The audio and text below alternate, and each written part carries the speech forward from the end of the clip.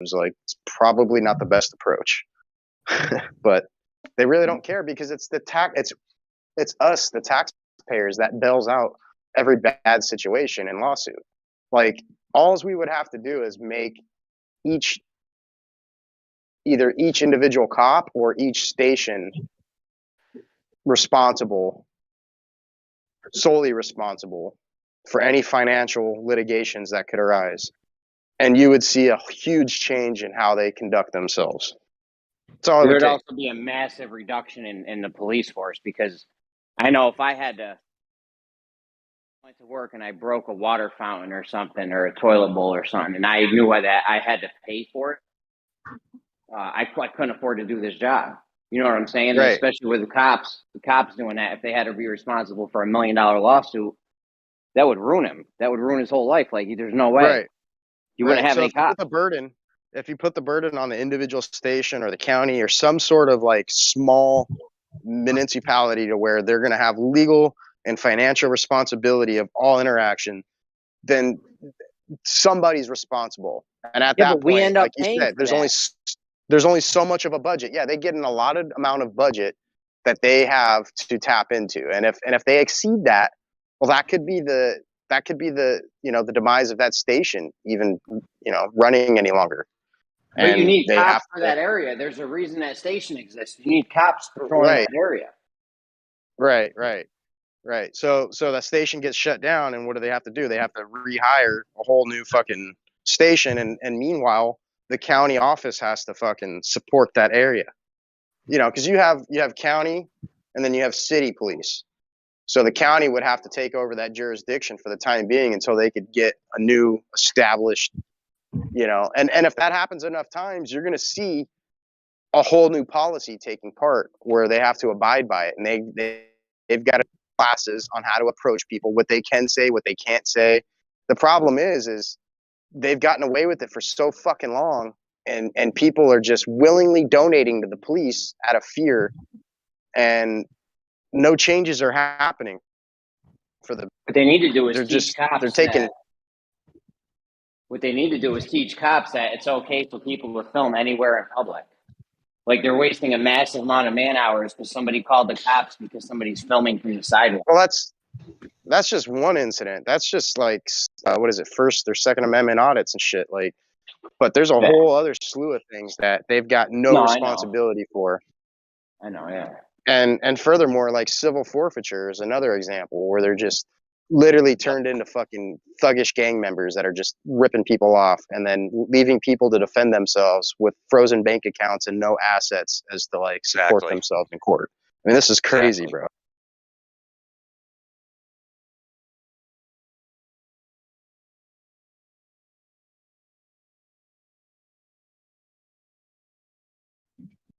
It's completely tyrannical. And if they've got enough money to send the sergeant to Israel for training, I would think they'd have enough money to fucking, implement some sort of like a small individual freedoms rights amendment or something that they've got to follow. They have what's called qualified immunity. It shields them from being sued, even if they do wrong. Only if you don't raise the issue on the side of the road. The Supreme Court has ruled that if you don't raise your issue on the side of the road, and they've ruled that cops can lie. So, like, if you believe that lie and operate under it, then it's like all things are contract, and no means yes. So, like, there's so much agreement that goes on behalf of the citizen unknowingly. It's really interesting. Actually, it's unfortunate.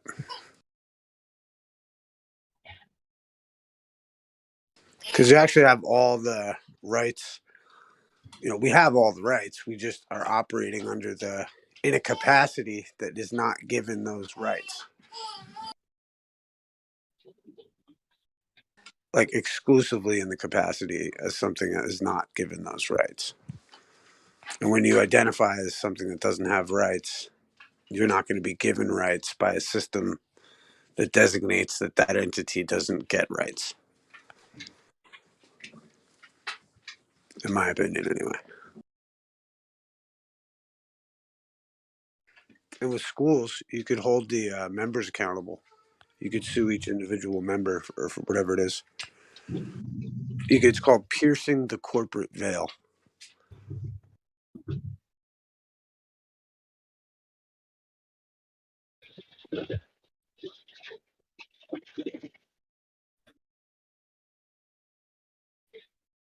Team up, team up.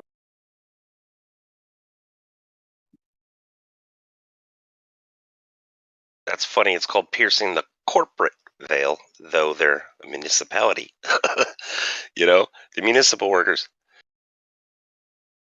Right, but it's all operated under an EIN number. Everything, all the businesses, everything is just conducting business. And you're conducting business in a bankrupt society that is ruled by the Uniform Commercial Code.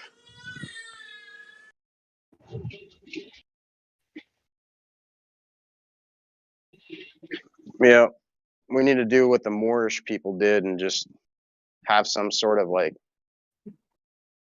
sovereignty within the system, so to speak, to where like we're still doing business, but just on a different channel, so to speak.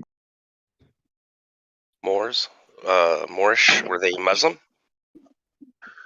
I think they might be the Moors. Yeah, they interesting group of people, especially how they do court is a whole nother level of like whoa. Yeah, but they invoke all kinds of like jurisdictional stuff, which is they're right actually because they have it set up as a nation, which is like which means that when they come into court, they're dealt with as like some kind of a different national, and actually I know a bunch of them, and some of it, it all like what's interesting to me is that it all funnels back into contract law, like being i.e.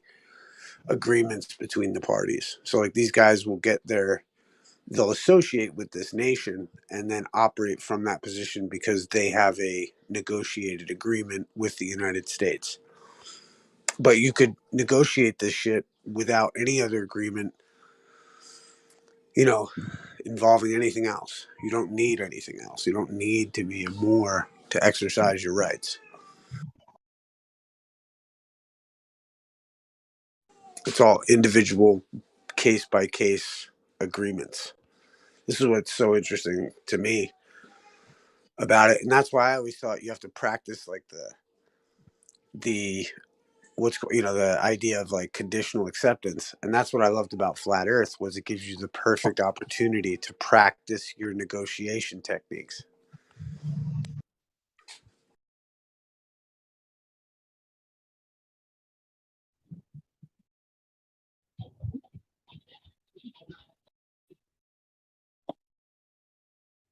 Especially like when you realize in law, there's a saying, the facts are on the moon.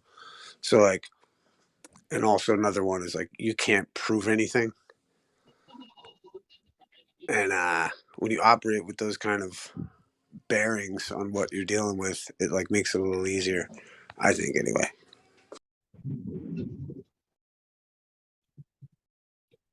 Because it solely becomes what the parties have agreed.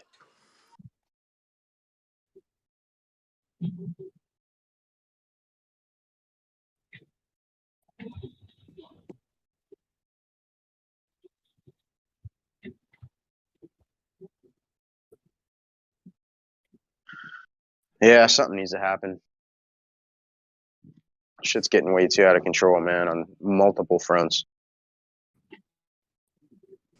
Well, I think it's, I'm of the opinion it's like when all the individuals stand as individuals, it will look like collectivism, but it's not. So when all the individuals have the same, concept of legality, like concept of lawfulness and legality, all doing maybe the same procedure in their own individual case, they're not a collective group, but they're individually operating as a collective based on a principle. This is why religion is such a threat to government, especially in our system, because it's an ecclesiastical system. So, and religion is a threat to government because it has its own ideology that's not a part of the government. We're not a part I of the always tell institution. I always tell people religion and government have been at war for forever, basically, to gain control of the people. You know, the church used to have sway over the people. Now the government does. Well, that's why I propose that even like the globe Earth, like I don't want the governing cosmology to be flat Earth. Like I think that in the governing cosmology of heliocentric or whatever our system is now, you have the right to be religious or anti-religious or To atheist. assemble, You have those you got the rights, right to right? assemble for one. Right, and Yeah. whereas in the flat Earth, like No matter what the institutional, precipice is, either like you have a right to even form militias. right, and there's all these different things that we're afforded, let's say, in this modern cosmology, right? Which I think would be taken from people or was taken from people by institutions that were flat Earth oriented because they could impose a religious position into their politics because God said that, like because you're under God's dome and all the rest of it, you know what I mean? Whereas you're like limited. There's no, like in our system now, it's like it's heliocentrism, but you can choose to be a flat earther in this political system. You have religious liberty, where if you're in a religious institution, they're claiming that they know it all already, and you're going to go to hell if you don't do this, this, and this.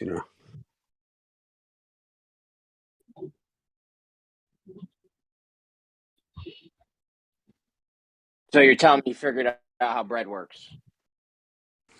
I'm not saying I'm a genius or anything.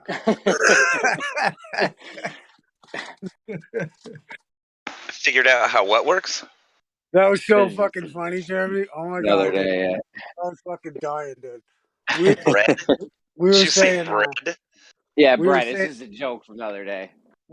how like I've been saying this for years, but like let's say like gems. And this is why you got to understand your audience when you're going into gems and stuff. Is like you could go in and talk to these ballers or whatever it is, and like you could be like, I like peanut butter and jelly sandwiches, and they'll be like, you're a liar. And that's where Jeremy was like, and they'll come in and say, you don't understand bread. You don't know how bread works. You're You don't know taking how bread jelly. works. You're taking Gotcha. jelly out of context. You don't understand peanut butter. Yeah, all kinds of shit. It was so funny. It's so true though, and that's why you have to realize, like, dude, you can't give these people any credibility, like, other than like, you know what I mean, other than their decency.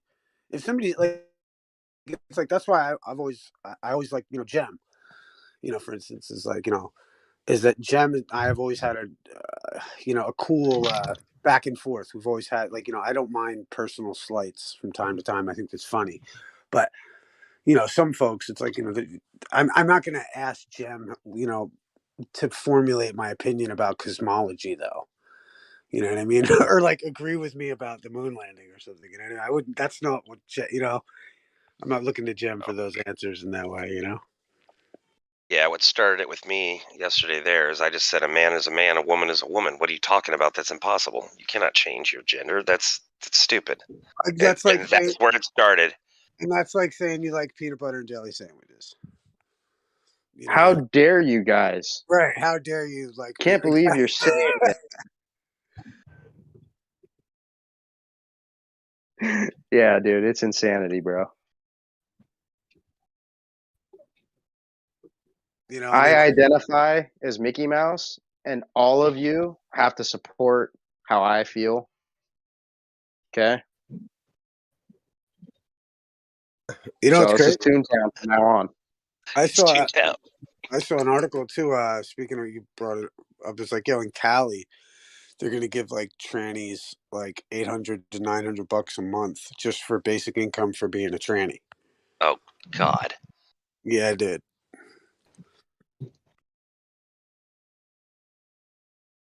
But I think they're just going full ape shit and they're losing all ground. I think everything they've done is, these people have done has been exposed. They're going to get wrecked in Ukraine. They're going to get wrecked with the laptop from fucking, like this administration shit. I think it's going to, we're watching a movie is really what it is. They're paying to not build the wall that's already paid for. Every day we're paying millions to not erect the thing that's already paid for. But you got to remember too, like normies have to have their hands held during this wake up process. And that's what's happening is they're just being slow walked through the awakening process. You know what I mean? Because like you can't even just even just to tell like your best normie friend about flat Earth is like potentially to like fuck them up. You know what I mean? They can't either because if they take it seriously, they're going to be like they potentially could go off the deep end and lose their mind because of the implications of flat Earth, or they're going to recoil and be like, "Oh my God, you're a fucking Nazi," and they're going to hate you and unfriend you and everything. And you know what I mean? Like you never know which direction they're going to go. Supposedly, that's what the people in Ukraine are being told, that Russia has to clear out the Nazi regimes that are within their country.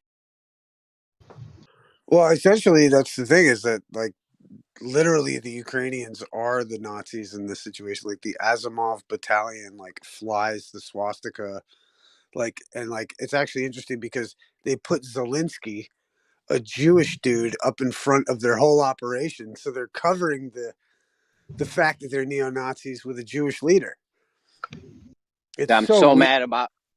Go ahead. No, I was gonna say it's so there's just I don't know what it is. Go on, brother. I was just gonna say I'm kind of upset about this whole Ukraine thing because right now I make 50 cents a day off of people in the Ukraine, and this might shut down my whole fucking operation here. Well, I mean, it just goes to show who's really running the world, man. Like when you can identify as literally anything you can fucking imagine, whether it be a Satanist or a fucking cartoon character or a fucking animal, but the second you say Nazi, dude, it's like you're gonna have fucking an army at your doorstep. Like it just goes to show who's really running the show, who we're not allowed to talk about. Right, or like you call somebody Jewish a Nazi, and it's like, holy fuck, you just like committed the holiest sin. You can't even question anything about them. You can't discredit them in any way. You can't. You can get arrested in Germany for being a Holocaust denier. Yeah. Well, there's that too. Yeah. Yeah, but critiquing them is even illegal, dude. Like it's literally considered anti-Semitism. Like Right. what other religion has those sort of protections, legal protection? Define Semitic. It's a group of languages, including Muslim languages. So how are you anti-group of languages?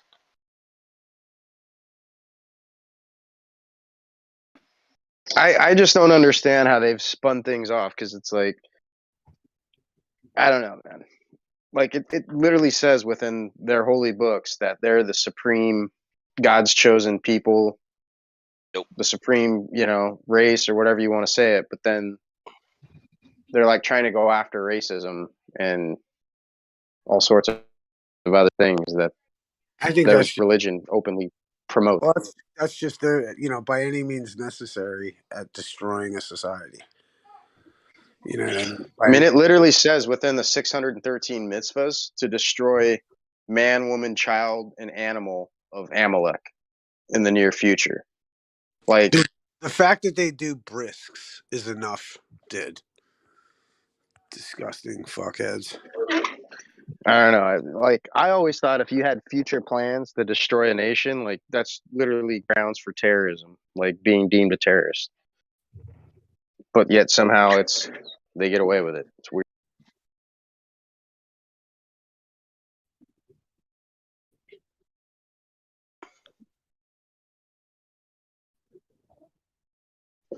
I don't understand, man. Crazy world.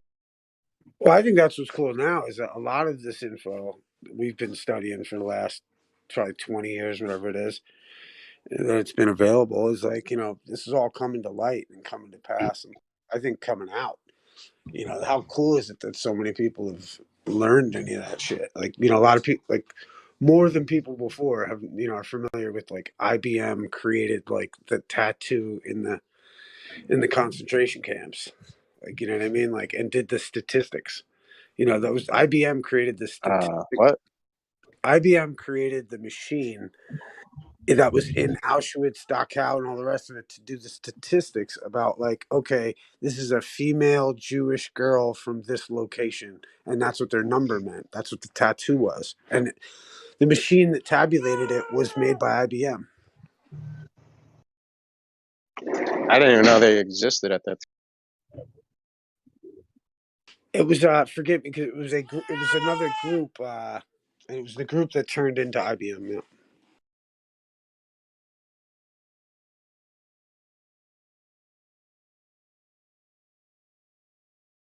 Yeah, look up IBM and the Holocaust. This one dude wrote a book about it. There's a couple videos online.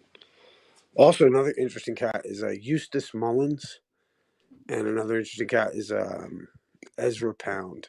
But of course, like they're all labeled like anti-Semitic or whatever, but they're not really. They're just historians. I think a very interesting thing from the that's relevant to what we always talk about is Werner von Braun and how he used to fake rocket videos and to show to Hitler to get more funding. If anyone can ever find those videos, fucking send me a DM because I saw them a long time ago, but you know how it works. I can't find them anymore. Yeah, DuckDuckGo is good for shit. Like I just find it funny that he used to fake rocket videos to show to Hitler, and then we got him, and then people like, do you think he You guys kept don't doing use that, or BAT?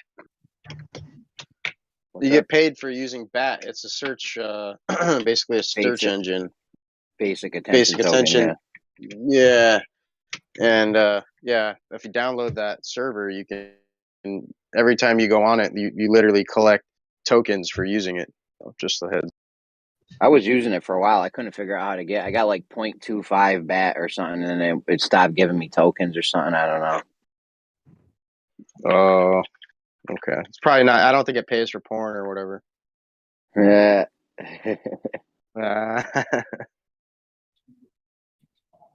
But yeah, sorry to derail.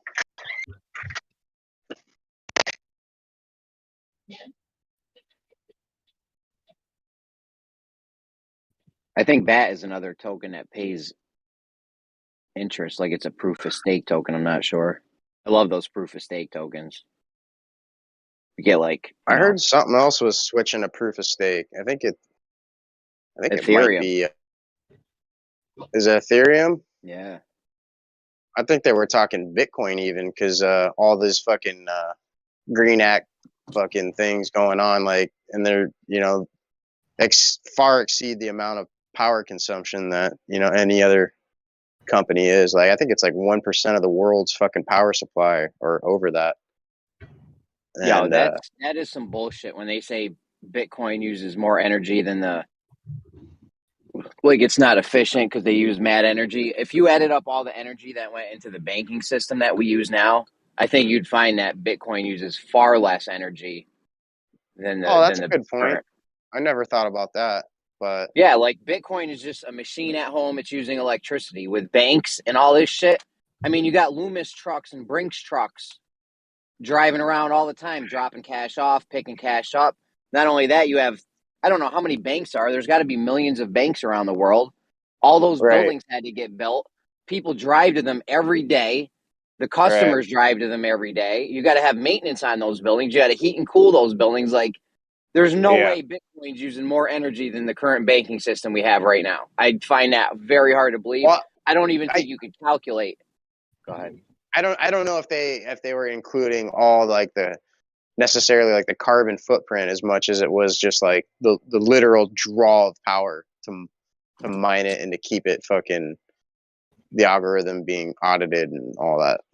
Yeah, but are they counting the amount of power that I know? But they're if you're going to compare it to the banks, you'd have to compare all the money all the energy or electricity that it uses that the banking system uses. So every time a customer drives to the bank, that should count as, energy or electricity use. Every time the worker drives there, every time they heat and cool the place, every time they have to build the fucking building, every time the guys got to go there to shovel the sidewalk and pour salt on the sidewalk for the ice and to cut the grass and to maintain the bushes out front. Like,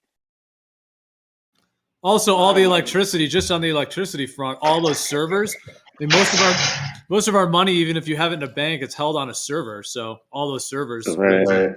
yeah, they got all the lights in the building, all the fucking computers going in the bank. Like, the amount of electricity the banking system uses has got to be 10 or 100-fold of what Bitcoin uses. Well, this is at least the narrative they're pushing, right? And I don't know. You think Bitcoin's gonna to 500 or what? What are you thinking, Jeremy? Oh, I don't know, man. I hope it goes up to 100 G's, 500 G's. We'll see. Yeah, I mean, it wouldn't. I don't.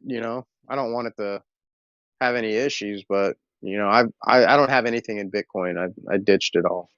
I have very little So, in Bitcoin right now. Yeah, probably a few $100 or something. But I mean, I do have a lot in crypto itself, though. So if Bitcoin goes up, I'll be doing all right.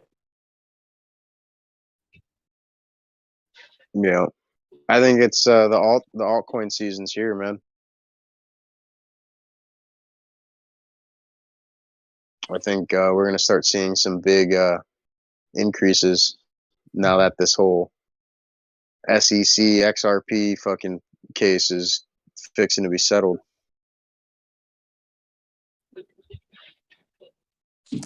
Yeah, I think I've been saying for a minute. My thing is, I keep thinking like Ethereum was like the founders of Ethereum were like the people who spied on Trump for Hillary, and then like they were given a pass by the SEC. You know what I mean?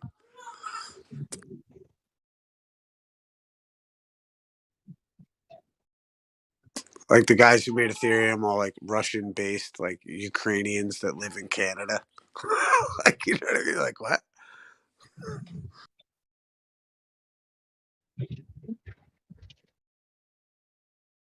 Yeah, I didn't hear about that. Yeah, well, like how Bitcoin and Ethereum are the only ones who escaped like the SEC regulation. Oh, yeah, for sure. For sure. That's because Clayton had fucking he had a bias due to the fact that he was heavily invested in I think both of those, if not at least Bitcoin. Right, probably all associated with that Hillary Clinton money. And what do you call it? I think like it's interesting too because it's like like Ethereum. It's like it's useless. Like it's like it cost me like or whatever. I haven't used Ethereum like that in a minute, but it's like $109 in gas fees to send you $150. You know what I mean? Well, the last Ethereum transaction I did was I sold Shiba Inu. I think it was $200 gas fee I paid. Right, $200. It's useless. It's fucking useless. And then Bro. the whole NFT market being created on the back of it, like I think that's all getting shut down. Because I think it's all getting shut down because this whole fucking phenomena with the Trump shit, dude. Because these people are getting routed the fuck out somehow. I don't know whether it's good, bad, whether some people like speculate, even like because if the rulers follow the star chart, the star story, then like the star story says that we got to go into the golden age, so they have to like route out all their own bad people, and like then we have to go into what I mean, like the rulers, like this is happening. I don't know why, but it looks like it's happening.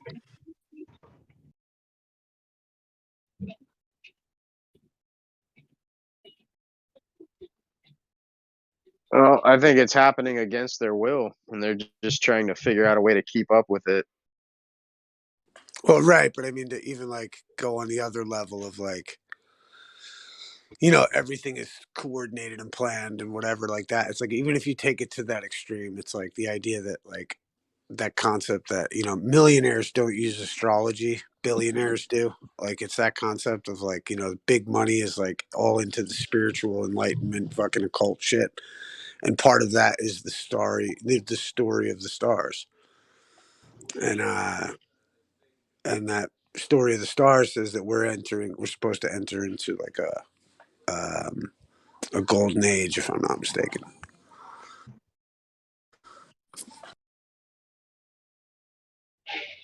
So, like, the players may not like it because they're getting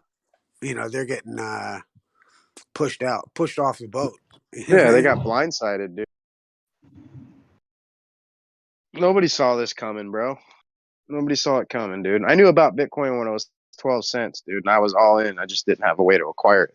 But I know, dude. I remember, like, I didn't even really get into it, but like Tor browsers and like the Silk Road and like all that crazy shit. Like, that's how I heard about Bitcoin, is through those means.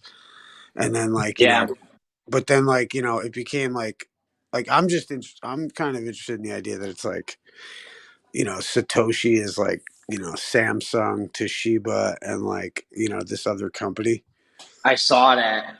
And, yeah, Satoshi spells out these weird, a whole bunch of.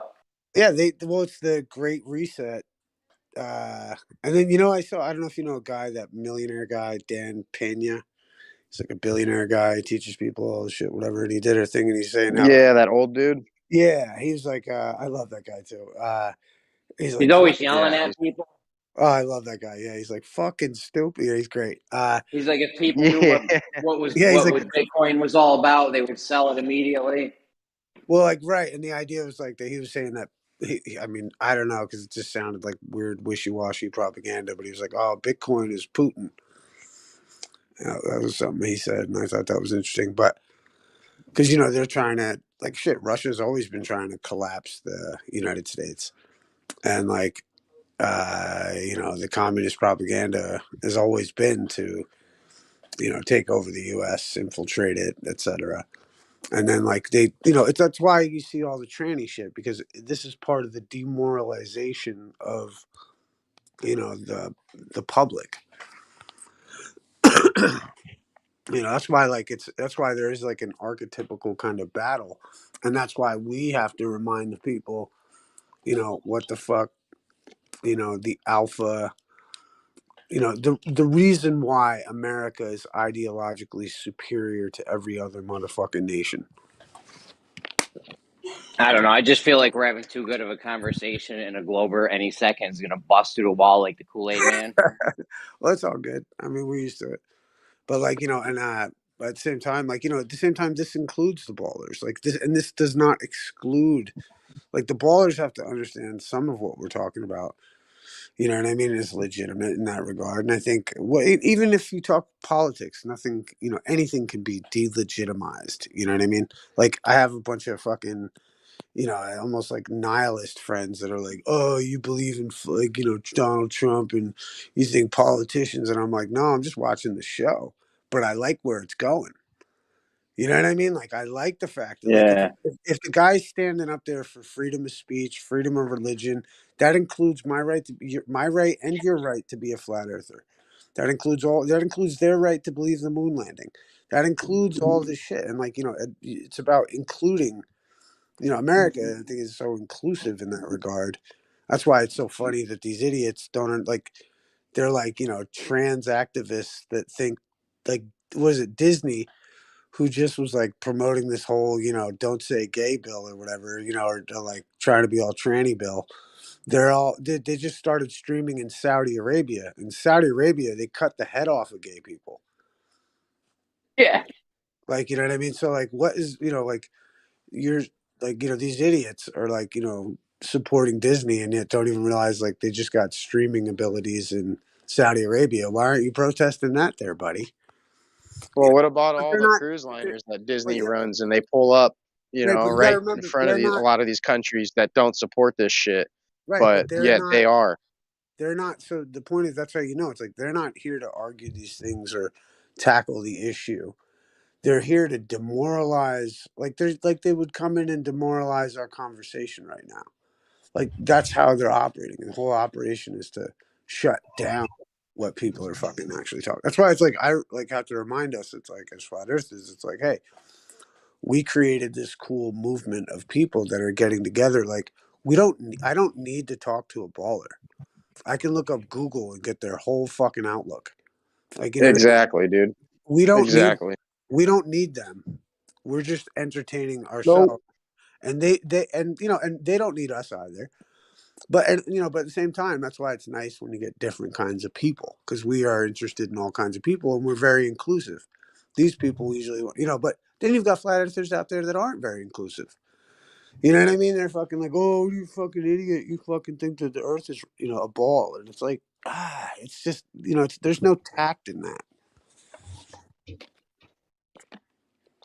You know, and like I just think either side of it. That's why I say like the principles of, I think, you know, Americanaism is so, you know, good, and because it allows people to speak, but it also doesn't allow them to interfere on some or infringe on somebody else's rights to think.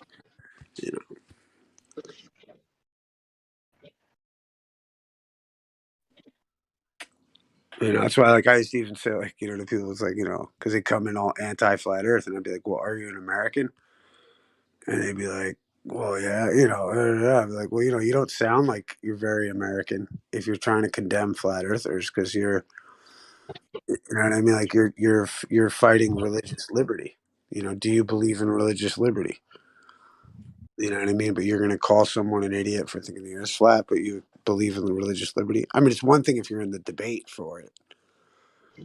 You know, people can, you know, I don't mind the slights and all the rest of it. I think it's rather entertaining, you know, but Some of it. Well, I heard you cracking up the other day. Somebody was, oh, it was Doofus was talking shit, and it was fucking hilarious. I was yeah, laughing right along with you, bro.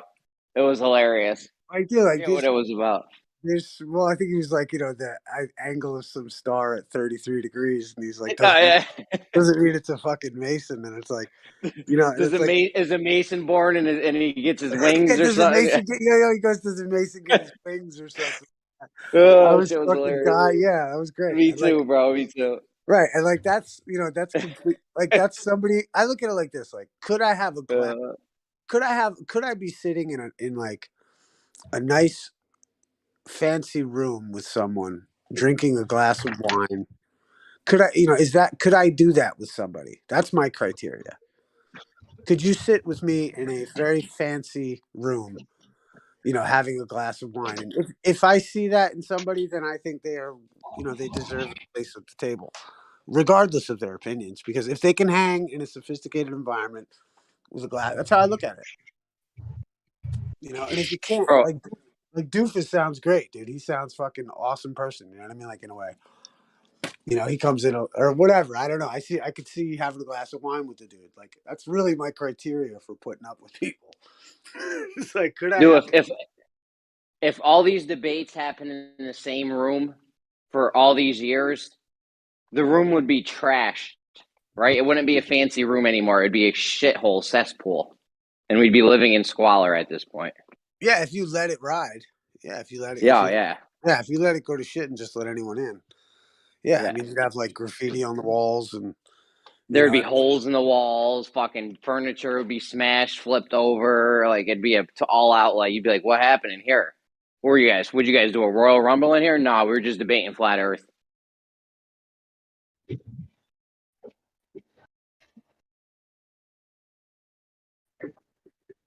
I'd love for this debate to happen like in a virtual room where you could like write shit on the walls, and you know they had furniture and shit. Even that would look like a shithole by the end of the show or whatever. Like, did you ever watch Brandon's? Imagine if Brandon's happened in a virtual room, mess with the furniture and write on the walls and all that stuff. Like the room would look insane afterwards. You'd be like, "What were you guys smoking meth in here?" No, we're just debating yeah, Earth related. is that guy Brandon still doing shows? Nah, I Yeah, messaged him on TikTok last week. I ain't heard back from him. No. yeah, hope he's all right.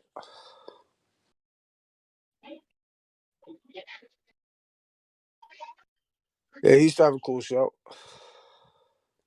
It was so crazy though. I've calmed down a lot since then. Like this whole atmosphere in Geos, because I came from Gems too. You gotta remember. So I've always been in kind of a crazy atmosphere with this flat earth thing. This is like the calmest. Bev's is pretty calm too, though, I gotta say. Like his whole atmosphere is pretty chill. It's mad chill in here. Like, Yeah, I dig that. You know, I like the and that's the thing too, because yeah, this is probably my favorite hangout channel right now. For sure, Gio. You did a great job, man. yeah, dude, you changed my whole mentality on everything on this by making this, just having this atmosphere here. Like, I was too crazy and wound up and shit, screaming at people all the time. I mean, I still scream at them a little bit, but I'm trying to work on that. Oh, dude, back in the day, we used to run debates. It was fucking chaos, dude. We used to run this thing free chan, and man, it was fucking chaos because like it was really like it was so lit, dude. Because it was a bunch of ballers, a bunch of flat earthers, all the concavers, anyone who fucking wanted to come could come in.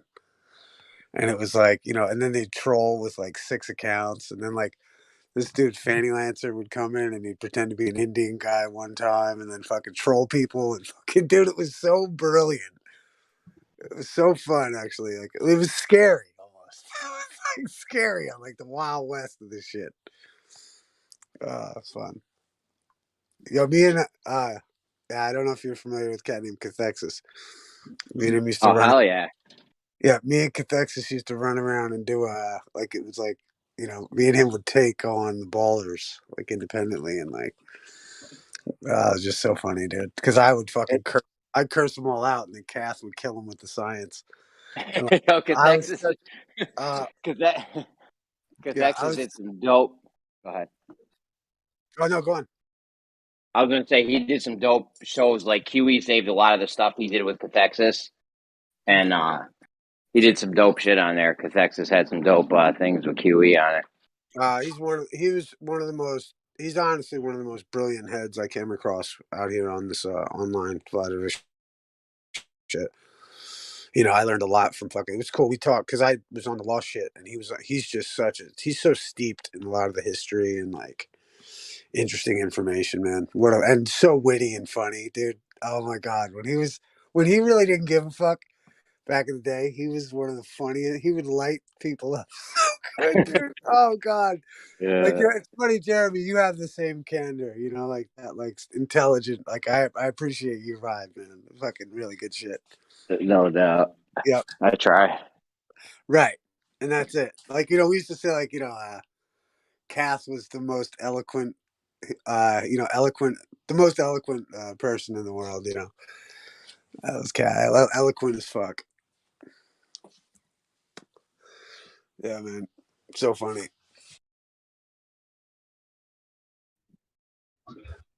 But yeah, it's like, you know, almost like boring talking about flat Earth. I think, in light of like the political show right now, I'm like steeped in that side of things. You know, in the sense of like, because normies are slowly waking up. I Like, mean, I don't know what else there is to it's talk about amazing. when it comes. I don't know what else there is to talk about when it comes to flat Earth. We've talked everything to death. I mean, there's nothing left but to go do something.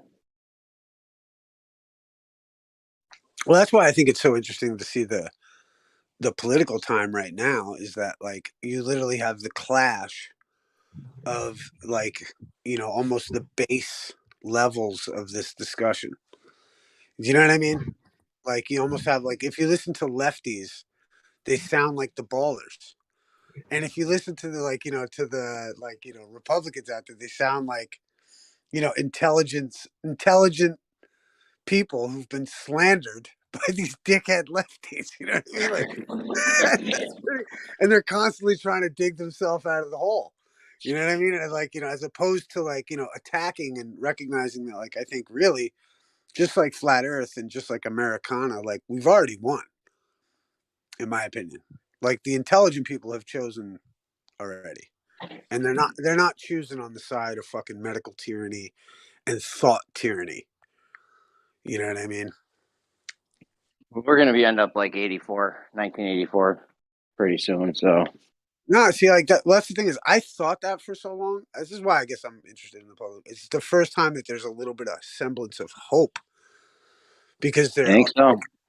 yeah, Yes, because there's a bunch of people, like I'm saying, that have been waking up, man. Like, you know, it's like, think Yeah. about it like this. Like, to be like an anti-vaxxer 10 years ago was like such an outcasted kind of thing. Right now, because these people have destroyed the name of like vaccination, it's okay to be an anti-vaxxer. Like, it's like you're either an anti-vaxxer or you got two fucking shots. Like, you know what I mean? Like, you know, it's like that.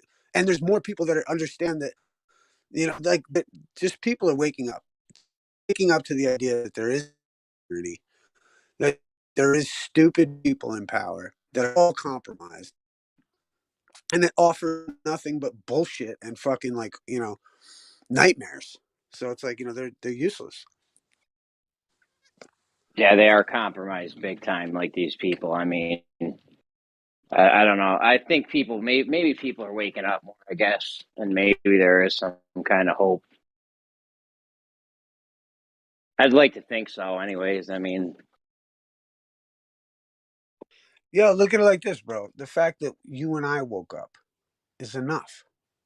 Do you know what I'm saying, dude? yeah, Like, I've the been idea, woke since the 90s, so. right, I know it, but the fact that we've even, you know, that we're still here. It's like, and remember this too. If these bastards were really in power, do you think that they would have let up on the vaccine shit, dog? It's true. It's true. Good point. They wouldn't have let up. They would have fucking gone and rammed it down everybody's throat. They are losing. And this is where I get hope, because it's like, you gotta remember, like, especially like in law, like, you know, when you're talking to that attorney or whatever like that, it's not what they say, it's what they do. You know, it's like if I send the guy the paperwork and he calls me on the telephone and says, "Oh, this paperwork's stupid," and da da da da da da da da. Well, like, you know, did he accept my paperwork though? Yes, he did. So his actions speak louder than his words. And that's where you need to understand, like, these lawyers, these ballers, their actions speak louder than their words. Like, for instance, they can sit here and say we're stupid as fuck for thinking that the moon landing was fake, but their actions, i.e., not going back to the moon, shows that they can't go back to the moon and possibly never did. No matter how much they want to rage about fucking, well, we got this and we got nigga, you can't even go back to the moon. You're over here talking Yeah, all this shit and you can't actually. So it's not what they're saying; it's what they're doing. I hear that. I And hear so, like, that. that's how, you know, like, again, like with the tyranny, like, that's where, you know, I'm a, you know, like, you know, I'm on the hopium, you know, just because I've never seen so many people waking up and unite, actually. So, you know, I think it's like, you know, it's maybe a couple years out, but it's happening.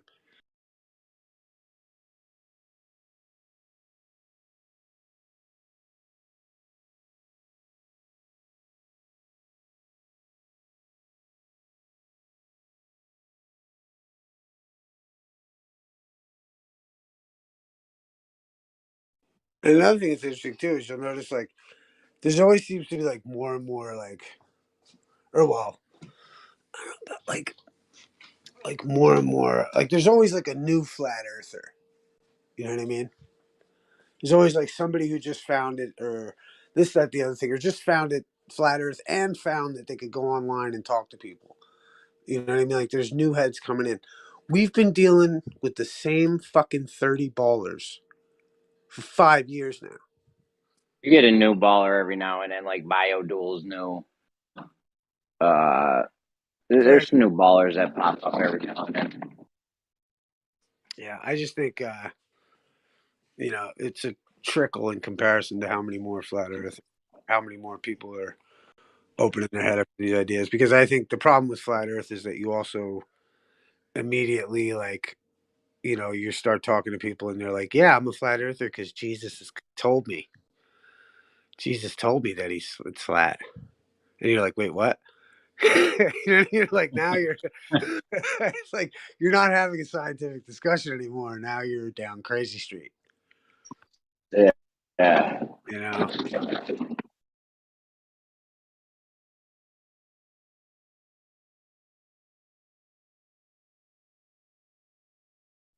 which has always got me about, that's why I used to always think like it's like flat Earth is not the hill to die on, it's just not.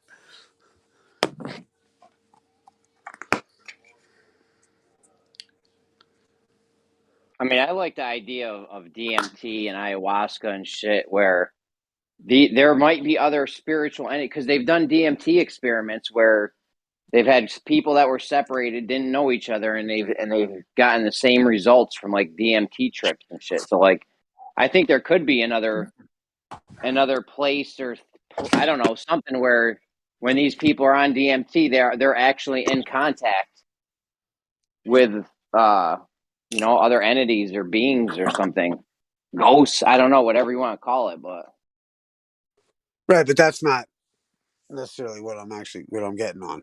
not like Jesus. Yeah, if you come up and like Jesus told me Well, I'm Earth's just saying, flat or whatever. like the idea, like, well, I mean, take it like myself, like I value psychedelics to some extent, right?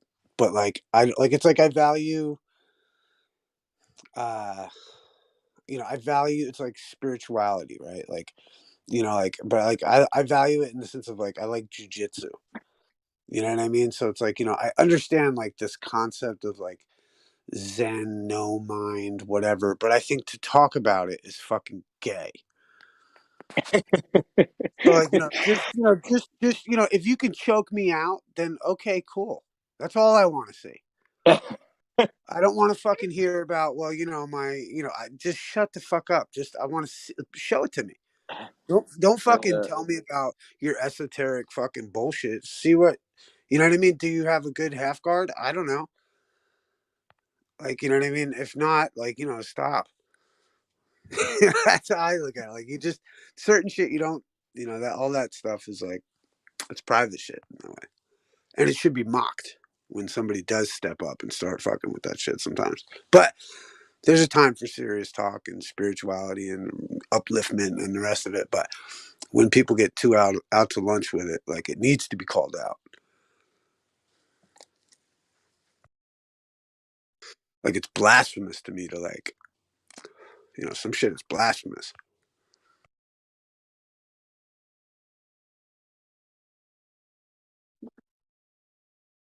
Not that it's not true, but it's like blasphemous to boast or to talk about it even, Oh.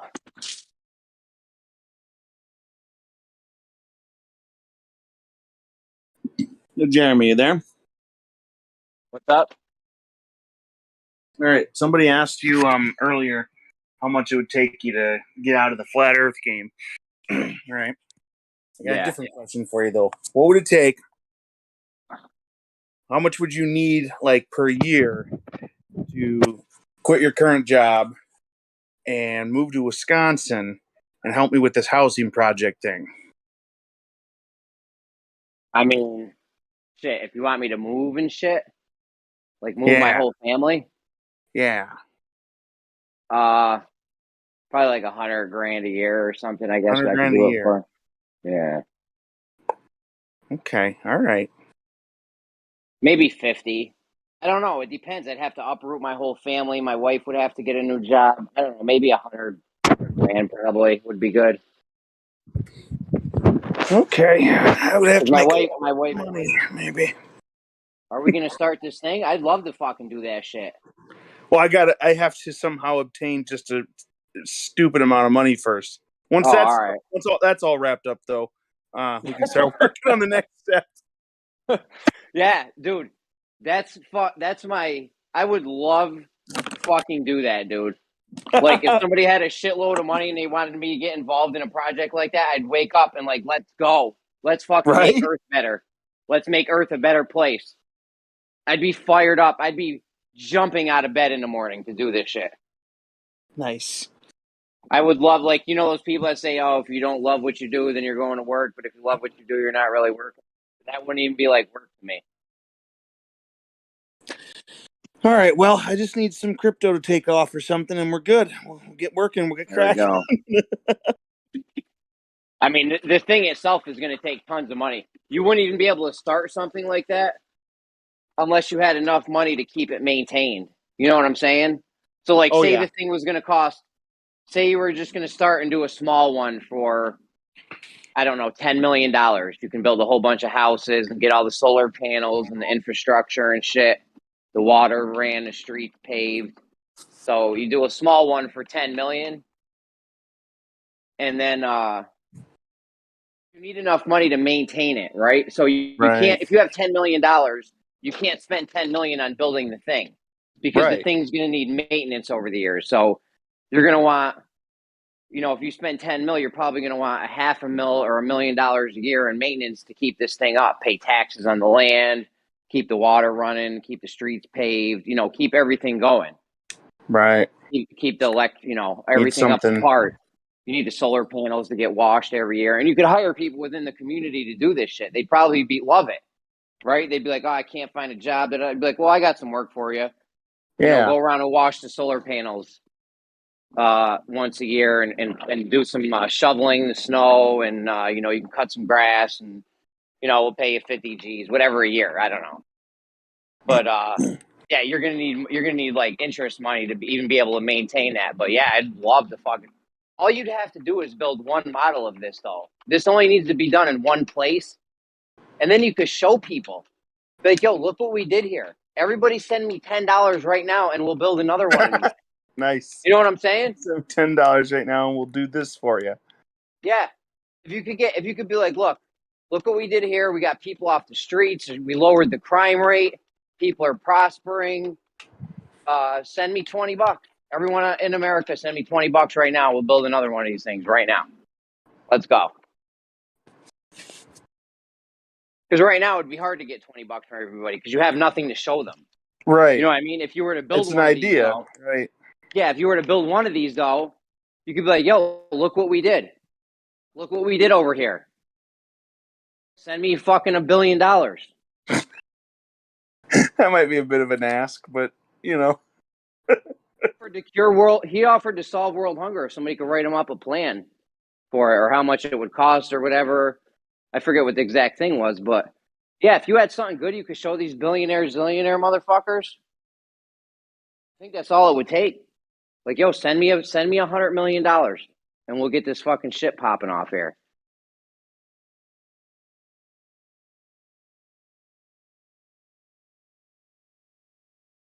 Yeah, man, I'd love to do that. If my wife could get a job in Wisconsin or whatever, I would do it for even less. I would do it for like 50 G's a year, honestly. Or even less than that. It wouldn't take a lot. If my wife could get the same paying job in Wisconsin, it would take very little money to hire me.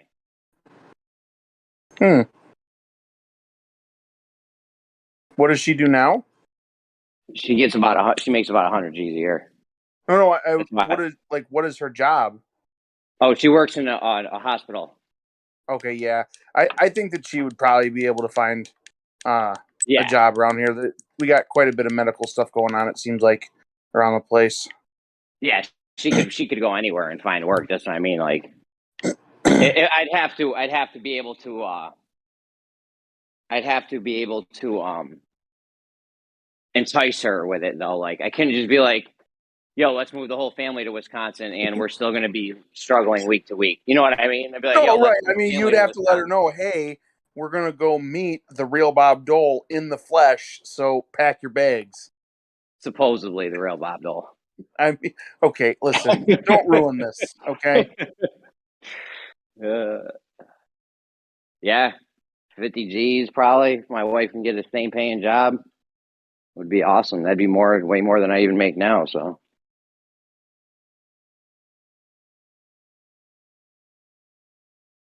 All right, Gio. You heard it, right? Now give me the money. You're the one who's offering. I'm just going to need a little more time, but we got it. Okay, all right. Okay. Well, how much? Should I get in a plane and fly above the earth so that I can be younger when you finally get around to getting me the money? Time dilation. Was that like? Was that you being my hype man? Yeah, that was a time dilation joke, dude. Time dilation. I'm your hype man. That comes with the $50,000 a year. Oh, okay. You need to help build your project and Be your hype man. Jeremy the hype man. Okay. All right. I guess with that thrown in there, I'm losing money by not hiring you.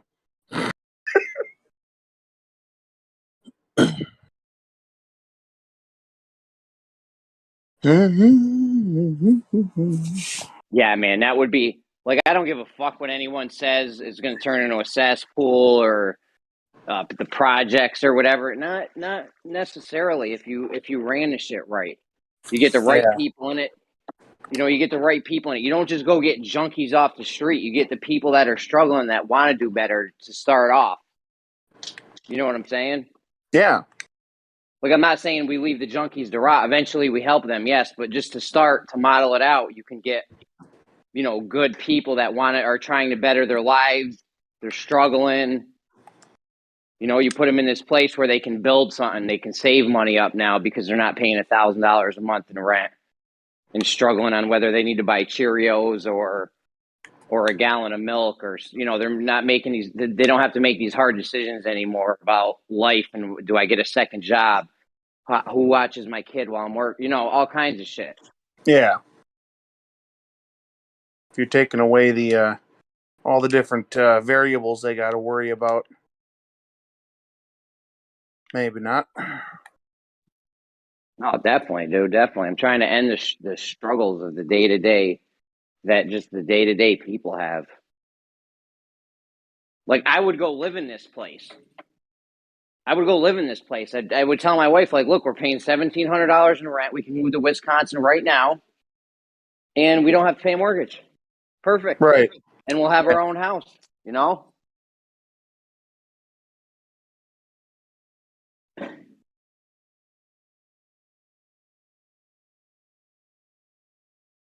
Like, I would want my job ultimately to be to run one of, like, after we get them all set up and shit, like, I would want to run one of these places.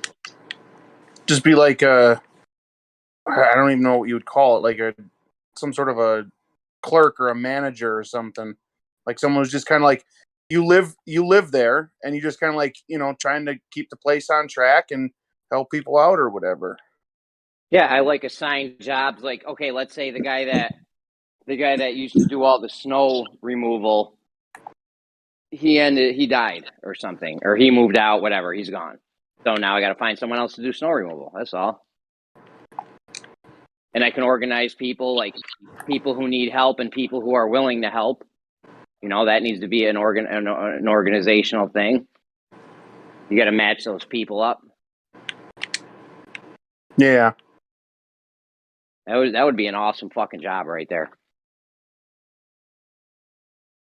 It would just make, I don't care who's a naysayer or whatever. That shit would have a ripple effect through time and make the world a better place. You know what I'm saying? Like, whoever's kids get raised in that, they're going to just have a better life than if their parents were out there struggling and shit. The parents will have more time to spend with their children, so, you know, they'll be able to guide them better. And plus, we've helped these people out so much, they'll teach their kids, be like, hey, listen, teach your kids to help people. You know, we got little kid shit they can do. We need a hold dog or some shit, whatever. You know, we need grass cut or garbage taken out for this elderly person or something. So you could involve the kids and get the kids helping and teach them how you're supposed to act in a society of where you help people. And you're not just worried about yourself and what you can get. Right. And you're engaging with things that are more important than wake up super early, barely see your kids, go to a place for, you know, 8 or 9 hours a day that doesn't really benefit you or isn't like a real work. It's like, it's fake made up work. You know what I mean?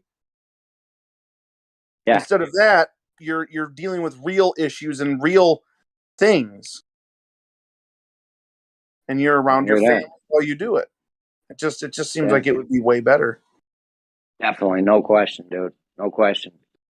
I'm down for this fucking 1,000,000%. It would make the world a better place. And like I said, if reincarnation's real and you could pull this off and make this shit work, you're not going to be worried about being reincarnated because you're going to walk into a world. You know, eventually You get America set up, and you move to Canada and Mexico and South America, and now you're in Europe. Next thing you know. I'm personally not worried about reincarnation. I'm just saying, if it's a thing, if there's the slightest chance that reincarnation is an actual thing, you will be, and you do this plan where we make Earth a better place. That's way better being reincarnated into a place where everyone has food, clothing, and shelter compared to the place we live now, where right, or where everyone's struggling and shit. You don't want to walk into a struggle. You want to walk into Easy Street where you got a house, you got all the food and everything you need. Instead of people fighting, they're helping each other out, maybe. Yeah, people helping each other, just making the world a better place.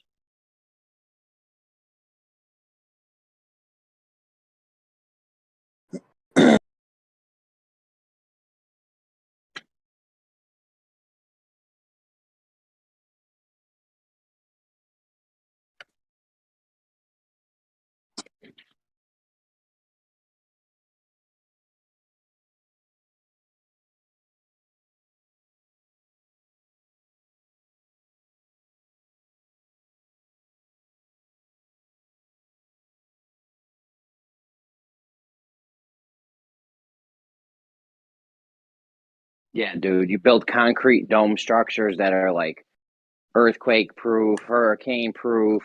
You don't build them below the water table. Obviously, you'd never build something below a water table. That's just fucking dumb. All of New Orleans should not be built on. You know what I'm saying? Like, there's places where you should just not have cities built. I think Tokyo spends an absurd amount of money pumping water out of their city. You know what I mean? Like, really, you just wouldn't build there. I don't think I had heard of that before. They have these massive pumps, dude. It's insane. The infrastructure they have for some of these places. What's going on? Is it like the ocean is somehow flooding them, or they're just below the water table. There's a level at where the water is, and there's some cities that are underneath it. Like New Orleans is one of them. They got to pump tons of water out of New Orleans towards the city or whatever. Maybe just like naturally, because it's lower. Huh? Maybe not. So yeah, you never even build it in a place like that. Like I wouldn't never build those domes in anywhere like that, because it's fucking ridiculous. Like, dude, what if there's a flood? You want thousands of people to be out of homeless and shit? No, let's just not build there. Like, if you're in New Orleans and you need help, we'll be like, yo, come up to Tennessee or something, or somewhere else where we're not gonna fucking drown someday. Good idea.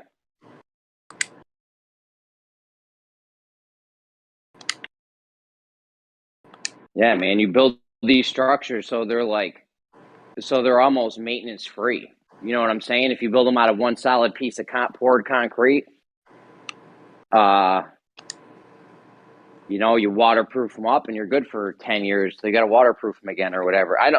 Ancient Rome used to be able to build concrete that was waterproof. So you didn't even have to do anything to it. Like, they have giant domes over there where they've been there for, hundreds of years because they never crumbled because they're fucking waterproof.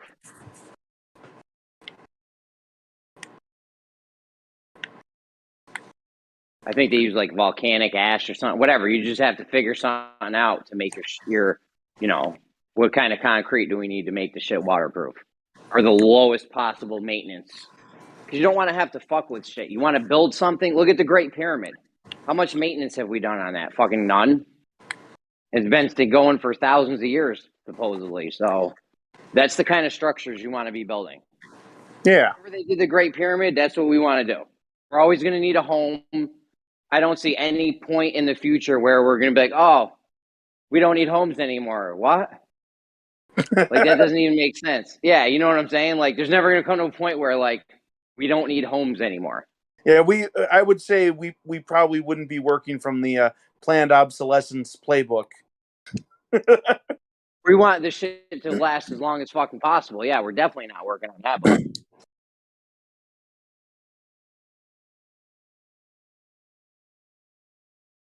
We get you solar panel the whole dome up or whatever. You put some solar panels in the backyard or something. You just figure out whatever the best thing to do is, and just fucking do it. You see, with these solar panels are supposed to last 75 years, and these last 50. We're getting 75-year ones. It's a no-brainer.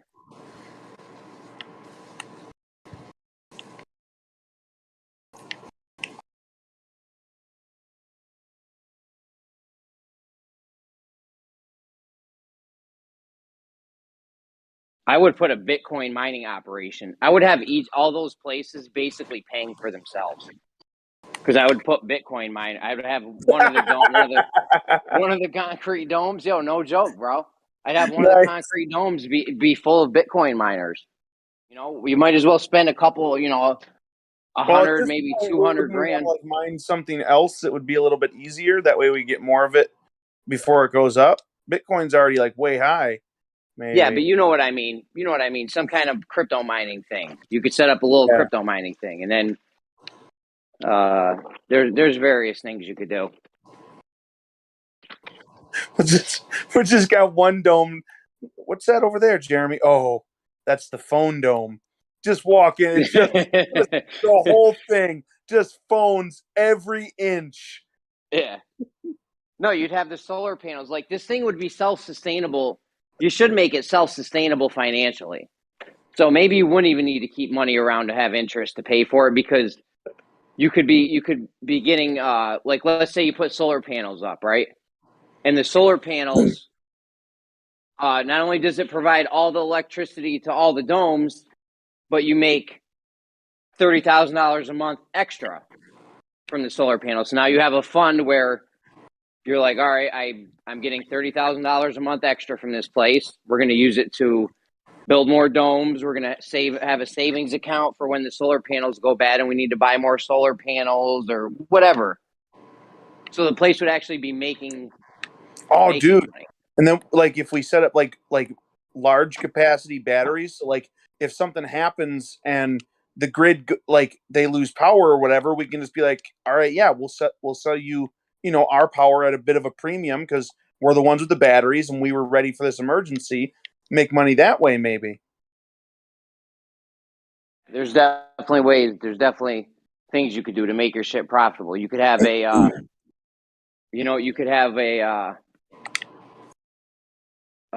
maybe there's gold or something in them there hills, and you could have a little gold mining operation, or you could grow a lot of food and have a farmer's market or something. There's just ways to create income, so the places, not only would they be self-sustainable, but they'd actually be profitable, so that you could use that money to build more infrastructure, more domes, more houses, more shit for the people. People are going to have kids. They're going to be like, well, my kid wants a dome now. All right, let's build your kid a dome in your backyard or next door or whatever.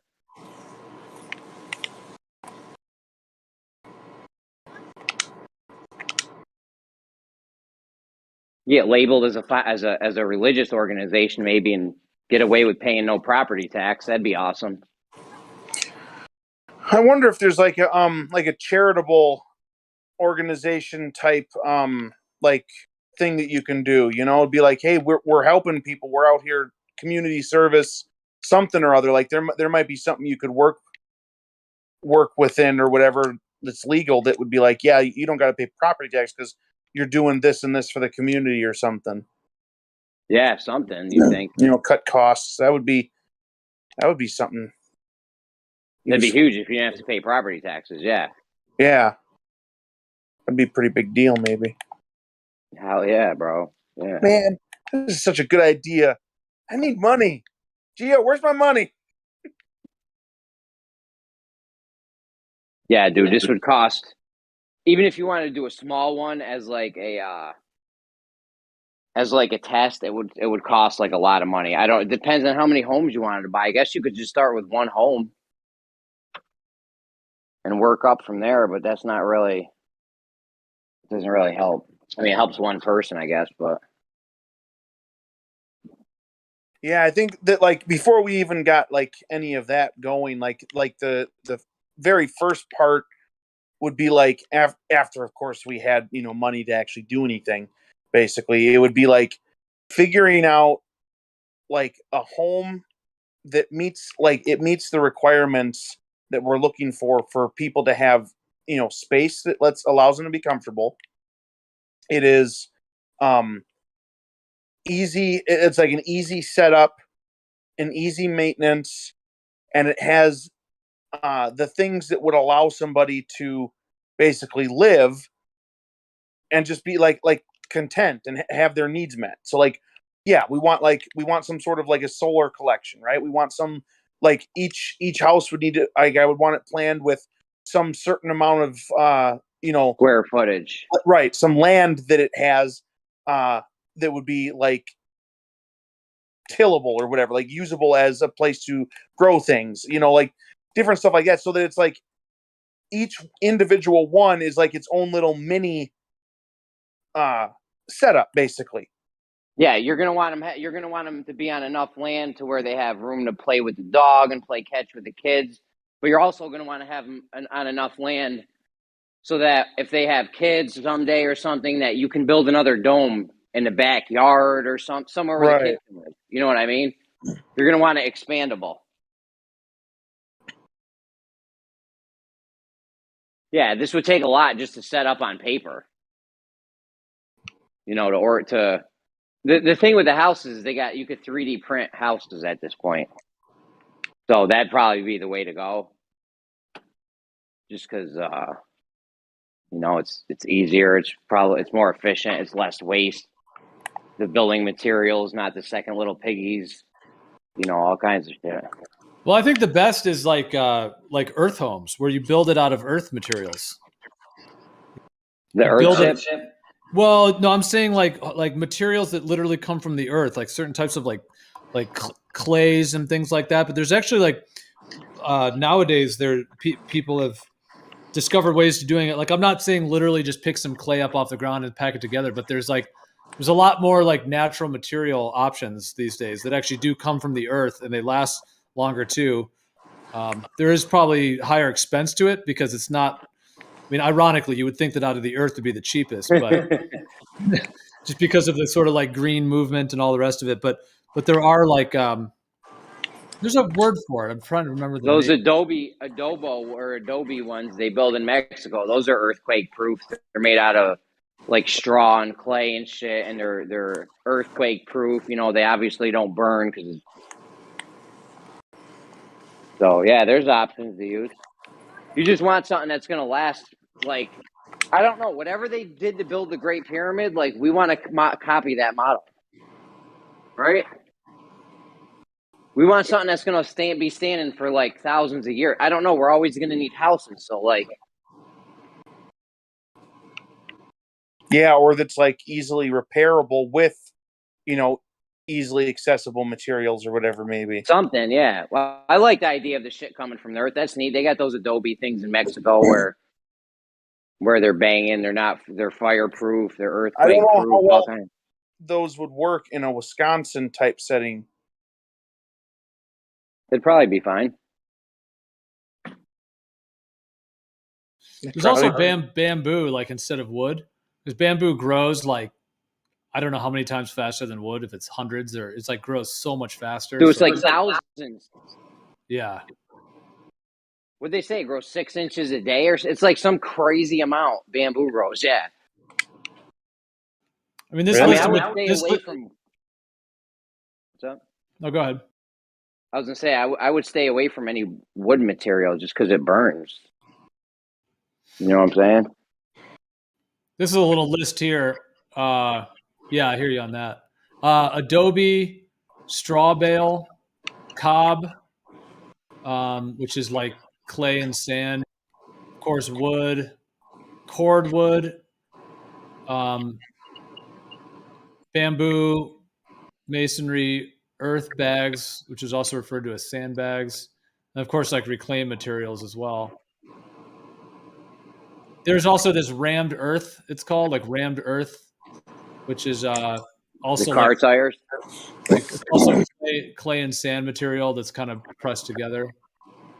Is that the car tire one? The guy with the Earthship tried doing? I don't know. Remember, you get the car tire and you ram the dirt into it with like a sledgehammer, and then you build the walls out of that.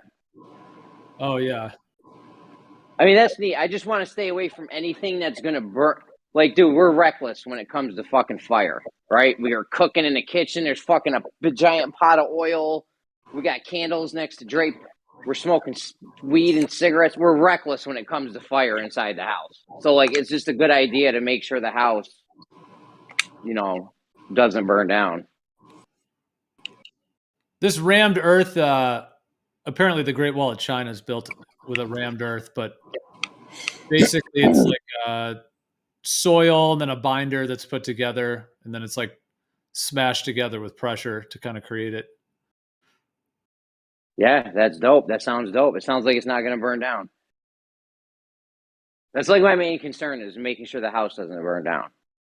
Because that's just sad. That's all that effort for nothing. Someone could come in first day and burn the house down on accident. You know, that's the last thing you want to have happen. It's funny how these natural materials like actually cost more. Like it's kind of ridiculous, but they do. Like there's like even materials made out of mushrooms, biocomposites. There's all this stuff. It's like, it's just ironic that it even costs more. But if money is not an issue, then that's because then you're building something that even when it falls apart, it's not bad for the earth, and you're not poisoning the earth further by building them. Yeah, no, I hear that. We could try to use some hempcrete adobo shit if that's what you wanted to do. Definitely, I'm all with that. Using earth-based materials, that's fucking great. I just said the concrete dome because, like, you know, it doesn't burn down. That's my main concern. Like, if money's no object, we just want to make sure we build a structure that needs, you know, the least amount of maintenance and is going to last the longest. So,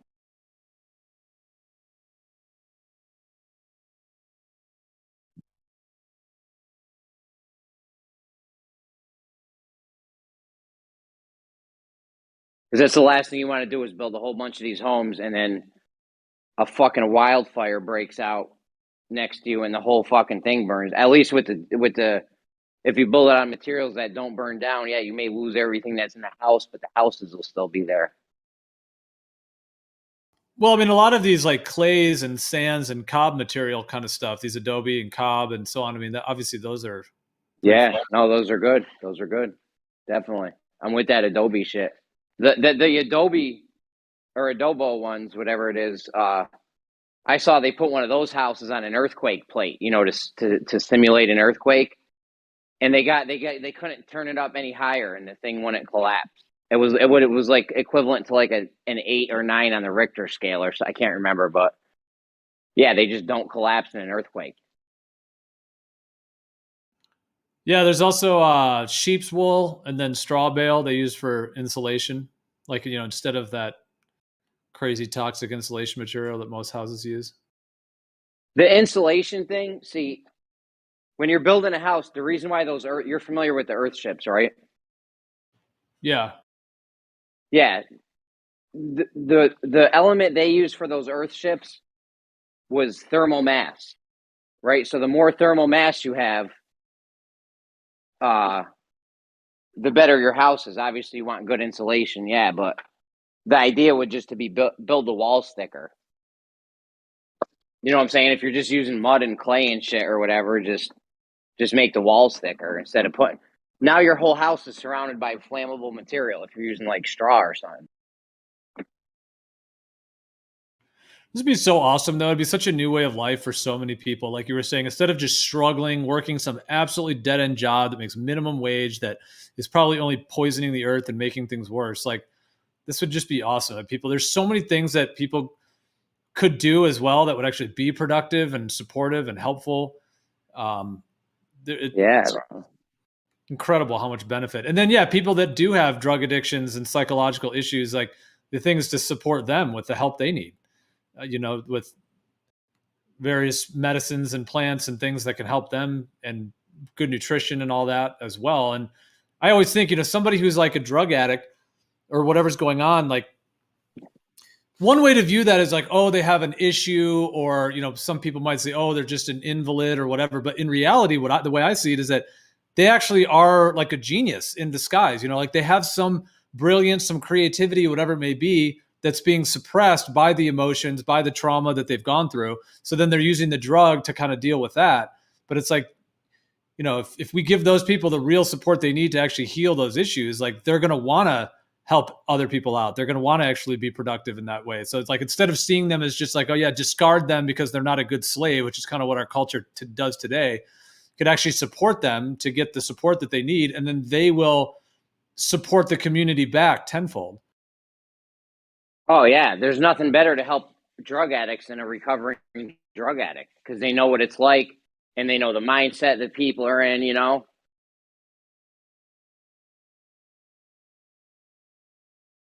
Yeah, those people can still be fruitful members of society. They just need help. That's all.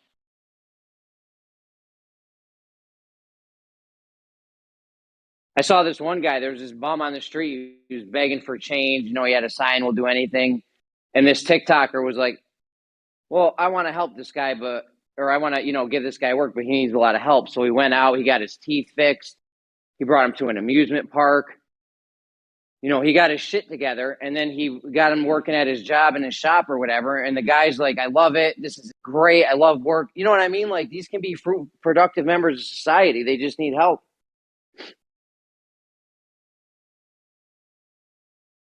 I go right to Skid Row and be like, yo, who wants to be a productive member of society? Who wants to actually try? And there's going to be people there that are going to say me. And those are the people you start with. Well, someone's going to have to. And then once you get them. No, go ahead. No, I was going to say, once you get those people sorted out, and, you know, then you start working on other people, and just, it would be a domino effect. Go ahead, though. Yeah, absolutely. Well, I was just going to say, I mean, something's going to need to happen, like, because, I mean, this is maybe somewhat speculative and just kind of I would have no way to prove that this is what the future is going to be. But I mean, if they start like trying to drive people more into like these smart cities, and, you know, the financial, who knows what's going to happen? Like, if there is a huge financial reset, like many of us have talked about and thinking about, it could be crazy. I mean, you know, the idea of even just living homeless on the streets of whatever city, that may not even be possible at some point. They may kick all those people out, and then a lot of people may end up dying or something. You know, like if they really, like if there is some major financial reset and they start kind of trying to shuttle people into like specific smart cities where you have to have your, you know, your jab passport, your whatever else, you know, the whole system. And if you're not, you know, up to that system, you're just dejected. And then what do? You know, so it's like, it's kind of interesting to talk about this. Like, not only would it be great to happen today, but just when I think about the next 5, 10, 15 years, like there could be a lot of people's lives that are at risk even more than they are now. It'd be great to have that place for people to, that's what I mean. No matter what happens in the future, that place would be great for people to have. So we're getting our own water, get our own food. It's self-sustainable. You know, we have homes. It's safe. That's what you would want.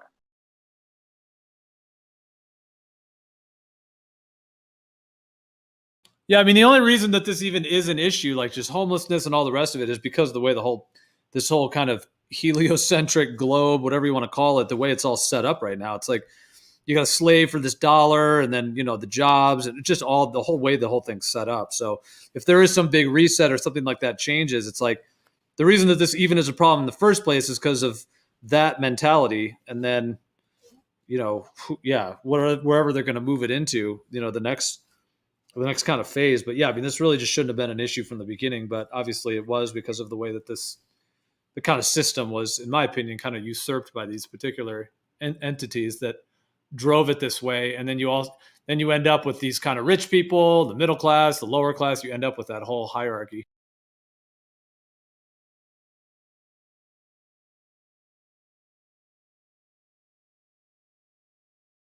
Yeah, that would just be amazing. So many less. The world would be such a great place, at least better than it is now. You know what I mean? If you just made one of these camps, like I said, then you'd have something to show someone. Like, yo, look what we did. Look how many we lowered the crime rate of this city. You know, since we started building these things, we got people off the streets. People are productive members of society now. You know, and I feel like you could get people to donate to that cause. You could show all the millionaire, billionaire people, like, look what we did. Why don't you guys help and do something for humanity? You know what I mean? We could almost shame them into helping us.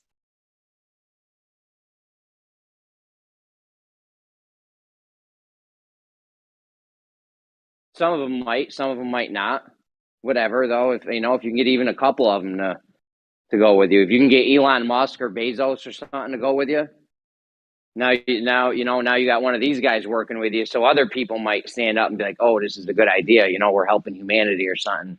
So it might be like a domino effect where you get a whole bunch of people to start helping, pitching in on this, and just you'd be set.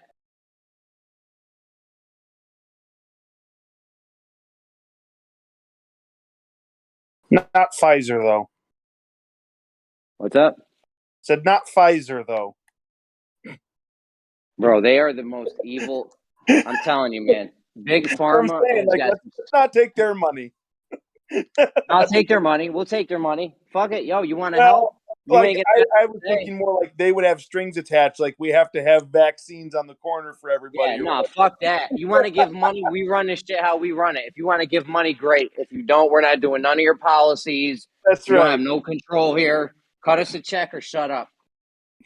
Or both. Cut us a check and shut up. Then shut up. Yes, that's exact. Cut us a check and then shut the fuck up. You don't have no say in what happens here.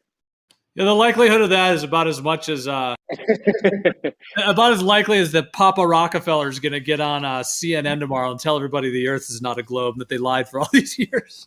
Yeah. But yeah, you wouldn't let anyone buy in to where they had any kind of control. Like if Musk was like, "Oh yeah, it's a good idea. I'll donate $5 billion, but I want to make sure that this such and such thing happens or whatever." Be like, "Nope, forget it. You're out. Go fuck yourself."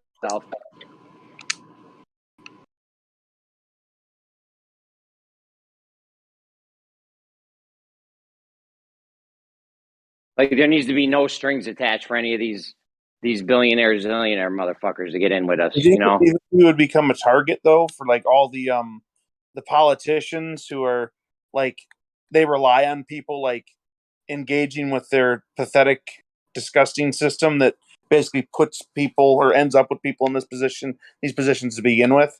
You think we'd become a target for them? Maybe. Possibly, yeah. Wait a minute, enough of these uplifting people and helping them live better lives. How am I going to get votes?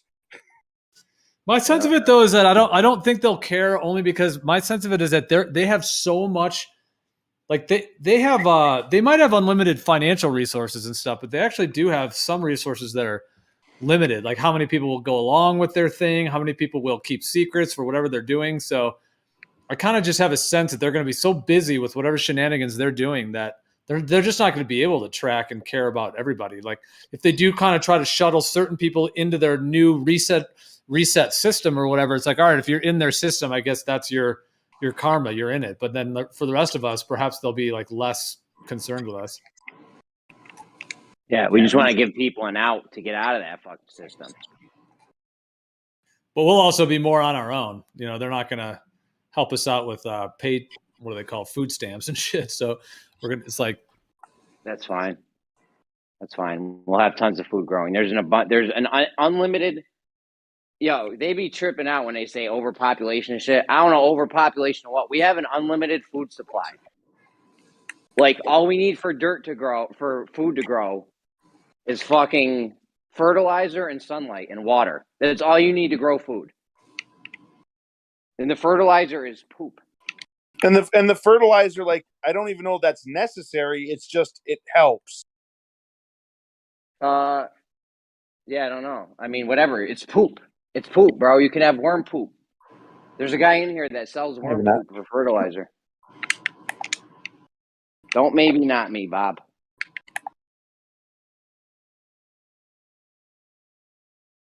Yeah, I don't know. Whatever. It takes very little to grow food, and we have an unlimited supply. You grow one tomato that has 50 seeds. Now you grow 50 fucking tomato plants, and now you have 5,000 seeds, and you can grow, a shit ton of fucking tomatoes.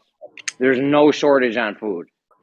You can grow fish or raise fish or whatever they call it, chickens. Like there's no limit to how much food you can produce. It's almost as if our world was designed specifically to keep us fed and capable of living our lives comfortably, contently, and fulfilled. Almost like that. I mean, let's not get crazy, Bob. Okay. Yeah, maybe I just need to get some sleep. Let's not get crazy, but yeah, I mean, you have an unlimited supply of food. Basically, it's all about if you have the willpower and the space to do it in. So, Well, I like the idea of not even having to grow food. Like all you do, like if you have enough land that's like a natural ecosystem, the animals just live on the land. Yeah, you might want to throw some seeds out there and just kind of have more shit grow, but it's like it should all just be sustainable within the own ecosystem. Like the chickens give birth to more chickens and they pump out eggs, and the goats give birth to more goats, and the plants regenerate. And like this whole concept of like agricultural farming where you've got to like hack down all the trees and grow rows of plants. I'm not really into that. I'm much more into just like a wild landscape that actually just produces its own food. And you can maybe potentize that like by throwing out more seeds or giving it more water or something like that just to make it more potent. But yeah, I mean, I think we build land can provide everything we need.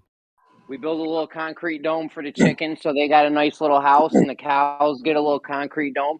And then if you want some beef or chicken or whatever, you just go grab an egg or a chicken or whatever you want. There's apple trees and fruit trees and raspberry bushes everywhere, and we could be like hunter-gatherers. You don't really have to hunt because it's all right there. You know what I mean?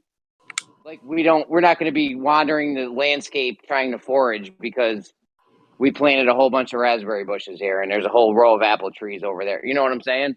Yeah, we might be able to set up like one of those like hydroponic like systems or whatever, where it's like where we're actually just we have this like compact like bio system or whatever that's just like growing lots of food, like even in not necessarily even like a full field or whatever, we might be able to get it so that it's growing a lot of food in just a small area. Well, they have this thing now called food forests, and it's just like, it's just a forest of food, apple trees, all kinds of food just fucking grows. Like that's how I think that's what Gio was talking about, like some kind of food forest thing. Maybe.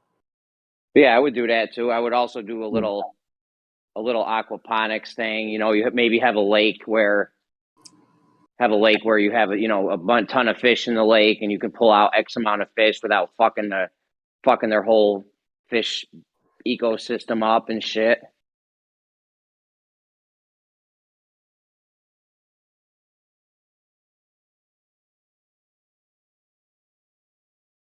Definitely doable.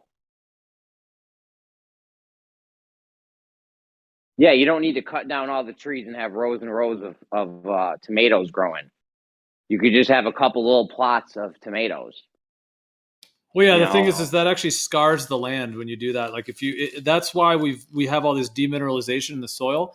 If you like chop down a bunch of the natural ecosystem, all the natural weeds and plants and shit, and then it's like scarring the land. It's like literally like damaging the land. Then you try to plant like one row, like this monocropping thing, one row or multiple rows of like one species of plant, whatever it is, tomatoes or cucumbers or whatever. You end up just literally damaging the land, and then the land can't regenerate properly with the right minerals because every time you pick those plants and then you plant more, it demineralizes the soil, and then you got water issues and pesticide issues. So yeah, there's a whole bunch of issues that come along with that. It just literally damages the land, which is why a huge portion of the United States is destroyed by this, especially all the cornfields and all the middle states, a lot of those states in the Midwest. Our food's way less nutritious now than it used to be back in the day because of what you just said. We're destroying the land. And our food's not as nutritious as it used to be. Way less nutrition now in food than there used to be.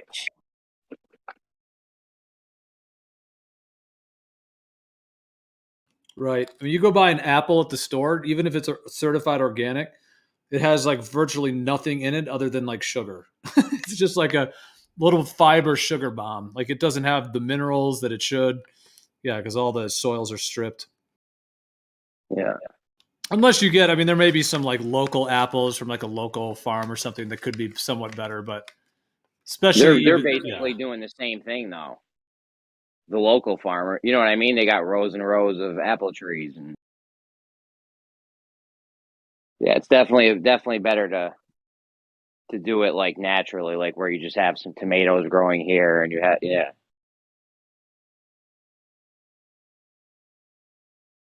you put a giant lake in the middle of your thing where, you put a lot of fish in it, and the fish just keep naturally breeding. So you're like, all right, we can pull out 100 fish out of this lake a day and eat them.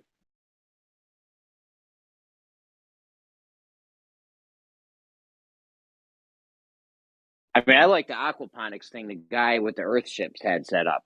It was like this self-containing ecosystem the size of a shed that could feed like 4 people with plants and fish and shit. You could do that if you wanted, whatever. And like, just whatever you want to do. It doesn't even matter. Let's just fucking do something. Yeah, believe it or not, on the island of Maui in Hawaii, there's like these axis deer population that is on the island of Maui. And there's like 2 other Hawaiian islands that there's deer on. Some of them don't have any deer. Like the big island of Hawaii doesn't have any deer on it at all. But anyways, Maui has a ton of these axis deer. And, they call it an invasive species or whatever. But there's so many deer on Maui, and they're multiplying so quickly that it's one of the only states in the whole country that you can freely hunt deer year round, and you don't even have to have tags for them. So you could just go out and shoot 30 deer and take them all home, and it's legal. I mean, you do have to have a hunter's license, but other than that, you don't have to tag them. You don't have to do any of that. And however, of course, the USDA made it illegal to sell the meat or whatever, so you can't sell the meat, or at least you can't sell it. Like there actually is a company that sells the meat that they get from these hunted deer. But I'm just saying in general, like if you're just a regular guy, you can't go do it because the USDA puts blockages. But it just kind of shows how, like, in that scenario, like it's literally a problem, or at least they see it as a problem, that there's so many deer. They're trying to hunt much food, reduce them. Yeah. Yeah, we have so much food. It's a problem. That's what I mean. You could have your shit set up with just animals that forage naturally. You put a little fence up so they can't fucking escape, and you got all your animals that are free range, doing their thing, just waiting for you to go kill them and slaughter them so we can have some food on the table.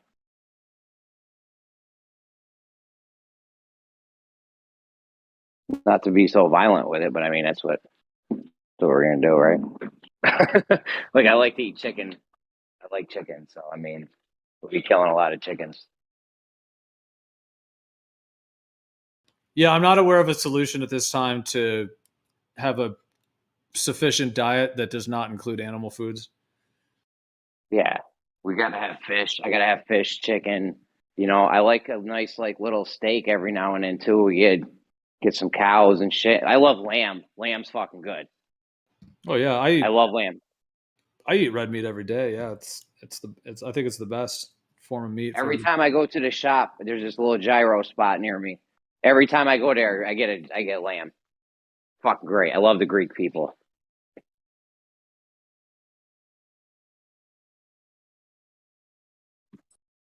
But I do think it's important to stretch out to other animal species. I mean, I think we've done enough to the cows and lambs to some degree. It's like, let's let those guys chill out a bit. I mean, there's so many other species that we do cows dirty, bro. We take their babies and turn them into veal. We take the milk for their babies and we drink that. We kill that. Like we've done cows pretty dirty. So. Oh yeah, they've been like the I don't even know what the right term is. They're like the slaughter central of like the New World Order, whatever the hell. Like, yeah, whatever they've done to cows is just factory farming. Like it's endless. Yeah, it's pretty horrific what we've done to those. Yeah, still, you get some cows for milk and shit. And I mean, I don't know. You don't eat cow meat? Oh yeah. Well, I mean, I try to do other species more so than cow, though. But yeah, I mean, I do still. But I mean, there's like buffalo, venison, deer, elk. Oh yeah. Well, and actually, a lot of those Rabbits. species have been kind of. I wouldn't mind eating rabbit meat once in a while. Rabbit meat's good. Chickens. Yeah, rabbit kind of just tastes like chicken. Like I've gotten like wild hunted rabbits. They're tasty. It's not that different than chicken, really. And rabbits reproduce really quickly too. That old idea of fuck like a rabbit or something to that. Yeah. Oh yeah, bro. That's what I'm talking about. You got some rabbits here, some chickens there, some raspberry bushes over here, some apple trees over there. We're growing pears on this side, and we get together and just bring the food to one spot. And like, whoever you're hungry, you need food here, it's right here. Just come get it. Come get the food. It's right here. And if your little dome or whatever thing you have is profitable because you got solar panels or a Bitcoin mining or whatever you have, if it's to make it profitable, you could pay people to do this work, or people might volunteer. Either way, I don't see a problem with getting the work done. If you're letting people live there for free and they don't have to pay rent or mortgage or electricity bills or a Wi-Fi bill, and they have all the stuff like I said, I know people are lazy in general, but if you freed up everyone's time, maybe it's just me, but I can see people pitching in a few hours a week to get stuff done. Like, I know if I didn't have to work at all, right? And they were like, some guy was like, yo, I'm going to make it so you don't have to pay a mortgage or an electric bill or a food bill, and if you want, it's up to you. It's not mandatory, but if you want, pitch in 5 hours a week and help us dig a trench or gather some pears or something. I'd be all for it. I'd probably do 10, 20 hours a week. I might go OT with it or whatever. Like, I love to help out and feel like I'm a part of a team and I'm helping and I'm getting stuff done.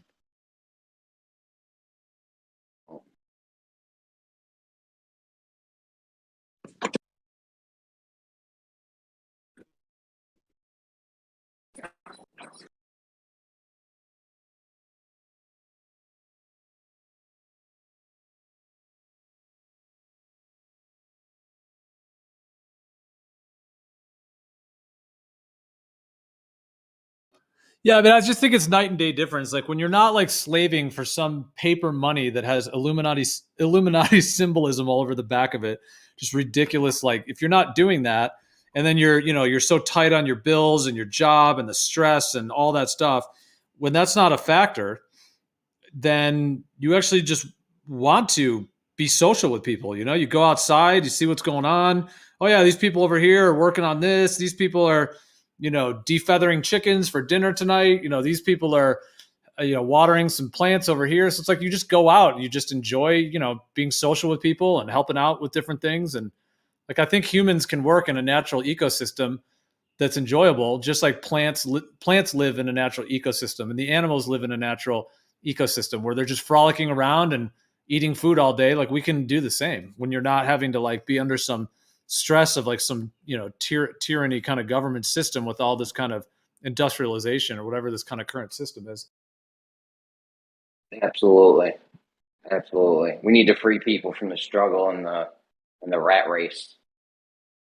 Get them out of the fucking rat race. Let people build. Give people some fucking breathing room. You know what I'm saying?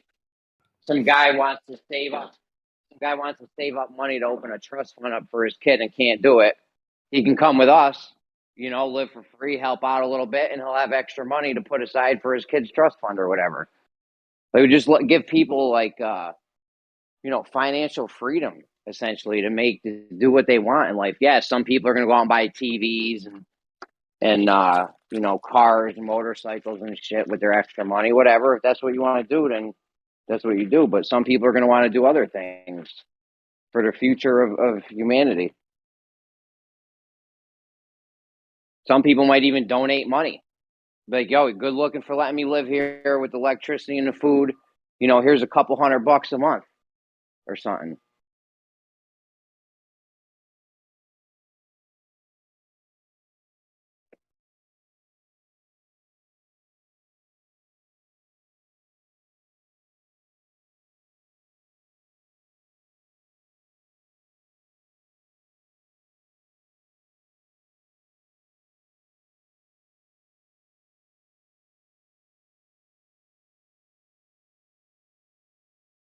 You got to get close enough to a city, though, so people could still go work. Because some people are still going to want to, like, go get a job and, you know, work, get money.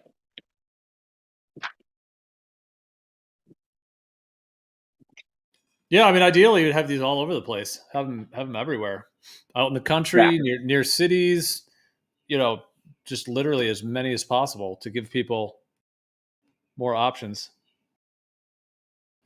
I mean, basically, what we're talking about is a bit of like an antidote to the modern system. And there's positive things about this modern system. I mean, I've been kind of saying some of the negative ones, but there are some positive things and whatnot. But just this whole thing where we all live in our separate houses and we all have our separate cars, and it's just like, yeah, we all go to the grocery store and just all, anyways, just the whole way the thing is set up, rather than actually like working together, living together. I mean, I still like would want my own like private area for living. Like, I don't really want to live in a house with like, 20 people or something, but you could live on a property and on land where there's all kinds of different housing, situations where you can still have your own private area. It's not like you're sharing a bedroom with 5 people or whatever. You can still have your own private room, your private, whatever it may be, but you're also still in some level of community. There's this retreat center on the coast of California here, and the graduate school that I went to, we do like a yearly retreat there, where basically everyone, like all the alumni and the people that are currently in the grad school, we go there for, about a week or two. And granted, that is like a retreat type situation. So like some of the rooms are shared, some of the rooms are private, depending on all of that. But there's like hot springs, and there's a big like dining hall, and there's like gardens, and it's just beautiful property with, like there's like a forest where you like this magical forest. And I only bring it up to say that like, it just makes me think of that. Like when we were there, it's like you're with all of these amazing people that are into just spirituality, philosophy, all kind of cosmology, all that stuff. Like, so there's just incredible people. And then it's just so awesome. Like when you don't have to like drive a car, deal with paying bills, deal with banks, deal with any of that stuff. You're just on this property. You have your own, private area where you can sleep and have a bathroom, whatever. But like, it's just so awesome to just like wake up. Like I said, you just walk outside, you run into someone, you strike up a conversation, you learn something new from them, you move on, you go to eat food, you go down to the hot springs. It's just so like magical. Like it's kind of that experience of like actually living with community.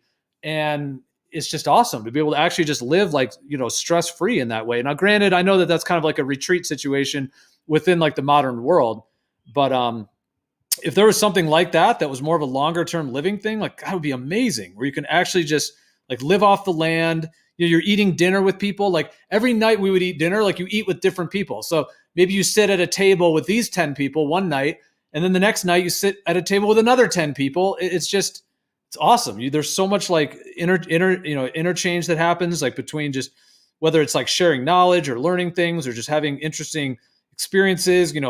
A group of us goes up in the woods. We all take mushrooms and do a trip, like, one day, like up in the canyon. I mean, there's just so many like magical things that can happen when you're actually just, away from all of the stresses of that modern world. And you can actually live, in my opinion, like humans are more meant to live. Yeah, definitely. Definitely, dude. That's way better than what we do now. We're constantly stuck in this rat race. We're worried about how much we can get for ourselves, and we're not worried about other people. And we're constantly haggling with insurance companies and banks and just all kinds of shit. That's just not even necessary. Yeah, like how many hours have we all like sat on hold with some company or whatever? It's just like, what am I doing right now? Yeah, bro. I got to change my dad's life insurance fucking life insurance address, and I'm fucking dreading it.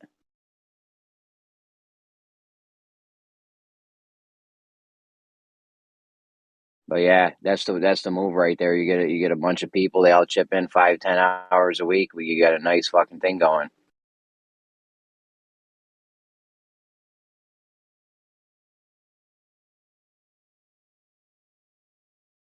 Like they got this thing Slab. You ever heard of Slab City?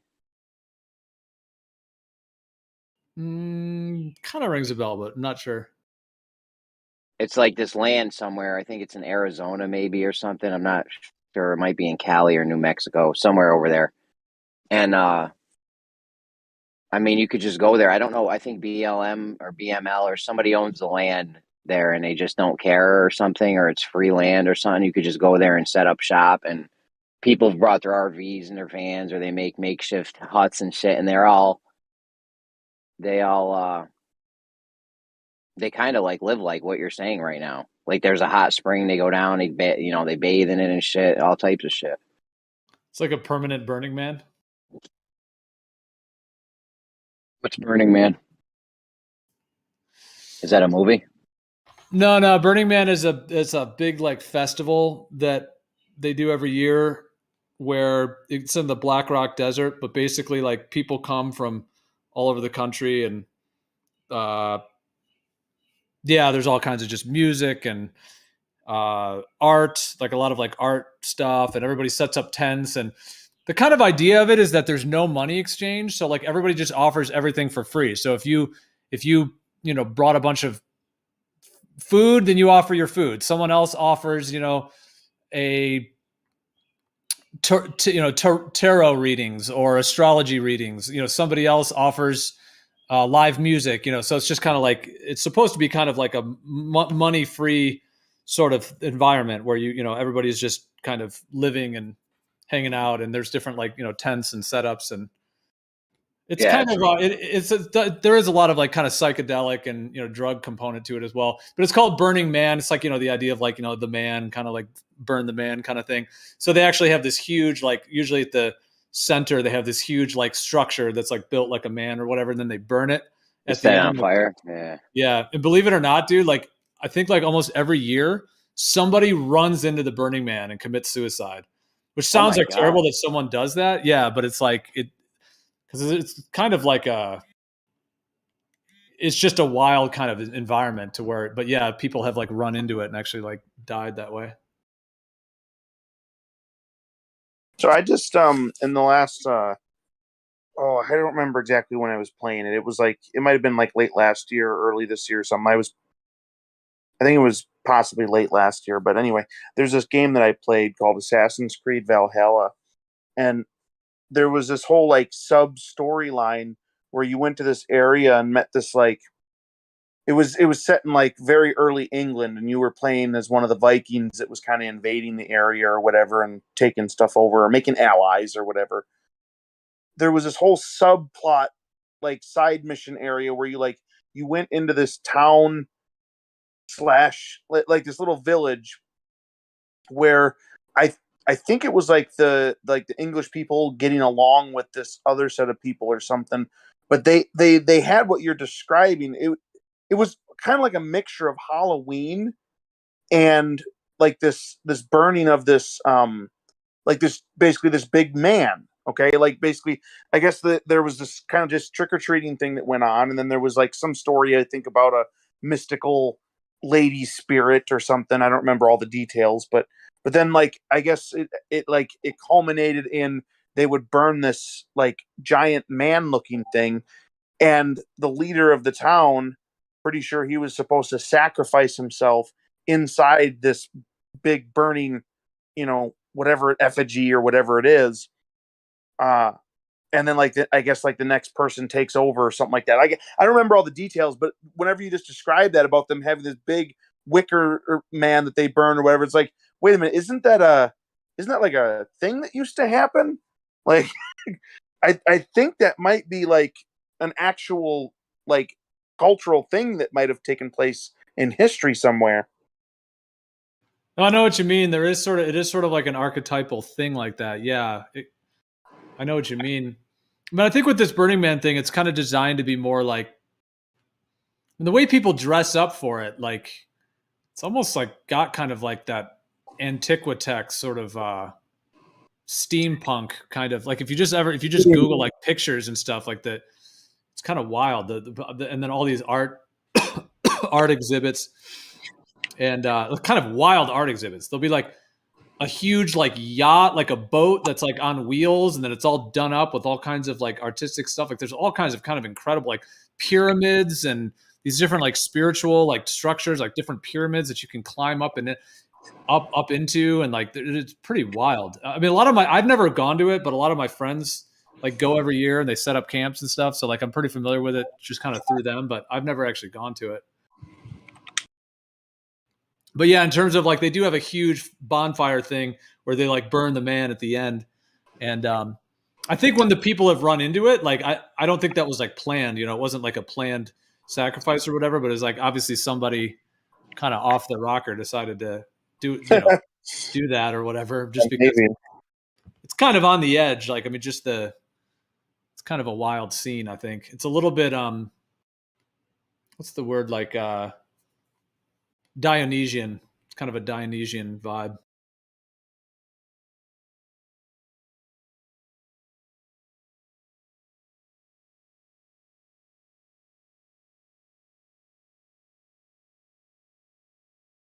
There's also, I think, wild stuff like people are like naked and like having sex, and like I think it's pretty wild. A lot of drug use.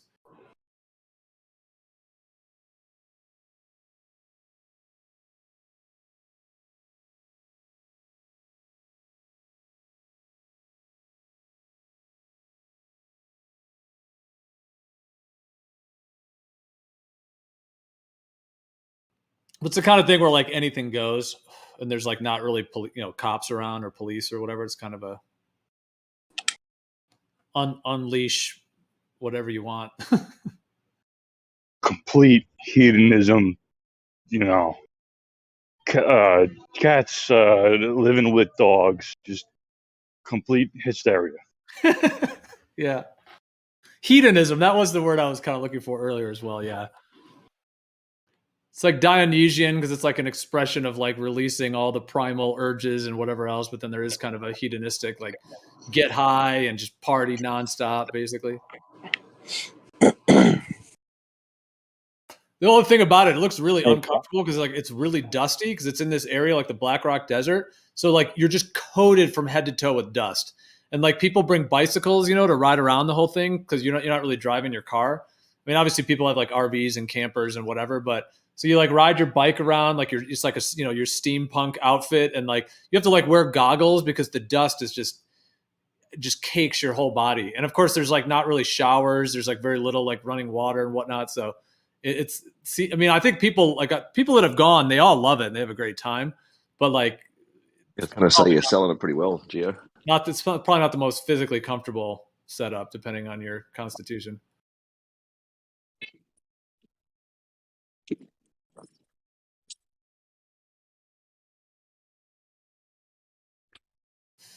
Yeah, everyone I know who's gone seems to love it. They have like the time of their lives. It's like they have like mystical, spiritual experiences there, and like apparently pretty awesome energy there in that way. No, I've had I've heard similar things. Like Burning Man sounds like a really good time. My friends have always like gone to these sort of things. I've never gone myself, but I've always been around people that have, or whatever. And it seems pretty cool and stuff.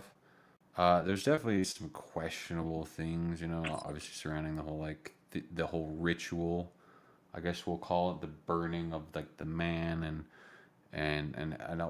what it's all, you know, entails and symbolizes and everything. But like a few things that like stuck out to me about the whole Burning Man culture were like it was all geared, like there was these events, like I would always hear about these events that would go on in Burning Man that were all geared toward like Silicon Valley, like crypto. They would have these like meetings and stuff there. This is all geared towards like the Silicon Valley crypto sort of entrepreneur type of like crowd. This is like the sort of like organizers of the event too, and this sort of like events like seep down through this. Like another weird thing that like I've heard expressed too, and like it's not like that weird, like I get it, is like, you know, this whole thing with like the nudity thing, but like a lot of a lot of children out there too. And I get it, you know, like nudity is like a natural thing or whatever. But like the amount of like children that go to this thing, and like the amount of like weird nudity things, and I've heard some like weird, man, I've heard some bizarre stories of like uh tents where like people were giving like, you know, massages or whatever, just like weird creepy dudes that like, you know, dude, obviously this is like not everyone who goes to these things, but it's like, you know, you bump into like some weird guy's tent and he's like, yeah, you know, we do massages here, and by everything's consensual, you know. I haven't heard of anything like too crazy, but like, I don't know, you know, definitely there's some cool art there, some cool people and stuff. Like it's a vibe, it's a party, there's lots of good music, and it's generally like a good time. But it just, some of the things are just like, huh, like I don't know.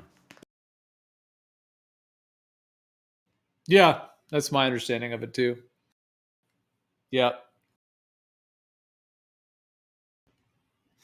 I mean, I think there is some crazy like sex stuff that happens, like people just like having sex like out in the middle of whatever, or like on top of some art, you know, art exhibit type thing. And yeah, and I know what you mean if like the kids are around and stuff. Yeah, it's kind of like the Wild West or whatever. Like I don't think there's a lot of like cops there. Maybe nowadays there is a little bit more of that, but yeah, everything you said is kind of my sense of it too. But Is there, because I know the last couple of years they haven't done it, right? Is the whole COVID thing, are they back on doing that, or has that gone on, or what's the scoop on that? I actually just went to the website and it says that looks like they're doing one this year, August 28th to September 5th. So yeah, they're coming back, I guess. Oh, this nice. year. So they've been, the last 2 years they've been, or 3 years or whatever. Okay. Yeah, because I think there hasn't been one. I don't know if it's been 2 or 3 since there was one. I went to this one event in San Francisco several years ago that was basically, what did they call it? They call it like the afterburn or something. There's some name for it, but basically it's like these Burning Man events, which are just, you know, they're at like a different time of year. In this case, it was like in San Francisco. So it's not actually Burning Man, but it's called like an afterburn or something. And I went to that and it was pretty wild. Like there was just like areas like at one part where like people were just dressed like there was just these huge like just like blocked off areas that were where people were just in like all kinds of like I'm not really talking about the furries or whatever. I'm just saying their clothes were like furry, like very like all kinds of just wild, like dramatic, almost like they're wearing like, yeah, just this like all these like wild color, like kind of clothing and stuff. And all these people were just like lying on these like bean bags with all these like colors and stuff. And they're all just like cuddling and like caressing each other. And I guess it was kind of a place like if you're on like MDMA, like ecstasy, you know, you could just go there and like cuddle with whoever. I don't know. It was just sort of like kind of not something you see every day, that kind of a setup. It looked kind of cool in a way. It's like people just enjoying each other and just like holding hands and like cuddling and whatnot. But yeah, it's just kind of wild. But yeah, there's all kinds of like art setups and stuff. And there were cops at that one, but they didn't care about anything. Like they just let everyone do whatever they want because it's in San Francisco. Have you ever seen Spangle, Gio? I love Spangle's music, but I've never seen them live now. Seen them twice. Here in Denver. Actually, the first time Spangle came through Denver, or to the States actually, as a band, they played in Denver the first time. So it was a huge thing at Red Rocks. It was a pretty cool show. But like, yeah, there's like how you were like describing these people dressed, not necessarily as like fuzzy costumes, but like if you ever go to a Spangle concert, it's just like the craziest people. It's like they make it a point to just dress all like wonky and like Alice in Wonderland, weird. Yeah, it's like steampunk mixed with like Antiquitech and Alice in Wonderland. Yeah. Yeah, it's all fun though, man. Yeah, no, that sounds like fun though. I would be down to go to the Burning Man. Although, you know, I heard it's changed a lot. Although it still sounds like a really cool thing. I don't know. I think we sort of like missed out on like the height of what Burning Man was. Not to say that it isn't good or it isn't fun or isn't like a lot of. There's still a lot of cool stuff that goes on there, I'm sure. But I think from what I've heard is that it's just kind of like, I don't know. Maybe it is the same. It's just a big old party anyway. So. No, I think it has changed. From my friends I've heard as well. It's a little bit more corporatized now, and little bit more restrictive, I think, than it was originally. Yeah, exactly. So it's like a little bit more of a refined Wild West, I guess. Well, I think it's been going on, like the people who created it, like I think even since like the 80s or 90s. I mean, they've been doing like small ones, for a long time. And then at some point, they kind of got to that popular enough stage where they started actually doing the big like Black Rock Desert one. And then, yeah, it's kind of my understanding of it too. There was kind of like a peak time period, and then it's kind of changed a little bit nowadays. Well, there's just a whole culture around it, isn't there? I mean, I still have friends who are like, I don't know, they're stuck in like some sort of burner psychosis. Like they're just like waiting to like go, because there's all those like burner parties like all the time. There's like burner events in like every state. There's like pre-burns, there's after burns. It's like a whole burner like anthem. That goes like a whole kit and caboodle. It's like these people. I mean, it sounds like fun, It's like, dude, but like, it sucks. I have to go to work. Like, the party's got to stop sometime. But like, Yeah. Yeah, I'm just looking. It looks like it first started in 1991. Is when it first started being hosted in Black Rock City. Oh, okay. And then so then it just got so big, and it eventually just got so big that it got corporatized and like taken over. It's like, that's funny, but it did sort of start grassroots, I guess you could say. I mean, it's on the face of it, it seems, there could be some occult origins. Who knows to the actual beginnings of it? Yeah, I've always wondered kind of the origins of the beginnings. It says here that it was inaugurated in 1986. So it was technically 86 in San Francisco. This guy looks like Larry Harvey and Jerry James, the builders of the first man. So yeah, it sounds like it's like those two guys like kind of established it in 86. And then I guess in 91, they started having the events. But I think it was kind of small like during the 90s. Like obviously if they've been doing it in Black Rock City since 91, then this probably just been pretty small. And then I don't know when it blew up. I'm trying to think, what was that, like 2000 kind of 8, I want to say, like 2008 to like ever since, somewhere around there is where it started getting to where like a lot of people started going. Well, yeah, I mean, now it's sort of just touted or heralded as some sort of like, the coup de grace of like, psychedelic pilgrimages over here in like the West or whatever. It's like, man, you gotta go to Burning Man, dude. But this is the one. It's like, Yeah, it's almost like carrying on from like Woodstock or something from the 60s. Like it almost seems like sort of like part of the branch off from like the hippie movement, perhaps in some ways, and the psychedelic movement. Man, I'm bummed I didn't get to go to like the original Burn, like back when it was just wild, dude. I kind of sit back and think of it, I was like, man, that's sort of a missed boat. Like I should have went. My brother went one year. I should have just went with him. But like, well, it was the year like Bass Nectar was like playing there too. It was like, yeah, it had to be like 10 years ago at this point. Fuck. I went to Woodstock '99. That was something else.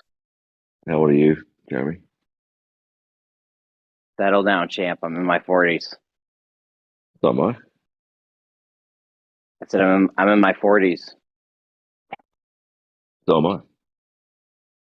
Really? I thought you were in your like 60s or something. Seriously? I'm Or 43. 50s at least. I thought you were older. No, 43. Oh, we're 78? Yeah. Wait, what year are you, Ruhif? 78? Yeah, 78, sorry. Okay, so you're actually only a couple years older than me. That's interesting. Mm. For some reason, I thought you were a little bit older than that. No. I sound wise, though, don't I? Wise and mature.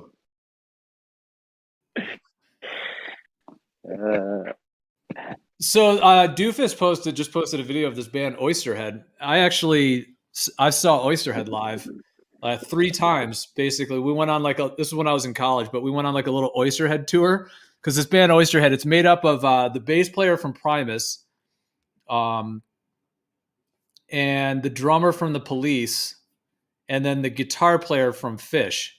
It's like a trio. And they just came together and like did an album and a couple shows. But anyways, they were playing like 3 shows, like right, within a couple of hours driving. Like one of them was in Chicago, the other one was in like down at Purdue University in that area. anyways, but there. So we went to 3 shows in a row. We went on, my friends and I went on like a little Oysterhead tour. So it's pretty sweet to see them live. Like it's such a rare combination of people, like Stuart Copeland from the Police, and then Trey Anastasio from Fish, and Les Claypool from the Primus. There we go. All right, I'm gonna go fucking die in the shower. Don't die in there, dude. Oh, everyone's sick. I'm gonna have a nice warm shower. No one's got COVID, but everyone's sick. Yeah, my house had that a few weeks ago.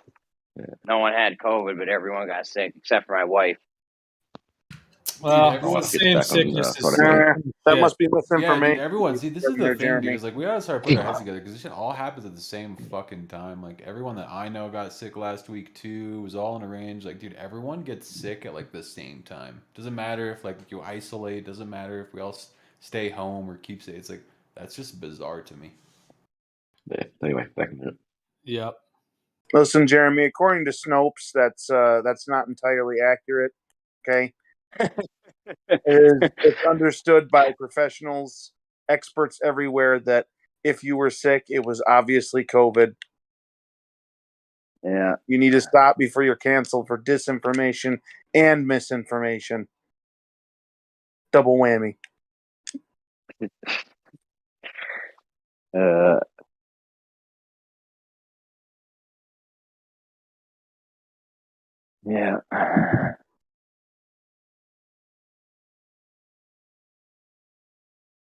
I'm going to need you to say 20 I support Ukraine's. Okay? I'm pissed about it. I already told you I'm pissed.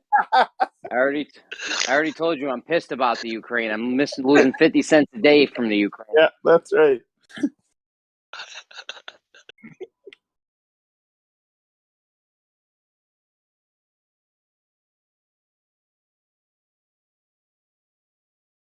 This whole Ukraine Russian thing, it was all to stop me from getting that 50 cents a day thing. Sons of bitches.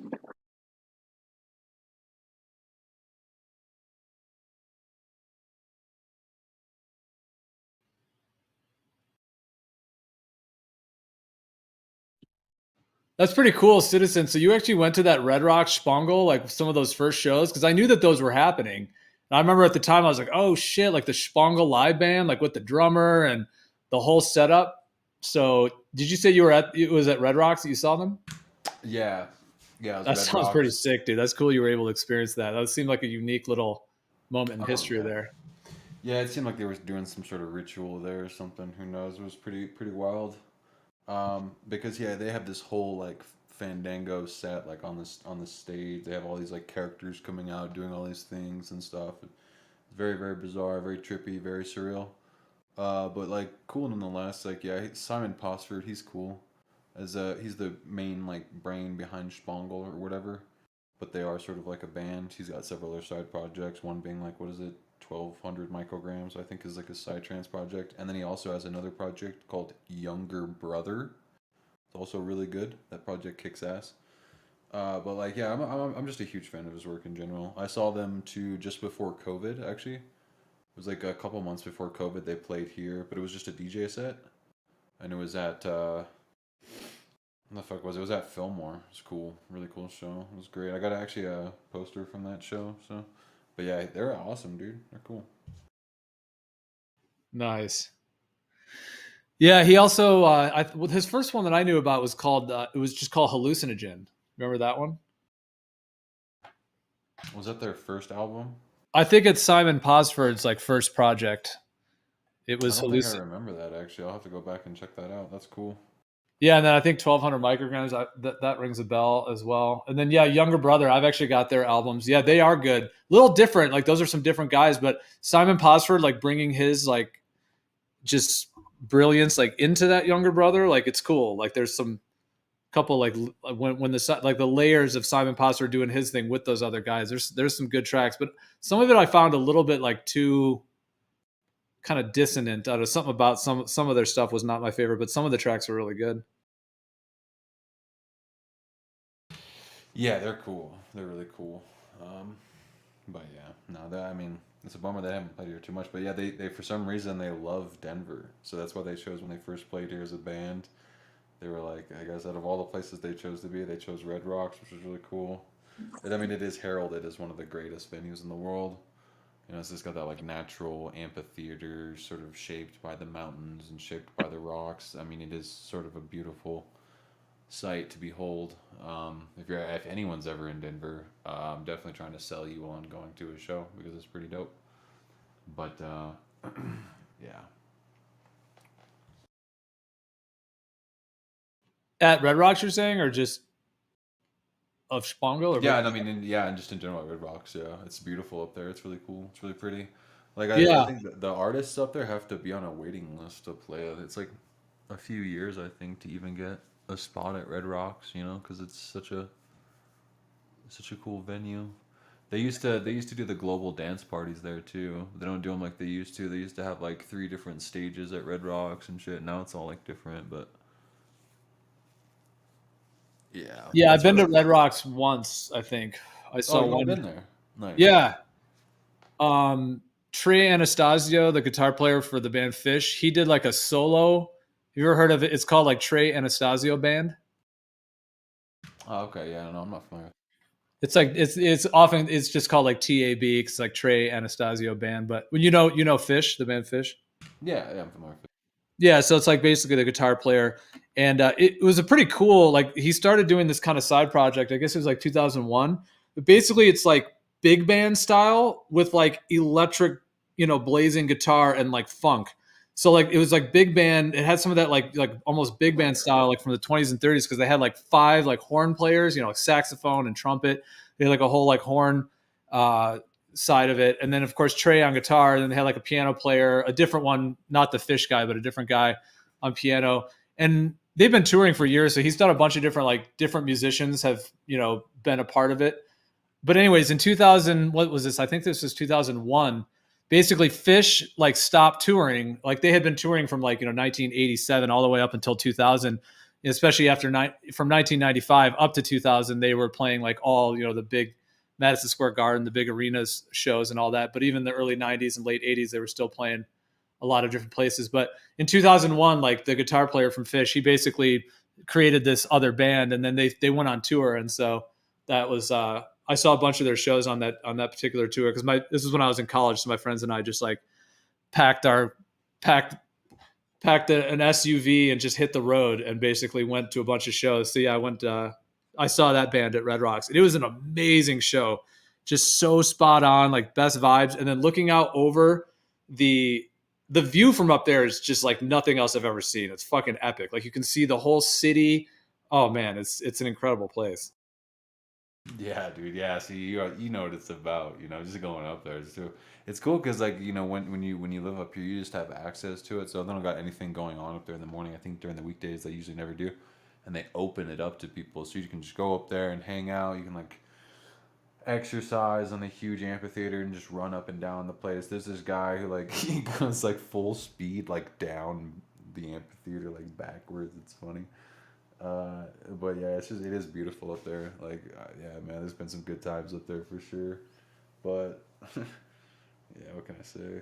That's just cool. Well, what I found so crazy about it, like no other, arena or amphitheater I've ever been to, because at Red Rocks, like it has just these huge steep stairs, like these big, like, I don't know, like 8-foot wide stairs or whatever they are. So they're just these big, like cement stairs going all the way up. And then the actual, like where the bands play is surrounded by all these red rocks, but it's like down. So you're looking down at them. So it's like you're up on this huge slanted thing, and then you're like above the musicians.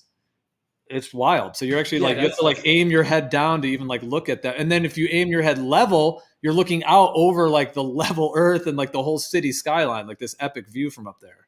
Right. That's why it's the Red Rocks Amphitheater, right?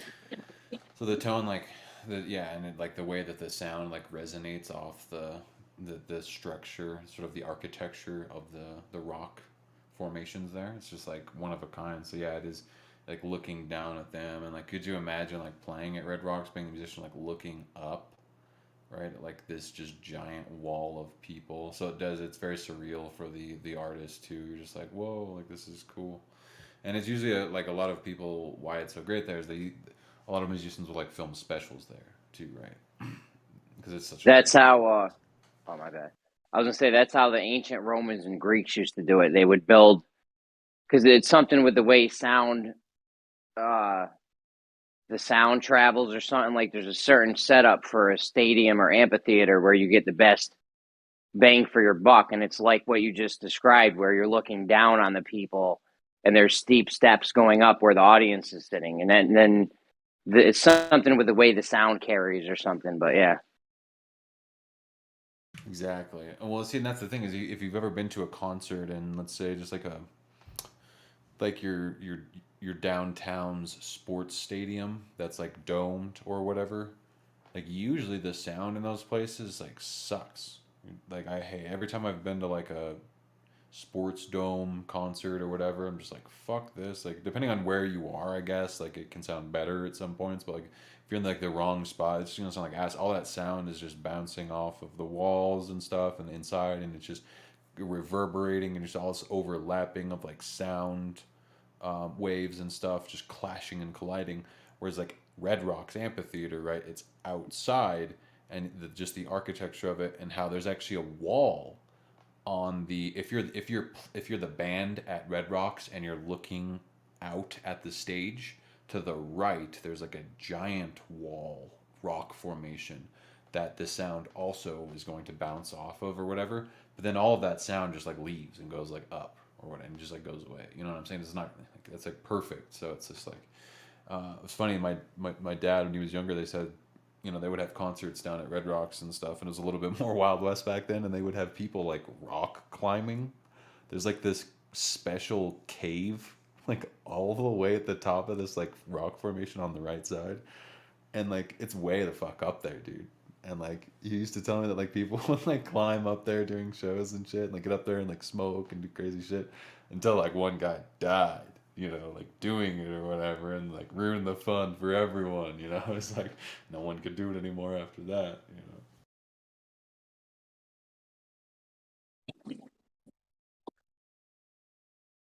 Yeah, it's often how it goes, dude. There's another story like that at Machu Picchu, you know, down in South America. They used to let people go up to Machu Picchu like anytime you want. So you could go at like midnight until 5 a.m. You could do like a ceremony if you wanted. You could just literally go there, and and you could spend the night up there if you wanted. Like you used to be able to camp out, and then basically like there was a beer commercial, believe it or not, like Bud Light, or I forget what the name, but it was like one of those like beers, and they were filming a commercial there, and one of their like camera arm things like fell and hit one of the rocks and broke the rock. But not only any rock, it was like the like central ceremonial rock that is part of Machu Picchu. Like it broke that. So after, because yeah, I guess they were trying to film a commercial there or whatever for some beer company. And then ever since that, they basically now made it to where you can't, you know, go there other than just, you know, the set hours. So it's like that like beer company just kind of like ruined it for everyone. Machu Picchu, the one with the H block. Talk about a meme, dude. That's like the funniest like troll shit ever. Like what? Like a beer company comes in and just ruins like this, like breaks like the central like artifact. Yeah. It's like, Yo, what is Machu Picchu the one with the H blocks? Well, there's definitely a lot of different stone formations, but I'm trying to think when you're saying H block, what exactly what are you referring to exactly Like with that? all those block shaped like H's and then like an H thing. I'll look it up later. It's not important. Or is that the one with the wall, the squiggly, the crazy looking wall? I'll look it up later. I get all those places. Yeah, Machu Picchu is the it's the civilization that was I forget if it was like Inca or Aztec or whatever, but they it was like on top of a mountain. It was like one of the most difficult places you could ever like hope to build a city or whatever.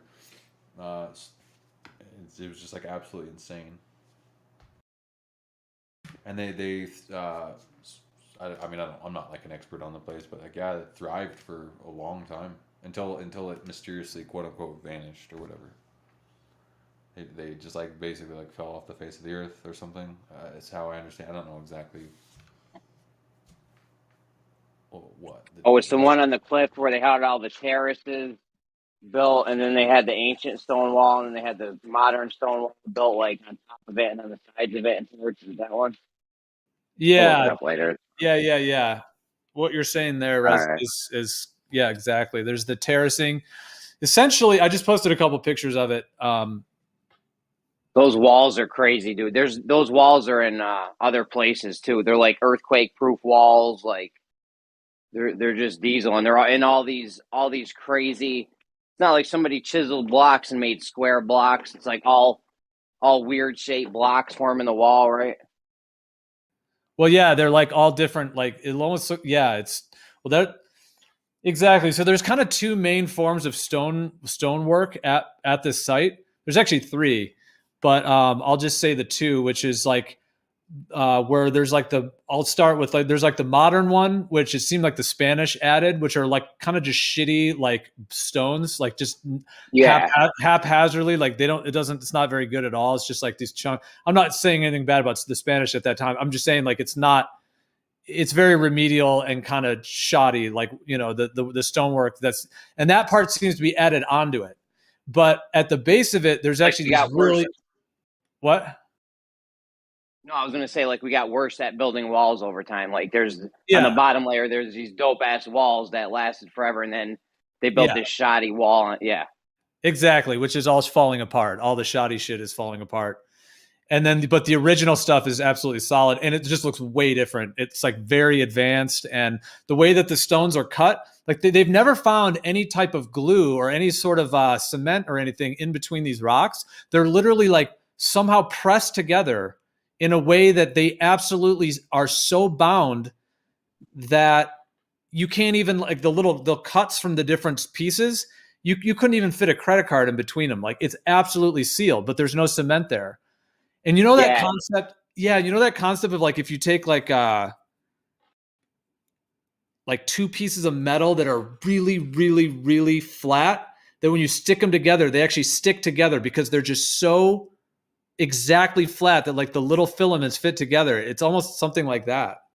I think it's called cold welding. The thing with the metals, but yeah, those stones are like you can see the divot marks in them where they were chiseling at them, because in the middle of those stones they'll have big divot marks from where they were hammering at it with the stone. But then as you get to the edges, the divots get smaller, like they were trying to get more precise with where they were taking stone away from. You can see it right in the stone, I think.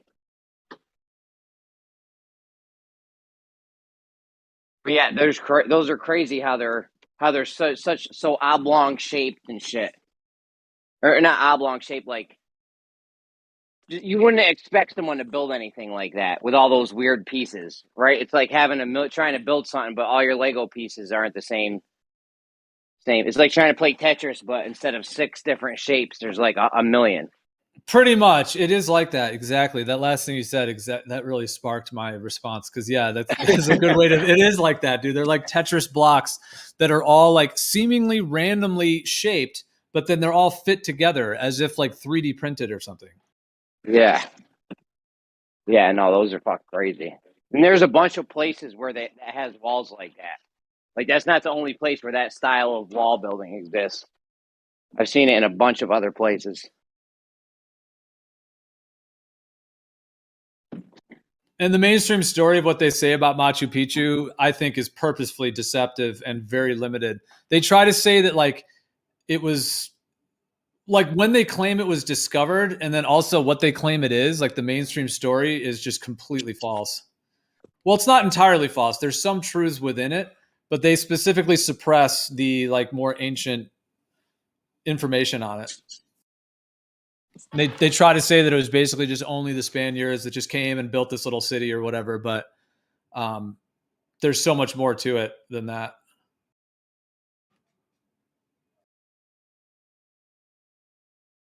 Oh yeah, and plus, look, they built that wall, and then more advanced people came along and built a shittier wall. Like that doesn't even make sense.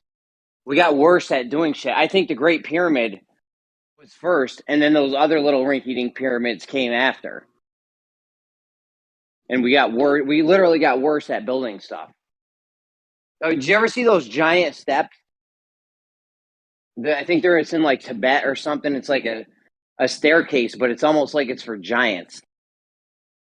You ever see that, Gio? Yeah, I know. Yep, I know. I don't know if I've seen that exact one, but I know kind of what you're referring to. Yeah. Like each step is like as tall as a human is. Like it's obviously unusable as steps for humans, but it's there. And like, why would you build that if you couldn't? Like, why would you build a giant staircase you couldn't use? Maybe to intimidate people or something. Right.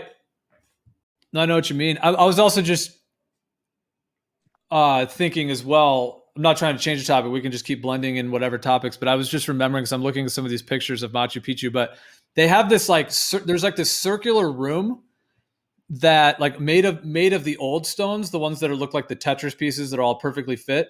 It's like a circular room, and there's like a little like specific stone in the middle of it, and then there's a window. And when I was there, the person who was with us he was kind of guiding the whole thing, and he's very knowledgeable and he understands like the true like shamanic roots of it as well. But he pointed out that because there's like the ancient stones, and then there's then there's the more Spaniard kind of crappier, worse quality stones that are kind of built around it. And the mainstream story, because they'll just say, oh, this is like a little room, maybe it was used for whatever, but it actually is an astronomical device. Like as the sun shines through that window on the solstices, it lines up particularly with the stone in the middle. So basically, it's like an astronomical clock.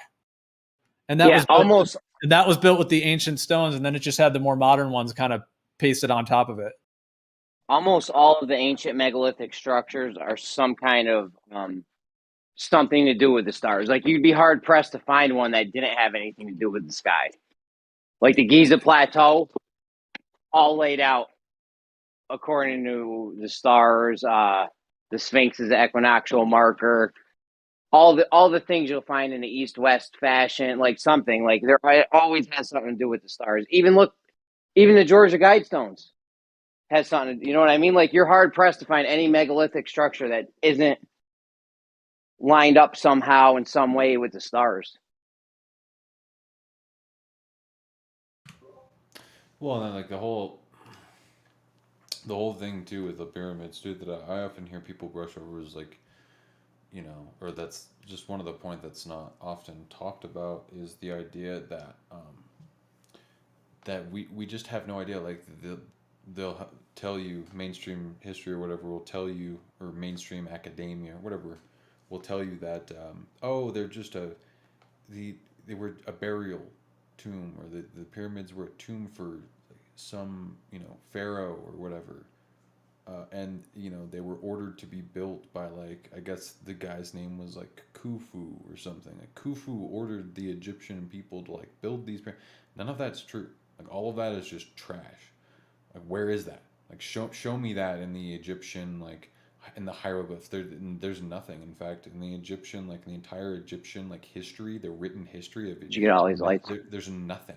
There's nothing that even mentions the pyramids. It's just all like they have no idea how they were built. There's no mention of them building the pyramids. There's no hieroglyphs of them building the pyramids. There's no written anything of them doing anything like that. So the whole idea that they just concoct, it's all blase garbage. There's none of it is factual. Like ask anyone. It's like, where is that rooted in? Where if anyone says, oh, they were just built for where is that rooted in? From what text or from what written document to the Egyptian people can we gather definitively and objectively that like where is that? It's nowhere. So they've never even found a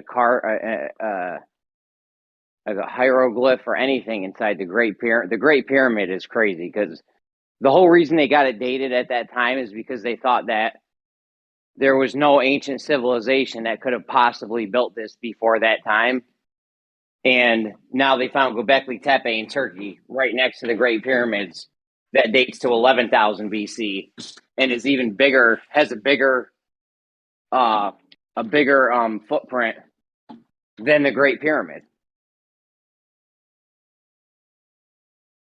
Their whole reason for dating it, thinking that a tomb, they've never found a body in it, never found an engraving in it. They don't know when it's built. There was a major reconstruction project done on it at some point, But that's it. Like if I go in and redo your house and remodel your house, that doesn't mean your house was built when I fucking remodeled it. It just means I was here and I remodeled your house at that time. You know, it doesn't tell you anything about the actual date of the construction. Like I could write down all kinds of books. I did this to, you know what I mean? It doesn't mean anything because it doesn't tell you when it was built. Yeah, exactly. Yeah. Are you familiar with Graham Hancock? The name sounds familiar. He did some good stuff on the pyramid. He actually has a great story. It's a fucking great story. He found an engraving. He went to the pyramid. This was when they were still letting people explore the pyramids and stuff. And he went up there and he went to the top of the pyramid and he saw an engraving up there that said whatever Hancock, 1980 something, whatever. It had the date. It had July 1st, 1980 something. So he's like, his name's Hancock. He sees the Hancock thing. And he remembered his dad or his grandfather or something telling him about how he visited the Great Pyramids. And they kept a journal. So he had the date on the rock. He went back, found the journals, looked in it, and saw that the guy writing in the journals like, oh, carved my name in the top of the Great Pyramid today or whatever. Just a neat little story, I thought. He's big on that. Graham Hancock's guy is big on like I don't know what you would want to call his thing. He's got like different ideas of how history was.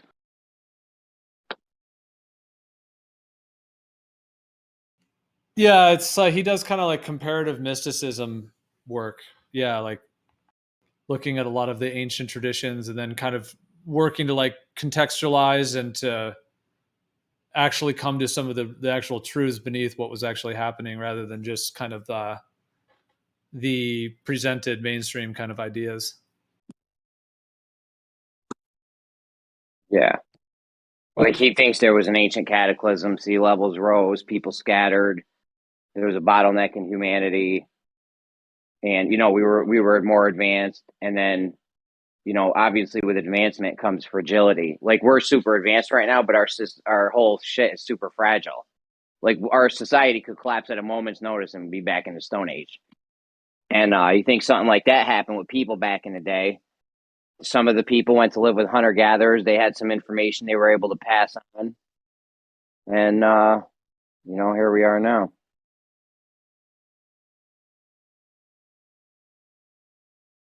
Real quick, I just posted this picture of it's kind of a little bit topic change, although yeah, I'm not trying to change it from that, but just want to say this real quick.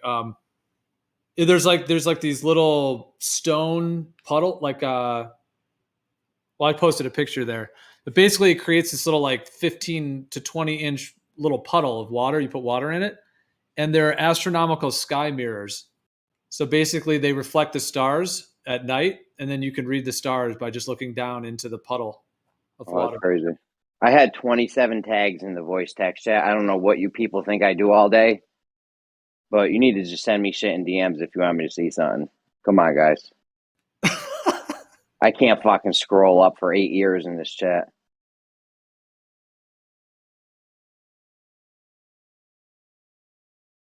No, you don't have to scroll up. Just hit the @ sign on the bottom of your screen there, and all your mentions will pop right up. It's too complicated. Just DM me.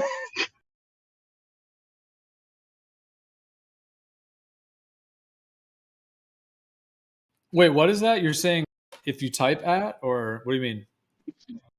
I'll send a screenshot.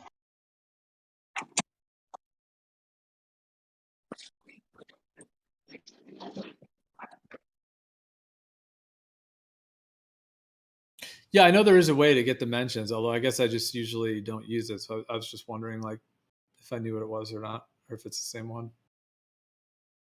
But yeah, I think there's quicker ways to scan to them. I mean, you can always just do a search for your name as well, like anything that mentioned you, and then it'll pull them up that way, like all in order. If you just do a search, which I think, yeah, you just type in mentions, colon, and then your name.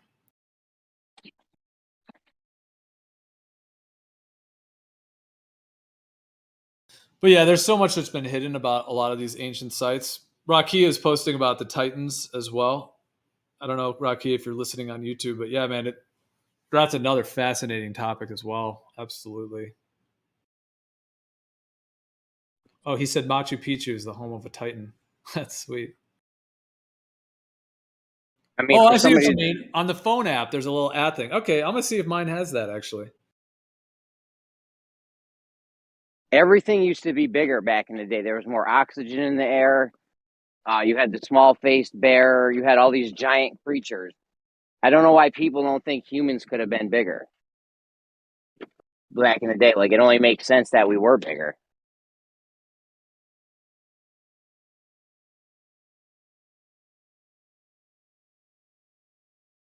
And if we were bigger, it would have been easier to make these giant megalithic things. You know, if we were if we were stronger, bigger.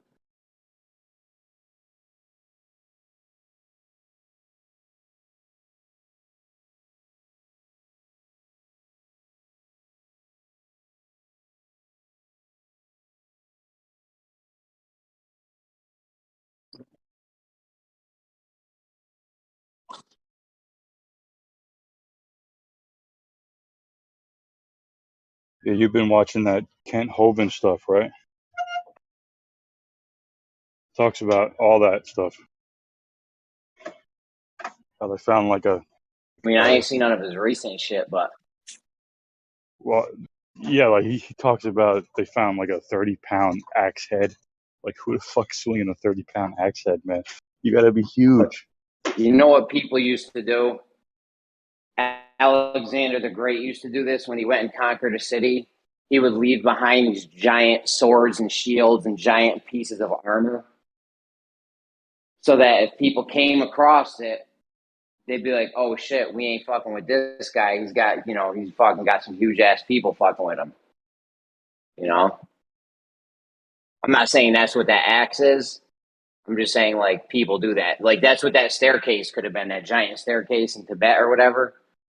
Like, that could have just been something to thwart people off. Like, holy shit, we better not go up and bother these people. They're fucking huge. Look at these steps.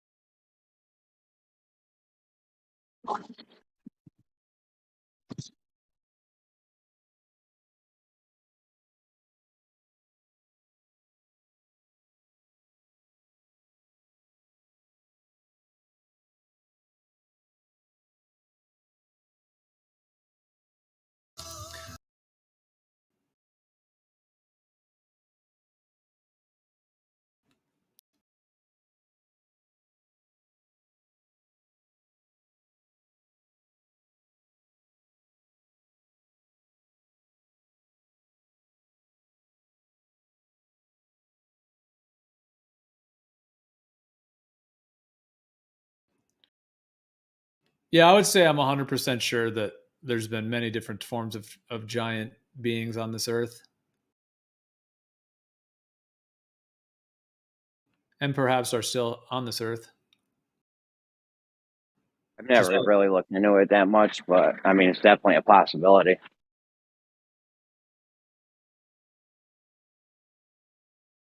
Definite possibility. If we had huge, if everything was just bigger back then, why wouldn't humans have been? It doesn't make sense. Well, or just they're not humans at all. They're just a totally different type of being that's they're giants. Like they're just huge in terms of size. Oh, you mean like really, really? I've heard of this Titan thing before. Yeah, really, really huge things. Yeah, like they could be somewhat similar to humans. Like the way that humans are a little bit similar to, let's say, monkeys or something. I don't think we evolved from monkeys or apes or anything, but we are somewhat similar, like in the creation of it, in the design. So I think in the same way, like with, let's say, different forms of giant beings, they can be somewhat human-like, human-like, like they have a head and arms and hands and some kind of feet or whatever, but they're just huge. They're just, 50 times the size of a human in some cases or more. Yo, how come when I go to my recent mentions, it has no recent pings? because I So cleared no them. one's been tagging you after all. No, I get tagged in I'm in like 100 servers. I get tags. I get crypto. I'm in crypto servers where it rains on me all day. I get like 100,000 tags a day in Discord. I have all my audio shut off for Discord because it's too much. Yeah, I do too. Well, Jerry, your thing sucks. Sorry. Well, no, I think maybe those are only the new ones or something that you haven't read yet. Yeah, but there's no way. I have it hit for all servers, and there's no way. Like, if you hit that little thing on top, you can hit Earth Awakenings or all servers and include everyone. I have everything checked and with all servers, and it's saying no recent pings. That's not even possible because I can scroll down the list, and I have 4K pings in this room, 1,000 pings in that room. Like, there's no way there should be no pings. Because it's all at everyone tags. I fucking hate those. So it's not specifically you, it's everyone in the server who gets tagged. So that's not going to show up in your feed there. No doubt. So, in conclusion, if you want me to see something, just DM me, please. Thanks. Where the fuck's Kosho been at? Kosho did an 8-day stint in here every day, 16 hours a day, and now he ain't been in here in like 2-3 days. Yeah. That's funny. It was like about 174 hours, I think is what it was, where he was just on here nonstop. Got to take some kind of break, if he does that. He's taking a well-earned vacation, all right? He's got his overtime. He's set.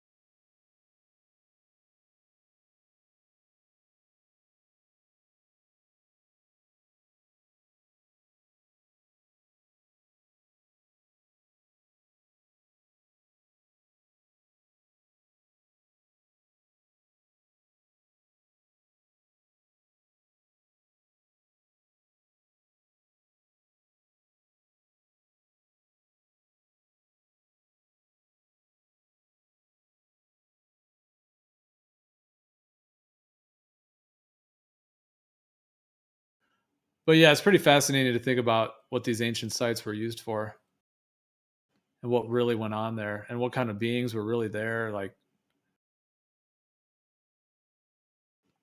it's pretty intense to think about.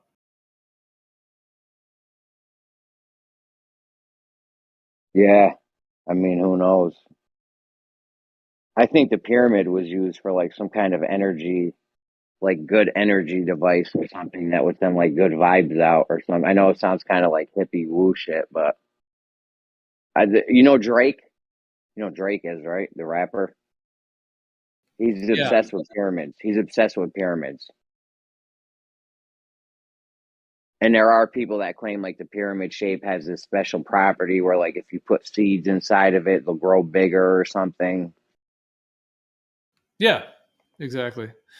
Yeah, well, pyramids like focus the ether. If you've ever done this thing, they have these like pyramidal things you can buy. You can have them in your house. It's basically like, it looks like kind of a big piece of artwork, but it also kind of looks like a jungle gym, some of them. And they're basically these different, like, they're made with different like metal, like pipes, and sometimes crystals and things. But basically it's just a huge pyramid. And you can like hang it in your house in some cases, and you can sit under it and you can like meditate under it. Some people even put them over their beds.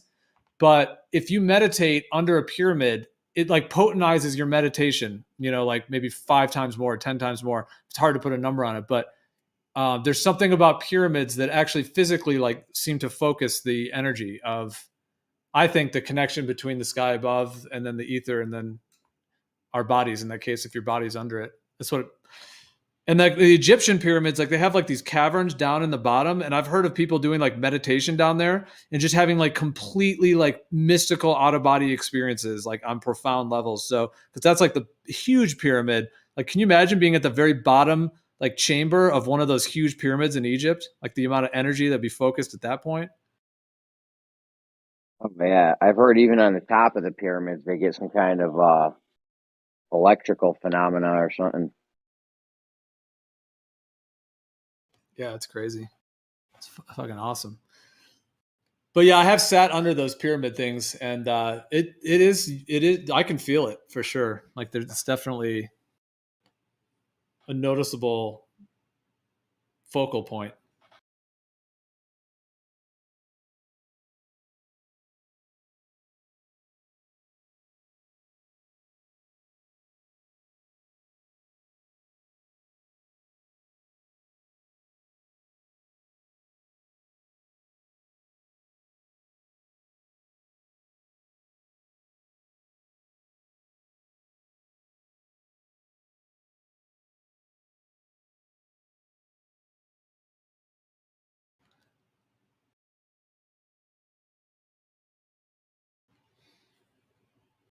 Like I think the Native Americans like building their homes like pyramids like that was for a reason as well. And like their spiritual ceremonial areas were always pyramidal.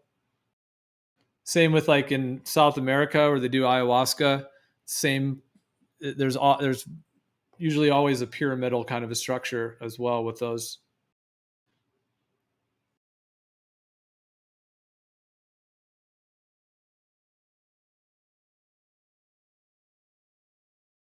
It's almost like having a dome under you, but it's more the pyramid. So it's pretty wild.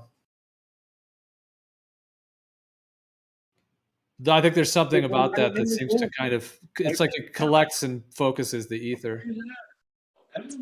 Egypt's locked people out recently, other countries from going to fuck with all their stuff. I don't know if they raised that recently, but for a long time, Egypt had everyone.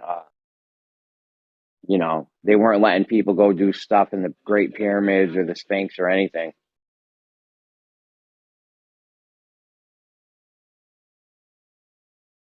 And obviously, if you have some ancient secrets going on, you're not going to want to share that with the whole world or let anyone else figure it out or whatever,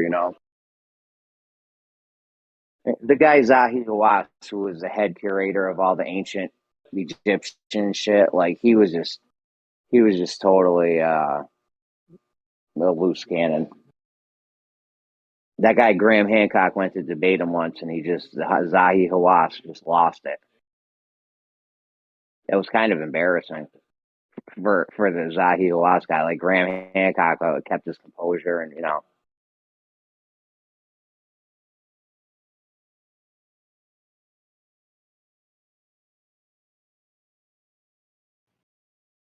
Wow.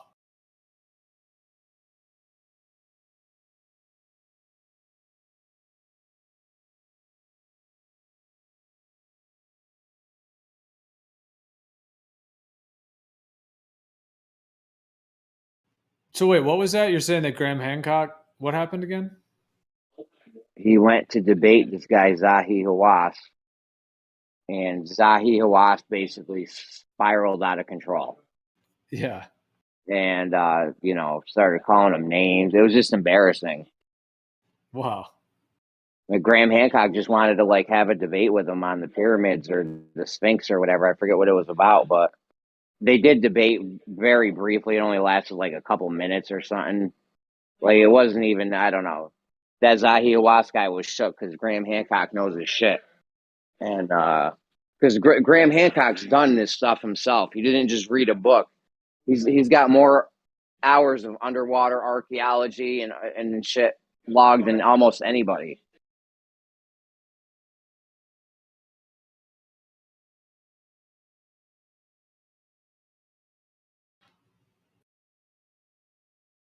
Yeah, yeah, for sure.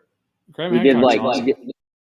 he did like 3 or 4 things on Joe Rogan. They actually debated the owner of Skeptic Magazine. His boy Randall Carlson that he rolls with. That guy Randall Carlson's no joke. He's a Freemason, right? He's into sacred geometry, and he shares Graham Hancock's view about there was a flood. There was a giant flood on Earth because there's massive amounts of evidence for it everywhere you go, all the way down to from Canada to South America. America's scarred, totally scarred with evidence of this flooding, like flooding there's evidence that it happened overnight. Basically, you know how they always say the shit didn't happen overnight and it took hundreds or thousands of years for the sea levels to go up. It's not entirely 100% factual. There's evidence that it actually did happen, like not literally overnight, but basically in geological terms overnight.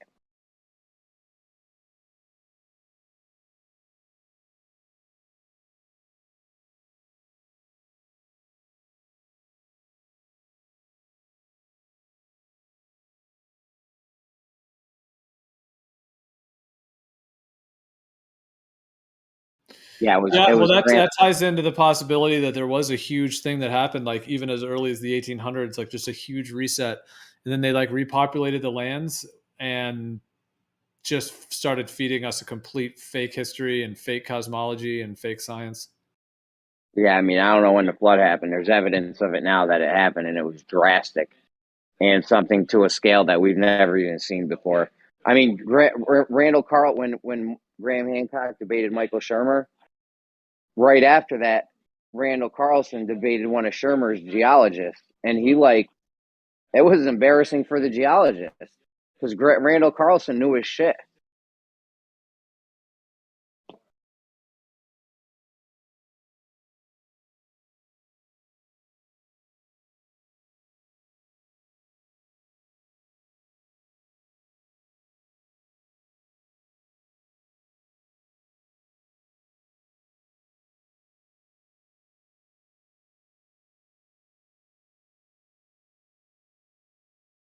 There's definitely something happened in history that we're either highly mistaken on or they're just fucking lying to us.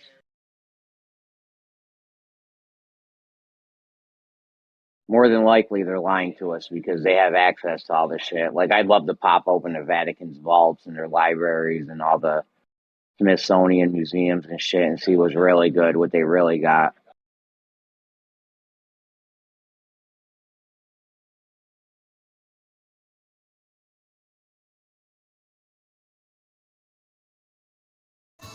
Oh yeah, definitely, dude. Yeah, I mean I think they've just hijacked and stolen so much of the ancient knowledge. I mean, this idea that like I don't think that like the idea that they have a lot of knowledge or whatever. It's not that they even acquired it; they just stole it from the ancient people. Yeah, what's that line from Braveheart? History is written by those who have hanged heroes. Whoa, that's deep. Yeah. Yeah, the winner gets to write the history. You know, whoever's in control of the pen is writing the history. And they could have written it any way they wanted. Or they could just be fucking confused. Maybe they're not lying and they're just confused and they have this paradigm they need to stick to. Maybe they don't really know and they're just going off what their paradigm says. More than likely, though, they know.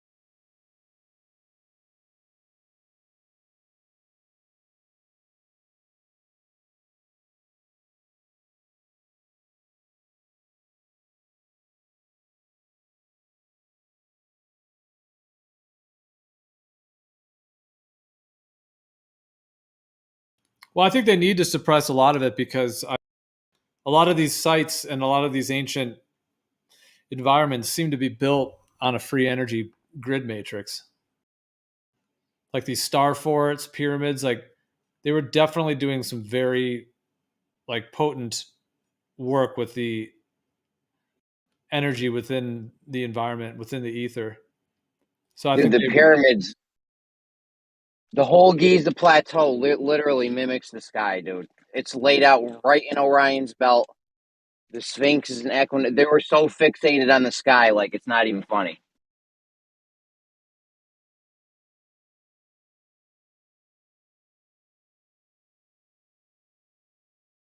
And I mean, why build a giant monument like the Great Pyramid? Like for what? We don't just go around building shit for no reason. You know what I'm saying?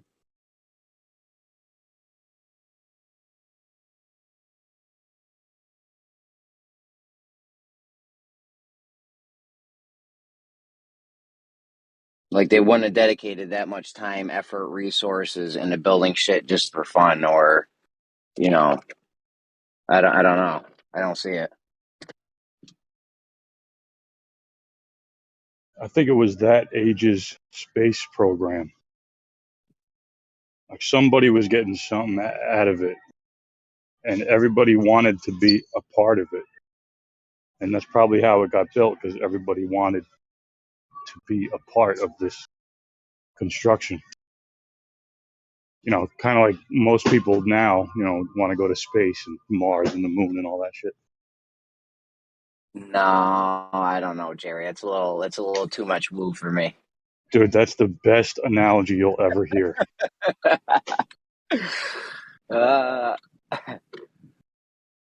It's possible. I think they were. No, I'm not saying that they went to space. I'm saying it was as important to them then as the space program is now for a lot of people. Yeah, I hear what you're saying. Okay. I hear what you're saying. And not actually went to space. Yeah, I know. I don't know. Maybe I think it might have actually. I don't know. I think we were more advanced back then. Not like technologically advanced, but maybe like spiritually, or had a better understanding of how life should be lived. I don't know, something. But I think that all these monuments and shit, all these megaliths, I think they actually did something and served a purpose. I don't think they were just put there for, you know, just for willy nilly, just moving all that rock around and shit. Manly P. Hall does a lecture on the pyramids, and you should listen to it because he kind of makes a lot of parallels to what you're talking about. Like, it wasn't just a pyramid, like it meant something, like, you know, spiritually to them. It wasn't just like some tomb either. It was something else. Yeah, the placement of it is is highly significant, especially if you ever watch that Karl Monk the Code thing. All these places are have very significant spots on Earth. Right, this guy can do the math on it and find other megalithic structures from measurements. He found out the exact dimensions of the Great Pyramid. That Karl Monk guy, he found out the exact dimensions of the Great Pyramid, and he also found out the date it was built, because it had to do with the length of the solar day. Like they say, the solar day has been changing over time, and he claims to know that because of this dimension, it was built in this. He gets the length of the day out of it somehow. It's crazy. That is the most informative, boring shit I've ever seen. Karl Monk the Code. It's like 5 hours on YouTube.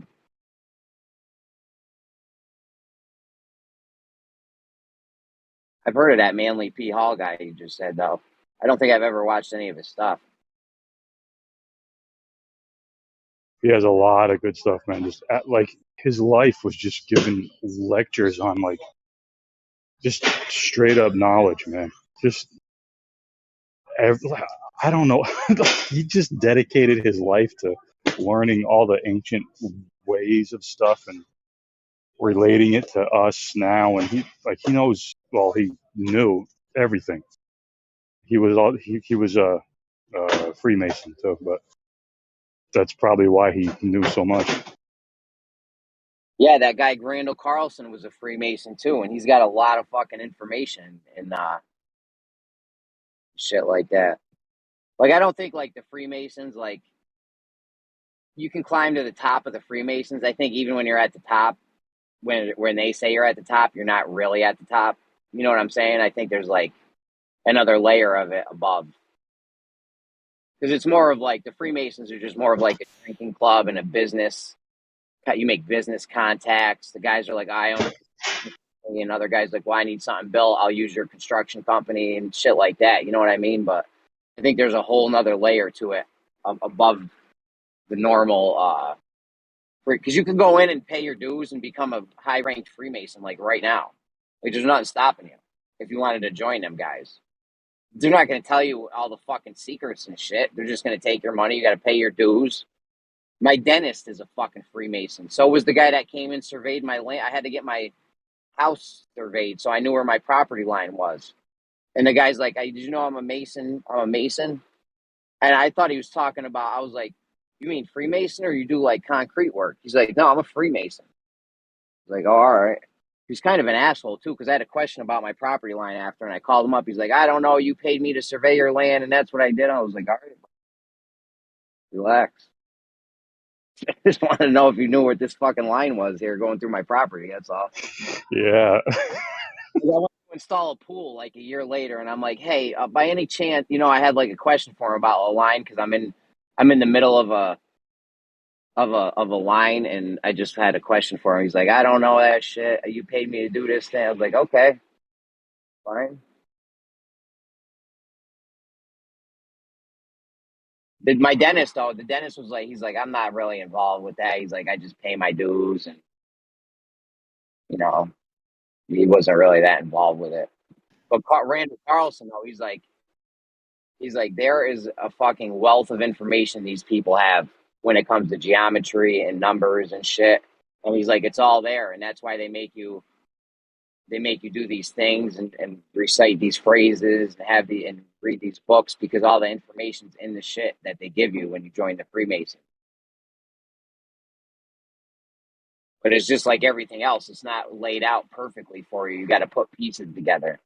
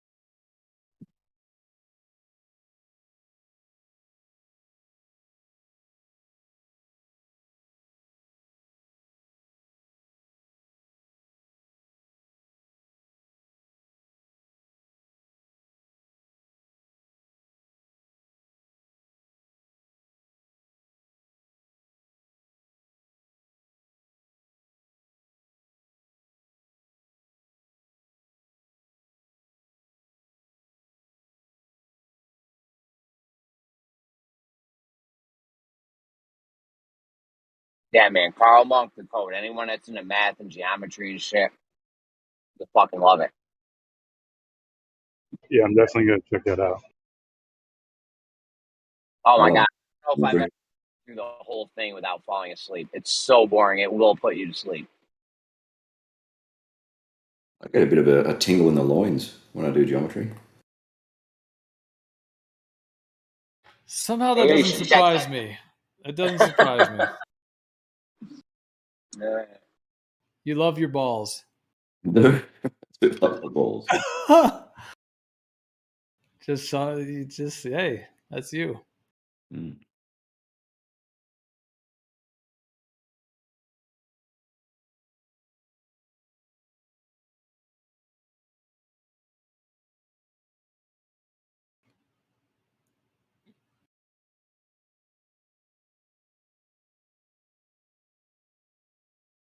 Did you join the Freemasons, Ruhiv? No, but there's one in Mossman where I live. I don't know whether it's used as a Freemason meeting thing, but it's got the, what's the symbol again? The fucking compass, whatever. Yeah. Yeah, they're pretty much in like every town around in the U.S. There's always some little Well, I Freemason. got 3 of them right. I could drive to 3 of them within 10 minutes right now.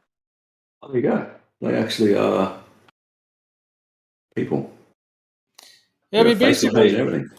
yeah, it's kind of like a fraternity kind of vibe, like a church fraternity thing, and they have their little like they dress up in little costumes and do weird kind of stuff, homosexual kind of like dress up costumes, like weird controlling shit that they do, or they make you like close your eyes and recite shit so you don't think for yourself, you're just repeating authority. They have all these weird little skits that they do. There's like little skits trying to basically just to dominate you and make you feel subjected to their authority.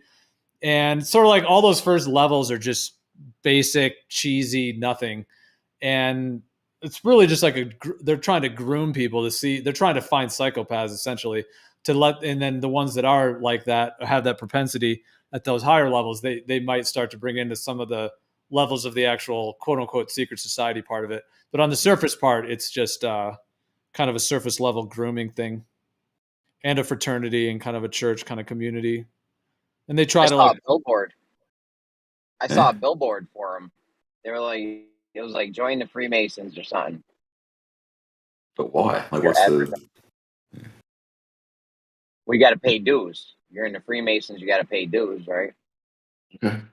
You get a little handshake. You get to do these little parties. You have your little, it's like you and your little man friends or whatever, and they like smoke cigars and do little skits. And I mean, like I said, at the higher level, like the whole thing, like they're trying to kind of like claim that there's all this higher knowledge at the higher levels, and then you have to like get to those higher levels. So it's just like a whole control structure. It's like you don't get to those higher levels without being welcomed by someone who's in those higher levels. You know, so like at some point it's like invite only. So they're literally grooming only the specific people they want. Competitor to Scientology kind of thing. Yeah, probably similar in some ways. Yeah, I mean that Scientology does seem like some kind of a weird outbranch of like some of that shit. Yeah. Yeah. There doesn't seem to be as Those much vitriol guys, towards Scientology in the flat Earth community. those guys that had Nathan Thompson doing that weirdo shit in the duck suit, those same dudes supposedly blew the lid off of Scientology people. Like they got in there and they went in with like eyeglass cameras.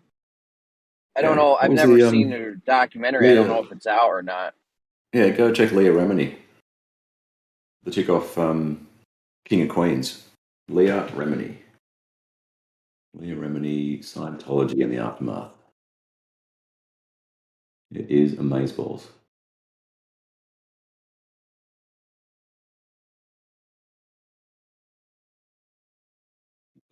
That one.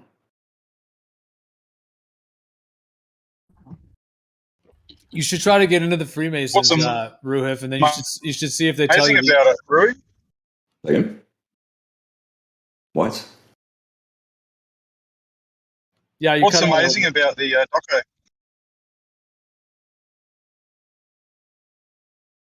What's amazing about what?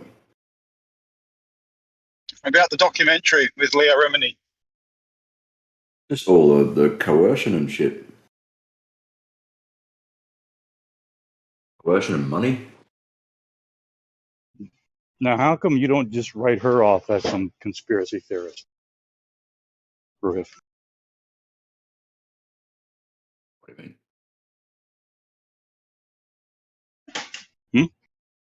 Why don't I write her off as a conspiracy theorist? Yeah, did you say that she, exposed Scientology, or was that somebody else? Yeah.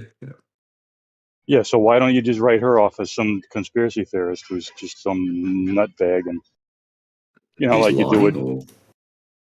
I don't know. I mean, you do the same thing with Flat Earth, so why not with her? What? No, Flat Earth, we ask you to provide evidence that matches your belief. You can't do it. No, it doesn't match your belief. See, that's the key. No. The key is that you don't have evidence. No, see, we have evidence for us. What is it? It looks flat. Measurements, anything. Yeah, so what? I can measure my backyard. What does that mean?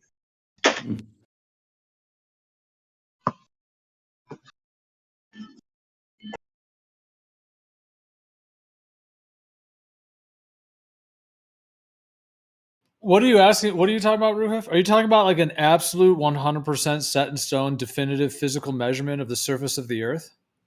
No, just what evidence do you have that leads you to believe it's flat? What prediction, like if the Earth was flat, what would I see in reality? Go out in reality and test it.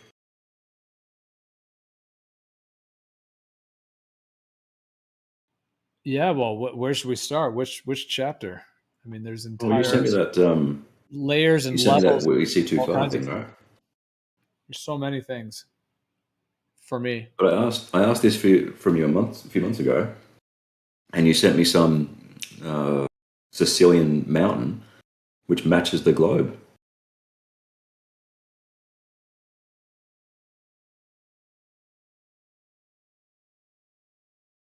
You go grab it.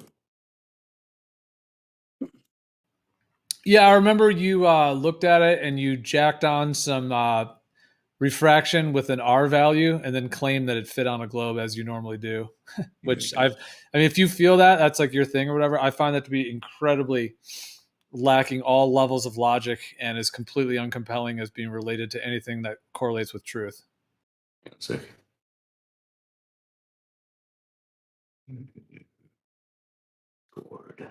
Well said. Sorry. Well said, Geo. Hang on, let's bring up the actual observation. All right, posted in the chat.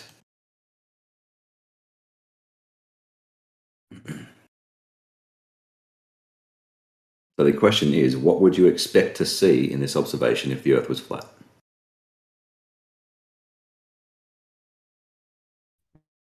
Well, what we'd expect to see is what we see, and you deny that that's even possible.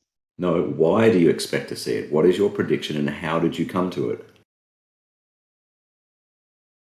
Well, it's reality. I didn't make a prediction. What I stated was that you deny that it's possible to see what we see on a flat Earth.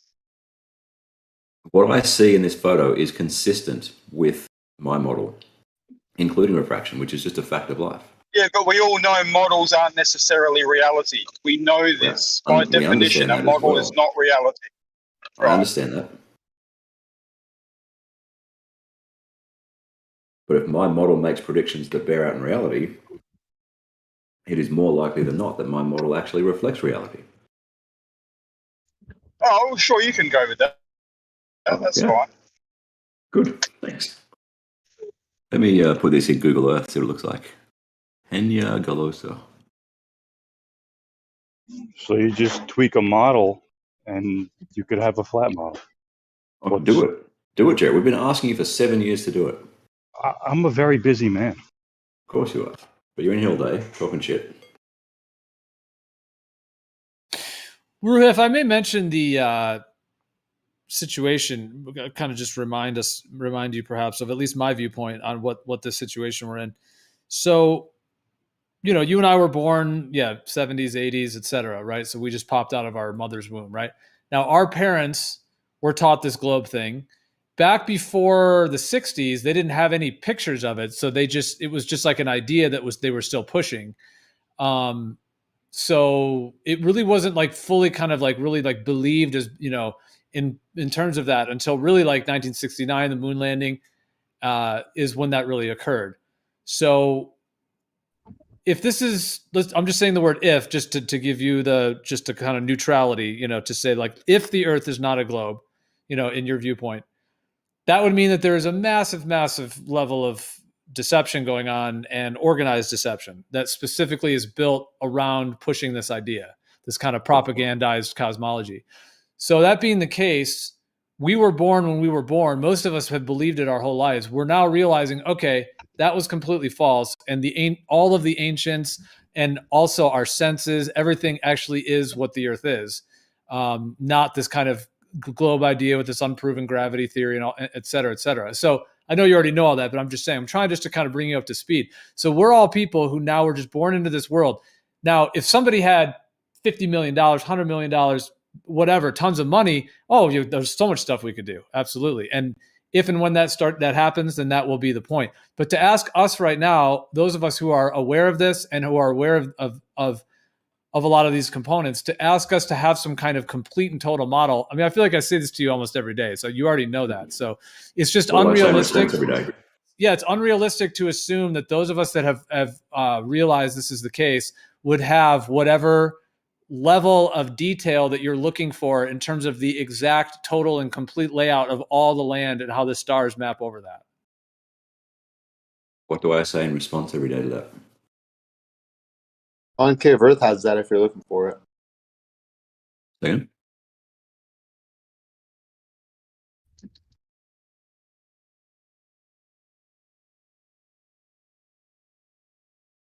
In order to have that, you would have to either physically go out and map the entire Earth with yourself and or a team, because the only one we're given is this globe WGS-84 thing, and or you'd have to have the equipment, something like the military has, all of the high altitude and all of the equipment and access to all the land.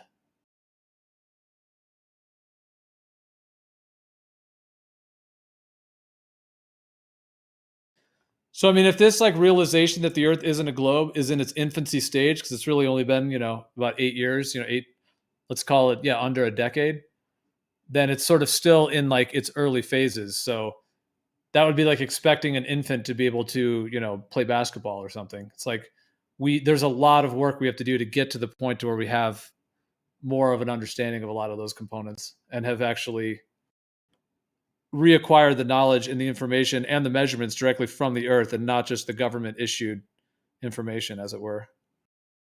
What's been my response every time you've said that? Controlled by space agencies and fake space and fake science companies and all this technology shit. A lot of it, I mean, some of it's real to some degree, but yeah, I mean, they're controlling all that right now.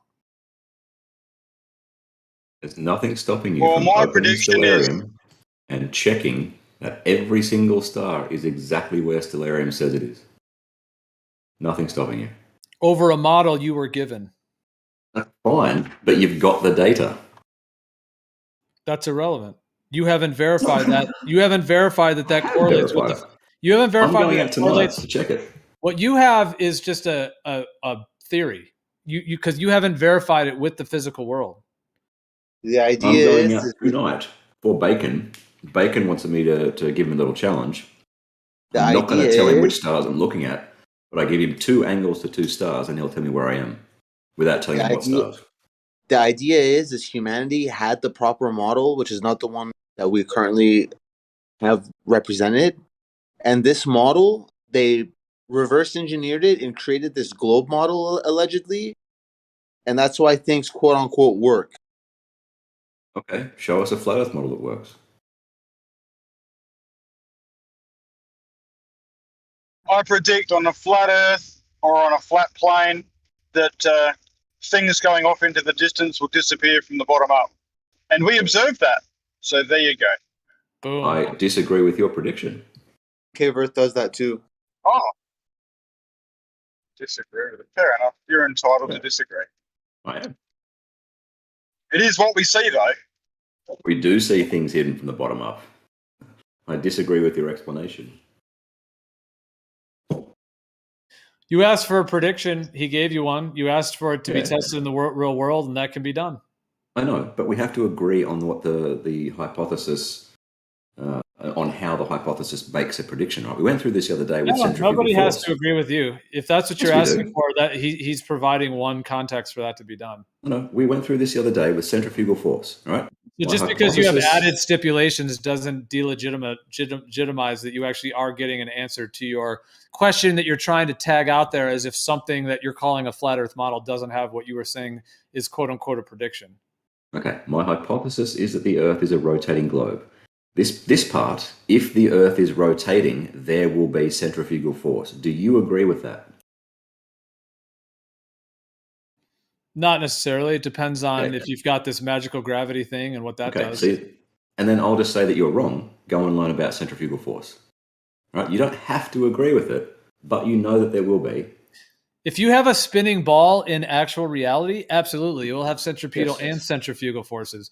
But if you have a magical thing that has this gravity in a vacuum, like that depends on whatever like pseudo physics you're linking to it, which is not in reality. It's not magic. Anyway, I've almost set up this thing in Google Earth. 98.78. See, I know White's word does actually agree that if something is rotating, there will be centrifugal force. Hey, Monkey. You're a bit old, buddy. Yeah, in reality, absolutely. I just said that. If you took a ball and you spun it, yeah, absolutely, it's going to have centripetal and centrifugal. That's why that gravitron thing at the fair, that's why that works the way it does. Yeah, I mean, that's for sure. But we don't experience that on Earth because if we did, everything would be flying off of it. But we don't, so that's why. Fuck yeah.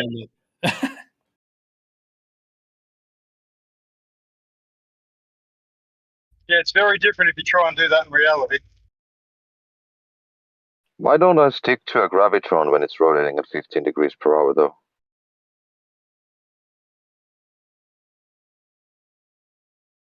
Stick to a gravitron. What do you mean? Don't follow. Yeah, like if there's the show, let's say right? there's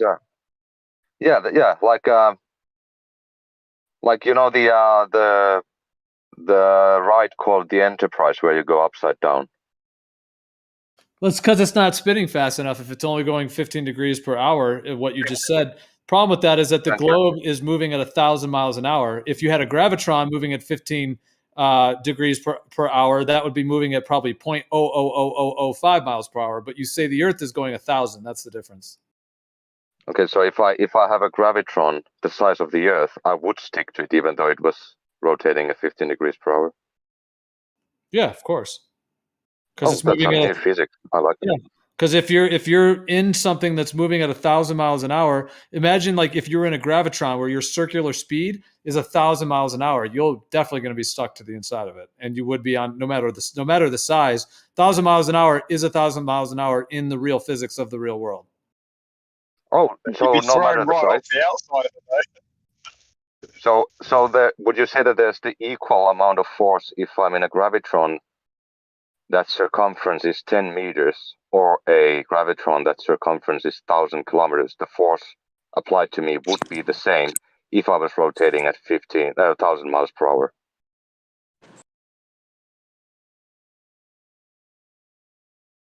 Just wondering if there's any math to back that up.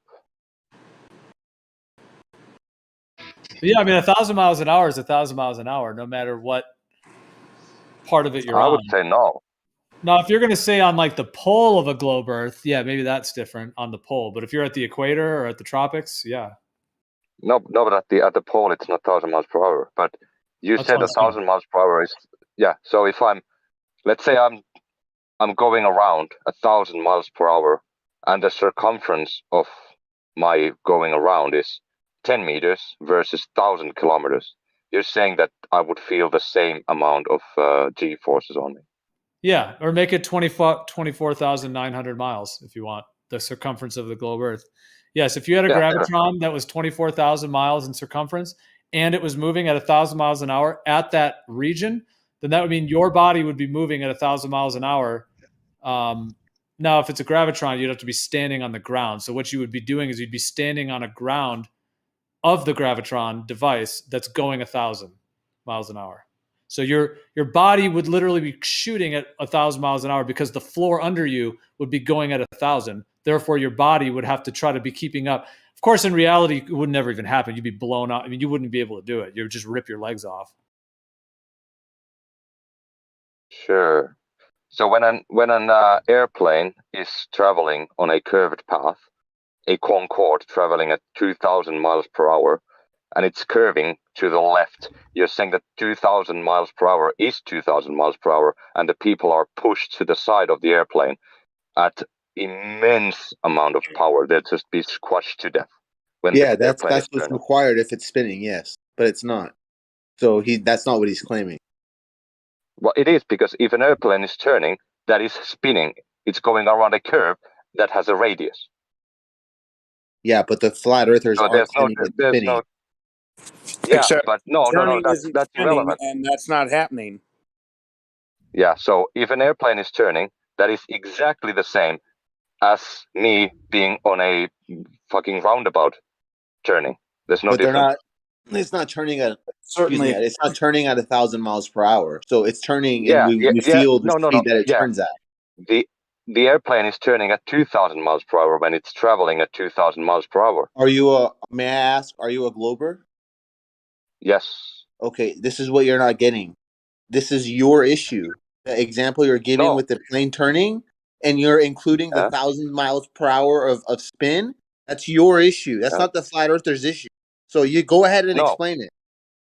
Yeah, Geo said that whatever radius you have, if you are moving at 1,000 miles per hour, you'd be flying the fuck off. And now we have an airplane that is traveling at 2,000 miles per hour, turning left, which is like the same thing as just going around in a circle at 2,000 miles per hour. Where's the difference? Explain it. It's your model that you're defending. Depends on the arc. No, I'm not talking about any model. RPM. You've got more things you need to talk about. Yes, and Whites, that's my point. Geo said that it's irrelevant. That it doesn't matter if it's 15 degrees per hour or fucking 300 degrees per hour, 1,000 miles per hour, it's 1,000 miles per hour. That's what Geo said. Yeah, that is relevant. And that is. So what are you trying to say? What is it ultimately you're trying to say?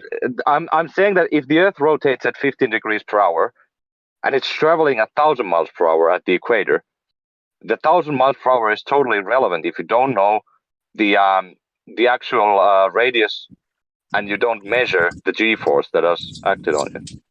Okay, that's what you think? That is actual reality.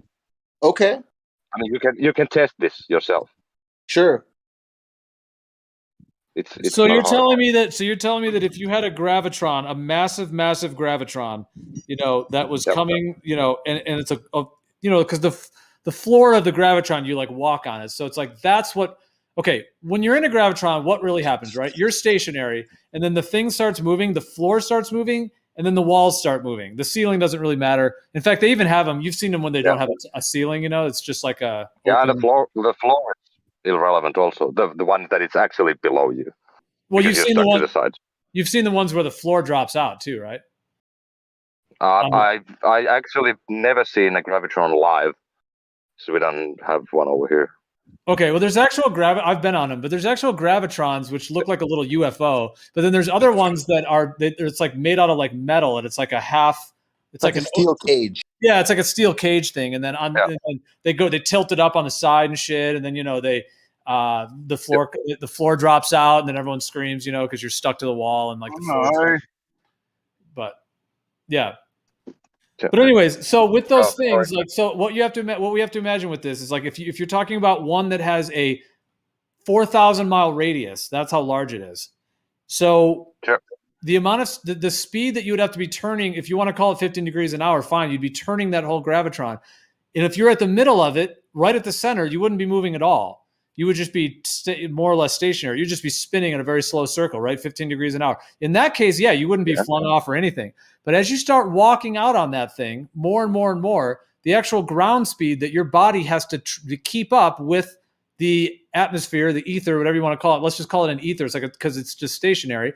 As that thing is moving, at further and further out, at some point you're gonna be going 200 miles an hour, and then 300, 400, etc. And if you get all the way out to the outside, the speed at which your body is moving in that rotational vector, if it's, let's say, 1,000 miles an hour, the G-forces will absolutely be present on you in that scenario. How much? Not G-force, let's say, the force. Yeah, let's say that there's a point that I can stand on that is 100 kilometers from the center of rotation, and one that is 1,000 kilometers from the center of rotation.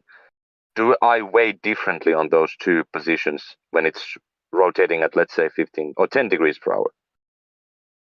Do you weigh a different weight? Well, because we're talking about the centrifugal force, I thought. Sure, and I can measure that with a scale below me. No, centrifugal force would be spread outwards from the center. It's not down. Yes, That's the way. Yeah, but Very my, good, Geo. yeah. Centripetal Yeah, and so centrifugal forces are inward and outward from the center. They're not. They have yes. nothing to do with the So weight. if I pop a scale between me and the gravitron, would it measure weight? For you, it'll be centripetal, not fugal. Will it measure No, it weight or would a be force? centrifugal. Yeah, Pedal it's is just down, force. so it's going Jesus in Christ. towards the center of the Earth. So it'll be pedal for you. No, fucking hell. No, man, is your question will it measure your weight or will it measure a force? No, will it measure anything is my point. Okay. Well, at some point you'd be I can flying measure off. a You'd be force. flying off this thing. You'd be flying off into space or whatever. So at some point, a scale wouldn't really make any difference. No, but Gio, you said 1,000 miles per hour is 1,000 miles per hour. So if at 1,000 kilometers away from the center, I can measure the force acted on me when it's rotating 1,000 miles per hour. And if I do that same at 100 kilometers from the center, is it also, if it's rotating 1,000 miles per hour, which would mean that it's rotating fucking much faster at the 1,000 kilometer point, is there a difference? Because you said 1,000 miles per hour, irrelevant of the distance to the center, is just 1,000 miles per hour. Right, but you're not going 1,000. Well, no, of course that's relative to the distance. Like if you were only 100 kilometers from the center of this massive gravitron versus 1,000, then yeah, the 100 kilometer point, you're not going to be going 1,000 miles an hour. You're going to be going, 80, less, probably 30 or whatever it is. Sure. I'd have to do that math. Whatever the numbers you're saying. You're saying 100 and 1,000. Sure. Okay, so, let's say 100 and 1,000. Right. Well, the 1,000 miles an hour you guys claim is happening at the equator. So, that would be 4,000 miles from the center. Yes. Yeah. Can we calculate I was just the wondering force? because.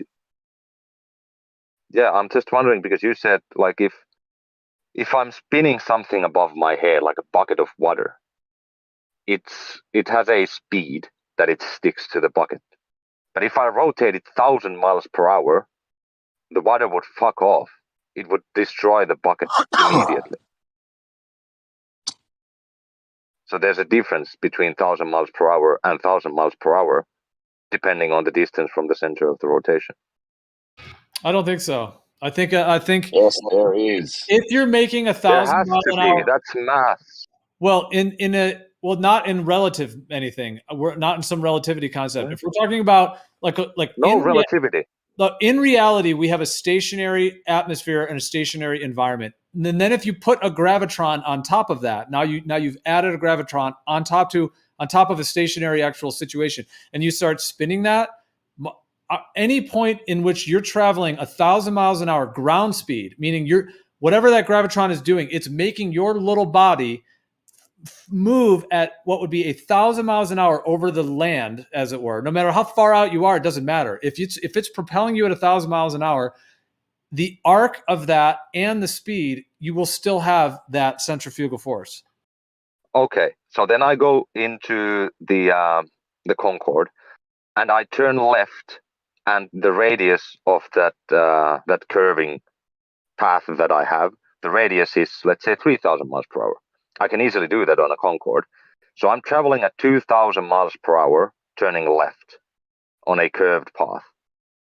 What would be the G-force or the centrifugal force acting on me when my speed is 2,000 miles per hour?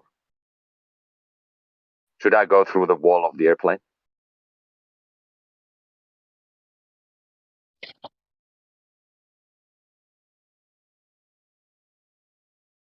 Can we just talk about a roundabout?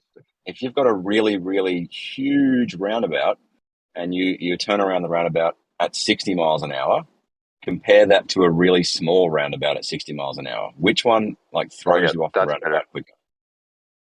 Yeah.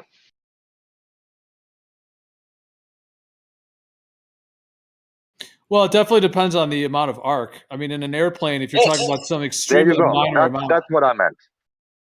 That's what I meant. There we go. So we got there. So 1,000 miles per hour isn't 1,000 miles per hour always in relation to this. So 60 miles per hour isn't 60 miles per hour, depending on the radius. It's still 1,000 miles an hour. Like if you had a ball, it's a different force, different amount of force. Let's say a ball in reality, okay, not a ball like in some vacuum thing, but in reality, a tennis ball golf ball, whatever, and you spin it at 1,000 miles an hour or at that rate, everything's going to fly off of it. We know that. Yes. The water, everything flies off. Even if you make that ball very large, and if you spin it at the same rate, the shit's still going to fly off of it. Yes. That's not true. There's no centripetal force. A ball, like but it's not true that if you have a tennis ball and you rotate that's why it, you guys need gravity. You guys, of course, that's the case because you need gravity. Everybody knows that without the pseudoscientific, magical, clinging gravity, whatever, that's lockstep, all that shit, everything would fly off. Is there an acceleration towards the ground, Gio? You need that whole theory to hold together this whole globe. Is there an acceleration towards the ground? This whole example you're saying with your spin, if you're in a plane and the plane will go this way or that way, we would experience different effects, right? If it was actually spinning the Earth, not the atmosphere, Earth, at 1,000 miles an hour. Yeah, we can measure the centrifugal force on Earth due to Earth's rotation. Did that in any way answer my fucking question? Right, but what's wonky? There's I'm out. There's no point in me continuing. No, he didn't answer. There's no point. I may have misunderstood your question. Please say it again. No? No.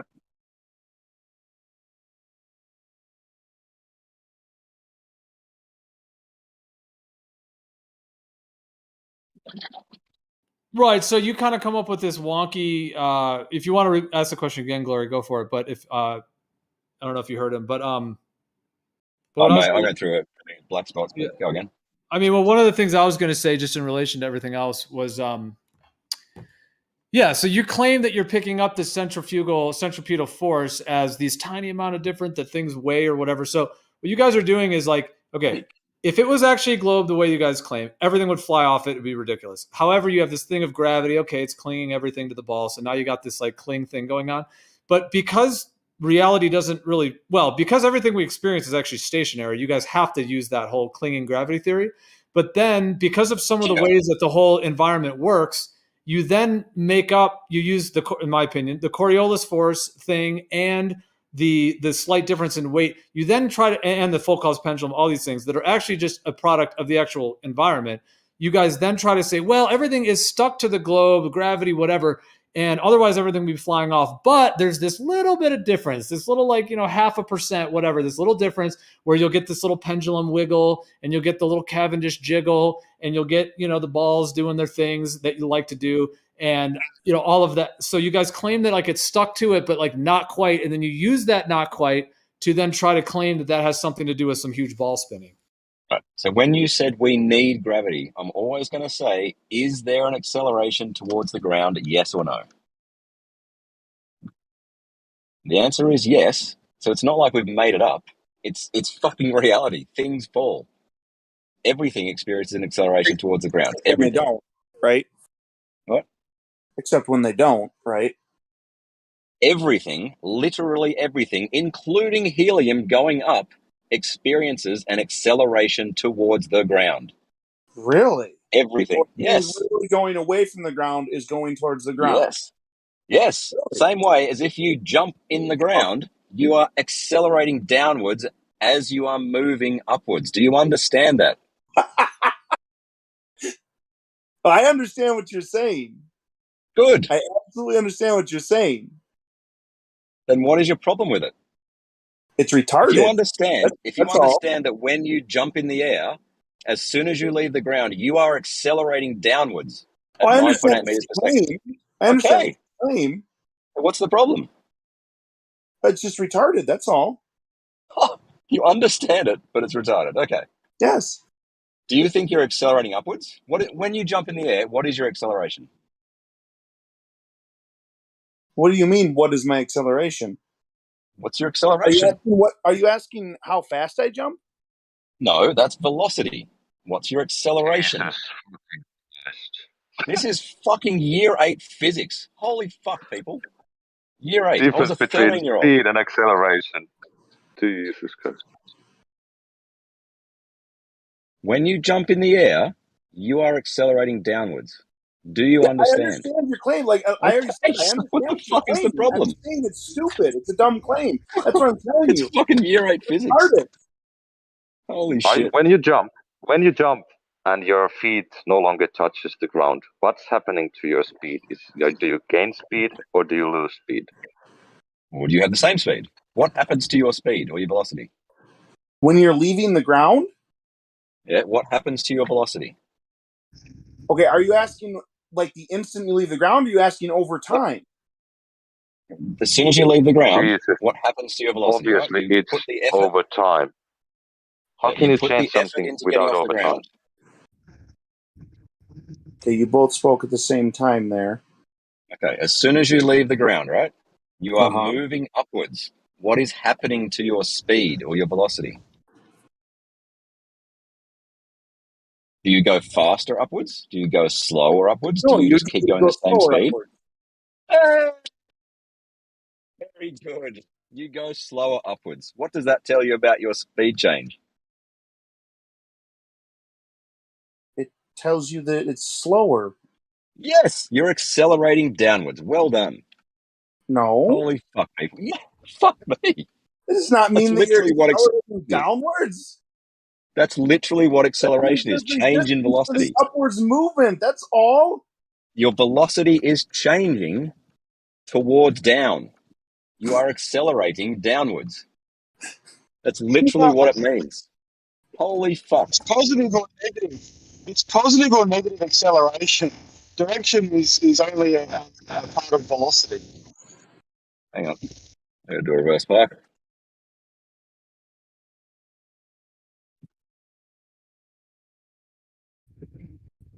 Accelerating, yeah.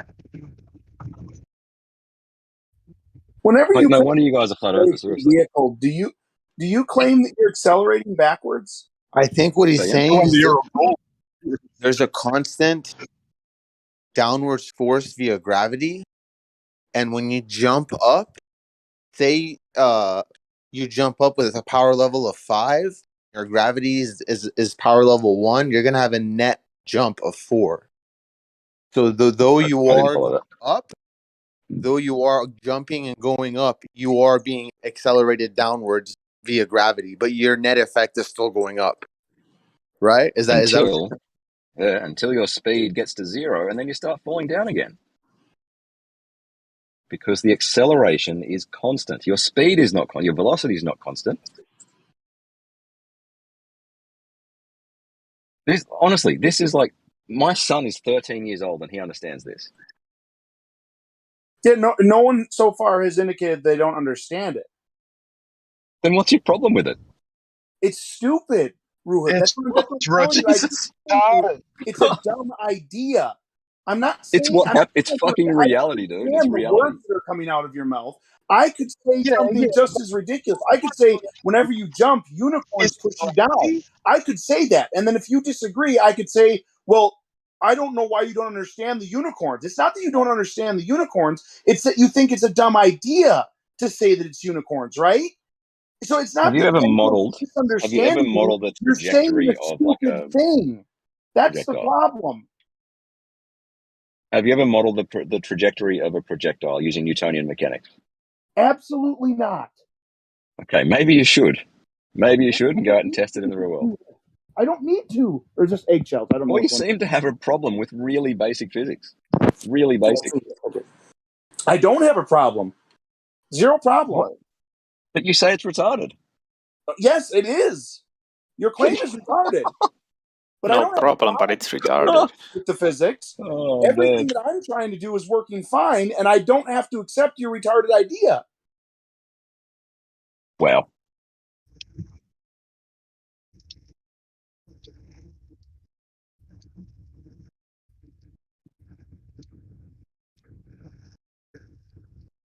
My 13-year-old is smarter than you guys. That's saying something. Not that he's stupid, but he's he's only 13. Are you under the impression that age is somehow like correlated with intelligence or the ability to obtain knowledge? No. Once you have your IQ, you kind of, it's like you are age adjusted. Well, Rufus, I think you may. I think you're actually. I would say, from what I understand, what you're doing is you're conflating two different things. So it's one thing to understand a concept. Nobody here is misunderstanding any concepts. It's a different thing to not think that concept is true. That's different. I think the fact that we're perhaps saying some things you're saying are not true, you're then somehow thinking that we don't understand them. That I think you're conflating those. Again, if I jump up in the air, what is happening to my velocity?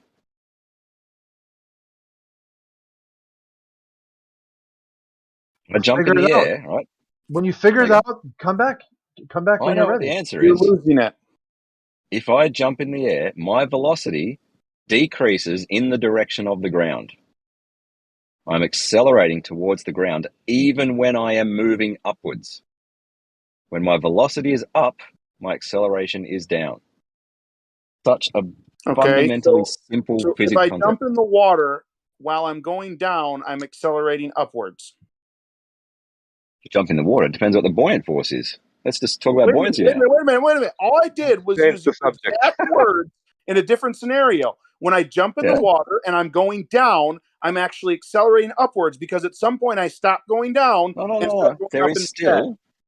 There is still an acceleration acting on your body, 9.8 meters per second squared, downward. That affects everything at all times. Yeah, I understand the claim. We already went over the claim. Yeah. Yes. But now I just use your rules, and it seems like you have a disagreement with it for some reason. No. I said at all times, even helium that is going upwards is accelerating at 9.8 meters per second squared down. Yeah, based on the rule understand? of when you go up, you come back down eventually. That's what you just claimed. That's not a rule. That's what you were just claiming. Because you come back down, the rule is you must be losing your acceleration or your velocity. No, that's not the rule. The rule is that there is a constant acceleration. That would imply that if I jump down and eventually I come back up, while I'm going down, I'm losing my velocity and therefore accelerating upward. No, the rule is that there is a constant acceleration downwards. We can take other things into account, like buoyancy. We already understood the claim. I was arguing against the claim. You used your rule of the up and down to establish that your claim was correct. Now I'm using your rule in a different scenario, and you're trying to add something to it. No. My rule is that there is always an acceleration downwards. Okay, right? that's not true. There. Especially. So let's start with that. That's not true. Now what? That is true. No, it's not. It's not true. So now what do we do? Demonstrate that's not. Disprove it. I don't need to prove a negative. It's not there. No, you just need to find an example that it doesn't apply to. We already have an example. Helium. No, buoyancy, champ. You've got more dense air coming down, which provides a buoyant force, which again has gravity in it. That's a claim you can make. You haven't proven it. Yeah, and we can test it as many times as you like until you are satisfied that it's correct. You can make it go down. I can make what go down? The helium. When did I say I could make helium go down in our atmosphere? Okay, so not everything goes down. I never said everything goes down. I said everything experiences an acceleration towards the ground, even a helium balloon that is going up, even a person that is jumping in the air. How are you going to demonstrate this acceleration down when it's going the opposite direction? How are you going to demonstrate that? In a vacuum. Okay, and you can do that for us right now? I can show you many, many videos of things dropping in a vacuum. Sure. Or a month, whatever time frame you need, you can show us. Yeah, I'm sorry, I don't have a vacuum chamber in my car right now. Nobody has sure a that you vacuum have chamber, seen. Literally, no one on Earth has a vacuum chamber anywhere. Bullshit. That's not a thing that exists. What do you call a vacuum chamber? A vacuum chamber? A chamber with a vacuum inside? Okay. Do they exist? No, they don't. No. What do you call the thing that they drop the bowling ball and feather in? What do you call it? Probably an almost vacuum chamber. Okay. Okay, so it's fucking semantic bullshit then, right? No, it's literal. They don't have a vacuum. They have a... Yeah, we understand the word vacuum. We understand the word vacuum to not be a perfect... We understand the word. We understand the word. Would you understand the agree word there's vacuum. something in there that I'm isn't a answering vacuum? your fucking question if you would let me answer you. We understand the word vacuum not to be a perfect vacuum with 0 molecules in it. Do you understand that?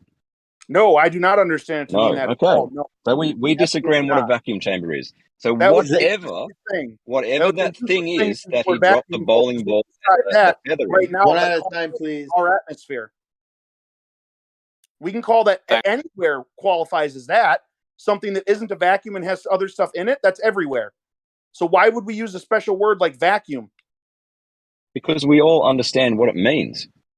Yeah, We agree. We apparently don't agree. You just described everywhere. A thing that's not a vacuum and has other stuff in it. That's everywhere. So your word is useless how now. much? It's a quantitative. Okay. How much vacuum is in the vacuum chamber?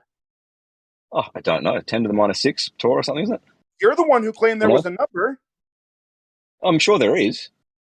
You're sure there is. Well, that's actually, it's you who claimed that there's a number because you said that there isn't a vacuum in there. I think that it would be very interesting to see how you measured how much vacuum was in there. Yeah. How much force those molecules apply on a surface? Yeah. What do you mean, how much Is vacuum? lack of things. How are you going to measure lack of things? Oh fuck! This is peak semantics. 0 pressure. Fuck you. This is such basic stuff, though. Unbelievable. Yeah, this is so stupid of an argument. It's like saying that a automobile isn't automatic, so then it's not a car because it's a manual transmission. Fuck me. I didn't hear anyone say anything even remotely close to that. Nope. It's saying that a vacuum. We know that vacuum is defined as low pressure, and a vacuum chamber has low pressure in it. And then someone is saying, "But it's how much? How do you measure the vacuum that isn't there?" Yeah, you measure 0 pressure. We have space telescopes out there with pressure sensors on them, and they measure pressure in fucking nanopascals.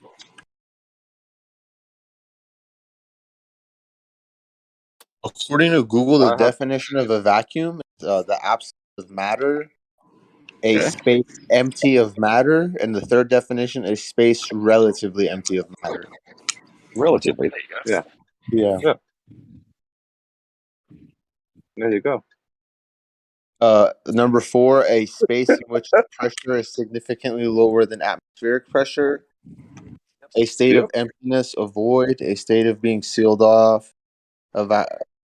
So it seems to be both. Yeah, depending on the context. I mean, I can say that there's a vacuum of ideas because someone hasn't come up with an idea yet. Well, that's doesn't mean that I'm saying that there's a chamber of non-ideas somewhere. According to Wikipedia, the first sentence of Wikipedia for vacuum is a space devoid of matter. So keyword devoid of. Yeah, sure. And then we go I want to reading and seeing how much into this it mentions the actual. Sure, but hold on. When we say vacuum chamber, when has anyone referenced an area with nothing in it? Okay, so 0 in pressure. here, after about 5 seconds, it mentions. So I think the term you want to use is called a partial vacuum. It has that in bold specifically. So the term vacuum actually means space devoid of matter, and the term that you are looking to use is a partial vacuum. This will help not cause confusion to people listening, because a vacuum actually does mean a space devoid of matter. Thanks. I'm muting. I have a doctor. So I am a professional or training to be a professional translator. But what I do, because I'm doing that, I'm constantly looking at dictionaries. So that's not actually how dictionary works. Every single entry in that matters. And you can use any one depending on context. So here's one definition from Merriam-Webster. Emptiness of space, a space absolutely devoid of matter, a space partially exhausted by artificial means. That's a fitting. You can use it to mean a space partially exhausted by artificial means. the fact that there is an entry for it being absolutely devoid of matter, that doesn't mean that that's the only thing that you can use. If that was the case, they wouldn't list any of the other possible entries there. Yeah, If they give Partial you that entry, if they give you those other entries, that means those are possible usages.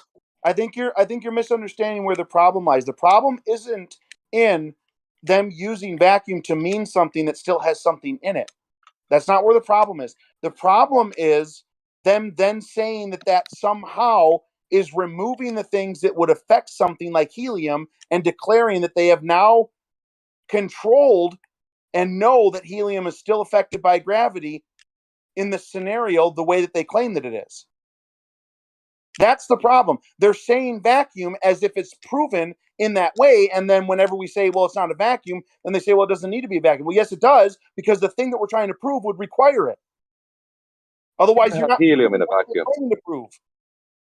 How can you have helium in a vacuum? Yeah. How can you have helium in a vacuum? Yeah, there you go. So why do you keep Well, asking? There you go. It looks like everyone here can learn and make a correction on this. There's vacuum, which can mean both. There's partial vacuum, and then there's perfect vacuum. Yeah, so we need and to be perfect specific, vacuums right? don't exist. So we can't give all the blame to the Globers here. We need to be specific. Yeah, no, I have no problem with anybody using the word vacuum in that way, understanding that it means that there's still something in there. There's no problem with me whatsoever with them using it. I'm just saying that once you admit that there's still something in there other than the vacuum, you also admit that the thing you were trying to prove with the vacuum is no longer being proven with the vacuum because it's not one. Wait. One thing is being proven with It the is a vacuum, vacuum, but it's not a perfect vacuum. But it is a Yeah, but vacuum. it doesn't matter. It's It not the doesn't kind of matter. vacuum you need to prove the thing you're claiming you're proving. What are people trying to prove with helium inside a vacuum, Tim? Okay. He left. You can talk to him about it if you want to ask the questions about the beginning of the conversation. Yeah. And I don't see what you're doing with the vacuum and the helium. Yeah, like I said, he left. You can ask him about the beginning of the conversation if you want. Okay, so you have no issue with helium. Okay, fair enough. Acts like any other gas on the surface of the Earth. Has a pressure gradient going from high down here to low up there. So if I understand correctly, a helium balloon rises up because of buoyancy, right? Should be, yeah. Yep. I think I can debunk buoyancy. Here's how I do it. I fill a balloon with helium and it rises, but then I take hold of the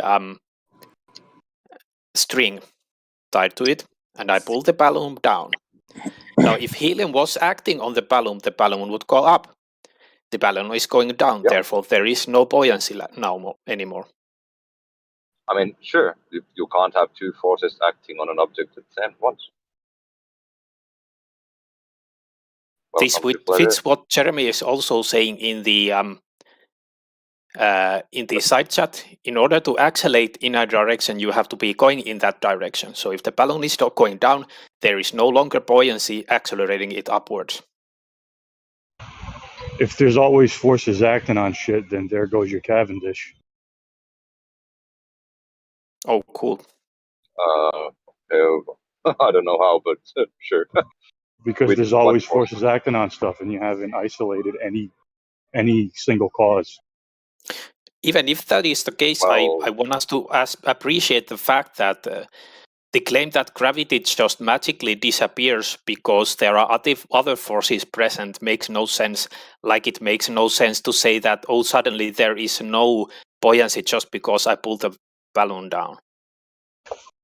Go ahead. You do you. So like when you're sitting on the floor and your back and legs start to ache, why do you think that is?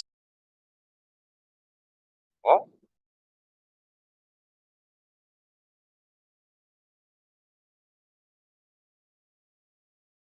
I think there's a force acting on my body, pushing my legs to the ground. Which in this case would be gravity. So gravity, let's say you sitting down for 1 hour, your whole body pain level, soreness level is this amount. If you were to half gravity, like half the level of gravity, in that 1 hour, you would be half as much as sore, because your body would be feeling half as much as that pressure against itself in the ground. Let's say there were no gravity, you were sitting on the ground, your body wouldn't be getting sore in terms of the pressure on the ground, because there wouldn't be any. It may get sore because your legs are bent in a sitting position, but that's what that force is. So even though you're sitting and you're stationary and you're meditating, no one's moving. This isn't about the spin of the earth. This is about gravity. But you're asked. Okay, go ahead. I was just saying I agree. That's all I wanted to. So even though this helium balloon is going up, it's going up. This rocket's going up. Yeah, it's net. It's still up in whatever the number is. But that net had gravity. Amongst all the other things going on, it had gravity subtracted. I think the problem with Jeremy is that his understanding is like a prime school sort of level. Because he's going with Google, you guys are Googling a fucking definition, misunderstanding. and then just doesn't understand that acceleration is changing momentum. So you know, with so. Sorry, go ahead. So if something's accelerating, it needs to be going in the direction of the acceleration. Like if something's going forward, it's not accelerating backwards. Even if you hit the brakes, you're decelerating. That's not acceleration. That's deceleration. You guys are like naive, or I don't know what kind of game you're playing, but it's ridiculous. Did you hear the part where we factored it out? In net, it is going up, but it's factored out already in the end.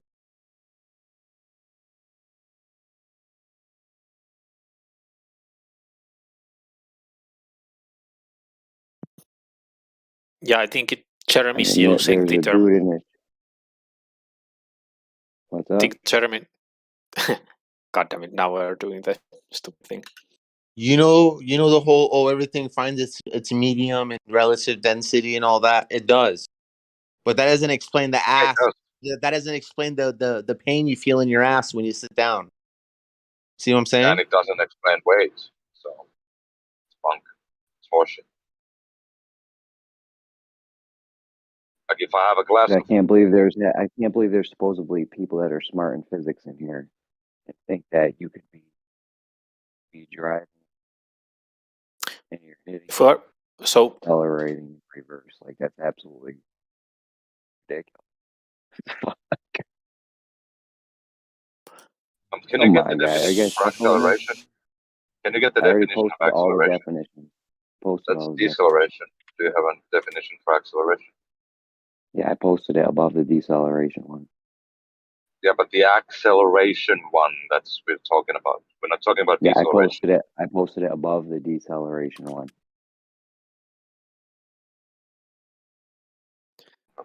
So acceleration has a velocity in it. You know what you need to have velocity? A direction. You know what happens if you have a direction going up? You don't have a direction going down.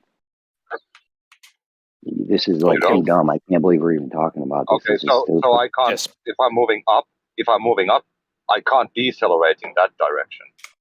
No one said decelerate. You guys said it, when you're going up, you're accelerating downwards. That's not acceleration downwards. That's deceleration. So, but if I'm moving up and I'm decelerating, am I still moving up? Am I decelerating upwards? Bro, the point of this is if you're going up, you are not accelerating down. If you're going up, you're not accelerating down. You can be decelerating up. You're definitely not accelerating down, because in order to be accelerating, you need to be going in that direction. This is like too stupid. Are you guys fucking with me? Yes, it's quite stupid. I think the problem here is that Jeremy is using non-physics language, like No, he's I'm using using the physics. I'm Hold using on, the hold physics on. definition. It's actually No, negative you're acceleration, people. So you're using the That's not deceleration. how people using the normally physics- speak. But if actually, physics hold on. definition. I'm using physics definitions. Yes, thank you. So I Negative actually looked at acceleration. 3 definitions through onelook.com, and it always gives a few different definitions, and there's always a third one which says physics, the rate of change of velocity per unit of time. So when you say that it's just the increase in the rate of speed of something, well, that's just, you know, how people normally speak, but in physics it has a more precisely defined meaning, which is different from the way we use the term in everyday speech. So you're not really talking about the physics definition. It's positive and negative acceleration. For here. That's it. For example, here. And when it's negative, it's called deceleration. Yes. Lexico.com, physics, the rate of change of velocity per unit of time. That doesn't say anything about, you know, up, down, left, right. It just says the rate of change of velocity per unit of time. Even deceleration counts as acceleration in that definition because it's change of velocity. It doesn't say gain or lose velocity. It just says change. Yes. It might be annoying that that's how they use the term, but that's how they use the term.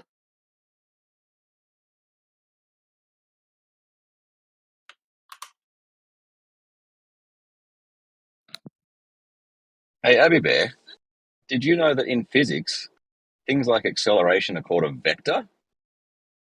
Yeah, vectors have a magnitude and a direction. And did you know that magnitude is a non-zero number? The positive number? A magnitude can't be negative. Fascinating, isn't it, Jook? You'll learn some physics when you get to high school, chicken.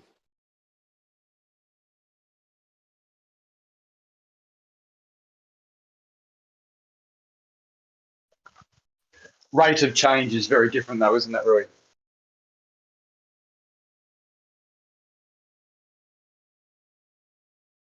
Isn't rate of change just x per x squared or cubed or whatever when it's rate?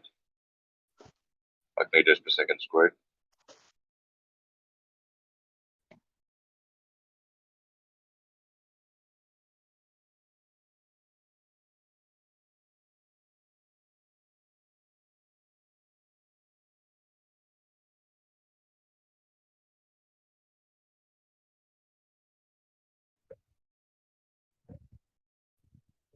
I still don't know what the issue with the helium was. Like helium acts like air. It's just gas that expands and just is, has a pressure gradient going from high to low.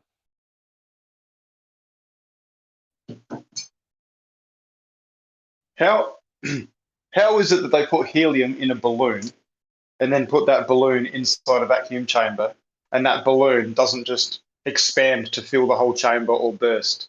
How have they been able to drop a balloon in a vacuum chamber? I think if it's like a rigid ball, it wouldn't do that, like expand.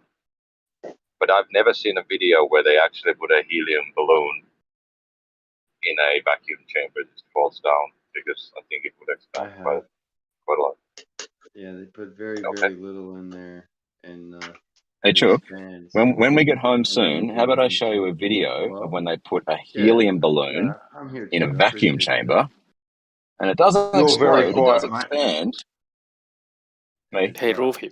Keep Ruhi, do you have... already talking, you cocksucker. No, Surveyor, Ruhi, you do are you have super Grim quiet, muted dude. by any chance? Well, Because he was just talking and you were kind of going all over him. He was? Yep. Yeah. But anyway, I was just saying the same thing that you said, anyhow. That I've seen it in a vacuum chamber. Very little helium is needed, but it expands until the balloon drops. It never actually, we don't reach those actual vacuum type pressures, but it drops enough to where there's no more buoyancy in the air around it, so it falls, or not enough to hold it up anymore. Right. It actually seems just like the air is holding the ball up, just like water holds the boat up. Yeah. It's buoyant. Yeah, exactly. When the helium balloon goes up, it's being constantly replaced with air that is more dense because it just weighs more, so it'll just push it up. Well, Easily no, it's the weight of the heavier things trying to go down that force the helium up. That's correct. Yeah, that's what I meant. The acceleration that exists. Otherwise, why would there be a vector? I mean, that's just in my opinion. Why would there be a vector at all? Up and down, in particular. Yeah. Yeah, there's also things like weight, and that doesn't work with relative density. It just doesn't. Right. Like if I have say a liter of water, and then I freeze it, the density changes, but the weight is the same. And if I have water and I make it less dense by putting some kind of solvent in it that makes it less dense, the weight will still go up even though it's less dense. It's almost like it's just the amount of mass that dictates the weight.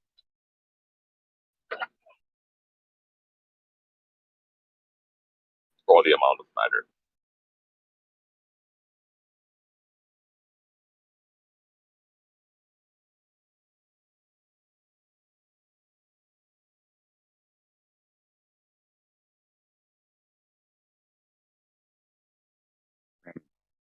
He posts that paper about the light speed in a vacuum with the photons and shit. These guys are still spiraling, thinking that shit don't happen. What paper? When did you post the paper?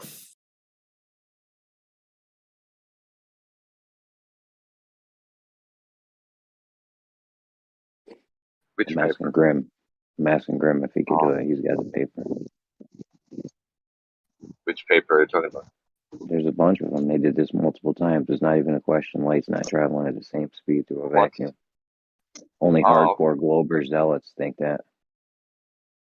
I've actually been asking to see the paper, but for some strange reason, no one seems to be able to post it. Like it should be able, should be easy, like copy paste, done. The funny thing is, there are so many papers that Jeremy. Sorry, I'm talking over you.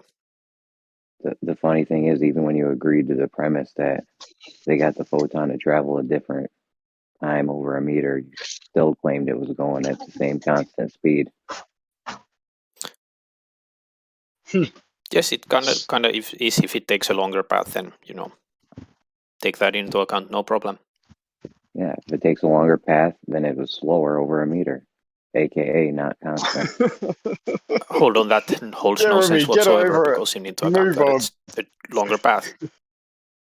It's going more than a meter, and you didn't take that into account, and not taking that into account is the whole premise of your argument, which is why you're just being stubborn, Jeremy. There's no point to what you're doing. My argument is that over the course of a meter or a light year in space, light isn't traveling at, light may not be traveling at a constant speed. Yes, and the only way you can get to that is by ignoring that it actually went more than a meter, and you're just it went meter. Let's just ignore that. We're talking about the longer path. Let's completely ignore that, which to me is kind of dishonest. All right, we're talking about how long it takes for light to travel over a meter through space. A meter, a mile, a light year, whatever distance you have. That speed's not constant because sometimes light takes a longer path. Yep. You could chalk it up to whatever excuse you want. The point is, it's not constant anymore, and it's taking a longer time to travel over a meter or a mile or whatever. No, My you were comment not. to Jeremy is just You were not coming through too much, Molman. There was some okay. break or something. Yeah. Just wondering, why do you go to these papers? You can just take a fiber optic gyro, and if there's an interference pattern, the other light took longer distance, even though the distance didn't change. I don't know what you just said. Oh, well, if you have a fiber optic gyro, and there's an interference pattern, that means that the light took different time or different distance to travel from point A to point B. I think the question was whether it can travel faster than C. That sounds neat, but I still don't know what you're talking about. The point is that it travels a different speed over a meter through space. Sounds neat. That's funny, Jeremy. Yeah, I mean the whole point of this is that whether it took a longer path or stopped off at the store, whatever the case is, it's not traveling at a constant speed over the course of a meter through space. No, the constant of C is like an that's actually instantaneous true. speed, Jeremy. See, there's a Instantaneous rule speed in is physics that a ray of light always travels the same speed. Now, let's say I have myself here and the lamp next to me, 1 meter away. There's a scenario A where the light travels straight from the lamp to me, and there's a scenario where it travels from me to Jeremy, like miles and miles away, hits Jeremy, and then comes back to me. The laws of physics say that both of those distances take the same time for the light to travel, right? That's the rule. So we're going to Jeremy, measure it in you're meters? wrong. We're going to measure it in meters? All right, well, sometimes we can get light to travel. So sometimes we can get light to travel at X speed over a meter, and sometimes we can get light to travel X plus over a meter, meaning not constant. Your laws of physics don't mean jack shit. Yeah, I can make this even more confusing. Like, let's say there's 1 meter between me and this lamp, but we measured that meter using a wonky line. That's still 1 meter, right? But then the actual distance from me to the lamp, the straightest path, is half a meter. So now the light needs to also travel that half a meter slower because it needs like, let's say that light travels a second, 1 meter, 1 meter in a second. It has to travel the half a meter distance in 1 second, then the meter distance in 1 second, and then the 100-mile distance in 1 second, all at the same time. So all of those 3 paths need to take the same time. That's what physics says. You're just ignorant about this, Jeremy. Physics yes, also that's what says physics that says. Physics also says that sometimes light travels X speed over the course of a meter, and sometimes it travels X plus over the course of a meter. That's what physics says, meaning over a meter, not constant. That's not actually what physics says. Physics says it always takes the same time to travel a meter. It doesn't, though. What can you show me that? What can you show me that it doesn't? Yeah, Grim, can you post the papers, If you said, Grim, is there a paper where they measured light traveling at 1 meter at different times? Okay, Grim, are you there? Can you answer the question? Grim's got the papers when he comes back. Cool. Because all you've said at least, is that there's distance. Was that a question? All you've said is that there's a changing distance, which is meter or meter plus. But I'm wondering if there's a measurement of light traveling at a distance of 1 meter in 2 different speeds. Yes, I've not changed the distance. We're always using a meter. Sometimes the speed is X for some speeds, and sometimes the speed is X plus for some other speeds, for some other meters. Okay. So it's not the distance that is changing; it's the speed that is changing. The speed, yes, the speed. That's not constant. Because So it's changing, the time that is changing. So it's the time. It's not the distance. Yeah. The distance is 1 meter, and the time changes, which means the speed changes, which means sometimes it's slower. That means Or not that constant. time is, or time is just slower. Right. So, Jeremy, why are you not understanding this correctly yet? I know. You can try to justify this however you want. The point is we have 1 meter. Sometimes light travels X How over do the you meter. justify? Sometimes. So Yep, we have 1 just meter. try. Sometimes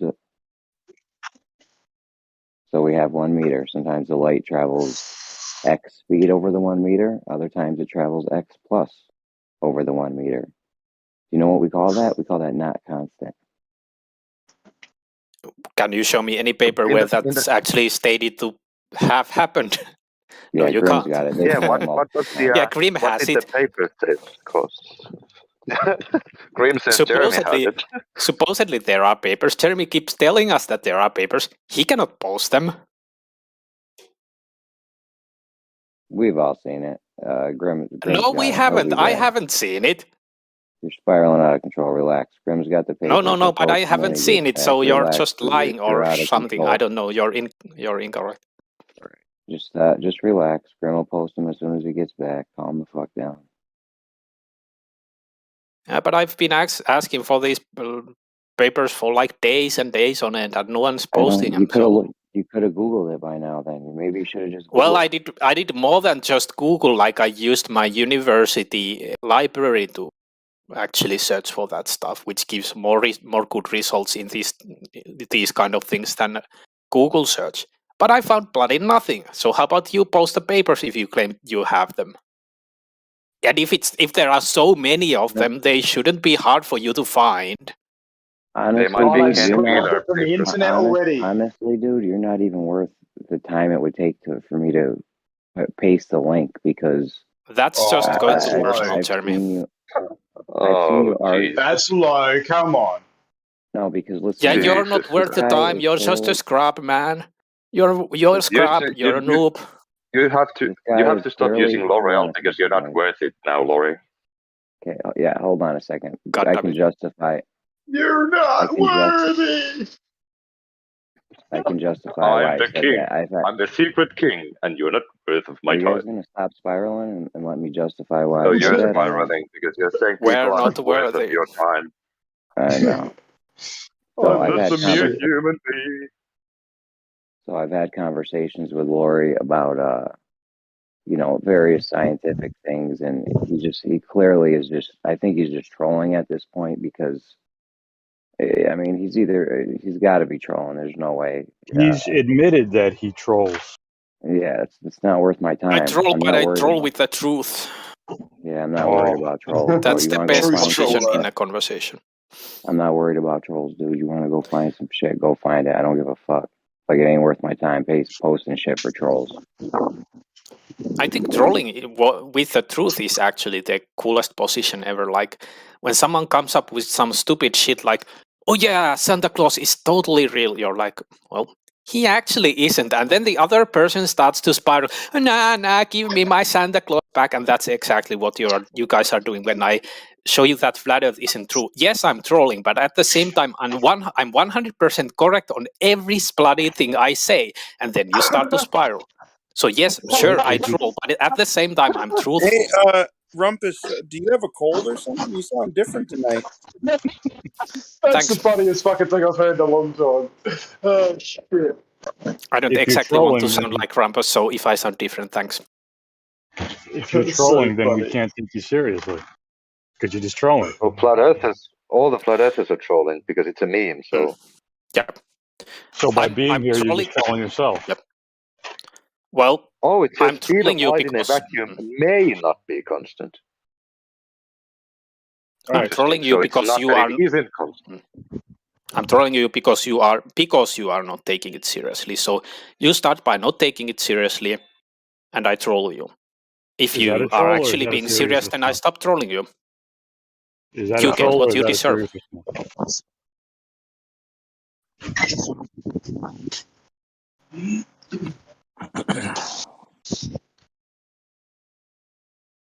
So you're admitting that you're a troll. If someone's not taking the conversation seriously, that's fine. Yeah, we they're can go trolling, to the right? definition of a troll. I think he's saying that he's some kind of a midget from Norway with the long hair. Would be actually interesting to look at what dictionaries say if they are still on that kind of troll. Anyway, back to helium balloons in a vacuum chamber. Guess what happens? Yes. What have you found? They fall down. Well, yeah, but I'm just curious as to how we got the vacuum, the balloon inflated with the molecules of helium in a vacuum. Shouldn't it just go as big as the chamber, like a marshmallow at school? You Not know, you put the necessarily. marshmallow in and you pull the air out, and it just fills the whole room. Depends on the balloon you use, I guess. But then that's got its own weight. So Right. how are you accounting for the weight of the balloon? You need to remove that, surely, for a I proper understand, experiment. but helium balloons don't always go up. That's the point, right? Of course, there is the weight of the actual balloon. Yeah. Okay. Yeah, but these are dropped from a point. These aren't allowed to go up and then shown that they go down. They're dropped from a certain location. They're put into the vacuum chamber with normal air, and then they suck the air out, and it falls.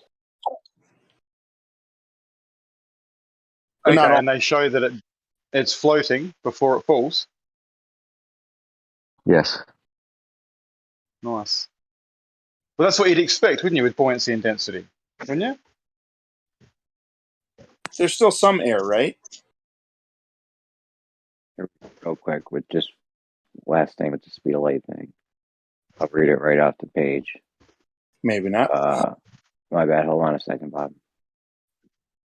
He explained that to BBC News is that instead of using a light pulse made up of many photons, we measure the speed of a single photon as it propagates, and we find it is actually being slowed below the speed of light. Single photons. So you can shove that group velocity shit up your ass. Uh-oh. Where? When we get Is it the light from same paper where it takes the corkscrew path, Jeremy? The path is a corkscrew? That's what Seems like they That changed extends the distance, though. Yeah. Yep. So that means that in order for it to travel a meter, that means that in order for it to travel over a meter, it's going to go slower. Yep. Dun, dun, dun. It's a different distance. Yeah, Because different distance. But over a meter, it's going to be going slower. Yeah, different. Yeah, that's what we. Jeremy, just drop it. Come on. This is like the ballers saying that perspective won't make things disappear That's what bottom we've up. been telling Jeremy, like me and Kami. We've been telling him that the distance is different. He just ignores that and repeats the same shit because he's stubborn. And that's the only thing that he has left. About? Yeah, look, it's the same as denying perspective will make things disappear Apparently, bottom up. In my light opinion. Light takes longer to travel if it takes a longer route, and that's a problem for physics because somehow I don't know. Why did we move on from acceleration and deceleration? Like, that's such a fundamental thing. Jeremy, did you ever like reconcile it? Can you accelerate opposite your velocity? Yeah, if my fridge is standing still in my kitchen, it's not accelerating downwards. It's all. It is. But what if we're in the car and we hit the brakes? Do we accelerate backwards? Put your hand under it and tell me if it hurts. Is my refrigerator accelerating downwards? It's just not Before there. we talk about the That's some refrigerator, perfect equilibrium. If we're in the your car hand wouldn't hurt if you put it under it. and we hit the brakes, do we accelerate backwards? No, you're decelerating. I would say that if something's not moving in the direction that it's going, like my refrigerator, it's definitely not accelerating downwards. So like when we land in an airplane and the pilot puts the engines in reverse and you feel it, is that acceleration in the opposite direction?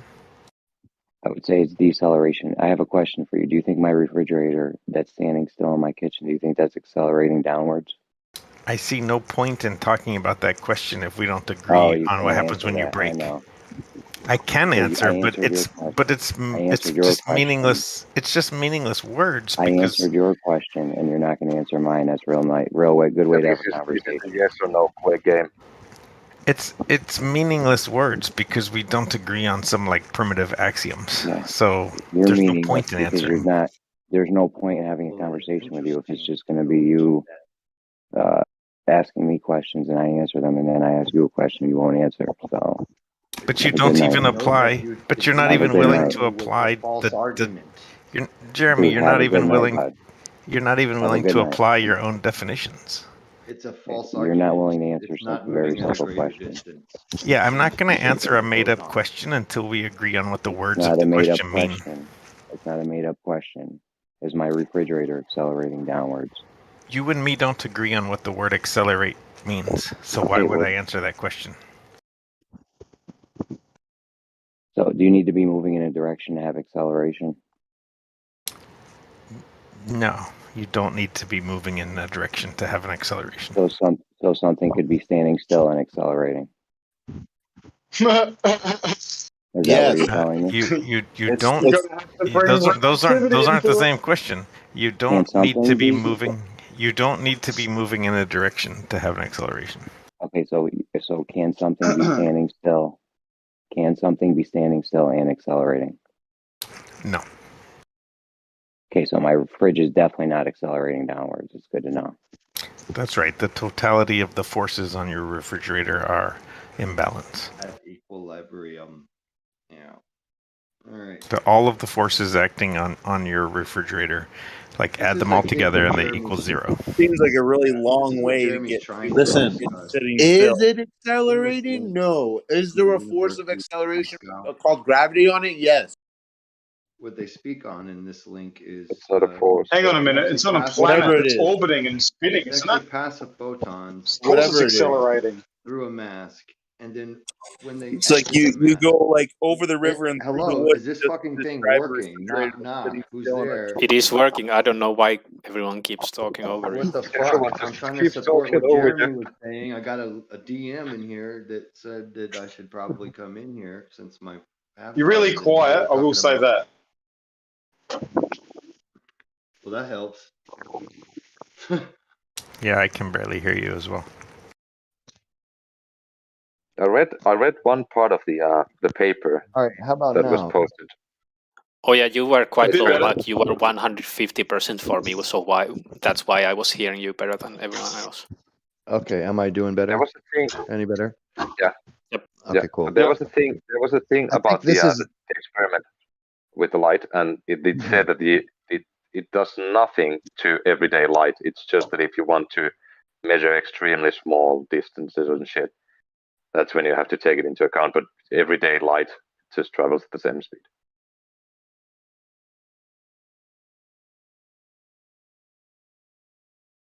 Anyway, so you guys were arguing about distances being different. Well, and the experiment was configured like a race with 2 photons released simultaneously across identical distances towards a finish line. The team compare a beam of light containing many photons to a team of cyclists, basically, who share the work by taking it in turns to cycle at the front. You know how it works. Although the group travels along a road, and it's an interesting little analogy, the speed of the individual cyclists can vary as they swap positions. The group formation can make it difficult to define a single velocity for all cyclists, and the same applies to light. A single pulse of light contains many photons, and scientists know that light pulses are characterized by a number of different velocities. The researchers found that one photon reached the finish line as predicted, but the structured photon, which had been reshaped by the mask, arrived later, meaning it was traveling more slowly in free space. Over a distance of 1 meter, the team measured a slowing of up to 20 wavelengths, many times greater than the measurement precision. The work demonstrates that after passing the light beam through a mask, photons move more slowly through space. Crucially, this is very different to the slowing effect of passing light through a medium such as glass or water, where the light is only slowed during the time it is passing through the material. It returns to the speed of light after it comes out the other side. The effect of passing light through the mask is to limit the top speed at which the photons can travel. The work was carried out by a team from the University of Glasgow Optics Group led by Professor Miles Paget and blah, blah, blah, and some other people, Harriet Watt University. Daniel Fascio. All right. Anyway, it goes into talk about the delay is very small. Structured beam measure at several micrometers over a propagation distance of 1 meter, but it is significant because you get several micrometers over a propagation of a distance of just 1 meter. So that means over galactic time. Anyway, we've measured similar effects in 2 different types of beams known as Bessel beams and Gaussian beams. So it's obviously higher magnetic spectrum happening as well. So anyway, they do talk about it as basically reshaping the photon so that it travels actually slower in free space. So all those arguments about him having different distances and doing all this other stuff and everything and being all confident, smarty pantses, you're all wrong. And have a nice day. If true, that's cool. Talk to him, Grim. And we'll do this acceleration thing another time. I gotta go to bed. It's called negative acceleration. It's another word for deceleration. It doesn't mean you're accelerating if you have negative acceleration. No, it is. It does. If you're changing a velocity, or you're also changing it, because in physics the word acceleration just means Yes, but if you have negative acceleration, it's called decelerating. That's what it's called with the gas pedal. I get that. I mean, but it's also an acceleration. Yes, but if you have negative acceleration, it's like saying that a square is a rectangle. It's fine, but a rectangle isn't necessarily a square. You know what I mean? So a deceleration is a form of acceleration. Just iron this light speed thing out with a milliogram. Yeah.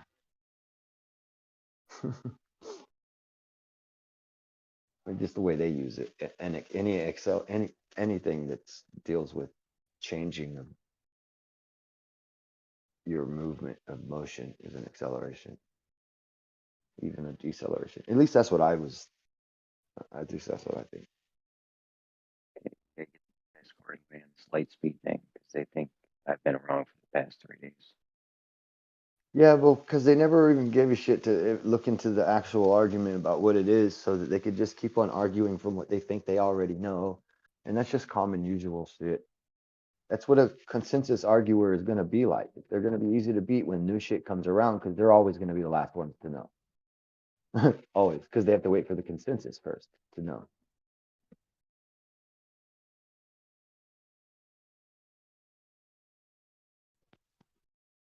Being here tomorrow.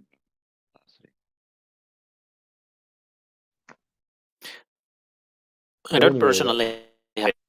It's fun to talk about this stuff, anyhow, even if it's right or wrong. Like, I will of course compare it to the other sources that Jeremy posted there, because they might be showing different things. But I'm fundamentally not in the position of doubting the validity of what's being said there. Moreover, I don't have any problem with it. What I have problem with is people growing and like posting and being like, you guys don't even know this, you guys are, then not bloody posting the article for us to look at even when we ask. That's what Jeremy has been doing. So yeah, Grim, you treated this conversation like an adult. Jeremy didn't, and that's why I treat you like an adult, but Jeremy not. Wait, are you guys still on about that? And just I must have missed like half of this conversation, because I just got in here. I got a DM saying I should. Is this still the argument of the speed of light? Light from that fucking Jeremy's. like 2 days ago, 3 days ago? Yeah. And yep, then, and you're finally seeing what the actual paper is. Oh, well, maybe it's because I have it in my bookmarks and I told him a couple days ago. We were talking about it. I saved it. So he just asked me to grab it. So what? It's not easy to find. I mean, I swear, go look for it. I mean, well, I did, and I couldn't find it. Yeah, that's what I mean. There's something about this is like very much covered in the background of things. It wasn't easy to find.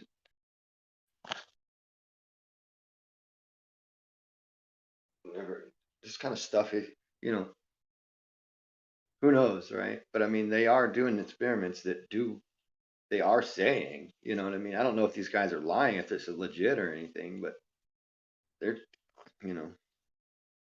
So does the light go faster or slower? Slow it down. Yeah, they Something changed else? the shape of the photon, right? So it's like the wave itself is like a linear type waves. They changed the shape of it, and this particular wave, and it once released through the mask, this mask alters the shape of this photon, and then it actually remains at a slower speed even through free space. It doesn't pick back up like light always does. I mean, we thought light always does. That's going to be hard to change an axiom. What kind of mask are we talking about? I think it's some sort of a crystal or something. Who has the article? I'm actually very interested in that. We just posted it in here. Then it'll let you download it. Yeah, it's right there, posted 8:07 in Livestream one text. Jeremy posted two sources also right before that. Yeah, those might be talking about different thing. I'm not sure yet. I have to look at all the sources. I don't know.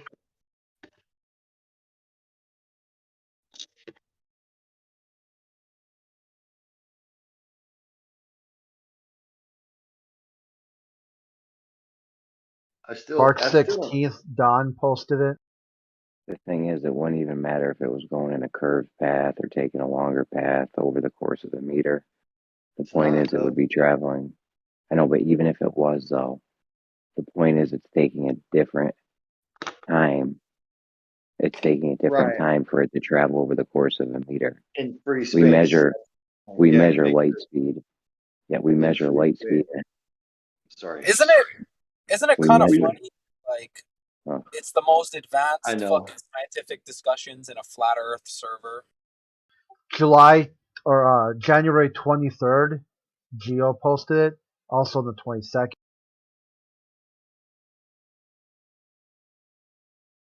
This stuff is actually sort of why I also like these discussions. Like, I don't have too much free time with all my university studies to look at this kind of stuff otherwise. That's a cool one. You probably wouldn't have found them. Flat Earthers on January Discord are the 14th. most interesting people on Earth. January 14th, Jeremy posted it twice.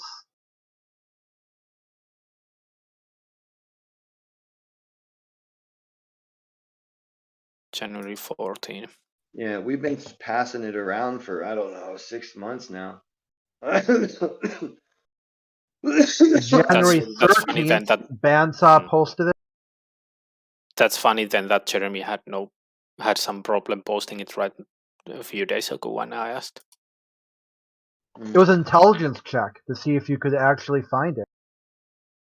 Just dumb. Cool story. Bandsaw posted it January 8th.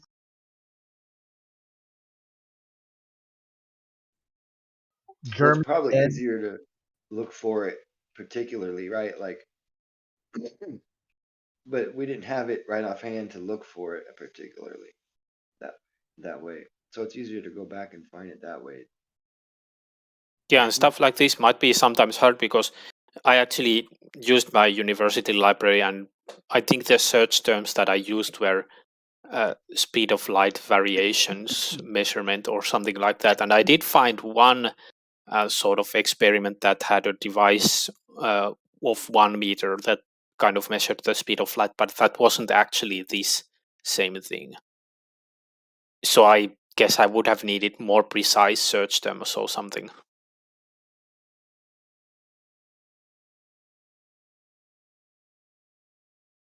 So how does the shape of a photon change its speed?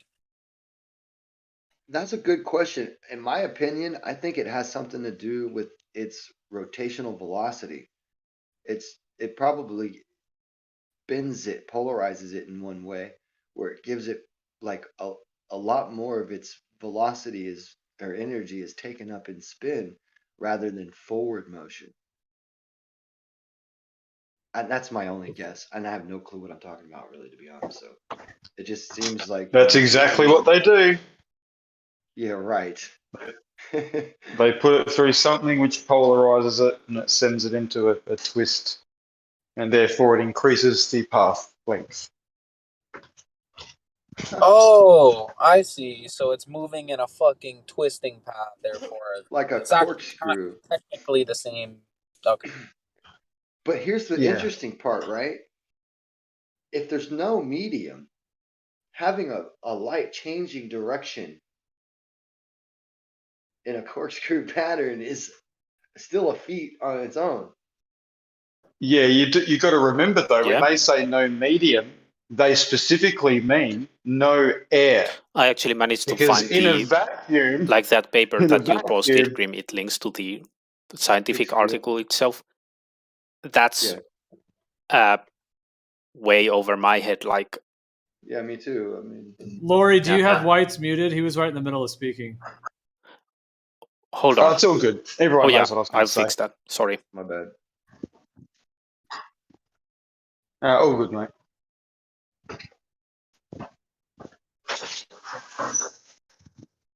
Do you still remember what you were going to say? Or what you were in the middle of? Not Right? particularly, no. No, but I've said it sorry. 100 times. God No, damn it. all good.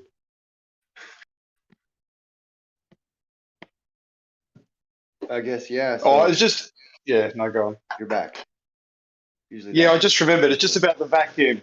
You know, they say vacuum's got no medium in it, but what they mean is no air. Therefore, it does leave room for a space with no air for a photon to act strangely, given that there's no, in quotes, medium. You know what I mean? Right. Well, I mean, yeah, they have to start thinking of ways to describe a medium to us now, being that there's an ability to change the direction of a photon. And, you know, you need now that really supports the idea that there needs to be a medium, even if it's a Higgs field or a particular type of something going on, rather than just an empty Exactly. vacuum. Yeah. Yeah, and when they need to define vacuum better, and they should define it as a space with no air. That's it. Because that's all they measure for. That's right. It'll be very interesting to find out, like, what other kind of situations, if they put like maybe intense fields around a Faraday cage and do the, you know, inside the Faraday cage and have different, you know, magnetic fields overlapping or something with no electric field, you know, variations. Some separating of the fields type of bullshit going on. That'd be fun to see if any other effects arise. I'm sure they've done it all, mate. I know I always think that, right? And then it turns out like 2017 discovered Alphean waves. I mean, he told about it 100 years ago. He said there's Alphean waves. I mean, he didn't say that. He said these are electron, you know, an ability to transport electrons through a secondary lateral current inside of the main current, and you know, it's a necessity for this current situation to happen and all that. And then they're like, no, you're wrong, dude. You know, and then they just discovered those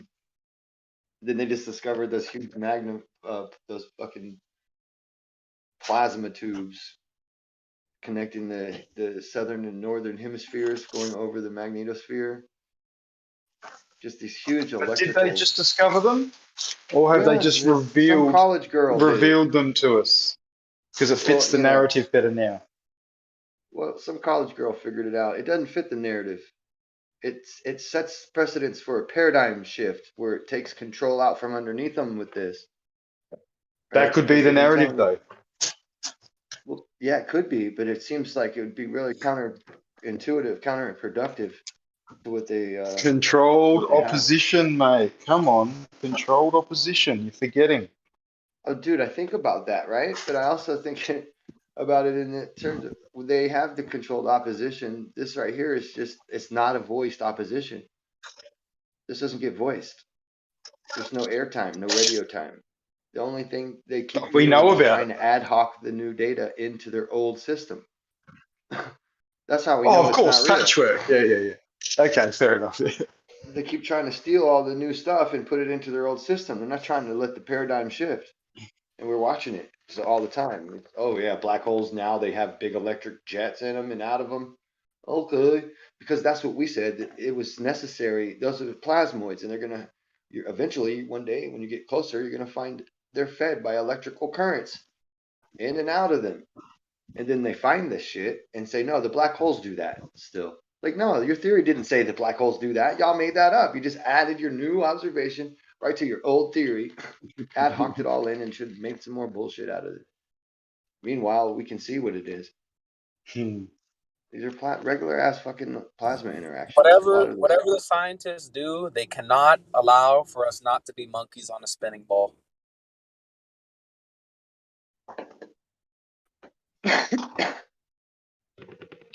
No, it's very true. They can't really go back on that. They have to pretty much try and just jam everything into the model they can and make it fit somehow. They can't change those two things. Evolution and the ball now. As well as the Big Bang, like the whole world being a coincidence and everything that ever happens and coincides is just a coincidence and you came from a coincidence. Those are the three tenets. Yes. Random chaos, coincidence, and evolution, not design. You can't go against them.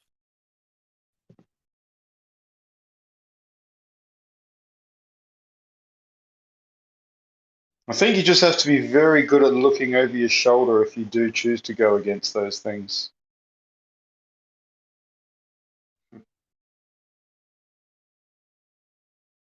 I don't think you'll have a career in science, even if you had a Nobel Prize before, if you start saying that like evolution isn't real, or the Big Bang isn't real, or like the Earth isn't a spinning ball in a heliocentric model. If you do any of those three fucking things, you will be booted from the scientific community immediately. Yep, and they'll give you a Nobel Prize to fucking Obama just to fucking spite your face. Yeah, that's because we live in Clown World show and like everything is a fucking entertainment. None of this shit is real. It's all actors. And if you didn't realize it, Excuse me. too bad for you.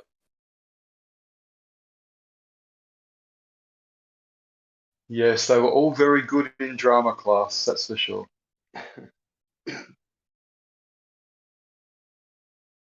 Zinger.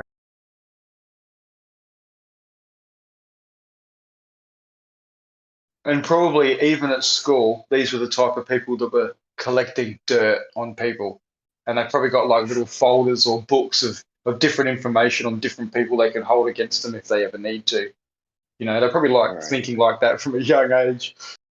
Bastards. The Book of Tattles. I live in Hawaii and I haven't Building met the dossier. I live in Oahu and I haven't met a single motherfucker who knew Obama. Yeah. That's pretty funny. All the boys knew him.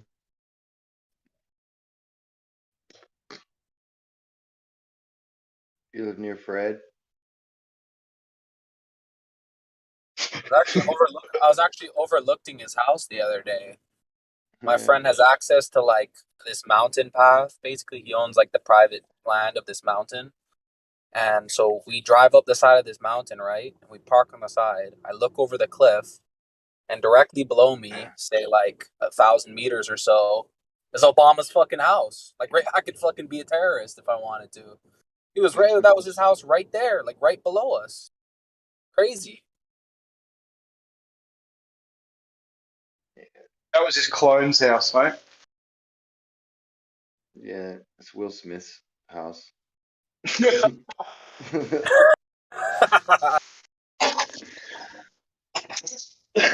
you imagine There was no Obama ever. It was just Will Smith, kind of like ducking down with a mask on. No, do you know what would be funny as fuck? Is if it turns out, and they disappeared at the same time, Robin Williams died, Obama is never seen again. He's not just Mrs. Doubtfire, he's fucking everyone. Oh god. It was really Gene Wilder the whole time.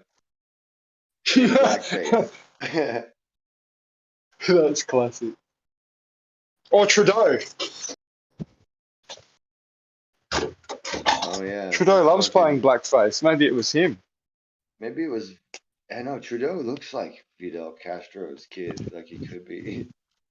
My problem with that is that Fidel Castro has brown eyes and Trudeau has blue eyes. But other than that, A lot outside of of that, their Spaniard face looks kids identical. get blue eyes. End up with there's a gene in there for blue eyes. And Spaniards, man. It's not all Carib Indian dominant and shit, or whatever the Cuban Indians were.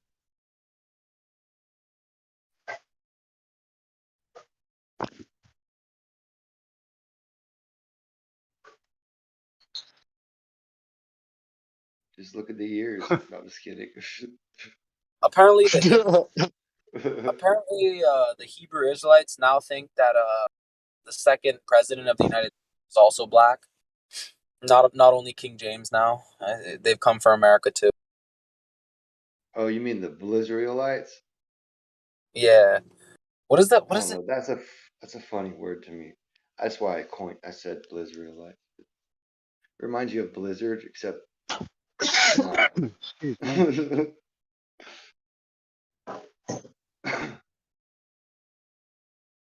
Yeah, they're now claiming John Adams was a black man. I think the word lizard is in there. It makes me laugh or something. I don't know what this is all about. Define black. Black. South. Maybe that's what it means. Blizzard, black Israelite. Oh, okay. Like big lips. I think you got it. A lot of melanin and curly hair. That's what they say John Adams is now, as well as King James. So they got both of us, England and America. They caught us. I've heard them say, well, I don't want to say them, but What do you mean by them? Yeah, no. Right. Mozart, Beethoven, Shakespeare, Vlad the Impaler. Pretty much everybody was black. Yeah, the Greeks and the Romans too. And the Greeks, the Romans, and the Franks are black apparently, and also were the Brits. You know how I know you're white? Because you were worried about what you were allowed to say. Yeah. I am. We're the only ones that are like, oh, with that, am I? You know damn well you're not trying to offend someone and you don't have any bad intentions, but you're still worried that you're it's like, fuck, get the fuck off me with that bullshit, man. I don't have any guilt. I'm not here for y'all. You know what I mean? To your amusement. Go fuck off. Not you, you know what I'm saying? Everybody's looking for that kind of attention. The victimhood shit, you know. Yeah. My favorite meme is that one where it's just a bunch of family magazine covers, but there's no dads in any of them. It's hilarious. That shit started in the 90s real heavily. Like they really started pushing, you know, fatherless families. Yeah, either Yeah, that I don't know. or I think women, dumbass bitches, like really low IQ females, actually think it's like a good thing. But little do they realize, once the government takes fathers out of the household, then they're just gonna take the mothers out because no one's gonna do shit. It's just your dumb low IQ female. So if you think it's a good idea to be a single mom, right. Well, plus there's the you're a useful idiot. The way a You're family a thinks useful idiot together. that's gonna be used and thrown out by the government once they're done with you and nothing else. It's easy to penetrate the minds of the children when there are no parents in the way. Oh, these days the parents just reinforce the school shit. That's what I find. Instead of coming home and the parents correcting correcting the propaganda. They go home and the parents are fucking reinforcing it. It's bullshit. Second generation Sad but already. true. Sad but true. Homeschool your kids. Fuck yeah. That's really hard, dude, to find like a average IQ female out here that thinks anything through and isn't just a government daddy.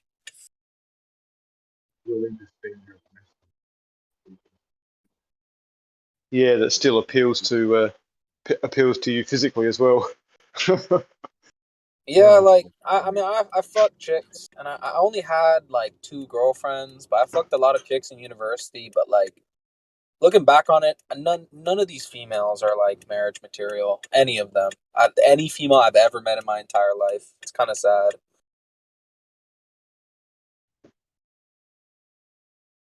I'm only 20, 23, and I've never met a female that's marriage material ever.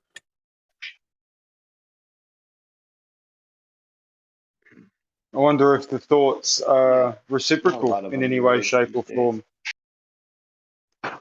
Yeah, probably. Thoughts only care about your position in the government or how much money you get from the government. That's it. Younger chicks are digging older dudes these days. For some reason, they're just more reliable in every way. And they aim to please. I don't know. I like when I date younger chicks. It's way better. I'm not even that old. That's why they say the grass is always greener. You know, when you're younger, you like older chicks, and then when you get older, you like younger chicks. I've never not too much younger, chicks. Never liked older chicks.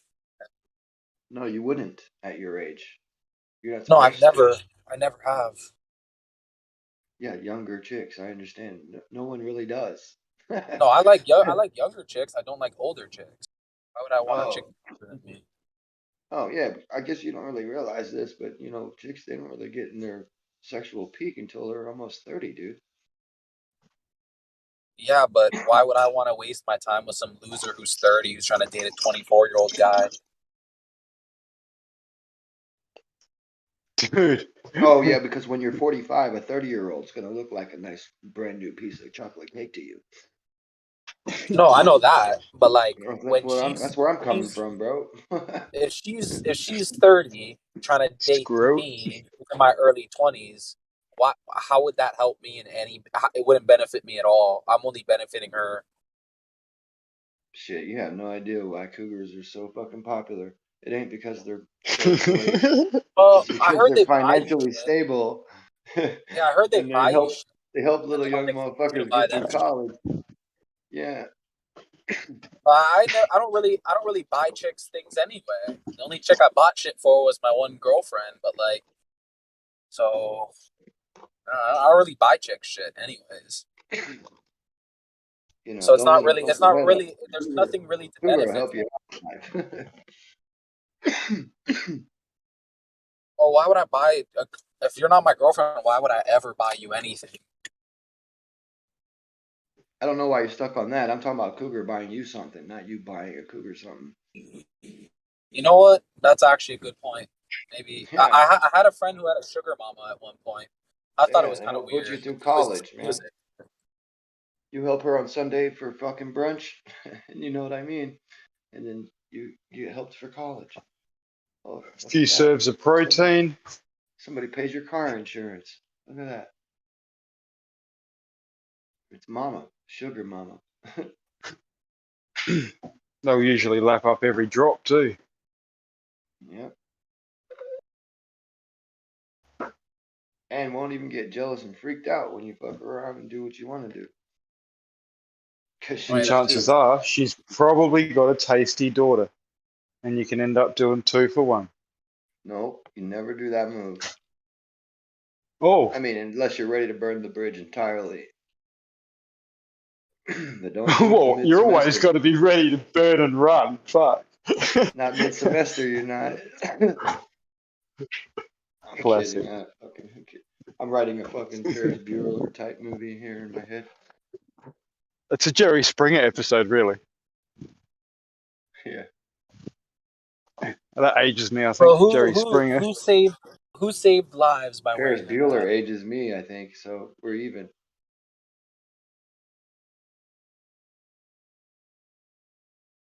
Wait, who? What? Who saved lives by wearing a mask? Me. Me. No. That was awesome. That was so witty. Unless that's already a joke that you know or a meme, that's funny as. No, yeah, no. I was just answering this question with some ridicule about the mask situation.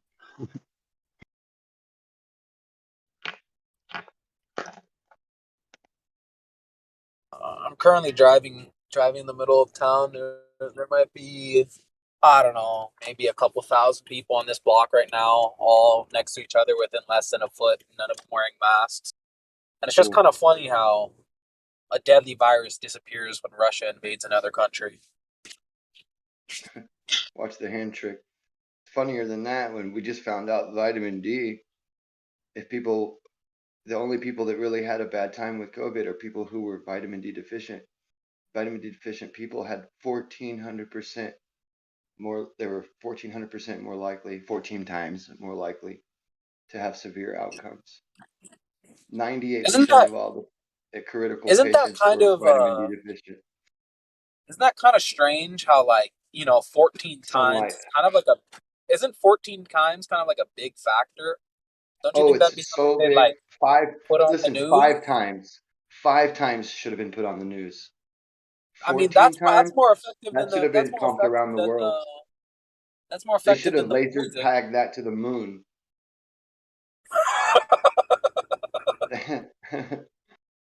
Shit.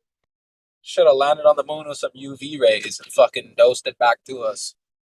Boom. Blue moon like a motherfucker with a big yellow 14 Yo, times. we could have easily defeated COVID. We could have just had some guys go up to the moon, put a fucking thing that would shine UV on us in the nighttime, and then night and daytime we'll just get shined by UV and there'll be no more COVID. Simple. I mean, they did it in the 60s. Dude, they should have told people if it's warm enough, go outside and get some sun, eat eggs in the morning. No, all that shit wouldn't have happened. Take It's just kind vitamin of D supplements if it's you just have kind of to. hilarious living through like one of the biggest hoaxes of all time.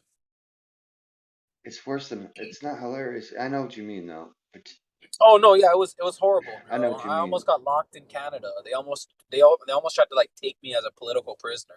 Fuck faces, dumb communists. It was horrible, but at the same time, really weird. At the same time, it's funny because I realize that the vast majority of people are mentally retarded. I know. Even the ones that are like, they seem to be smart in a lot of other areas, but for some reason they believe this shit. Yeah, I don't know. There's The a COVID was lot of, just it's an intricate lie, man. There's a lot of, and not, and to be fair, a lot of the people who were, so-called helping us, they didn't have their shit together, so they were very unhelpful. It's like sometimes with friends like that who needs enemies type of shit, So people who are just all I doing, know is half-assed research or not, all I know is I lived with someone with COVID, got in a car with someone with COVID, and shook their hand and fucking traded money with them.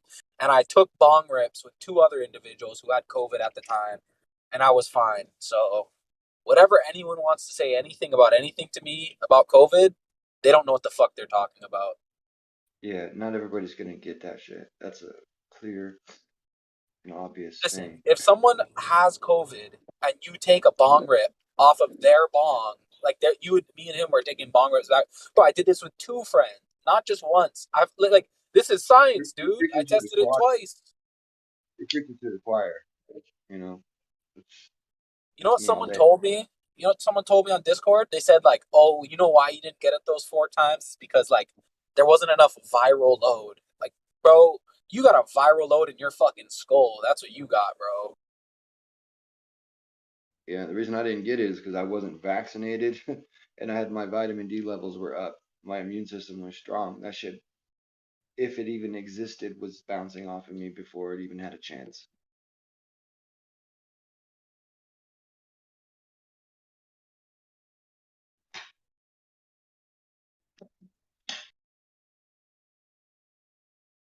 It's funny what that Amish dude said when they were like, asking him in your community, dude. How come COVID hasn't riddled through your community? And he goes, oh, because we don't have televisions. I It's think is fucking that the simple. video where he said like they all go to the mass and they all sip the same wine and then like yeah, nothing happened, so we just continued our lives. Like it's just like Yeah. this is such a fucking hoax, man. I'm so like I don't even know what to say at this point. Like I really don't. I lost my faith in humanity. They were trying to say, oh, this Amish dude, people died of COVID and shit. And it's like, no, he's like 98-year-old Amish dude died farming to death. Get the fuck out of here. Look at him. Oh, man. I'm sorry. Shit ain't funny. I don't know, dude. I think and this is just speculation on my part, but I guess it's speculation, but it's also like every single person who I know that has gotten the vaccine have all caught COVID and have all been like fucking all had a bad time. And my one friend apparently was coughing blood and shit. And yet all my friends who didn't get the fucking goddamn vaccine, none of them got sick. So like it just seems like something's fucking wrong. Something's not adding up here. I'm not saying that it's a That seems to nanobot. match up. That seems to I'm not match up saying with it's a Israel fucking. studies. I'm not saying I know what it is. I'm not saying I know what the virus is. I'm not saying what I know what the fucking vaccine is. I'm just saying like it's the opposite of what they tell us because anecdotally, I ain't fucking been affected by shit. My friend hasn't been affected by shit, and a bunch of my friends who got the vaccine were all fucking sickly all the time. Oh, You I'm got your sick now. keyboard Oh, in I'm front sick. of you? It's like, dude, no, dude, I'm driving. My bad. Oh, yeah, never mind. I was going to say, look up antibody-dependent enhancement. If you haven't heard it 1,000 times, it's hard to remember. Antibody Is that the where you take like ADE. it's like you instead of being better at like defending the virus, you're actually worse or something like that because of Yeah, the so, vaccine? it would be in line with an immune waning or erosion of your immune system. But what it is these when your body produces antibodies to the particular protein that that the right hook is producing, the jab and the right hook is producing, then those antibodies, they become pathogenic too in a small way, and your body makes new antibodies to fight off the old antibodies, and something gets cut off in the switch where it keeps happening. So your body's constantly sending out antibodies to fight the previous antibodies instead of Oh if it shit! were natural, and it creates like a cytokine storm where your immune system basically just starts attacking all your healthy human cells, and then you die, and that's what you see in AIDS patients. And so they're calling it Yeah, VAIDS, I really like a hope vaccine-induced AIDS, I antibody-dependent really hope enhancement. these people don't have AIDS, dude. Like I'm gonna tell you, bro. Like it's probably like 95% of the people I know got this fucking jab. And I mean, there's people who I literally told them like repeatedly, like, listen, Please everything is don't do that to sus. yourself. Don't fucking do it. Like, and they didn't listen to me, right? So it's just, I know. man, it got. Dude, I've been laughed at right in my face by people who then got sick and now are having different problems. Like his I don't know. mother-in-law died. I don't really even take so much solace in that. Like, I don't really feel happy if someone's getting hurt. I'm Of course you actually, don't. No, you're not I supposed to. feel, It's weird. yeah, like, I but I I have feel like, people they come to me later and they're like, man, I wish I would have listened, like. yeah, but here's the thing: is like I feel like that's not the same way for a lot of these vax pushers, jab cross pushers. They literally like Oh will say no. like, "I hope you fucking Hope you die," and die. shit, and it's just like, Yeah. I don't know, dude. Something Well, a it, victim is when you put it yourself in a gives me a victim sick place. It's fucking feeling, dude. look, if you're a This whole sick shit person gave that me likes real to hurt sick. other people, you're gonna place yourself in a victimhood position so that you can then use that victimhood to hurt other people because you're the type of person that likes to hurt other people. So you see those hyper victimized motherfuckers are the ones that like to hurt people the most. The ones that are the instant victims, they're pre-victims, like before you even get to the table, they've somehow been victimized by you. Yeah, that motherfucker loves to hurt you. He's not a victim. You can treat him like you want. It's open season on those fucking ducks. What's up, Sal? Oh, sorry, guys. You know what I'm saying, though, right? Like, I really, I Dude, all find the those people to be Glovers just dipped bullies. out. I think they're They can't bullies, handle you this know? convo, can they? No, it's too much agreeing and friendliness. Dude, do you know something? That No, I'm a yeah, Glober, but I find not a all the fan. flat earthers way better. Honestly, like there's no Oh, look at comparison. you. Look, Oh, twins. Look at that. Oh, no, I'm just laughing at myself because I say the same shit. I'll be in here. These are much better people as far as alternatively allowing you to talk about different things without trying to control it, curve the way you think. yeah, All it's you like do. some fucking Chinese communist fucking party bullshit where you can't fucking speak your mind about shit anymore. It's kind of irritating, dude. Like I don't even like hanging around people I can't really speak my mind around.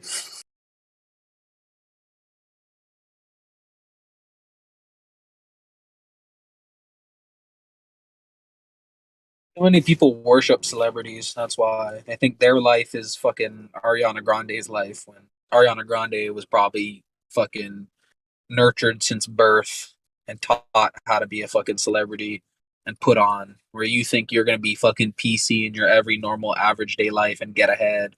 No, you're not. You're just gonna screw over the rest of us.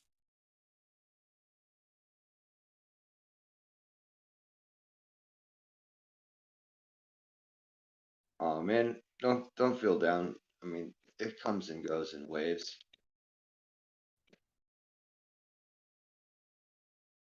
I don't know, man. I Like swear there was my a time life in my was life like when I thought I would never reach $1 million, you know, and then,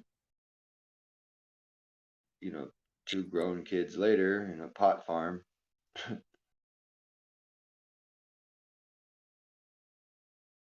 yo, how is that? I'm germinating a seed right now actually.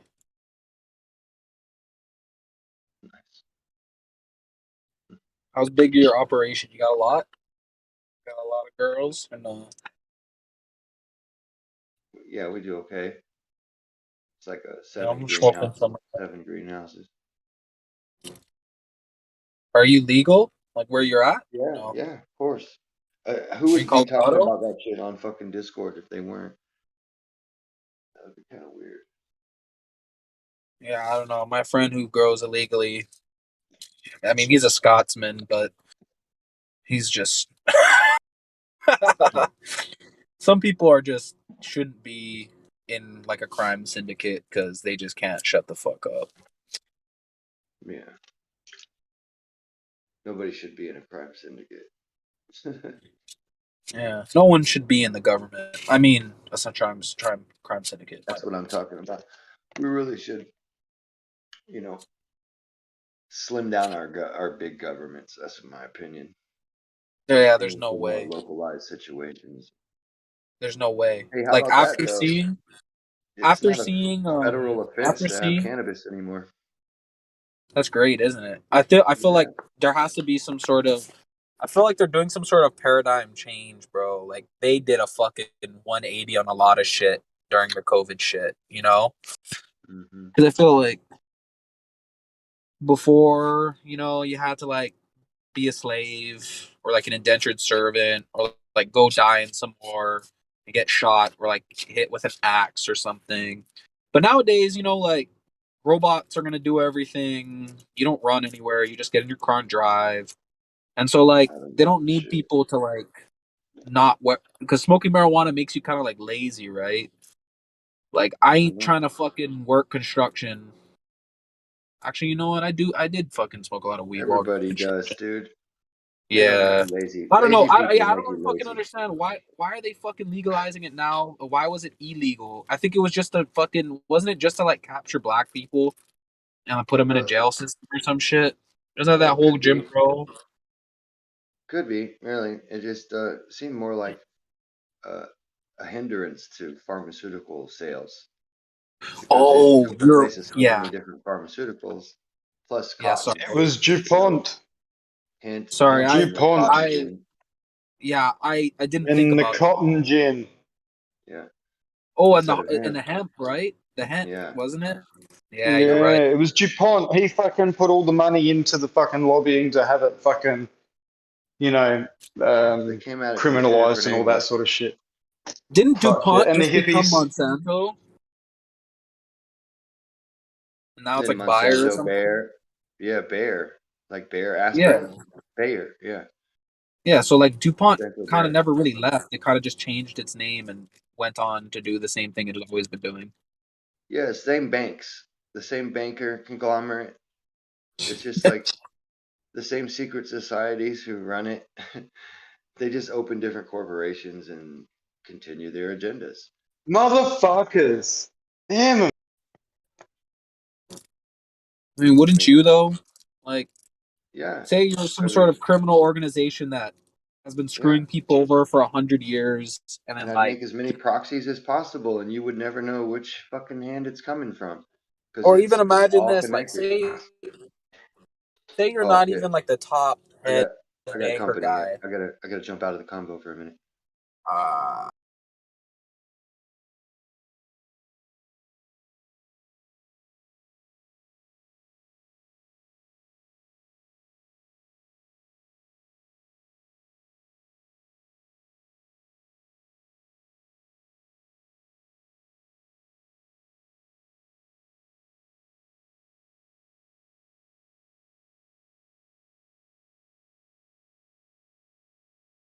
Is it blasphemous to use a crucifix to push the weed down my joint?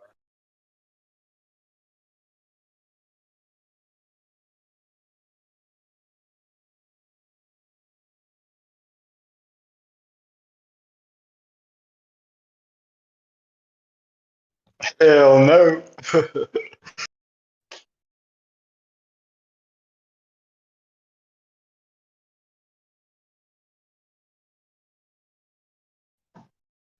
I think he's smiling down upon you for doing such things, personally.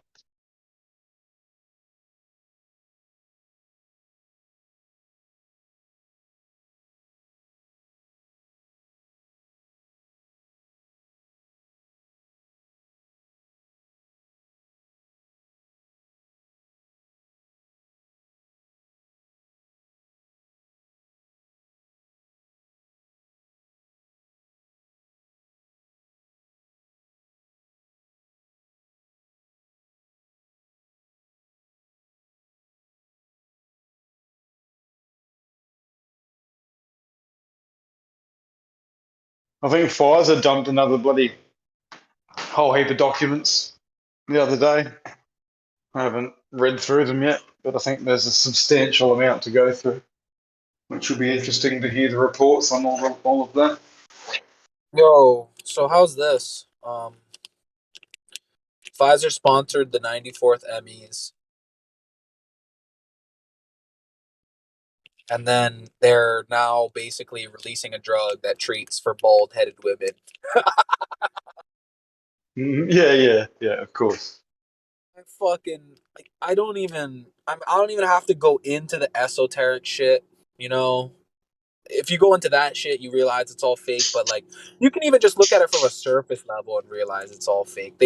I feel like they want us to know this is fake. Like they kind of feel bad. Of It's kind of course. like I think it's like if you were hunting like an animal that was retarded, you would kind of like maybe I'll chase down the herd and I'll try to let 10% of them escape. I think that's what the elites are doing. They kind of like, they feel bad for us because we're so goddamn retarded. They have to kind of give it out to us so some of us can kind of make it through. No, I look at it the other way. I see it as the true IQ test. They're culling the herd, and they don't want all the fucking literal useless eaters to fucking remain. They want to cull that population. And it's usually the ones that get the high IQs of the normal standard testing variety that are lining up for this shit. And they think it's some sort of, you know, gauge of fucking intelligence. Jesus Christ. I also think they've realized at this point that they're just not going to get everybody, like not even close. I think they've just kind of realized that's the writing on the wall. They're only going to have like the people that go along with their thing, and that number is dwindling. So I think they're getting a little desperate, to be honest. Like I would say throughout my whole life, it always seems like these people in power were in pretty good shape, but I honestly think they're not at this point. Like they really are like grasping at straws and they're freaking out. Like I don't get a sense that they're happy at all with the way things are going, which is great for us. I kind of agree with Gio, but I also kind of disagree because they still control our military economy and basically determine all wars on Earth. So there's kind of like, I feel like it really comes down to it. Motherfuckers could start World War III before fucking giving up power. Oh shit, yeah. If they knew they were going down and their world was crumbling and the narrative was going with it, they're not going to fucking just go, oh, you got us. Fucking hell. They're going to go out in a blaze of fucking glory, man, of course. Without a doubt. Yeah, but I mean, if that's their like last final ripcord, then they're really in trouble because that depends on convincing other people to do that to other people, which I know they've already done it a lot in the past and whatnot, and it's still happening now. But I'm just saying, like, on a massive scale like that, that would be... they can't do it at that point, at that level. Like, convincing all these Gio, actually... Gio, can you hear me? Yeah. No. Okay, so how's this? I liken this to the beginning, right before World War II. If we were to basically like today, America is Britain before World War II. Russia is Austro-Hungarian Empire before World War II. Japan, Taiwan, and Korea are basically France and Poland. China is Germany. The EU is the Soviet Union, and India is Italy. In that, basically, we're playing these roles that were the roles played back in World War II, but just with switched positions now. If you kind of Did you just say that Russia is playing the role of what Japan did? Russia is playing the role of the Austro-Hungarian Empire. They're not. I don't think they're going to survive World War III. I think they're going to get fucking dismantled. Oh, World War II. Sorry, my bad. Yeah, Austro-Hungarian Empire got dismantled, right? I was saying that like China's kind of playing the role of Germany as like the up and coming industrial power. You know what I mean? And Japan, Korea, and Taiwan are kind of like France and Poland in that when China rolls out, they're just gonna fucking blitzkrieg the utter fucking shit out of them and win easily. And then I say like the EU is more like the Soviet Union because that's kind of what it is, dude. Like the EU is kind of acting like the Soviet Union now, as the Soviet Union acted before World War II. And the United States is acting like Britain was in World War II. So, I mean, it's good for us though, because Britain, I mean, even though Britain got the shit bombed out of them, they still ended up on top, kind of, right? So I just don't see it. I don't see a war coming to American soil and like a full land conquer. You know, it's just no fucking way. Like you wouldn't be able to. I think You could do a America's going to civil war in collapse America, internally first. Yeah. Probably Australia as well. I mean, the dollar is going to fucking take a hit now that Russia's doing what it's doing with oil and gas, only accepting payment in gold or rubles. Like that's going to fucking undermine the US dollar big time. You know, there's going to have to be big measures put in place to cushion that. I mean, and even already the fuel prices and everything are going up. You know, the cost of living's going up. Food prices bro. Wheat and something else. Ukraine and Russia produce like majority of wheat, period, like on Earth. So it's like kind of like the fact that they're gonna not have good harvest is basically gonna fuck up everyone's food prices everywhere. You may think not like, oh, we produce our own food, so like since we produce food, like, well, it's not gonna affect us. No, dumb motherfucker. Corporations produce the food and they sell it to the highest bidder. When the fucking demand goes up, the fucking price is gonna go up. And no, because some fucking giant corporation in your country produces it, does not mean you're gonna be cushioned from it, retard.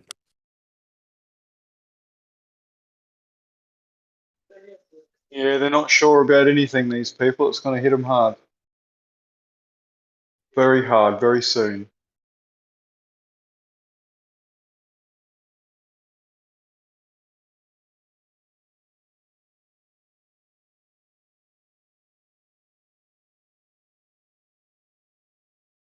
Yeah, I'm looking at the end of the year.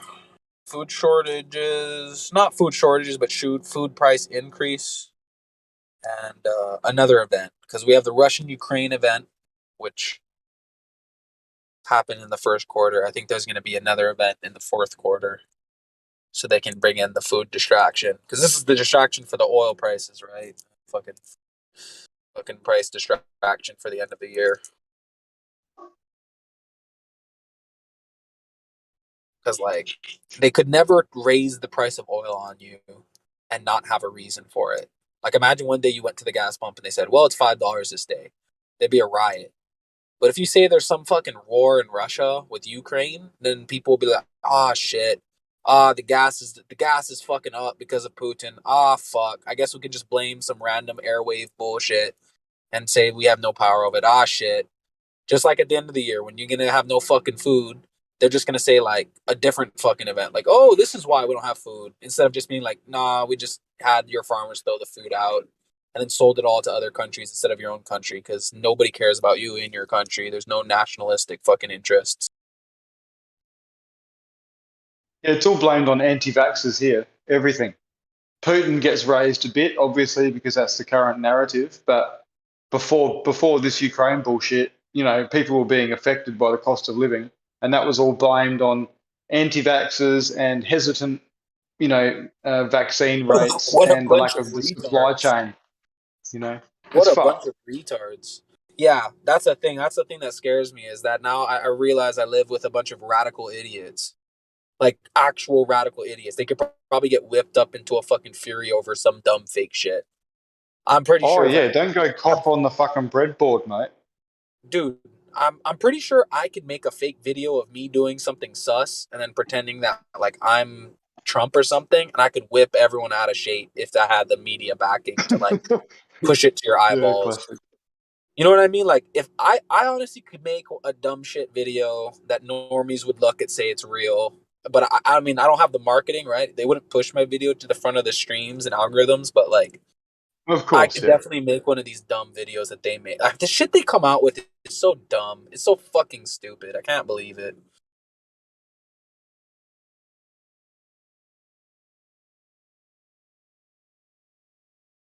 What makes me know that we're pretty much almost fucked when it comes to anything you see online is when I first saw the whole deep fake thing. I thought to myself, fuck, if you know, if the president of the United States or whatever can go up and give a speech and we don't even know if it's actually fucking him doing it or they've just broadcast this fucking from somewhere else, like nothing can just be taken as truth anymore when it comes to anything digital. Like it's all in question now.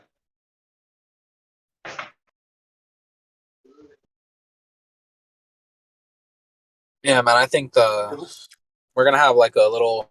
Well, actually, we already are in a recession in America. Literally, by the bond. We're literally in a recession right now. It just hasn't hit the normal person. But when this recession happens, I think, you know, all our equities are going to go down, obviously. All our cryptos are going to go down.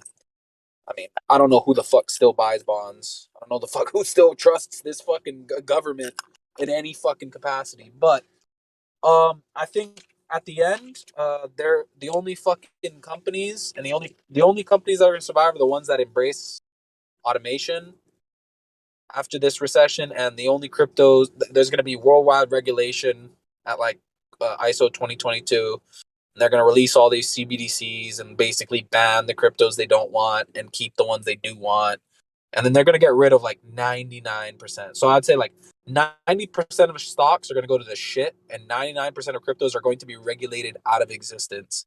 But then that 1% and 10% at the end of this like kind of like recession period, that kind of 10% fuckers are basically going to rule. It's going to be it's going to be robot automaton society, bro. Like I've been watching this pretty closely, and it's just the robots are coming. That's all I gotta say.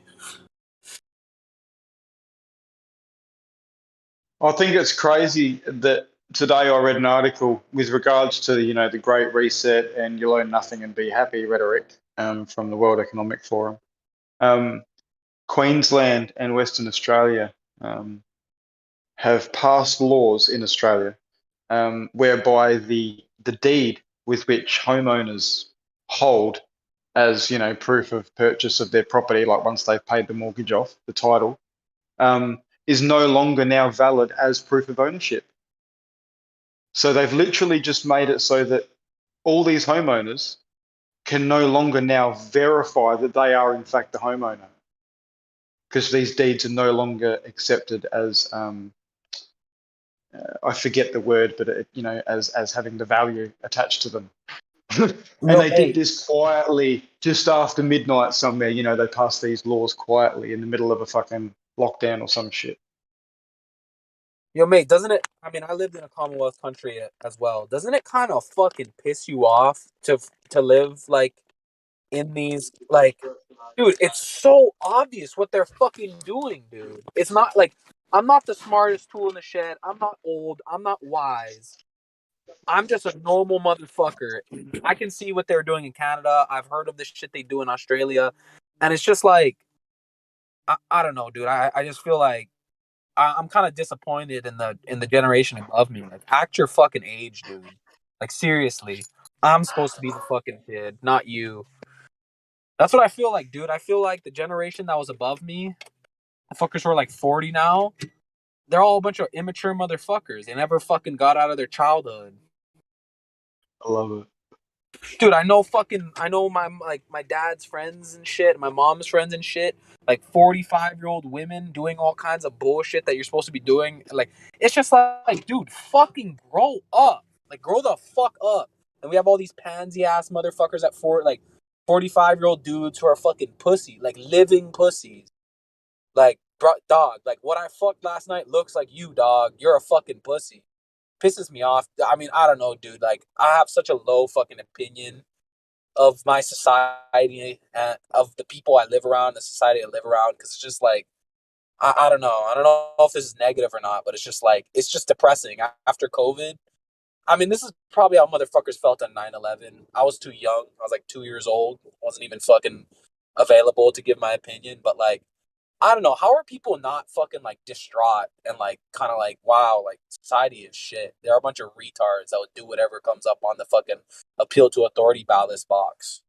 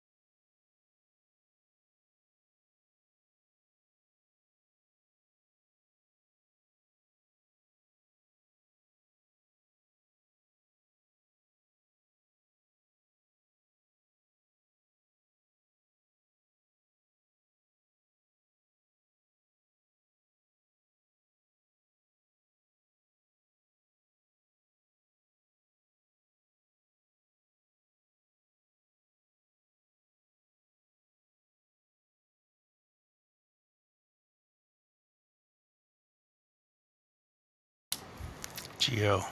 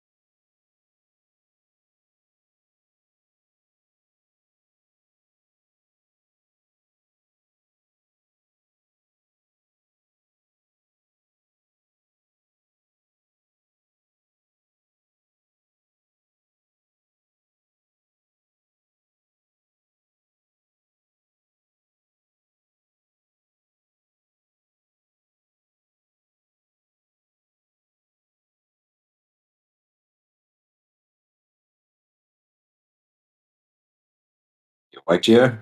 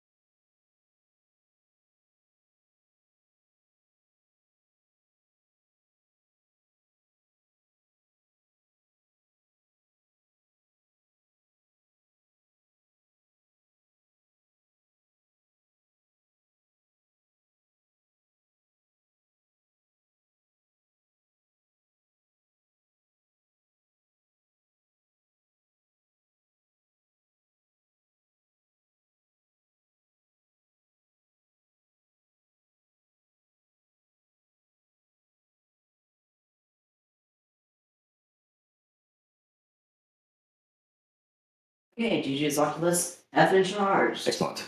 However, it seems like we might have to go through that whole having to find other controllers for Oculus. What a good idea would be is there are Oculus. What are they called? Batteries? No, not batteries. The Controllers? no, the thing that holds the Oculus holder container. Oh, yeah, those things. Yeah, would be to put Oculuses in those, which will keep the controllers together with the Oculus headset that they belong to.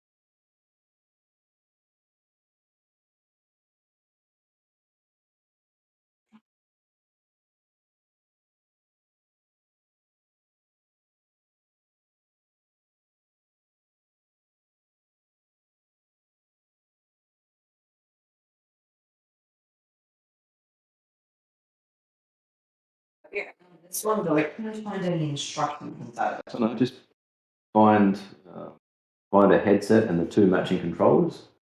Put them in there. Yeah. So, by myself, it's 7:11 p.m. It is. I got to take my meds. The time in Brazil, buddy. Time in Brazil. 6 a.m. Good. 6 a.m. in Brazil. Anyway, so time to wait. Nothing's gonna happen. Okay, so calm.oculus.presence.pr ... isn't responding. That doesn't sound very good. Close out or wait. Yeah, close up. And I'm back to where I started. Should we do a factory reset? Yeah, that probably. sounds like it's not a worldwide problem. It sounds like your headset has a problem. So factory reset Oculus Quest.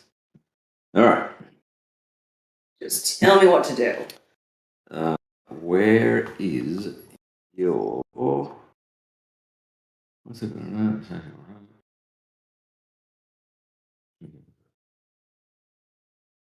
So continue timeline.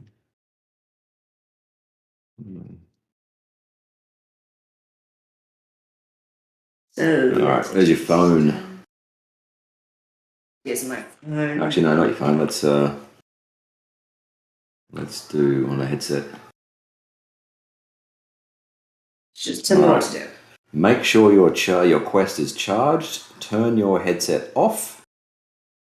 Put the headset on. So power it off. You can hold the power button and choose power off. Okay, power up. Put the headset Shutting on. down. All right. Now hold the power and volume down button until you see the boot screen. What are you gonna say? So the volume down to see. Volume down and the power at the same time.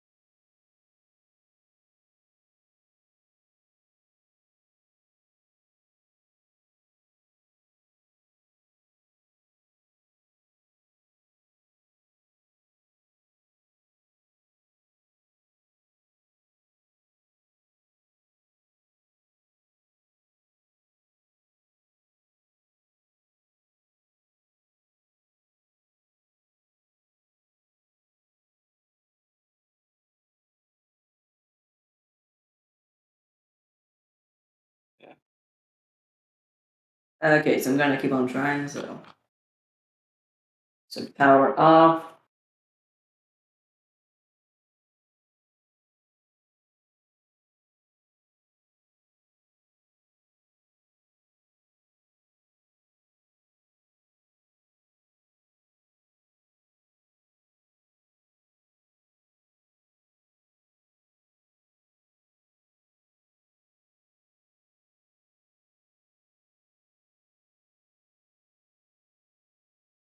When exactly should I do the minus and power off thing? Just go.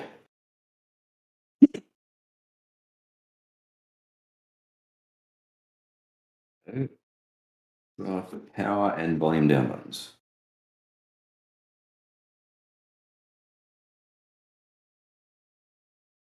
Hang on, I thought you had the power off.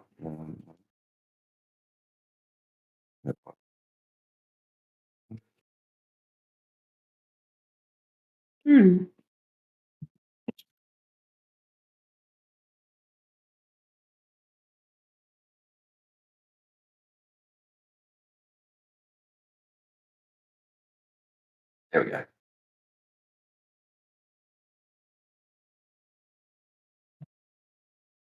Okay, so now what? Now press the volume buttons to move the selection and go to factory reset. Okay, now what? And now hit the power button to choose factory reset.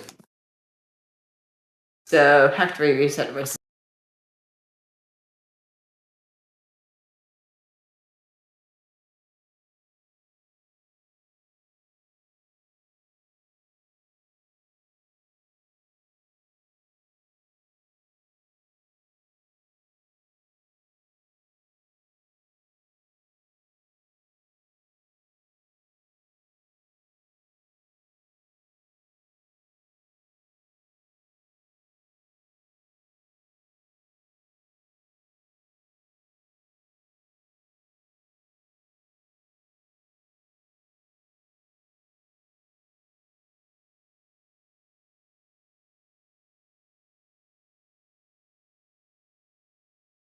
it's still just the logo. Okay.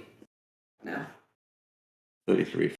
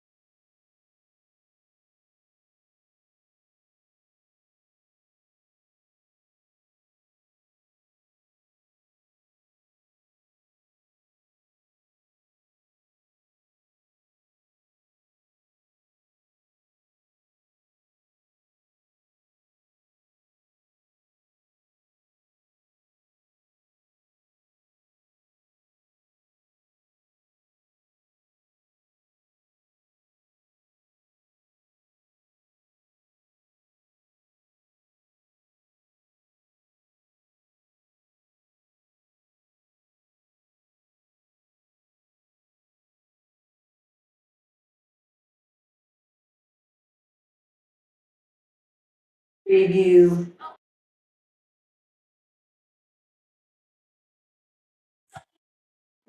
Oi. Okay, this one. Can I put it on TV though because I want to see it for.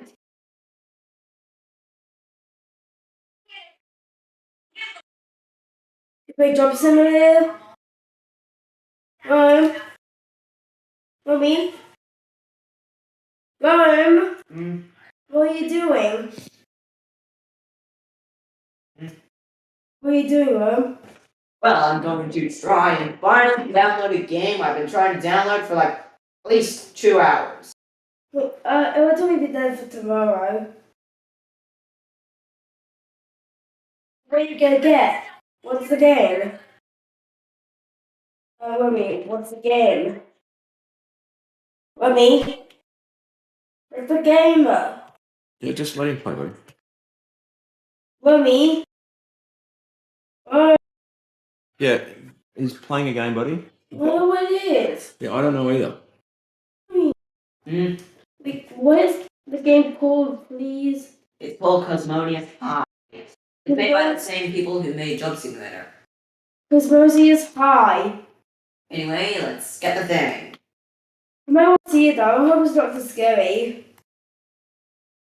Hope it's not. It's your Oculus in. Okay, Daddy, I'll let you do that. No, I haven't done it. I don't know what your I Oculus haven't is, looked buddy. at what it looks like. What's your in Oculus Big? ages. I have no idea. I'm not in that thing. Not in the boundary. Like I haven't did it though. Can I please see it though? Okay, I got an idea. How about I'll go and cast it to the TV? Your pin's probably 6'9", 6'9" something, buddy. Cast. Study TV.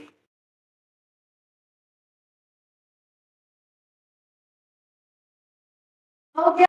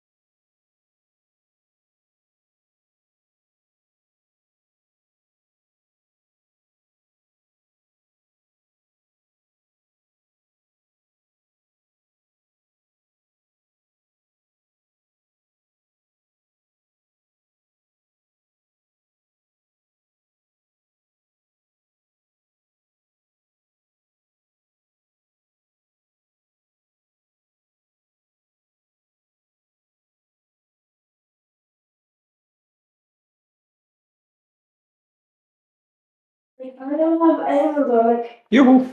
I don't that.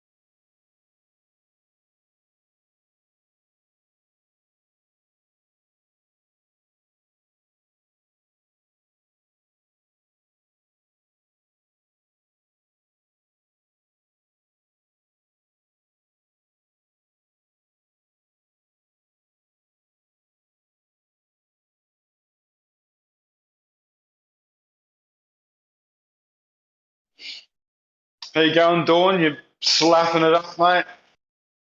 Got your slap on?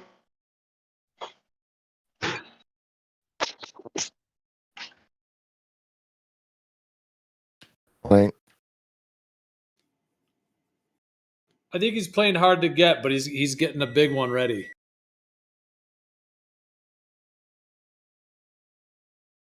The big slap on. Mic check. Giant slap. Mic coming through. Because Bendy Light is globe. Boom. Yeah, we hear you, Don. I'm actually defending Flat Earth in the text, so you should thank me. Should spank you. No, you can spank yourself. No, you don't need to thank me. I'm doing God's work. I'm asking Doofus how he proved the globe.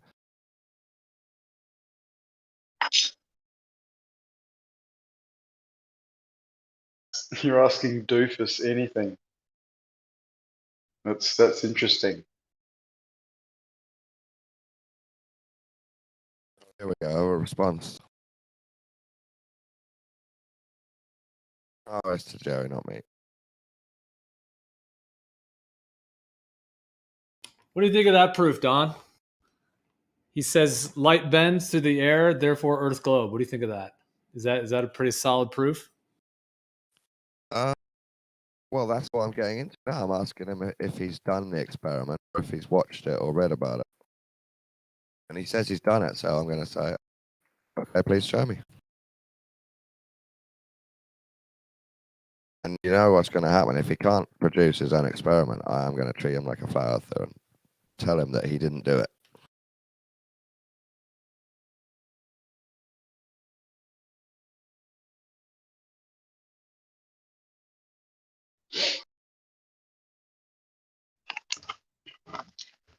Sounds like a whole bunch of slappery to me.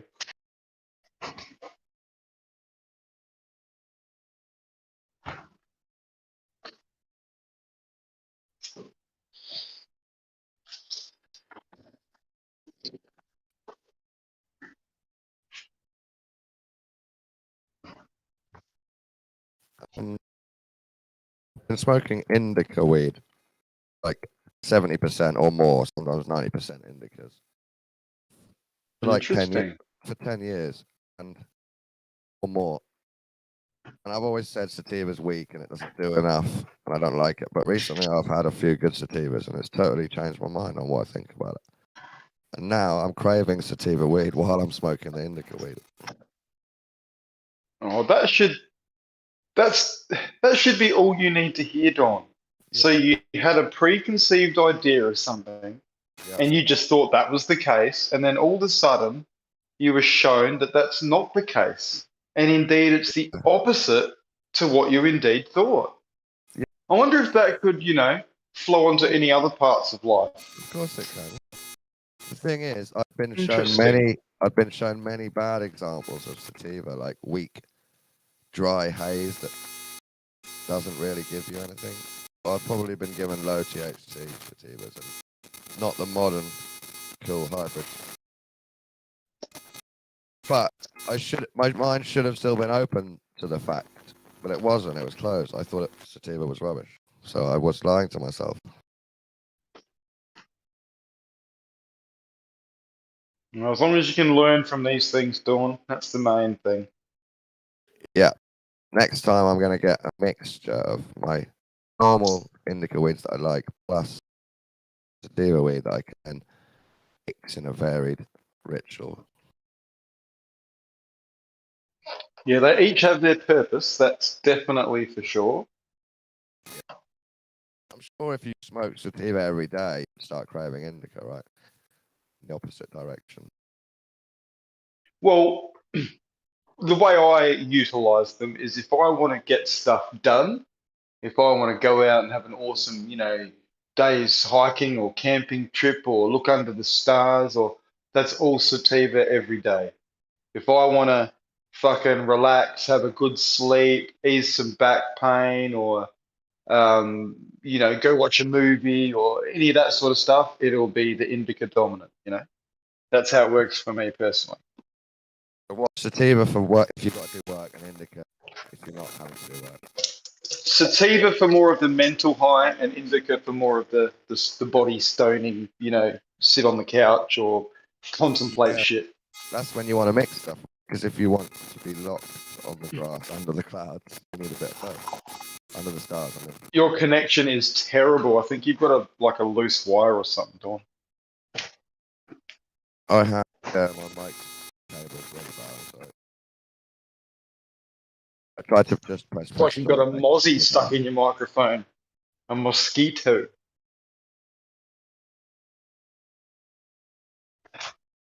One of those GMO fuckers from Gatesy.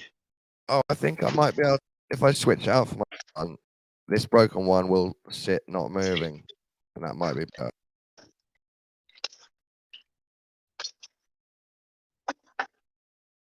And after all that, doofus says that he doesn't need to show me an experiment. All he needs to do is describe the method and the data collection. How would someone believe that?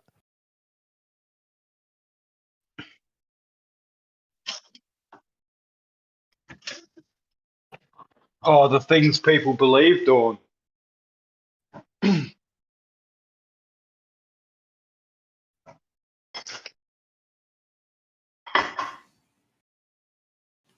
Yeah, it's about par for the 19th hole for the Globe Earth.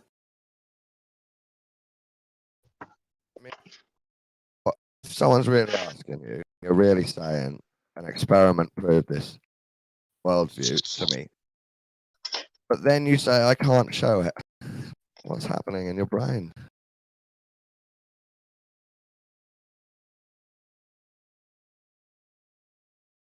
Yeah, it's interesting.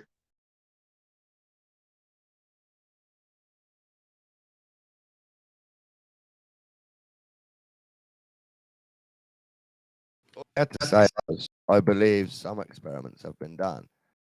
I trust it, and that's how I proved the globe to me. That would have been honest.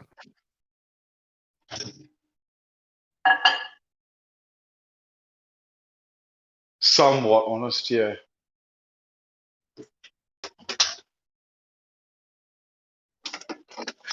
Certainly would have been less of a lie. I'll go that. Well, no, for me, that would be a truth statement. I trusted something, and that helped me prove the globe to myself. Yeah, well, okay, fair enough. In reality, there's no real proof in life, is there? You can only, be 99% sure. Well, I believe proof just means another thing that's helped you be sure. Okay. And to be sure could be translated to believe, and believe could be translated to have faith in. Yes. Right. But the reason we don't always translate it like that is because proof sort of means it in a different way. It means you've done some real thinking and maybe some science. You might have done some science. Whereas when you say, No, I think just have I think faith, the word proof is utilized to try and assert something, and to try and maybe push other things. Because everyone knows nothing proves it. Everyone knows that by default, yet they say it. It's weird. It's almost like they're trying to imply something.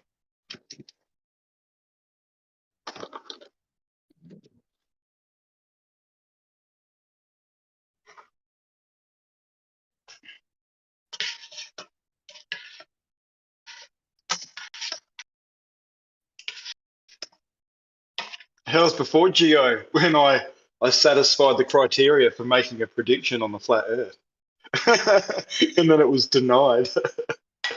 I predict that on a flat Earth, things will disappear from the bottom up. And what do you know? What do we see? Things disappearing from the bottom up. Yep, denied, and then a quick topic change, a quick and abrupt.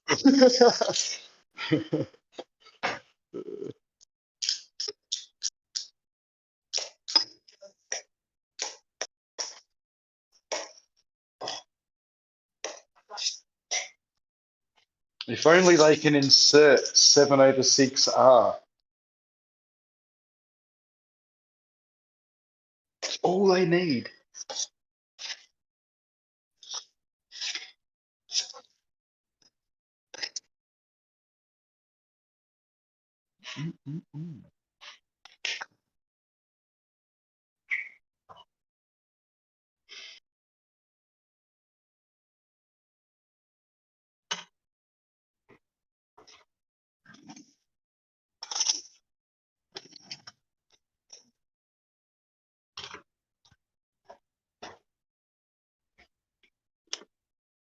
Yeah, Buster, come and have some dinner, mate.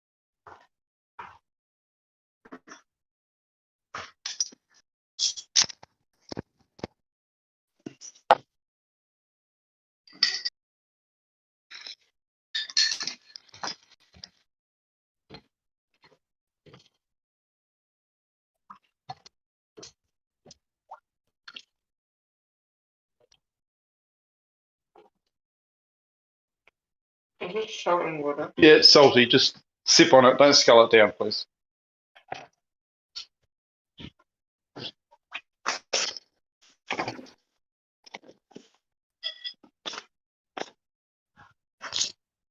Did I DM you, Gio? I think I did. I did, yes.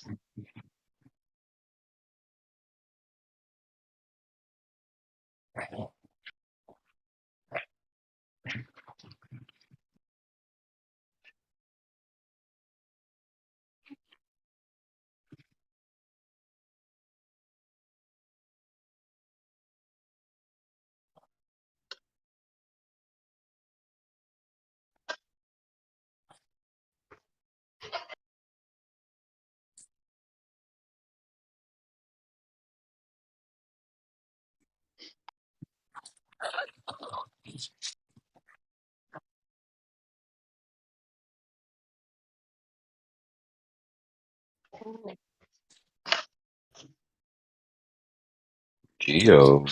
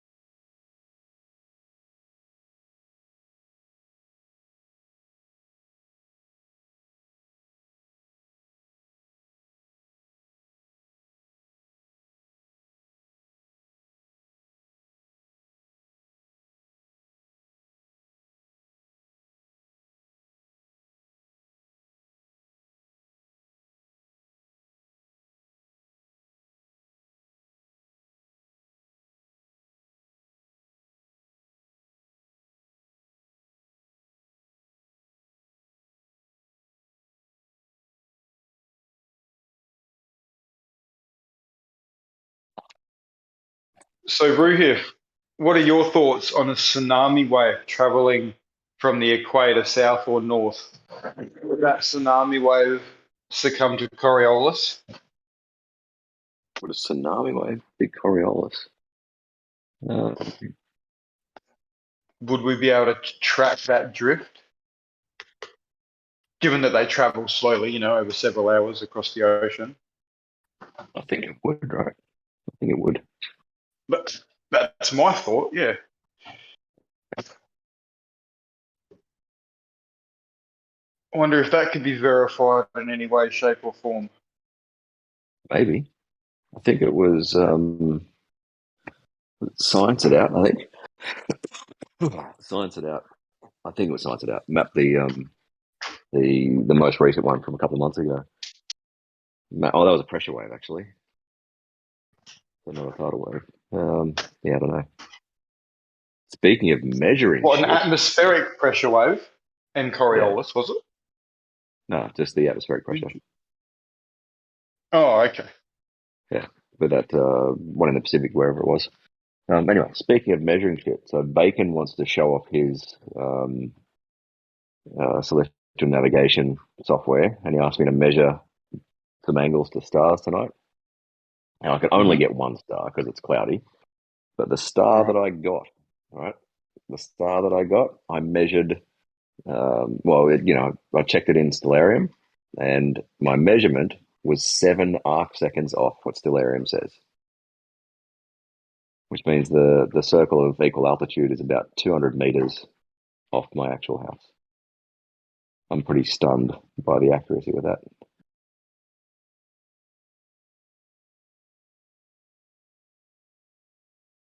And isn't this all based on the fact that there's an assumption that things drop due to curvature as opposed to just optically, though? This is more for Geo. Like I keep telling Geo, you have all the data that you need. Like if you check Stellarium to say, what are the angles to stars, they match reality. And I checked that for one star tonight, and it was 7 arc seconds off. And that could be my measurement error. Sure. Yeah. I was impressed. Or just the extra moisture in the air, given that it is cloudy. Could be. In fact, what's the refraction adjustment for 23 degrees or so? Are we?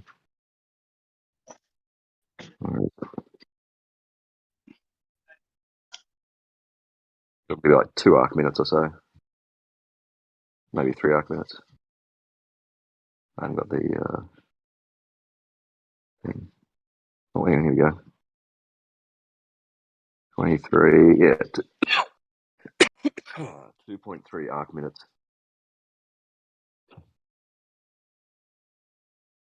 So you could actually chalk it up just to slight differences in refraction.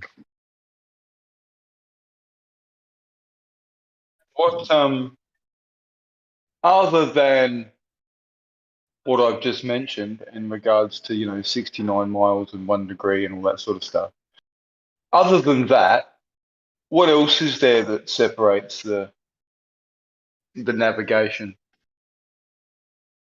And how do we know it's a globe? Because of navigation. Well, how is it that it differs in terms of how it works in the story in the background versus the plane and globe model? Yeah. Yeah. So the way it usually works is kind of in reverse. Like McToon's challenge is that you get 3 angles to stars, and then you go and draw circles from the GPs, across a globe map, right? Mm-hmm. The way it works in reality is you have like a position that you've dead reckoned to from the night before or whatever.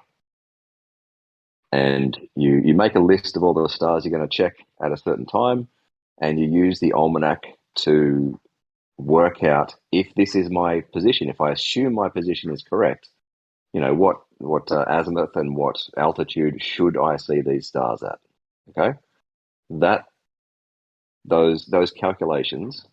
There's these things called site reduction tables, which basically make the spherical trigonometry easy for you. So that working out these angles is spherical trigonometry. It's just the reverse of drawing a circle from the GP, basically.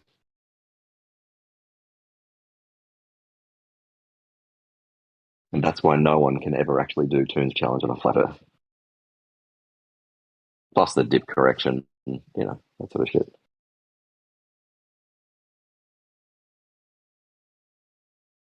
Yeah, so me looking up, where this star should be at a certain time, I give it my position and then set the time, and it tells me what the azimuth should be and what the altitude should be, based on spherical trigonometry.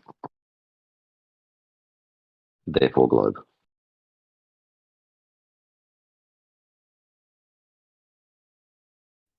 Yeah, I suppose I still don't see the issue whereby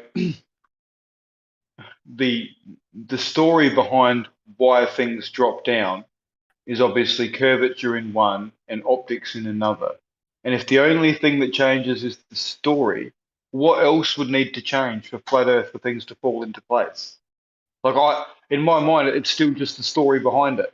Like, one is that things are dropping because of curvature, therefore ball, and things are dropping because of optics, therefore plane. But everything else still works. If you can make it work, if you can somehow, the thing that's not optics is drawing the circles on a map. That's not optics. Okay, but what's even the difference there? Because if they're equal altitude on a ball versus equal altitude on a plane, what in fact is different? You've got to draw a circle somewhere. Hang on, I've got a grumpy little child Yeah, who wants to go to bed. So I'll keep thinking about it. Yeah, the optics. I mean, like I said, Brian can sort of fudge the optics if he likes. That's fine with me. Even though the upward refraction just doesn't, it doesn't work in reality, right? You can disprove it. I don't care because he's still got to draw circles on a map, and you just can't do it. Excuse me. All right, good night, little girls. This burping thing is very prominent now. With I don't remember Yeah, you he'll for survive. doing it this often, but over the last week, it's like, geez. Oh no, I've actually been fairly sick this week, right? So I drink a lot more, and I've just that's it. All right, but I still burp. Yeah, just not as often. Well, burping in friends' faces All is right, Michael. not the best way to keep your friends. Sure. Just belching in people's faces every day. Yeah, Hey, what's yes, up, it man? Bah. All right, monkey, let's go to bed. Hey guys, Let's how go are to you? bed, monkey. Just belching. I'm sure it's very sexy too for the missus.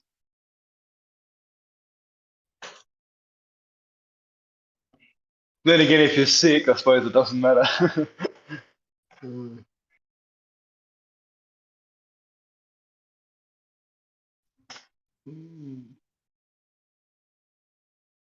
I know an interesting challenge for flat earthers. I can. What I about can give you whales? whales. Yeah, you know how they use sonar? And they do it over great distances. Surely Yeah. Coriolis would affect that and make them all confused and not know where they are. I don't know if they use their sound for hundreds of miles for navigation. I think it's just communication. Oh, well, still, if it's communication, like, how are you going to know where things are coming from? Oh, I heard this story, but I got no fucking idea where it come from because we're on this spinning ball. Oh, shit. I don't know if they get confused if the sound is coming from a slightly different direction. I don't know. Well, they'd have to get their bloody charts out from their bosses that taught them all about it, and then have to calculate for Coriolis, and then work out, that comes from over there because we're spinning at this much, and I'm at this latitude. But they would also be confused about the currents in the ocean. So whether or not there was Coriolis, they'd still be fucked using the fact that the water moves as a. Well, it's much worse. Oh, but not in the And wind, what if you? above the ocean, where all those currents are at play, but they seem to just be in lockstep. Hmm? Well, you No heard currents me. or lockstep. Yeah, but Aren't you they? just said up in the air, currents lockstep. That's all I heard. So if it doesn't apply above the ocean, why does it apply in the ocean? What? The lockstepness. Yeah, it's nothing's The lockstep. Where do you get the degree idea of of lockstep? lockstep. I don't think lockstepness is a word. The degree of lockstep. I Yeah, don't fucking know anymore. obviously, water isn't lockstep, and the air isn't lockstep. Oh, good. I think it's Yeah, only nothing's Klaus lockstep. Schwab that wants everyone and everything to be in lockstep.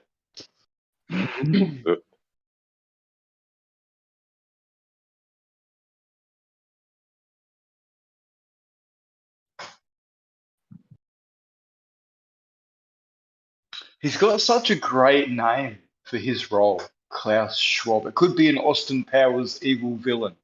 Really could be. He plays the part super well. He just needs the Who cat. was it? Who were you talking about? Klaus Schwab, the designer, the orchestrator, the head of the World Economic Forum. Oh, I've never heard of him. He just released a book called The Great Reset, the Fourth Industrial Revolution. Oh, yeah. There was actually a debate about the Great Reset. I'm gonna check it out. In the old A modern debate with days. who? Oh, okay. I don't remember who they were, but it was just a debate between the two people. Mm-hmm. Might be interesting. Not So sure. the Great Reset's not a Together. conspiracy anymore. Is it an actual thing for people to debate over now? I mean, there are things that are like you can make up a conspiracy about it. It's like saying that there's one world government because there's United Nations, and it's like, well, we still have governments, so there is no one world government, but it actually is one world government. So I think it's a gray area where like something, is it a conspiracy or is it not? It's not a yes or no. It's not like a dichotomy.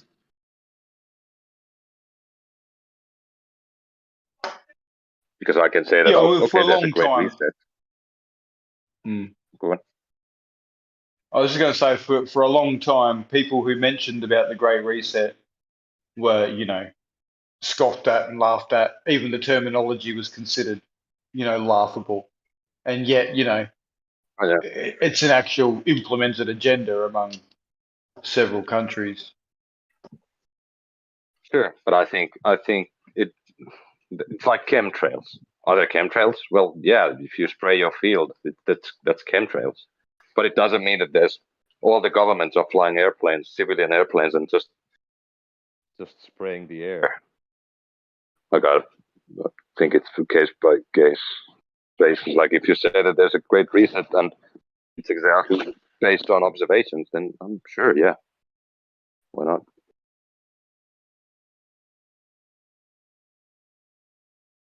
Yeah. Yeah, it's based on observations of just having your eyes open for the last 2 years. Sure, but I don't know what. There's no reset over here. Nothing's being resetted over here. That's such a naive statement to make. Nothing's being resetted over here, so it's all good. No, but hold on. No, that's not what I meant. I said that if I read the book, I bet it doesn't say that COVID is a hoax designed to make a great reset, or that the war in Ukraine is a hoax made to bring forth the great reset. So you're not talking actually about the great reset. You're talking about something else. And this is exactly what I meant. Really? Yeah, that's interesting. That sounds like a conspiracy to me. Yeah, so the book does say that the corona isn't a thing, that it's a hoax. Does it? I mean, I'm asking. I said that I think that it doesn't. I bet it doesn't. Who said that it did? You said that people are laughing at Great Reset and saying that it's a conspiracy, but there's actually a book about it. No, people And used to laugh at the terminology and scoff at it and say basically, "Oh, what is that? Some new conspiracy?"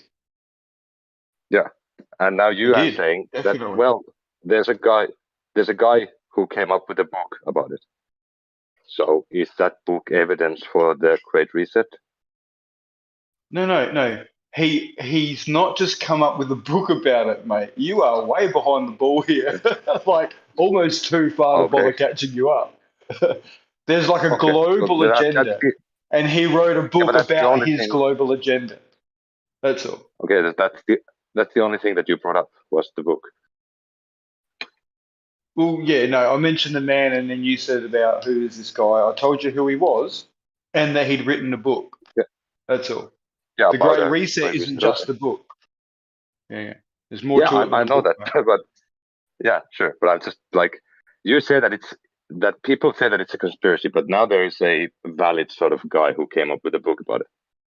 And it seems to me that No, that's you missed the my only point. thing that You missed my point. The Oh, terminology okay. itself used to be laughed at, but now it is an actual thing. The terminology is used, and it's not scoffed at anymore. It's just accepted. Oh yeah, it's just the Great Reset. We're just going through a change. Digital IDs, cryptocurrencies, central bank fucking digital Oh, currencies.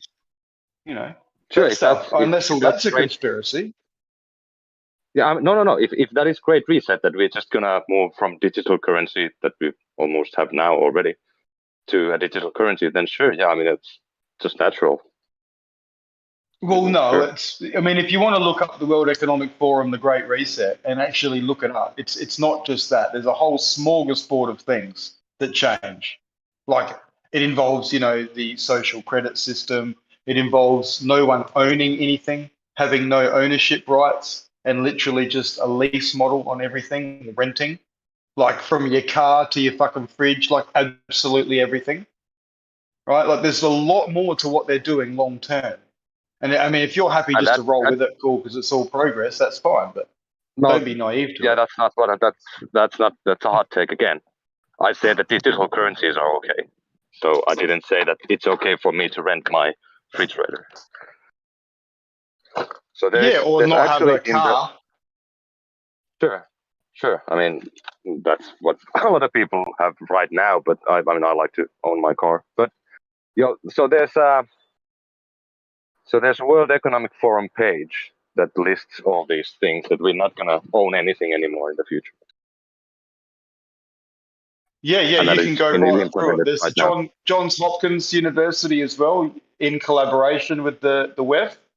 They've come up with a fantastic document that lets you know exactly what your future has in store for it if nothing changes the path. And that is being implemented right now. Oh, it's been implemented a long time ago, but we're at a certain stage of it now. Yeah. Where Sure, they but I still own utilize things. a global event like coronavirus, and I'm not saying they orchestrate it or that it's a scam, but they clearly say that they're going to utilize an event like this to consolidate a lot of power, a lot of control. And it's exactly what we've seen. It's in the World Economic Forum's plan. Strategic Economic Plan, I think it's called, on their page. Okay. And Which will implement having it. said that, our chief health officer was their chief strategist before he came over here to be our health officer, which is a nice thought, isn't it? Yeah, sure. But so they have this power to take everyone's possessions away, not the governments, but this economic forum. No, they don't. They don't have the power. No, but they're going to implement that through law changes and things.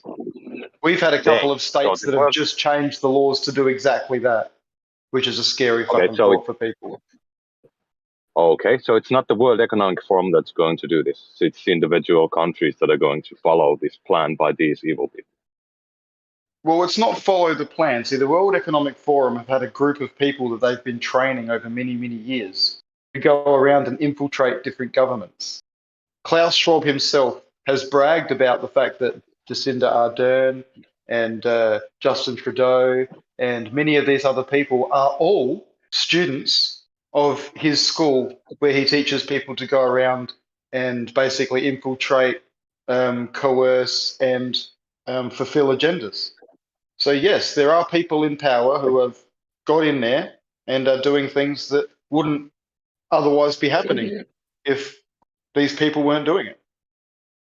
Okay, so you know that those things wouldn't be happening without them. How do you know that? Because Well, it I wouldn't think have been if I organised had to happen. sure, but I think if I had the money now, if let's say I won in a lottery and I won 90 million euros in a lottery, I would just make Shit. condos that I can rent out. So I mean, I would be doing that Right. thing. Yeah, and I haven't gone to that guy's school because I understand that if I Yeah, but rent that's something out, I get not the bigger thing that income. they're doing. That's not the thing that they're doing. If Justin Trudeau was just buying condos and renting them out, no one would have a problem with him. I think he's doing a Okay, little bit more than that. okay, what is the more? Because you said that the problem is that you don't own your fridge, and I would love to rent out Dude. fridge to people. That's a big income, huge income. So what's Well, if the other everyone thing in the that we do? world had to rent a fridge from you, I think you would very quickly change your opinion about the income. Why? Oh, just give money. Oh, Jesus.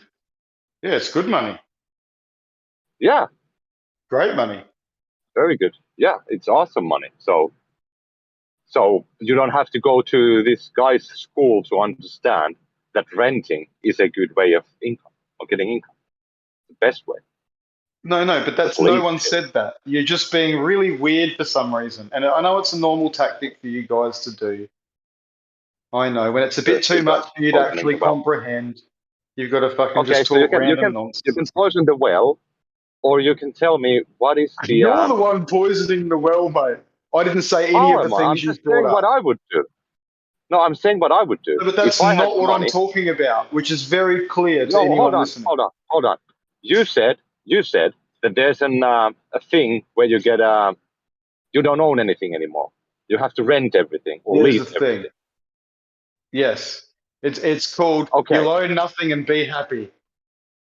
Yes, and that is exactly what I would do if I was rich. I would just buy shit and rent it out. So it isn't a part of this big plan to do it.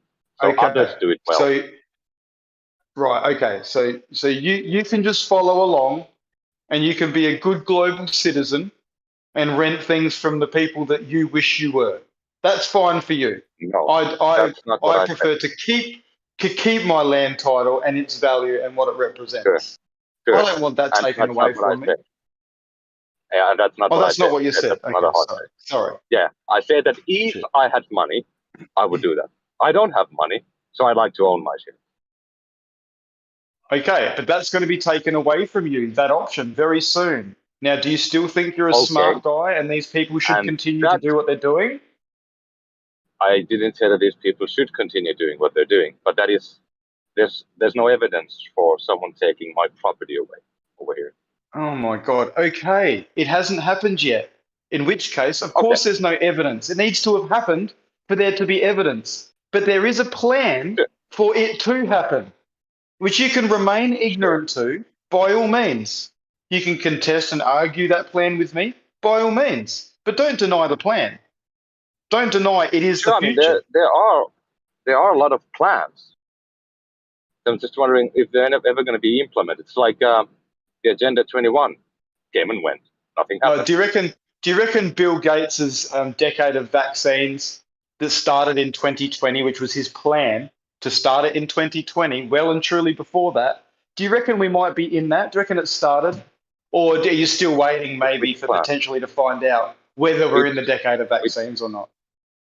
Which plan? Google it. Bill Gates, decade of vaccines. He Okay, promised decade of all his vaccines. I didn't investors hear that what there you will be said. a That's why I decade of asked. vaccines to get their returns. Okay. There's a speech he did about it.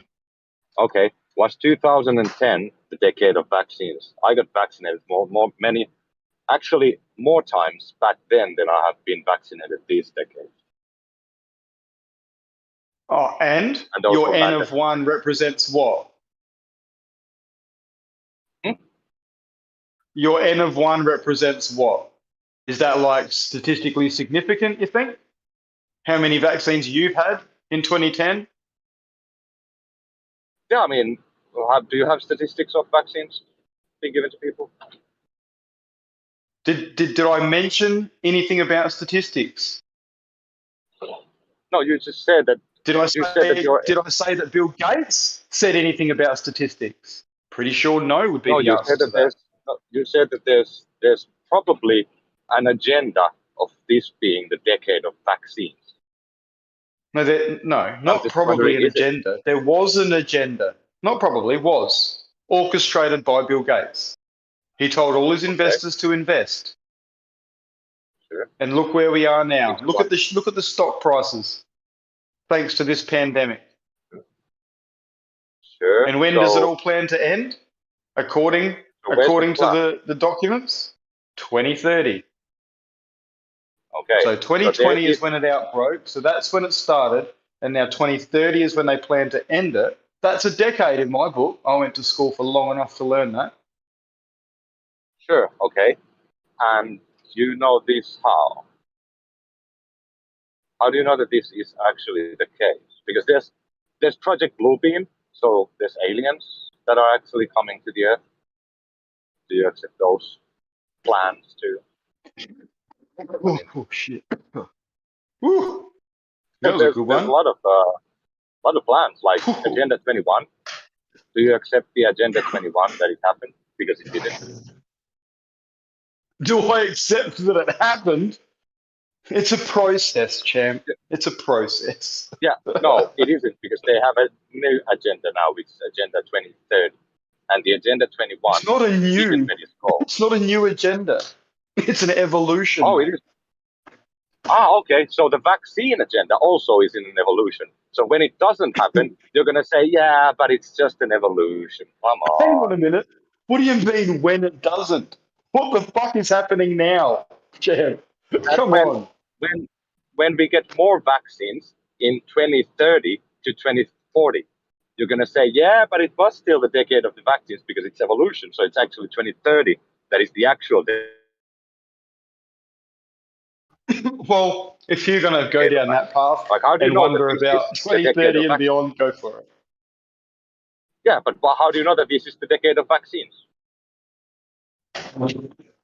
Well, if you want to be pedantic, I won't know definitively if this is the decade of vaccines until the end of it.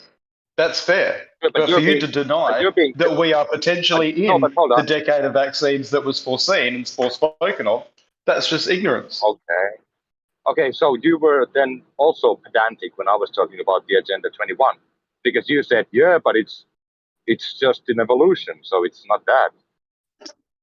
Well, you refuse to believe that some people's plans can evolve. Yeah. So, okay, I believe that those plans can evolve. So with the World Economic Forum, their plan can evolve and change into something where you actually can own shit yourself. Right? Oh, if you want to hold out that optimism, I mean, you're with me. I hope that happens. But that me too, takes because someone I'm to not change it. That takes someone to intervene. Sure, and I think people will intervene when someone tries to come to my place and take my shit. I will intervene. And yeah, well, no one's intervened so far with the last 2 years of bullshit with regards to this virus. No one's intervened. But hold on. But in the last, no one's all of the intervened. goals have been fulfilled. Okay, and no one's been. There's no anti-vaxxers. There's no people who are saying that this is horseshit. Of course, No there one's are people. There are always people. There are people who are still saying that nuclear power plants shouldn't exist because of the detriment. But they went ahead. But there's always going to be opposition. That doesn't stop plans all the time, mate. Sure, but now you are actually saying that the corona is 100% hoax, and the reason. No, I am not. Although that is true, I never even said that. Okay, well, in relation to the plan of the World Economic Forum, what part does corona play on that? Because you said that no one intervened or said anything. Right. So Corona was a scenario that they envisioned, a type of scenario that they envisioned would allow them to do what they have done since the outbreak occurred. So all the changes they've made, all the laws, all the different things they've made with regards to, you know, people's personal fucking privacy and freedom, they wanted to make, and they needed a scenario like what happened to make those changes. Now that could just be a coincidence and they've taken advantage, sure. But also when you've got someone in the background like Bill Gates with patents on things, you wonder, who's also promised his investors there will be a decade of vaccines. And then you've got Fauci, who clearly said before Trump got into power that Trump will face a global pandemic. And he is very much involved in the research to do with what this has all been concocted to be, just like the HIV scenario many years ago. So as much as do I know if it's a scam, I believe it is. Do I think they set it up so that they could do this? Possibly. It looks like they may have. Can I prove that? No, I can't. Okay, but you said in the beginning, you said that there's these changes into laws that took place in relation to this plan. What are those changes? Because over here there was no change. Well, they're global. Just if you want to actually know about them, Google laws changed since 2019 or 2020, whenever this shit started. And you'll see a list of laws that have changed. No, on a global scale, like laws globally. But there aren't none. No. Laws on a global scale. So like, you know, in my country, in other countries, New Zealand, for example, laws have changed on a global scale. Okay, so, but nothing's changed over here. And there's a lot of countries where nothing has Hasn't it? Do you follow your politics? Okay, okay. I do. That's good. Nothing's changed for you guys. That's fine. Lucky you. Stay where you are. I would just remain in your bliss. Yeah, I mean they changed some, like momentarily there were laws where you need to have the Corona passport and shit, but they've been dropped, so you don't have to use it anymore. I'm sure your government has changed laws since 2020. I didn't specifically say just coronavirus or vaccine-related laws. I'm talking about all sorts of fucking laws, mate, that you might not think have anything to do with it. Sure, and that's been happening since 1917 when we got our independence. Yeah, laws change all the time. No, but certain laws could not have been changed without the Emergency Act. So there are certain things that could never have been done without, okay, well, you're speaking for yourself. And you're being very ignorant to the fact that the rest of the world, which is all around you, is doing something different and does have an impact on you at some point. I don't know how we're a sovereign nation, but I don't know how there aren't, like, what laws have they changed? What laws have they changed? Did you just say sovereign? Oh dear. Ignorance truly is bliss, isn't it? Well, not actually really sovereign because we're part of the EU. We get a lot of shit over there, but like what is changed over there law-wise? But can you're restricted in somehow in your freedom more than you were in 2018? Yes. Like, is there a certain law? There's like many laws that have changed. Can you name one? Not the names of the laws, no. I don't know the names of the laws. No, not the name of the law, but what it does. I don't want the exact name. Just what it means, what it does. Well, the one that they changed where you can't get any income, for example, like there's lots of people who have no work. Well, yeah, there's lots of people without work right now because they are unvaccinated. Okay, so what law? And that's just tough titties. I don't know the name of the law. I don't know. No. I don't know. You don't have to give me then. is there what the law says? What does it say? Does it say that you can't go to work if you're unvaccinated? No, it puts the pressure on the actual the business or the corporation to not allow people to work if they are unvaccinated. It's very unfair the way it's all been worded and the way it's interpreted, because there's lawyers on both sides that interpret it differently. So it's a fucking shitstorm. But there's lots of people So it's out a of law work. where so there's a law where you can't work if you don't get the vaccine, and the company would have to punish you. Well, no, the Or company are letting you under work. threat of punishment themselves if they allow you to work. So there are some really good companies that are taking that threat on and allowing some people to work unvaccinated, and then they're just going to wait their day in court and hopefully it gets chucked out of court. But some of these fines people are getting, and that for breaking these laws are fucking massive. Yeah, so that is interesting. I mean, that's a law that shouldn't be mandated.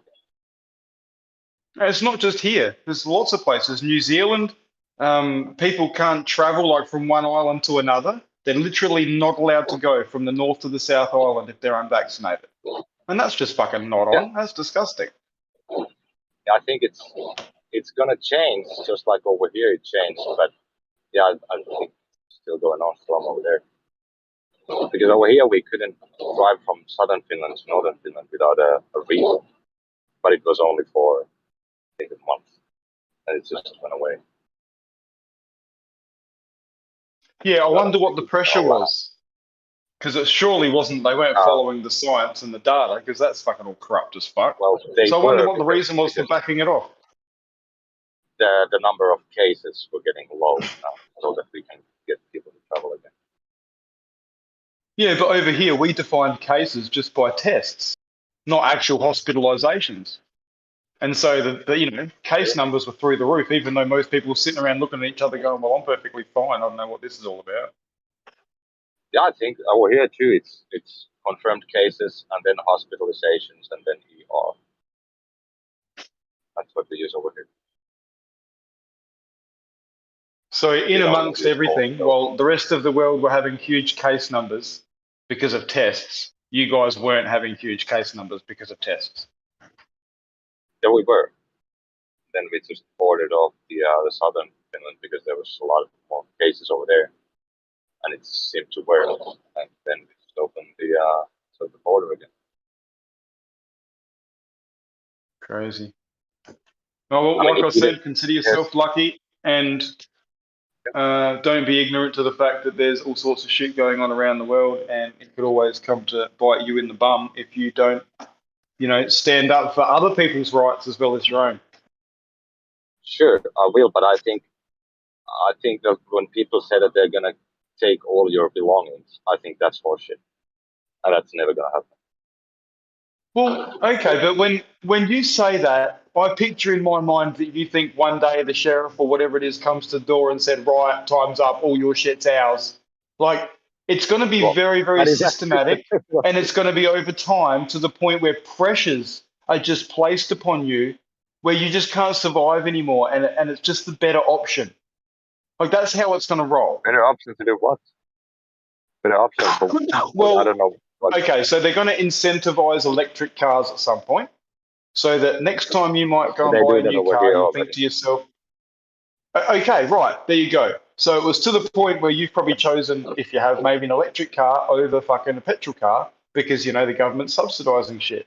So that alone is pressuring you into doing something that you may not have otherwise done. And that's because they have an agenda.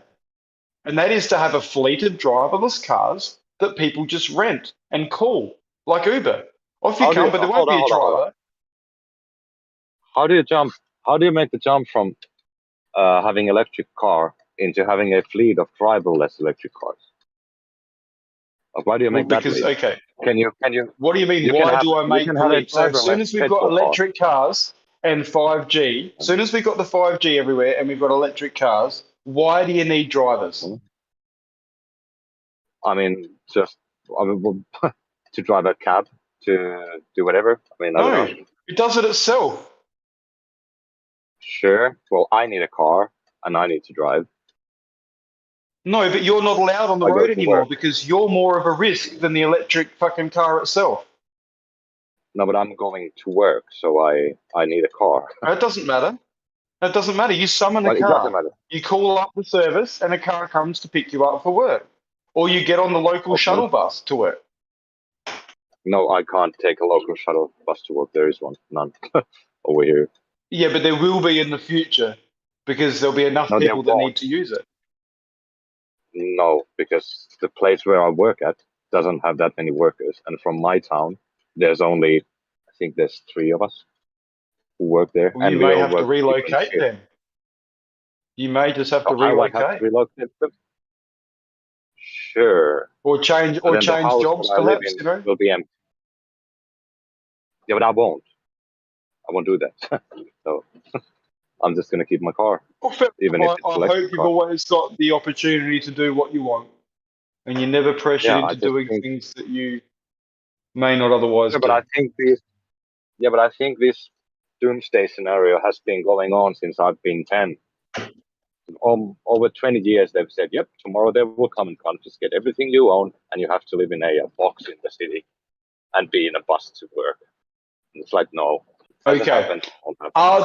Are there people that have been forced into that lifestyle? Maybe not by their own choices, or maybe somewhat by their own choices, but do you think there are people living that lifestyle? Which lifestyle? The In a one where box they're in in the a city? box in a city and they don't own a car because parking's too expensive, so they just call a fucking cab or whatever every time they need to go somewhere. I Like, do think you think there are I people think like it's that or not? I think there are people like that, but they do it because they want it, because it's For extremely fuck's sake. expensive to live in the city. So it's much cheaper to They live in don't do the it because they countryside. want it. That's But they actually ridiculous. do. They do. At least over That's here. I sad, mean, man. there's a lot of people that I know who want to live in the city and not own a car. And there's a lot of people who don't want that, and they actually live in the countryside and they own a car. It is Okay, but cheaper I over think the here. people that want to do that, that want to live in a city and not own a car, those people, in Yeah. my opinion, think that's what they want. After 10 or I mean, 15 years of doing that, I bet you they yearn to get the fuck out of the city and go and buy a piece of property in the country, right? And and that is your thankfully, people have subjective. had the fortune to do that up until now. That will But change. you're projecting. You're projecting now. No, I'm not projecting. Everyone, I'm not yes, projecting at you are, all. because I know a lot of people who want to live in the city. Yeah, but I said after 10 or 15 years. Yeah.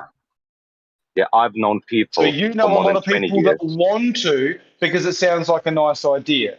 I said after the 10 or No, I 15 know years. people who actually have lived for like 5 decades in the city, and they just love to live there because all the services are close to them. They don't need the car. They can just go with the bus to everywhere. Everything is close. I mean, I understand why some people like Sure, that. I'm sure there's some people. Yeah, I'm sure. Yeah. But I bet you the number of people that want to get out of the city, which is, got a pretty synonymous nickname as the rat race. They want to get out of that after they've done their time in there and they've paid their mortgage or whatever the situation is. They're there for a reason, Yeah, not some for the people do. enjoyment of the lifestyle. Yeah, some people do want it, and some people don't. So it's not that everyone wants to go to the countryside. Yeah, well, look, I don't know about your country, but all of our retirement villages, all of our areas where people finish off after they work, they're not in the fucking cities, man. Right? They're not there. Yeah, The cheap ones are there's there where you put someone you don't give a fuck about and you neglect them. They're in the city. But all the really nice ones, where people want to relax and enjoy the rest of their life, they're out in the country. Do you mean old people homes? Well, just anyone retiring. Or So from 50 onwards, if you're fortunate enough and you've got a good income, yeah. Like, and you've lived enough yeah, of your most life of to appreciate what's good in life and stuff like that, yeah, almost all of those are in the cities over here because then you're close to the hospital. So you can just, if they get some illness, they can just take them to the hospital quicker. Oh, that's sad. So your population over 50 is all sickly, are they? No, that's just that No? if you have old people usually are more sick and they have heart attacks and shit. So Oh, that is a yeah, but I place wouldn't where park you myself next to a fucking likely need hospital an killer ambulance. just in case. Like, shit. Yeah, I didn't. I mean, your hot takes are too big. I mean, it's pointless. You're saying that so old people have to live in the hospital now. Like, no, it's just that there's a good distance to the hospital, so if they get something relating to their age, they can be cured. Sure.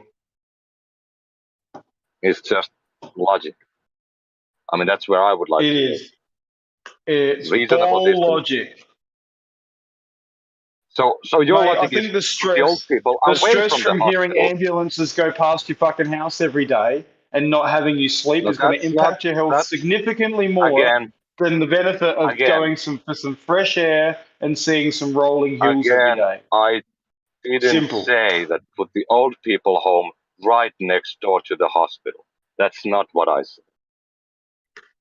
Didn't you? I said put it close to the hospital. That doesn't mean like I say I'm living How far are we close talking? Like to 30 a city. minutes? Let's be particular. Is it 30 minutes or Yeah, 40 sure. minutes away 20, from a 30 hospital? minutes. That's good. 30 minutes is good. Oh, you're I still mean, if you dying have from a fucking heart attack then. Shit, what's the fucking point of that? no, You're you old and don't. you have a No, you stroke. don't. 40 fucking minutes. Good luck. No, 30 minutes is very, very good for a stroke. I mean, two of my neighbors got strokes, and the distance to the hospital from our place is roughly, I think it's 15 or 16 kilometers. Was this And after their booster shot? they, yeah, they've had all their, but the other one, it was before the corona, and actually both were before it. Yeah, I think so. Nice. 2019 was the other one. 2018, the other one. But they're all fucks. But they're both okay now, and I think the reason is because the hospital is so close to the town I live. Could be. But they have good ambulances over here, so you can just if someone has a blood clot in their brain, they can just do it in the ambulance. They don't even have to get to the hospital.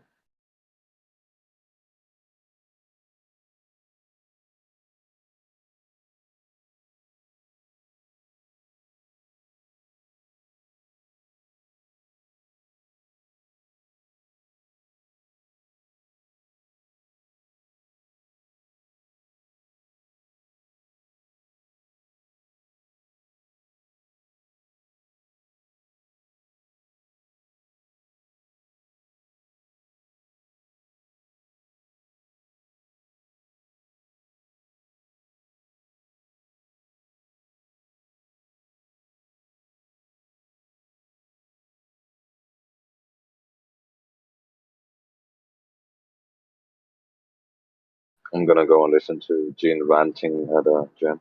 Catch you later. What is wrong with you? Other than being a baller. That's like punishment. But enjoy. Yeah, I just Go like on, this. torture yourself. Yeah, but I like when Jem is talking with Gene. That is funny. Fair enough, enjoy.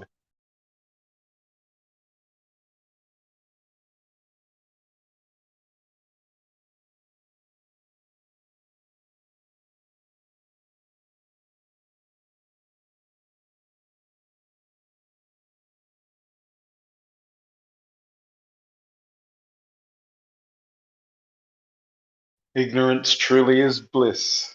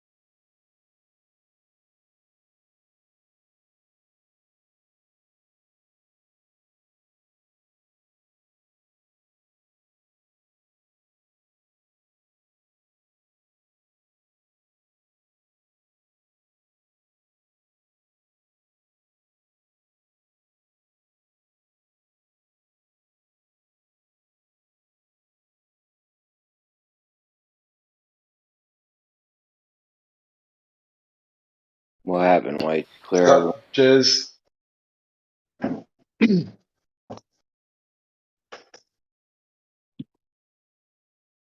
Everyone left, mate. Started talking conspiracies. What? You ever hear of having negative something and still having that thing? Have you ever heard of that before? Having negative something. Yeah. Would you think you could have negative something and still have that thing? Well, I could have negative degree centigrade ice and still have the ice, yes. Yeah, it's a temperature though. Yeah, so I can have a negative temperature, but only in something. Yeah, that's a You can't tricky have one. you can't have negative ice and still have ice. No, you can't have negative ice. Can you have a negative something? No, I don't think you can. They do that with acceleration. No, that's a concept. Negative. That's like that's not a thing. You can really accelerate. It's not a thing, but it's something. It's a calculation, you though. It's do. just in maths. You know what I mean? Yeah, somehow you can have negative of it and still have it. Which makes the word deceleration useless. I don't even know why they have that word.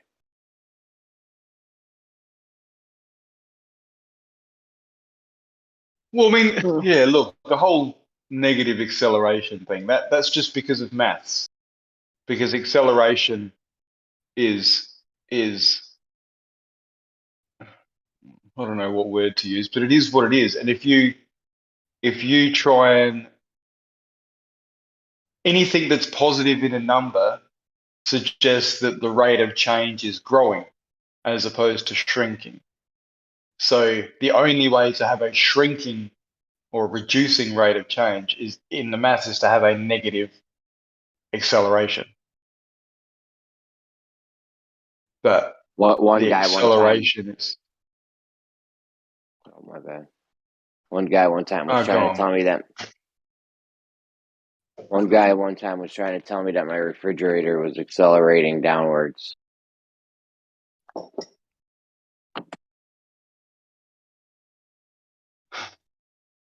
Yeah, well, look, again, it's just a play on words, really, isn't it?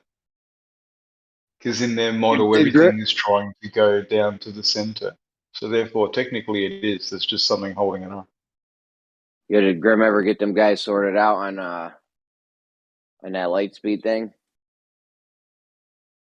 Yeah, you're wrong. Oh, it's funny.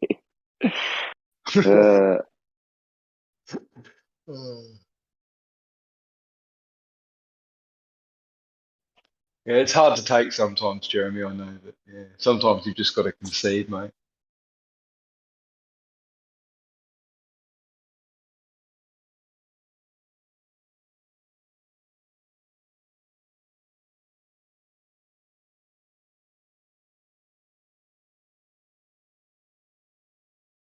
You've got to remember that everything they discuss is essentially in Narnia. So pretty much whatever they say goes. I missed everything you said. My phone's fucked up. What'd you say? Oh, my bad. I said you got to Nah, remember that everything they talk about is pretty much in Narnia. So they can just say whatever they want, and it pretty much flies as long as they've got the maths to back it.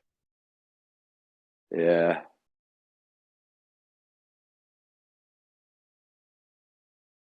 So if you're gonna even try and entertain or argue or play in their Narnia world, you just have to accept the fact that they're never going to concede themselves if you catch them out.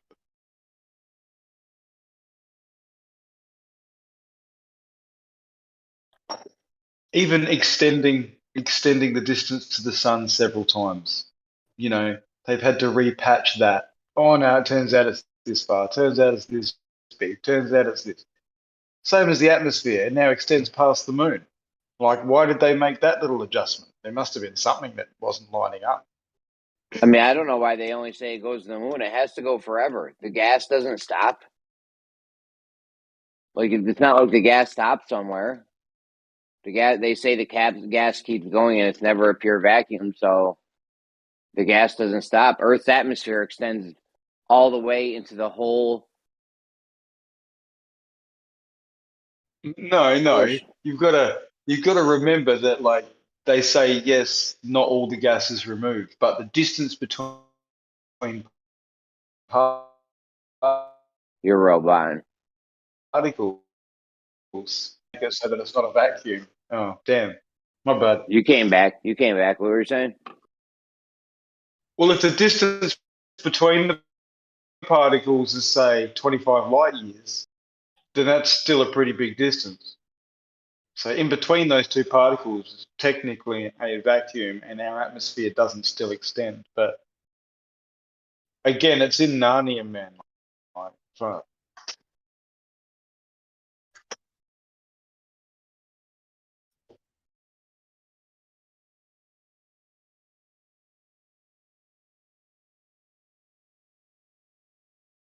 I don't even like talking about stuff in that realm, to be honest.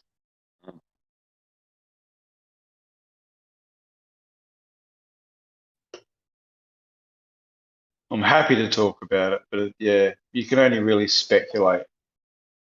Yeah.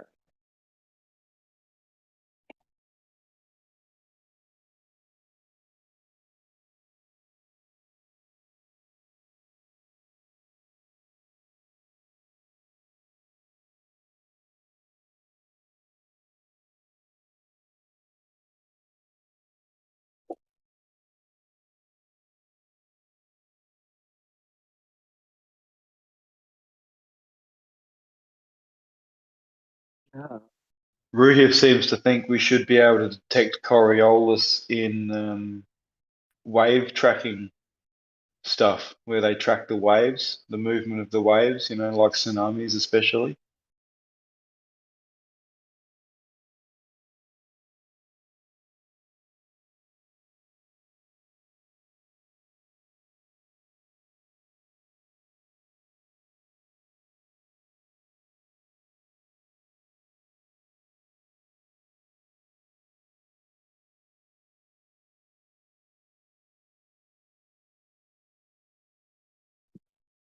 Then again, Ruhir also eats McDonald's, so there is that.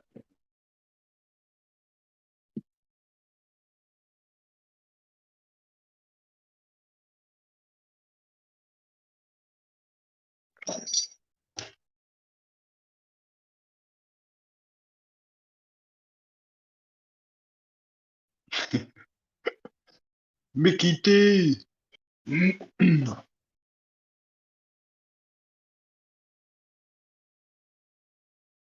There's something wrong with McDonald's. That shit can't be safe to eat. Like the French fries don't biodegrade. Like I don't. How are we eating stuff that doesn't biodegrade? It doesn't even seem okay.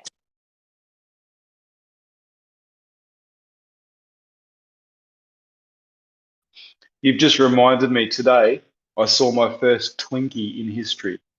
Did you eat it? Did you eat it? They're pretty good.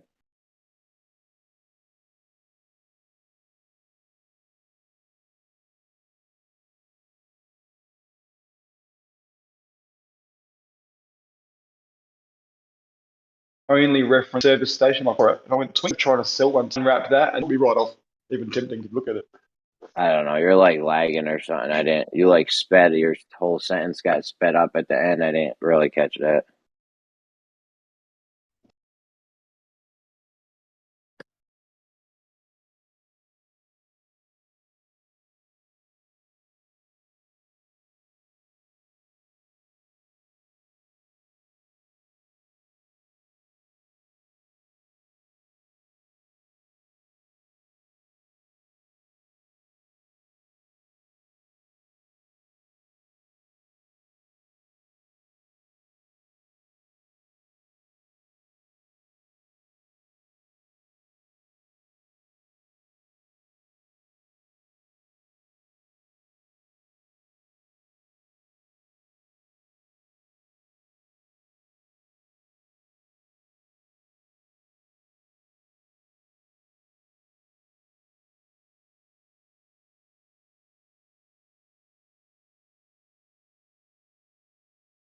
Is that any better, Jeremy?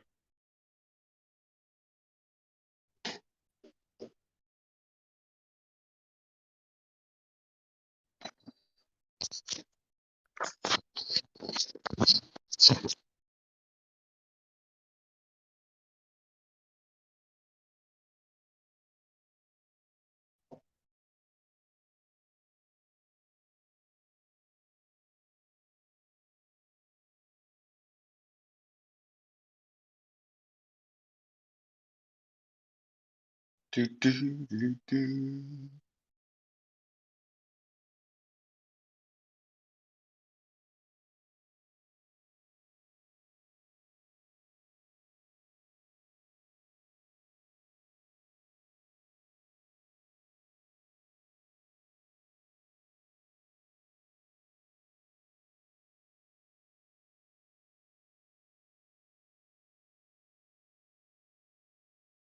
Doofus, the names they give arbitrary lines in the sky doesn't matter. That's not what matters. The Carmen line, for example, you know, shit, an arbitrary point in Narnia.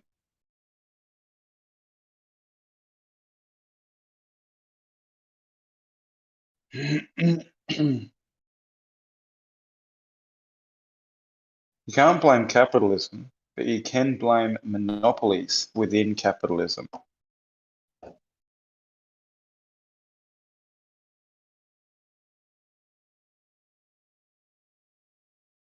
Get rid of monopolies. Don't allow monopolies or syndicates. Syndicates ruined the fucking stock market.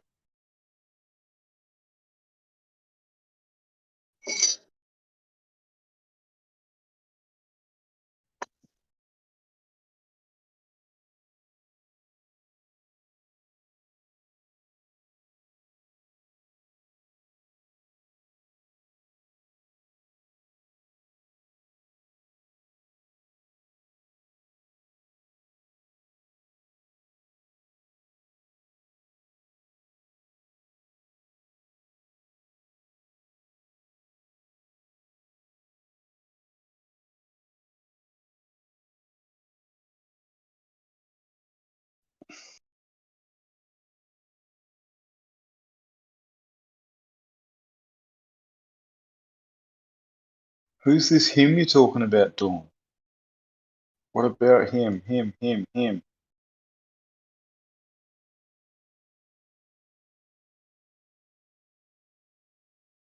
How far back do I have to go to find out who the fuck him is? Oh, is it Gatesy? No. No, acceleration isn't Narnia. I didn't say acceleration was Narnia, but it's maths.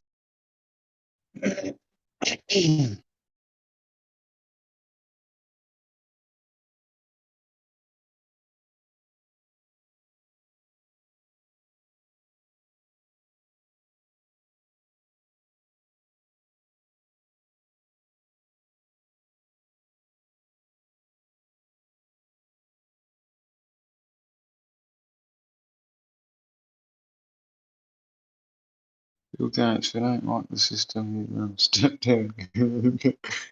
No. Picture him after he says no, he then shakes his little man titties. He does like a twerk and then shakes his man titties. He's a picture of health, that guy.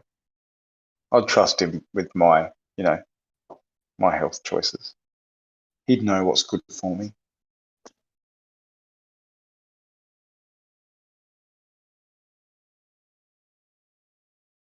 Of course he doesn't own the system. Gummy bear? Fuck me, he's just a useful idiot within the system.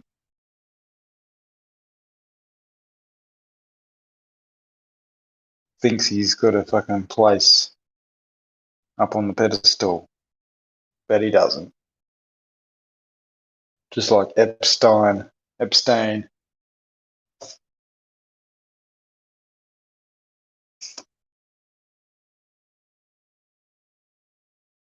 Epstein was a signal to the rest of them. Think you're special? Huh. Watch this.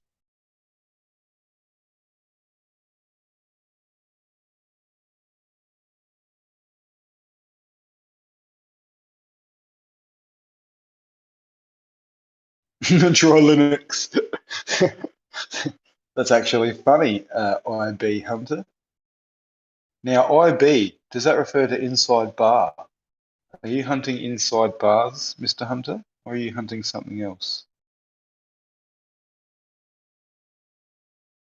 Because inside bars are considered a spring, essentially,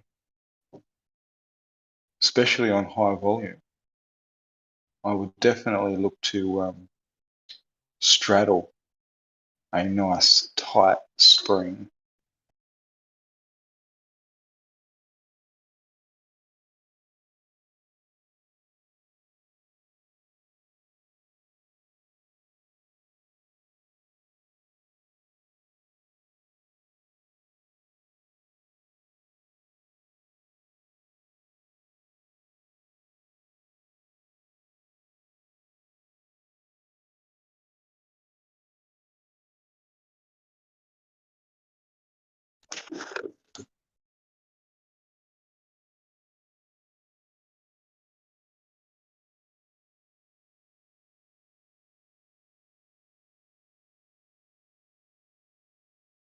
I think Dawn's trying to get this particular server shut down.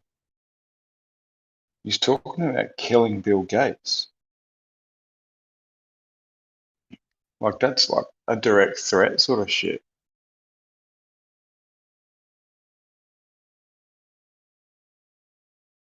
Jeremy, you're a mod. You should be sorting this out. Settle down, Dawn.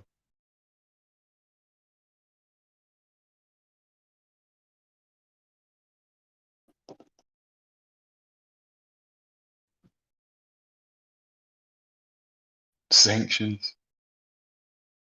Mm-hmm.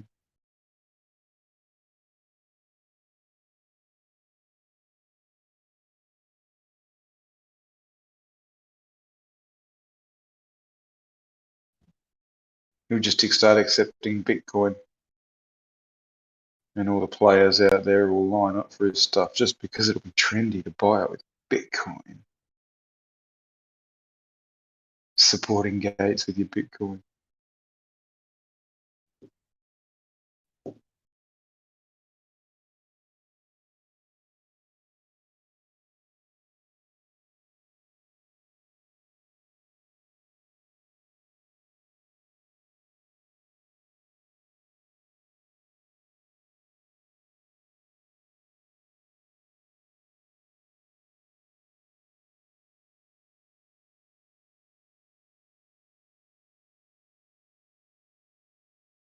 Yeah, Don, what the fuck are you doing, dude?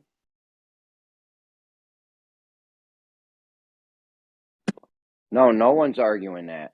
Yo, you need Don. All right. Geo just gave mods this permission to do this. Hold on.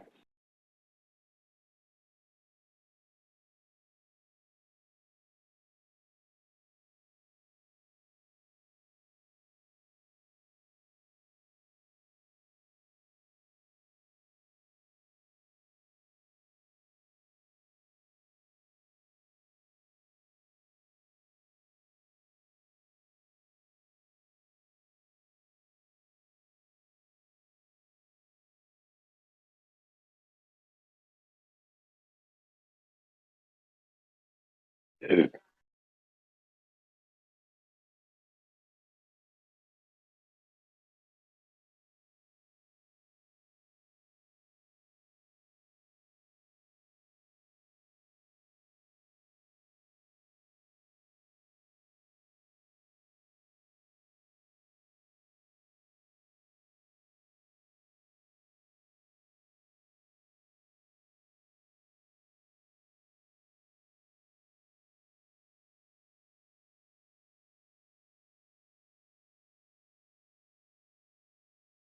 Yeah, just leave the names out of it, boys. Be vague. They, them, powers that be.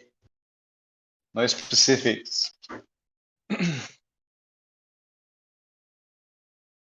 The lizard people. Dawn, you love the lizard people. He can't type anymore. Check with Geo later to get your shit back. I don't know.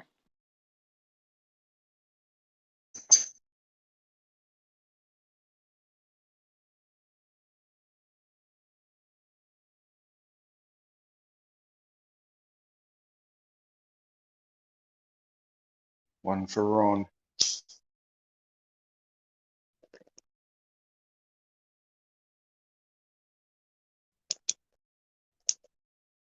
Don, stop talking about killing. Stop that shit, dude.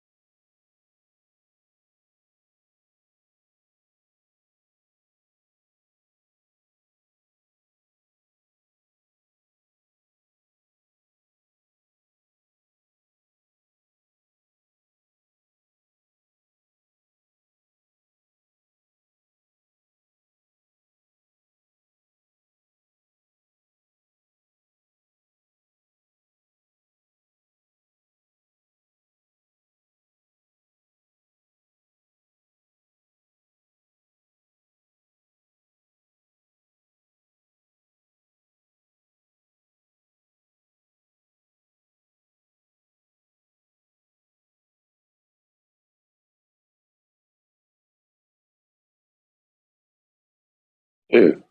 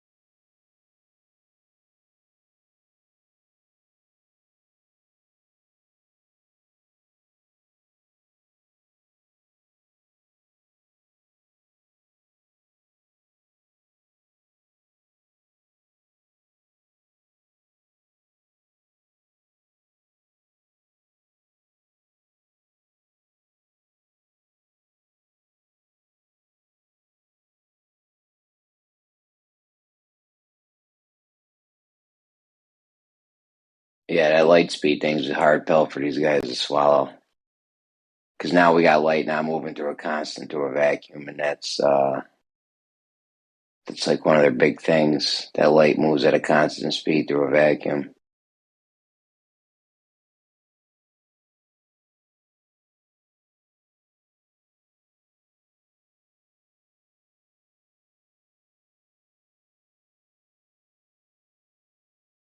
I will concede that it does make them have to question the medium.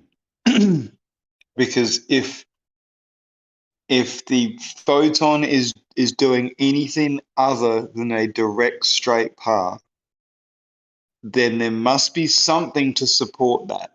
He can't just be doing that in complete empty space, in my opinion.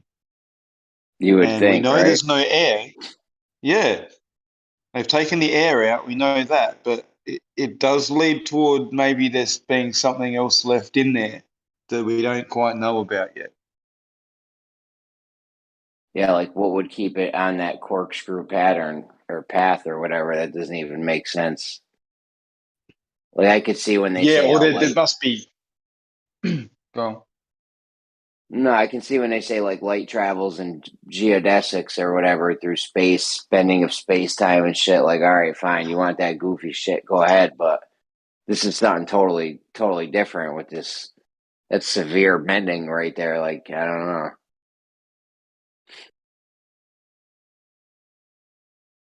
Yeah, exactly.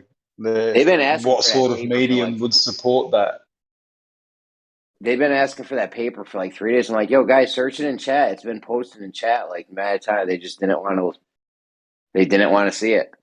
I guess I No, don't know. exactly. Yeah, it's like the people not who refuse to read the fucking Pfizer documents, man. That it's just major cog dis. What fuck? And even That's with fine. even with Don't that, read they'll it. the paper now and knowing that they've gotten it to do that, they'll still claim that light's traveling at the same speed. It just took a longer distance, but it's like uh, the constant speed of light is they use meters to do the speed of light. So like if you have a light traveling at a different speed over a meter, that's not. I don't know, man. They can't handle it. Yeah, very true.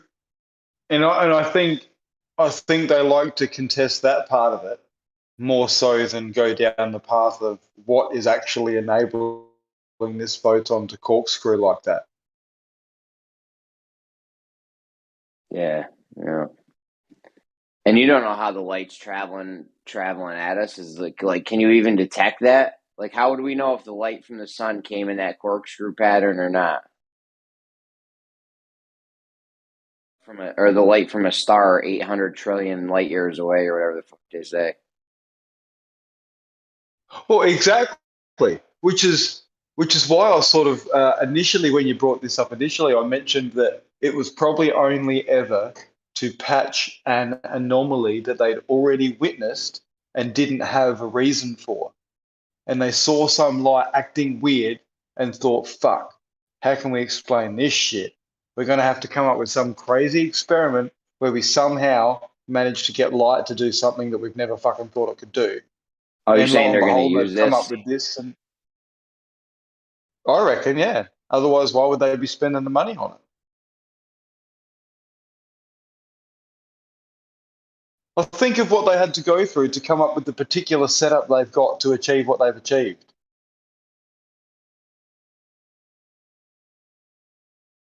Wasn't the first time.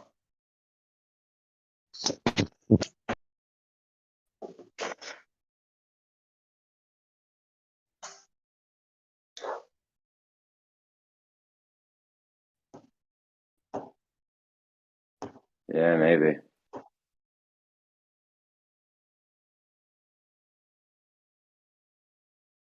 I mean, this ain't a good look for them. And even then, if you Google constant speed of light or something, it'll all come up saying it moves at a constant speed. In Google. Yeah, that's just semantics to me, though, Jeremy. Like, constant speed. Now, speed is distance over time, so you've got to allow for that.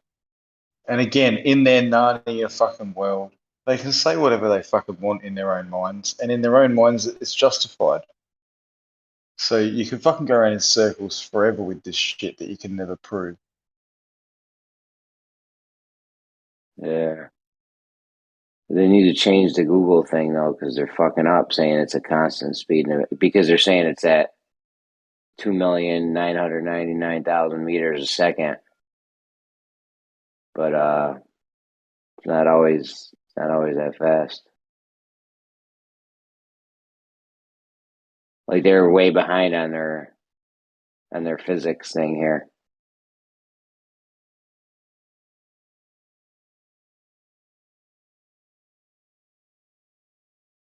The speed of light is Yeah, but constant. don't you appreciate that even on the path that light was on, and let's say it's corkscrewing, that if we just took any 1 millimeter or 1 micrometer of distance and looked at its speed, theoretically in their model, it would match that constant.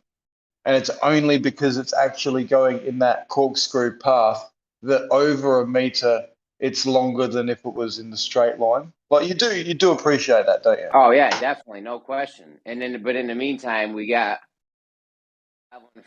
light traveling from the sun in the meantime, and maybe it takes 8 minutes, maybe it takes 80 minutes, because who knows? Yeah, we don't know what's between it and us. That's right. Could be anything. Yeah, I mean, who knows how much you can get that effect to happen? You might be able to slow it down in a vacuum. Who knows? Either way, we've got light not traveling at a constant speed. You could say, yeah, break it down to the millimeter or something or whatever. Even then, you're going to have it's going that corkscrew path. There's no.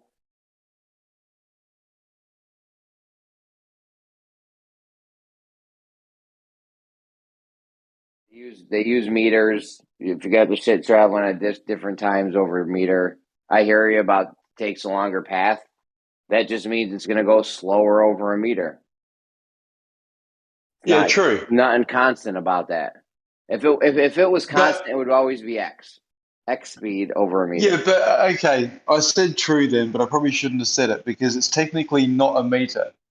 If the box that you're putting it in is a meter wide and it goes from one side to the other in a corkscrew, then the actual path is longer than a meter. So you're not actually measuring like for like. It's not apples for apples. Yeah, but when we talk about these things, we're worried about how long did it take the light to travel over the course of a meter. You know what I'm saying? Yeah, I know, but then we need to define, is it a meter within 3D space or is it a meter of traveling light? In which space you'd have to run your tape measure along the path of the corkscrew. But this is in Narnia though, Jeremy. Again, this is why I hate it. Because you and I can't fucking go down and measure with a tape measure this corkscrew or, you know what I mean? Like it's all just theory bullshit.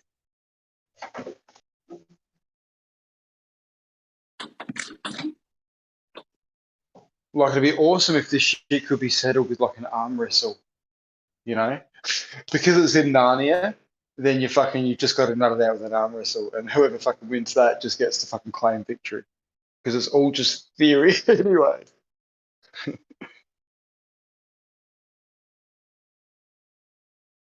I think the flatties would smash the Globers if it come down to arm wrestling. Personally, we generally all sound a lot healthier.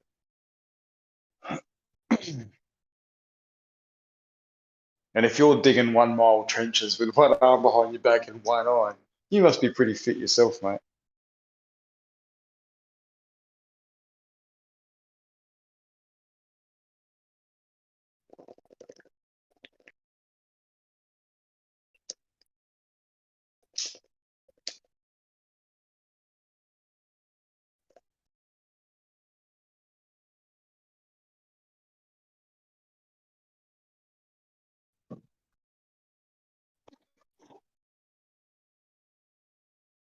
Oh yeah, I'm ready to fucking roll, bro. Nice. Good work.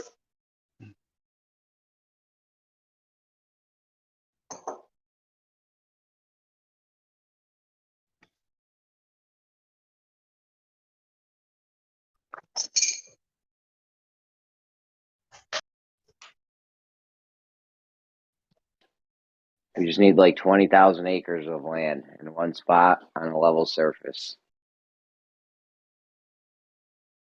20,000 acres. Yeah, can't help you out with that. Unfortunately, there is a lady, Gina Reinhardt, in Australia who owns millions. She's got the biggest farm in the world, like the biggest single fucking property in the world, and it's in the middle of Australia. It's fucking huge. She could do it. I don't know how level it would be.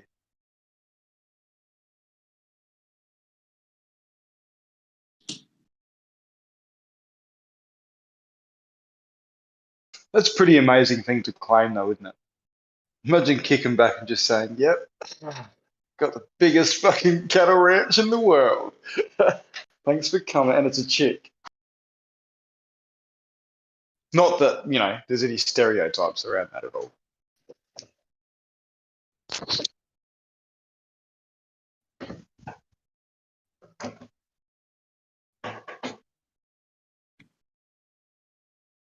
Ooh. Wonder if she's a flat earther.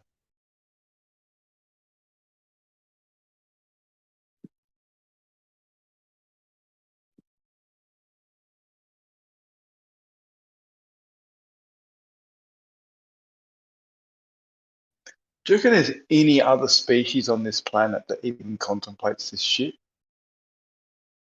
No. No, they're not even. What about the birds and shit that fly around? You don't reckon they've ever fucking gone, fuck, how far do we need to fly before we fucking bump into a wall or some shit? Like, what the fuck? Yeah, I don't know. I don't think they really think like that. Who knows, though? You can only know what animals are thinking. Birds are amazing, though, because they can fly. I think they can, like, sense magnetism or something. I don't know. We humans have something in their nose that can sense magnetism.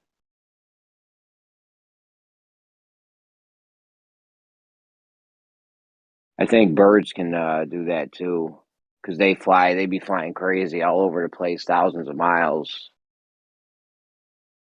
I mean, you gotta know where you're going for shit like that. Yeah, but Coriolis is just fuck, yeah. Let me see about this humans with the nose magnetism thing. Oh, look, it's like intuition, Jeremy. Most people, we've got all sorts of shit going on, but we're just not in touch with it. You know what I mean? Scientists develop a robust experiment. This is from Caltech, too, by the way. This isn't one of these woo hippie sites. Scientists develop a robust experiment that shows human brain waves respond to changes in Earth strength magnetic fields. Oh, shit, yeah.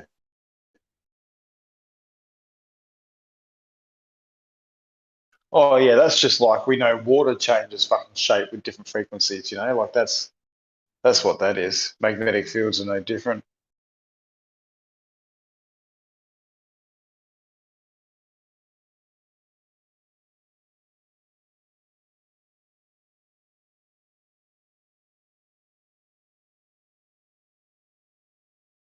Pulsed shit. I think that's the fucking worst. This one, humans like other this is from science.org. Humans like other animals may sense Earth's magnetic field.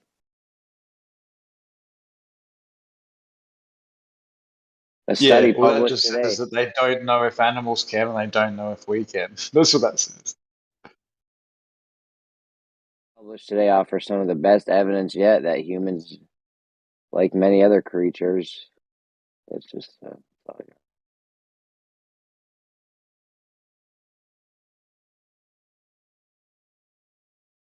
magnetoception is what they call it.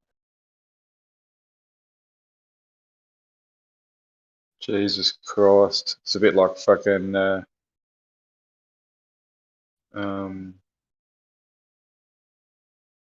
oh fuck, not Marvel. What is it? X-Men. Magneto. He's got Magneto sense. Oh, He he can was one of my sense. favorite. He was one of my favorite.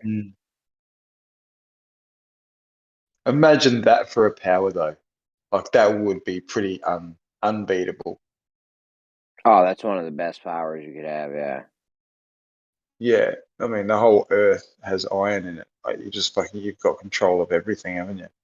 I love how he escaped from prison that one time. The chick went to the bar and drugged the guy and then injected him with like a bunch of iron. It was one of the prison guards, and then he went to like give Magneto his lunch or something, and Magneto like sucked the iron right out of him. It was crazy. Yeah. Thanks for that. Yeah. Iron in the blood. Like they had him in like a glass cage or something, like all kinds of plastic shit where there was like no metal. Yeah.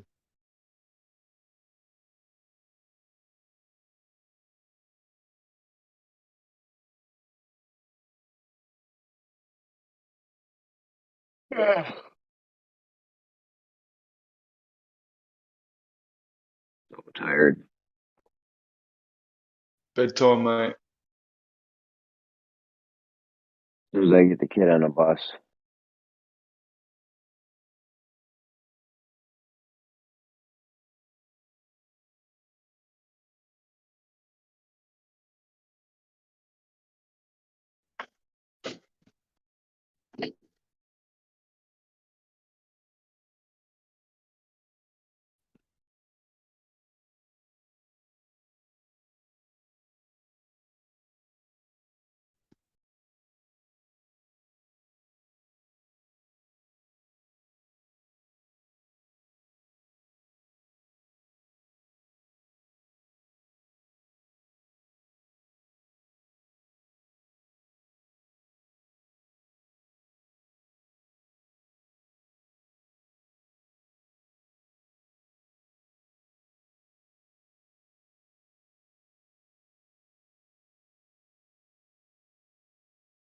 Have you been fucking berated by Dawn in the DMs or what? I think he left the server. Oh shit.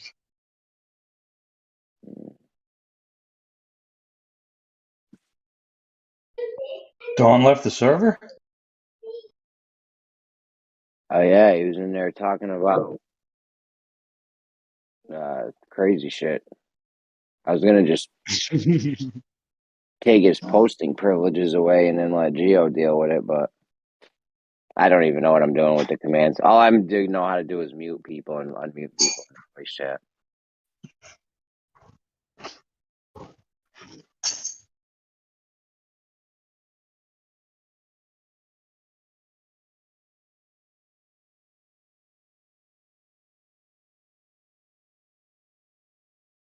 I'm very leery of anyone that's been banned from gems.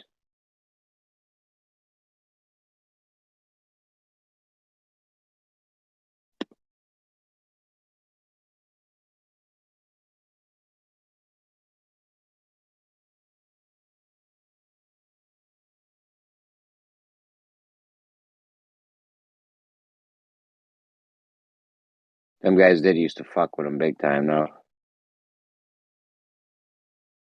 So You'll be right.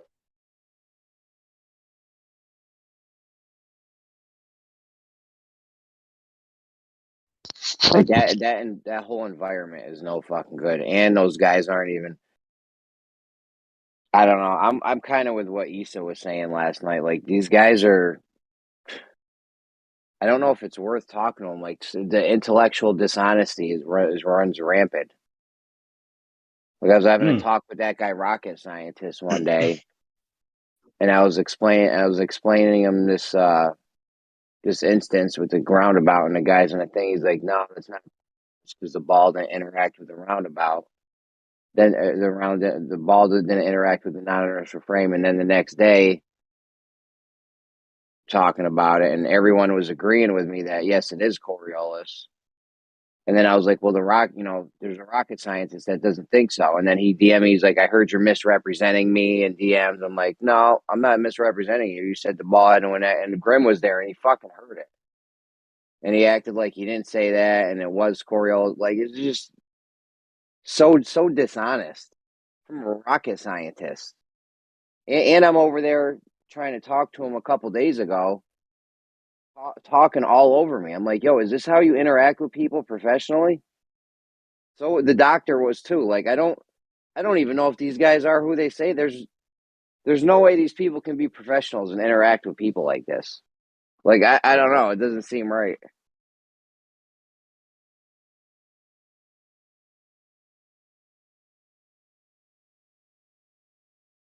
Yeah, doctors and rocket scientists just talking all over people. Is that how you guys communicate in the office?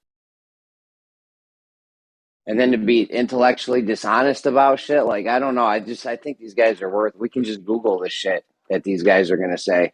At least Google is gonna give us the real mainstream answer, the Glober answer, and not just the anti-flat Earth answer. You know what I'm saying? They're not gonna just make shit up and then lie about it later if they were right or wrong or whatever. Yeah, I agree, man, completely. And Geo sort of mentioning the other day that we sort of need a bit of time where we can have a time to chat without having to deal with all that sort of stuff. You know what I mean? Yeah, like, remember how Brandon used to have the 1 hour?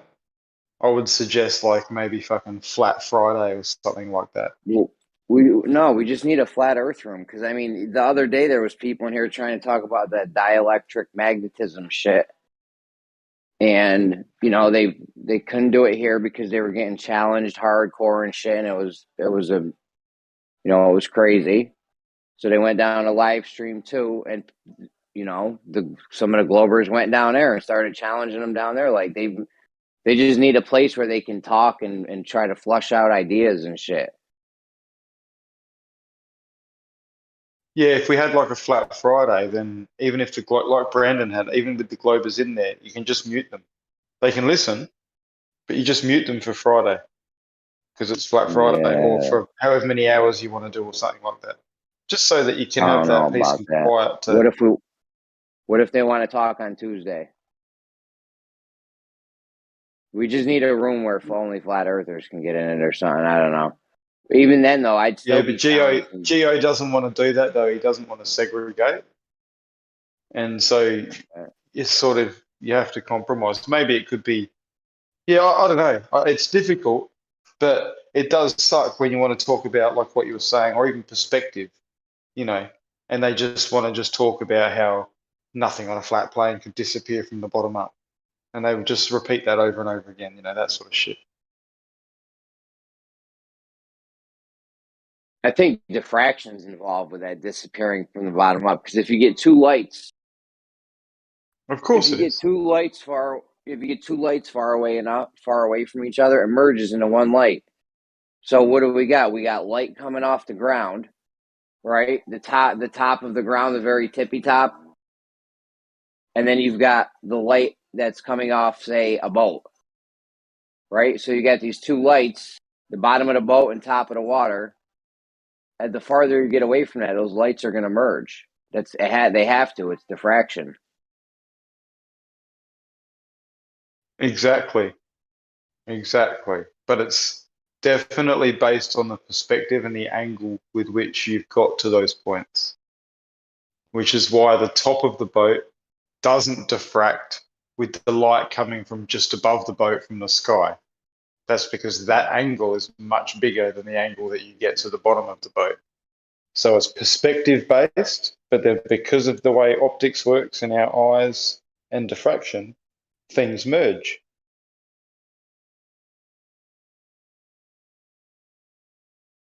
But they will deny that.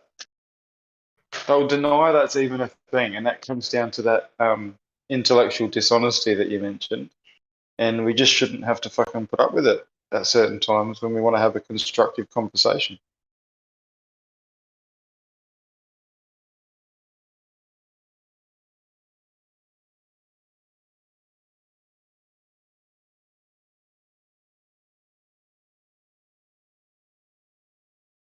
Man, we've just had these giant moths hatch, obviously on quite large numbers because they're everywhere, and my cat's just going crazy. Like bats, man. Oh, we had that last summer. Moths everywhere.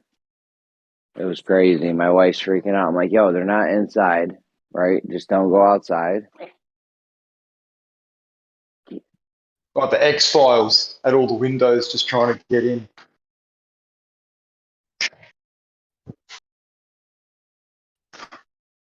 Did you ever watch the X-Files, Jeremy? A little bit of them back in the day. Mm. Mueller and what's the other person? Yep.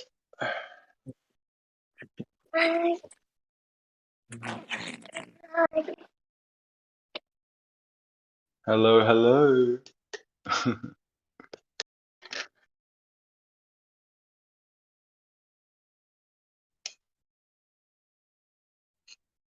You're not missing the bus, are you, Jeremy? I'm watching right now. These motherfuckers. One day I was so pissed. I called them the day before and they were like, yeah, your pickup time is 8:05 to 8:10 or something. And then the next day, I'm waiting. Now it's like 8:30, 8:45 or something. I call them up. I'm like, yo, where's the bus at? They're like, oh, it came. I'm like, what time?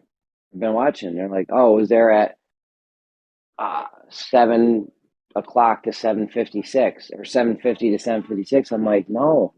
You told me yesterday it was 8 o'clock. You can't tell me. You poor bugger.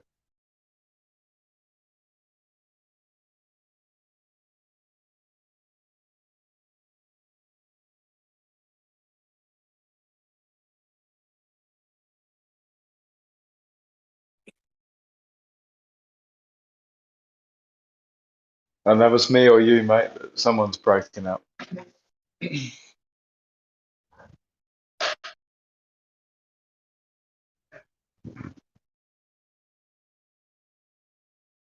There is a lot of fucking flat earth shit on TikTok.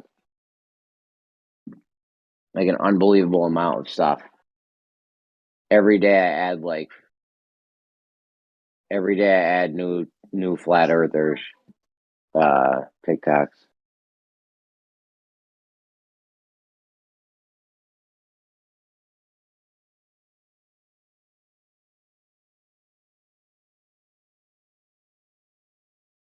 Is most of it good content, or is it like all the shit?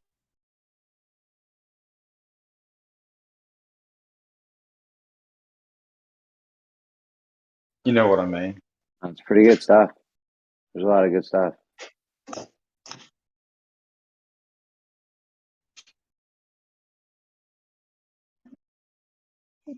Do you post anything on there, Jeremy?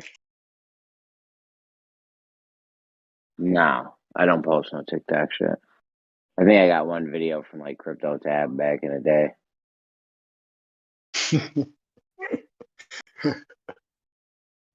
So much shit just happened back in the day, didn't it? Good times.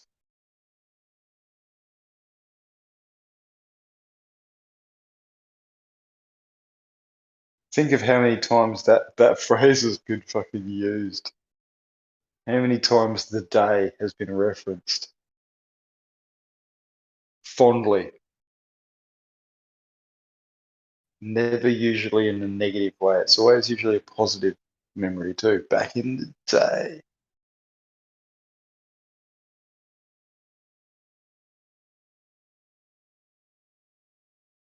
I think you get to a certain age where it goes from back in the day to back in my day. Hmm.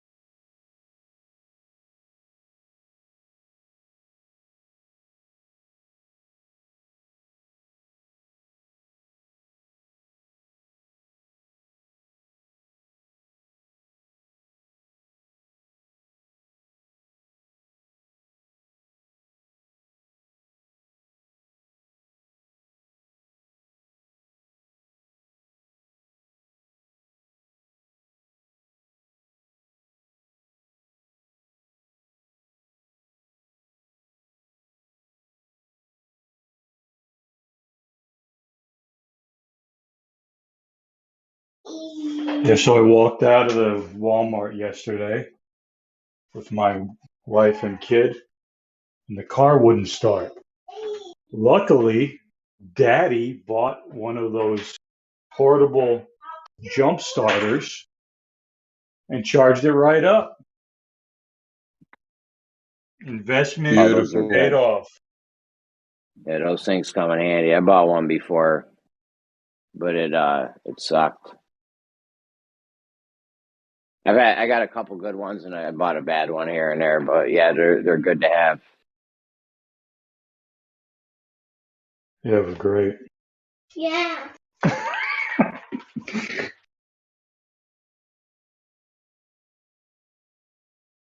Sounds like someone learned the value of those things very early in life.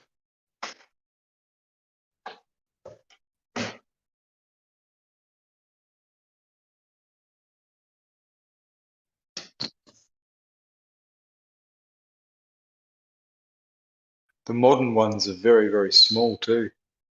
Usually supercapacitors. Yeah, they're like as big as like a stick of deodorant. Yeah, that's it. Yeah.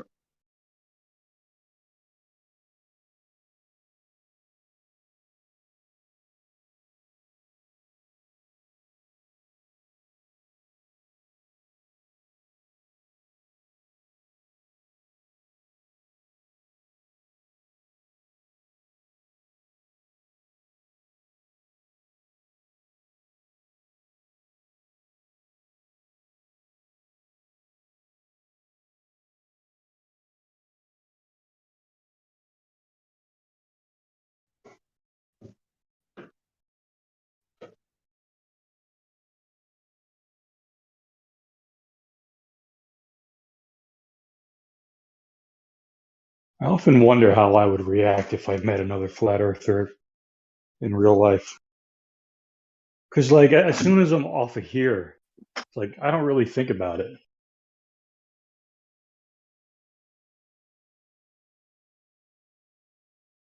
Yeah, I do purely because I'm organising a test. And ever since I ever thought about this, 7 or 8 years ago with everybody else, it was always about trying to think of a way to try and fucking be definitive about it and like end the discussion. So yeah, even when I'm offline, I am thinking about fucking the test I'm doing. But I see where you're coming from though, because if it wasn't for my test, I wouldn't. I just do normal other shit. I'm not saying I think about it all the time, but I just do have a reason to think about it outside of the server. Yeah, I think that's the first thing we all think is like, oh, okay, how could I prove it? Like the first thing that I thought was, take a piece of string and just stretch it across, a body of water, and then, Yeah.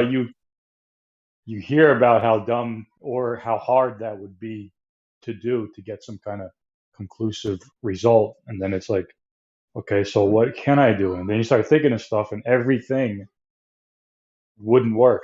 Everything fits within some other kind of model or there's too much too many variables and fuck. What is this here? What is here? Yeah, you're right. Exactly. But it's just like all of their proof, isn't it?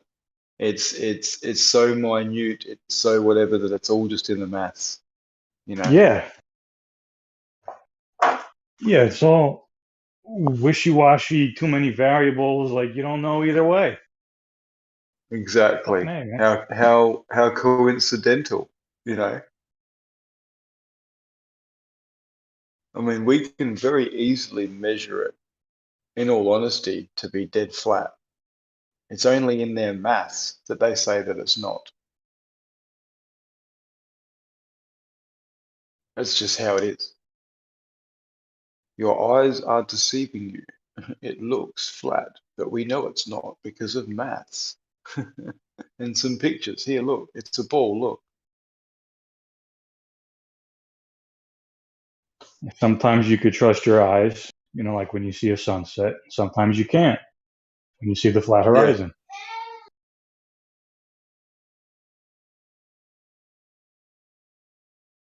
So, just with regard to some tests again, the like it is proposed or suggested in the model, the current model, that light rays are parallel. Is that correct?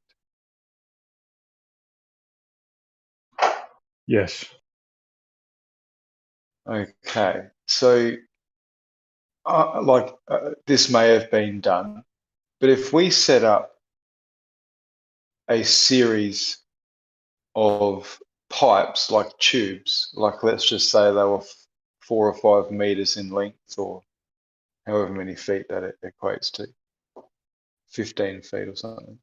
And we set them on a linear path, say east to west, or actually no, north to south would be better. Actually, north to south, say, I don't know, 20 meters apart, or some arbitrary number that you can sort of visualize, and made it so that as the sun come along and reached their position, the light would have to be shining through those tubes perfectly at the bottom of all of them to prove that it's actually coming through parallel.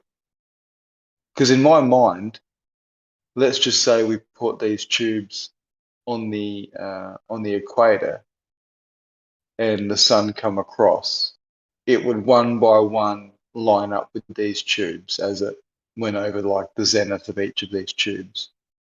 But if light is hitting us parallel over large distances, then the light theoretically should just go through all of these at the same time. What do you think about that? I think that's pretty good. You're going to have to run it by some, globe experts. Let's see what's going on. Yeah, because when you've got like solar panels that track the sun, they've got a set of these diodes, and basically they operate in a very similar fashion, like with the tubes, and only when the center diode is receiving the most amount of light does it stop. So as soon as that center diode, starts to lose the most amount, the mechanism starts to rotate the panels so that it can follow where the most light is. It's pretty simple, but it seems to be based on the fact that light isn't parallel, if you get what I mean.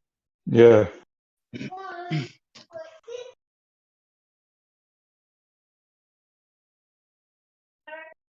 Yeah, it's interesting. I think your idea where you take the two gyroscopes, you take one of the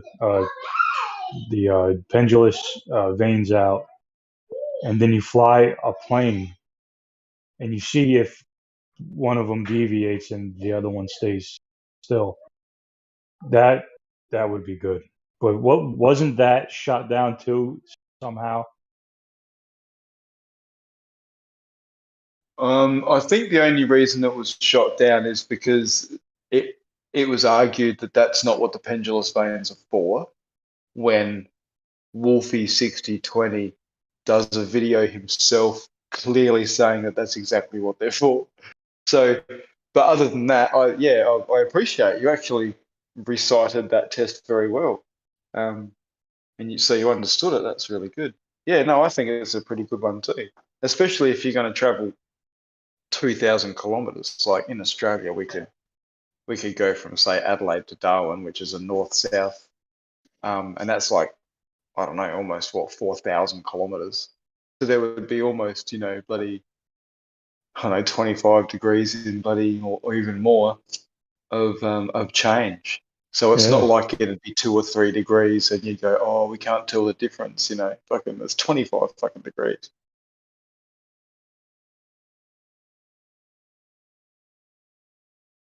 And they'd be pretty much the same altitude too, those airports, very close to the sea level.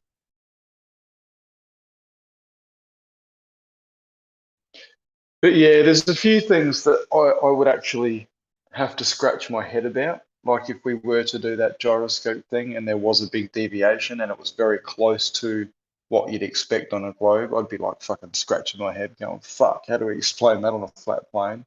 Good luck. And same as with the line test on the beach. Any tension and if there's any downforce that's fucking significantly above the weight of the rope, then I'll be scratching my head there too, because that would very much suggest some geometry is at play,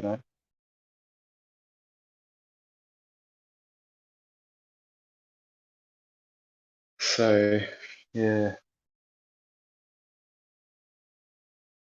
And there's nothing else that the ballers throw at me that have me scratching my head. I can think of things to pretty much account for all of it, even though some of them sound a bit sketchy and a bit, like, oh, geez, you're reaching a bit there. I don't consider it as reaching any more than a space vacuum and black holes and a big bang and, you know what I mean? I consider that reaching and a bit sketchy as well. So, yeah.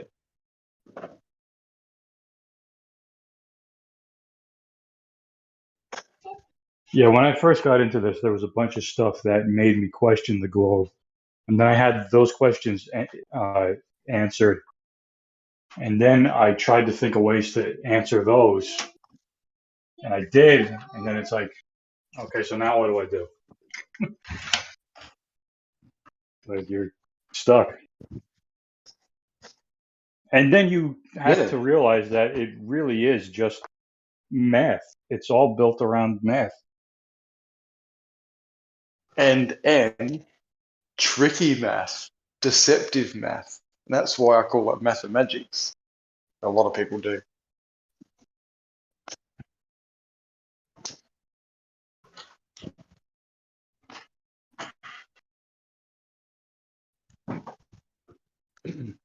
Just like Mr. Mullen was pointing out, how deceptive the math truly is. And if you haven't watched his series, which I'm sure you have, you should watch it, The Balls Out Physics.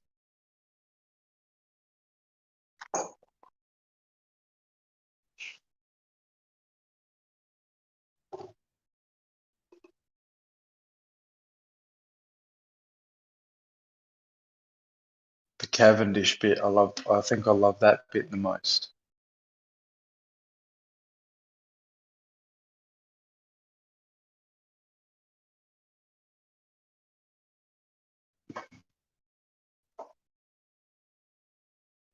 Yeah, the Cavendish could be answered by, if you assume relativity, there are no fixed points in absolute space. So you can't tell which mass is attracting which. You could only describe it mathematically. So how do you know which mass is attracting? Yeah, it's the same for the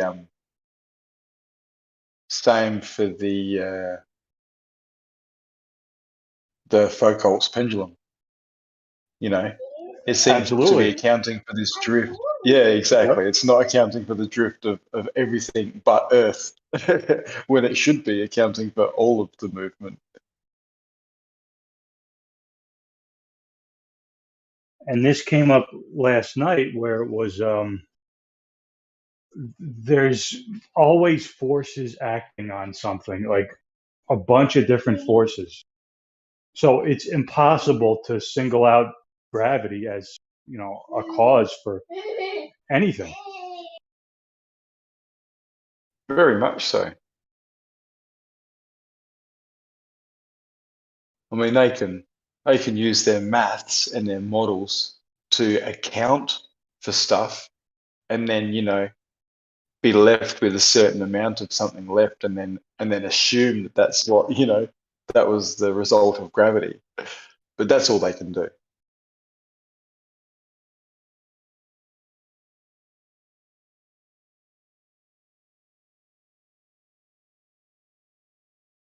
Just like Ruhif with his, you know, I want you to make a prediction, you know, and tell me how much something's going to be missing, you know, blah blah blah. And it's like all of his stuff, he has to use the refraction model and the 7/6R, and he just doesn't even appreciate how hypocritical that is. That he needs to apply that to get things to work for what he's got, you know, his model.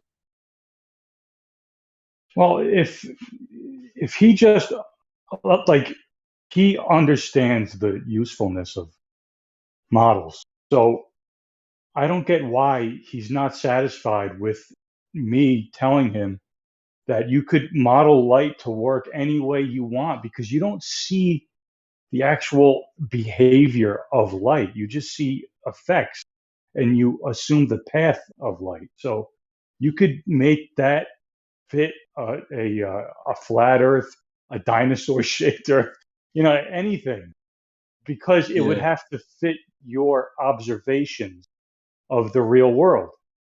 It would work any way you want. And why would it work? Because it was predicted, because it works. It's just a big circle. So I don't know why he wants, like, if he understands that, the whole because it works heuristic, then what's the issue? Because you could model anything with math. There's nothing physical. Oh, definitely. Yeah, there's nothing physical that would necessitate us saying, yeah, we're living on a globe, you know, a flat Earth. So, like, it's impossible to know. Yeah, not in their mind, unfortunately. They already know.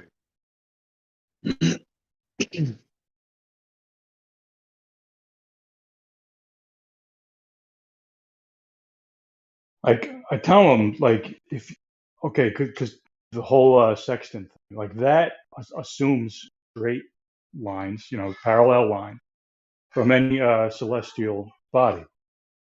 So, yeah, I agree. If you assume straight lines from the sun or Polaris, you're going to end up with a globe, but just curve the lines, and that would fit on a flat Earth. And then they'd say, well, how do you know that it's true? And I'd say, same way you do, because it works. There's no way to know. You know what I'm saying? Exactly. There is no way, yeah.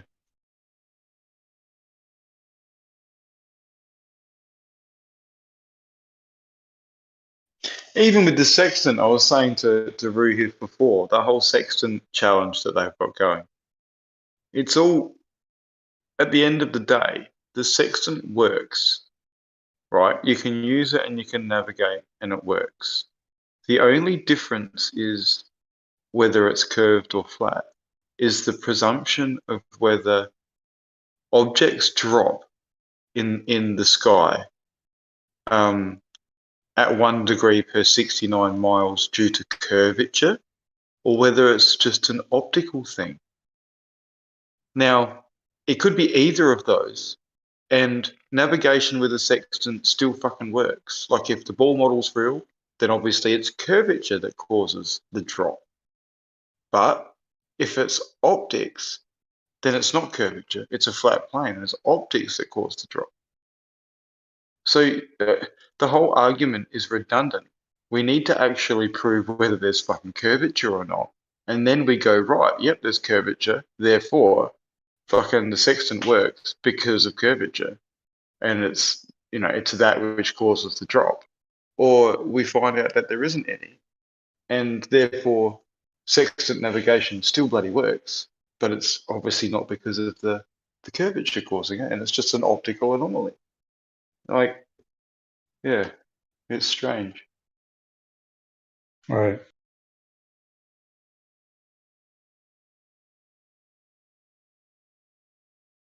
And Ruhif again says, well, it can't be linear if it's if we're not curved, if it, you know, if we're not on a ball. But it can be if what we see through is an atmospheric dome. If what we see through is spherical in nature in terms of the atmosphere with which we view, then it makes sense that the angles would match what would otherwise appear to be a curved surface.